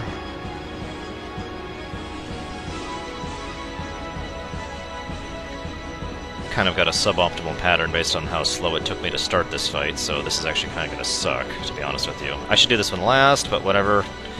Didn't occur to me until 3 seconds after I did it, and I can't afford 3 seconds of delay. As you can notice, 11 minutes and 55 seconds is my time for the entire raid, so I basically can't afford any loss of time at all. And the fight with Razorgore himself is ironically even worse than all this, because whether or not he does Conflagrate or his stun, War Stomp, is going to determine how the fight goes. Literally.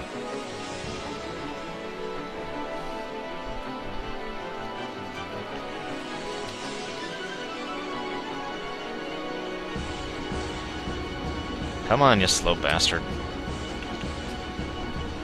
And of course, I'm still in. There's the Stomp. And Conflag at the same time. That's actually kind of good.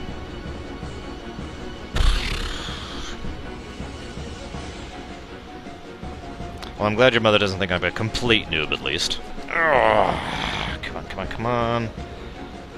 Just die. God dang it. I hate this frickin' boss. This is terrible. I'm already over time because he's double conflagged me. I hate this boss. See, doing this in my tank gear's really sucky, I just gotta say. Because of... Oh no! Oh no no no no no no no no no no no no no no no no no. Okay, I hit time by accident, but it doesn't matter because my time has just been destroyed because I got the bug. Hopefully the bug will not continue, even though it always does. In fact, actually, my run may have literally just ended if it doesn't continue. Okay, it didn't. Thank God. Switch. Go go go go go go go go go go go.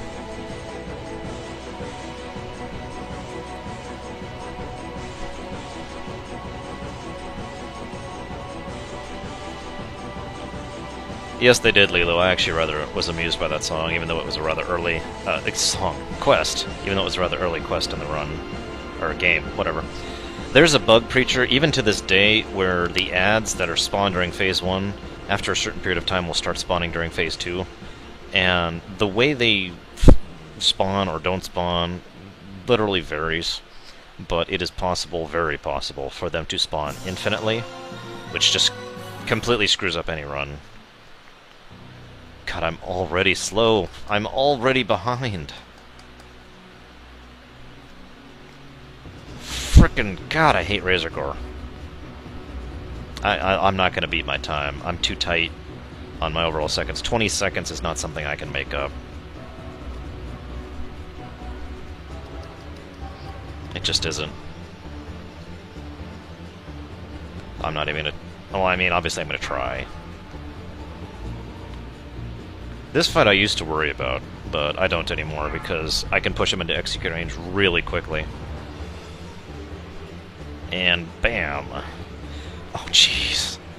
I lost so much time because of that.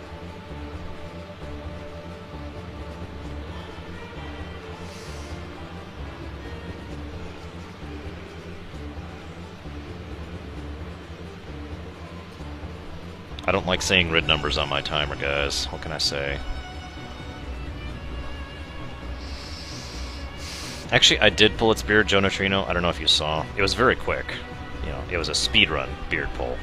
That's how quick it was. Now to be kinda bored. Hello, God Mode. What is up?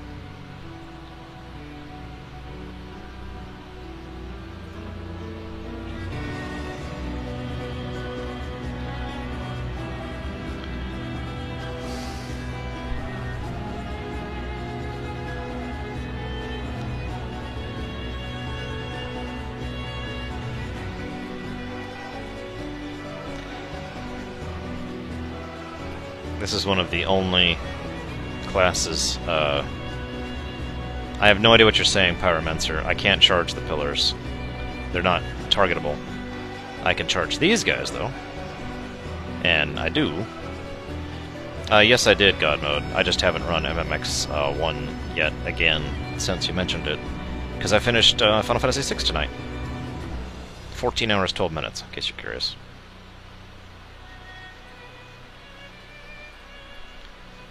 Six... we'll get that one first. Come on, come on, thank you. And there.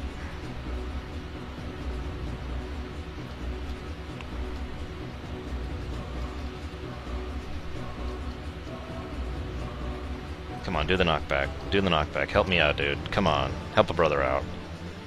Or sister, or whatever. Damn it, already behind. Already behind. Okay, managed to make up some time there. That's good. But this is bad, because I'm still slowed by this frickin' suppression error, because I'm not out of it yet. Come on, there we go. Okay, I do have to stop and kill these, otherwise they're going to aggro everything in the universe, and I don't feel like that. So I'm going to lose time on this sector without question or hesitation. Oh, finally! Die! Die! Die! Die! Thank you! Let's go, let's go, let's go, let's go. Oh, god damn it, are you kidding me? You know what, I don't care. I don't care. Trash doesn't matter. There's no trash in this entire dungeon that I give a damn about. Except for the ones that I literally can't kill. Go ahead and pull the whole raid if you want to, you bastards.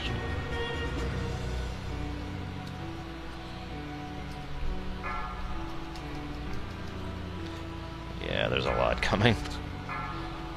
Let's go ahead and kill some of these while I'm killing the boss.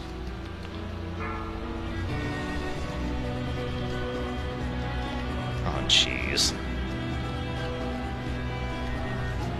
No, don't... Oh, whatever, fine. There, shut up. Everything shut up. And by shut up, I mean, you know, stop moving. Yeah, this ain't happening.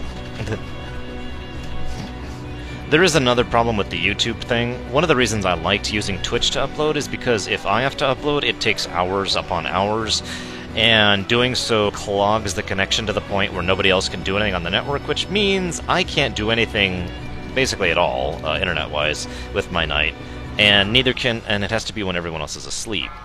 So I'm sacrificing my night just to upload and nothing else, no other accomplishment. And I can't, like I said, I can't do it when anyone else is awake, because, duh, right? Oh, come on, I can out-DPS this.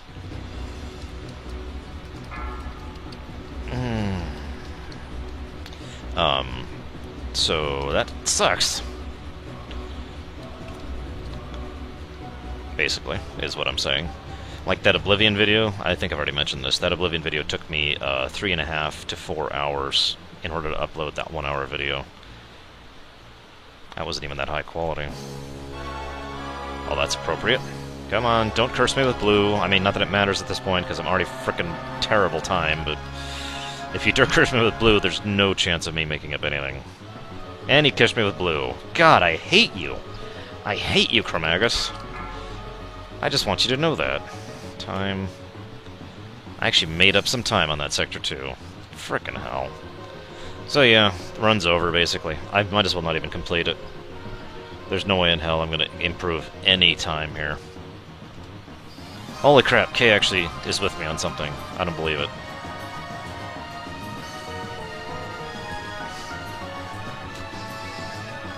Oh, that's frustrating. That's really frustrating. Whatever. That was a terrible Blackwing Lair run. I lost a bajillion time on the first boss, and I never made it up. I actually made up some of the time over the course of the run, but I lost too much on Razorgore. It's such an RNG boss. Come on. Let's go, let's go, let's go, let's go. I don't care, Nefarian. I really don't. And since I'm slowed, we're going to use a slightly different strategy. Even though it's literally, I got 30 seconds to kill him now. Which, to say the least, is not happening.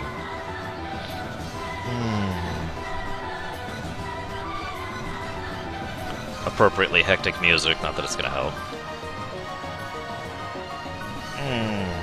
Oh well, at least I have gotten sub 12 minutes on this. If this run I manage 13 minutes, or rather under 13 minutes, I'll be happy with that. I'll call that a good run. Well, okay, no I won't, but I'll call that an acceptable run, given the circumstances, and given how horrible that Razorgore went.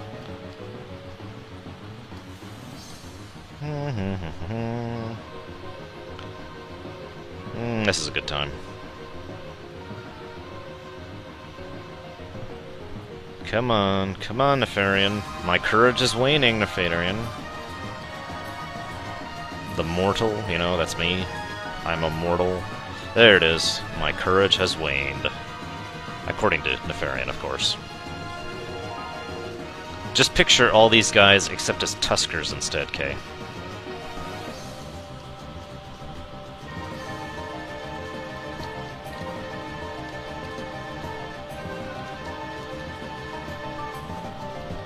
Come on, sub 13, sub 13, sub 13. I'm getting nothing. Whatever. I don't think I'm making it. Yeah, I'm not making it. I'm not making it. Damn it! I can't even make 13 frickin' minutes. Well, guys, I'm sorry. I'm the worst everything in the universe. Bam. 1309. God, that was bad. I'm not even gonna save that. There's like no reason to. Now, I want you... I have had a strange question which has been asked of me before. Dear Archie and Gaia, why do you play with the sound off? Well, this is why. See, I'm a melee, and this is basically all I ever hear.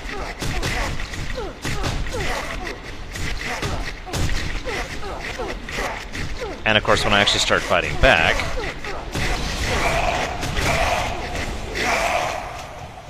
that happens. So, now you know. And knowing is half the battle. But yeah, I usually play with the sound off in general. I once had WoW hooked up to these really awesome speakers, like really big ones with 2 bass boosters and all that fun stuff. And we got into a melee combat, and I was playing with a friend at the office actually, and we turned on the melee sound when I was in combat. And it was just like, oh my god, 40 Joe Neutrino, and the booming, just doom death sound of the melee combat was so loud it was actually shaking the room like. I guess that would have been 5 rooms away. There was no point in the entire building you couldn't hear the combat music, or the combat sound, I'm sorry. It was just like, super death surround sound, doom. Anyways. Well, I didn't beat either of my times this week. I'm kind of sad about that. That sucks. And I suck. I deserve to die. I'm gonna go kill myself, guys. I'll be right back.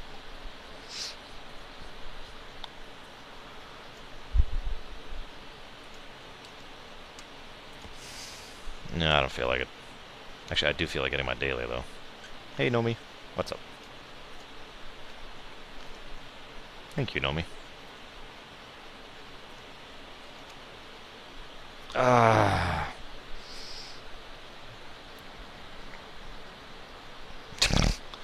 See you around, Pyromancer.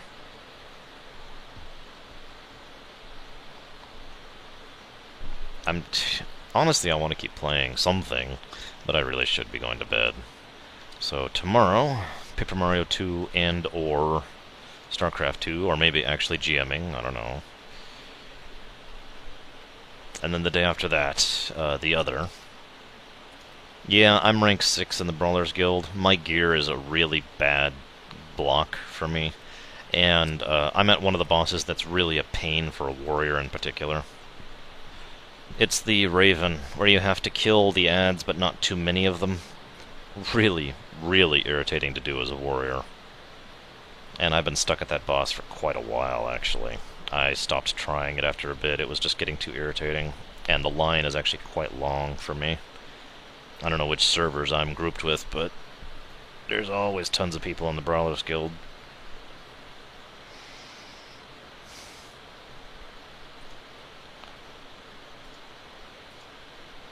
Anyways, I am going to be heading to bed here, guys. So, I will probably be talking to you tomorrow, aka later today.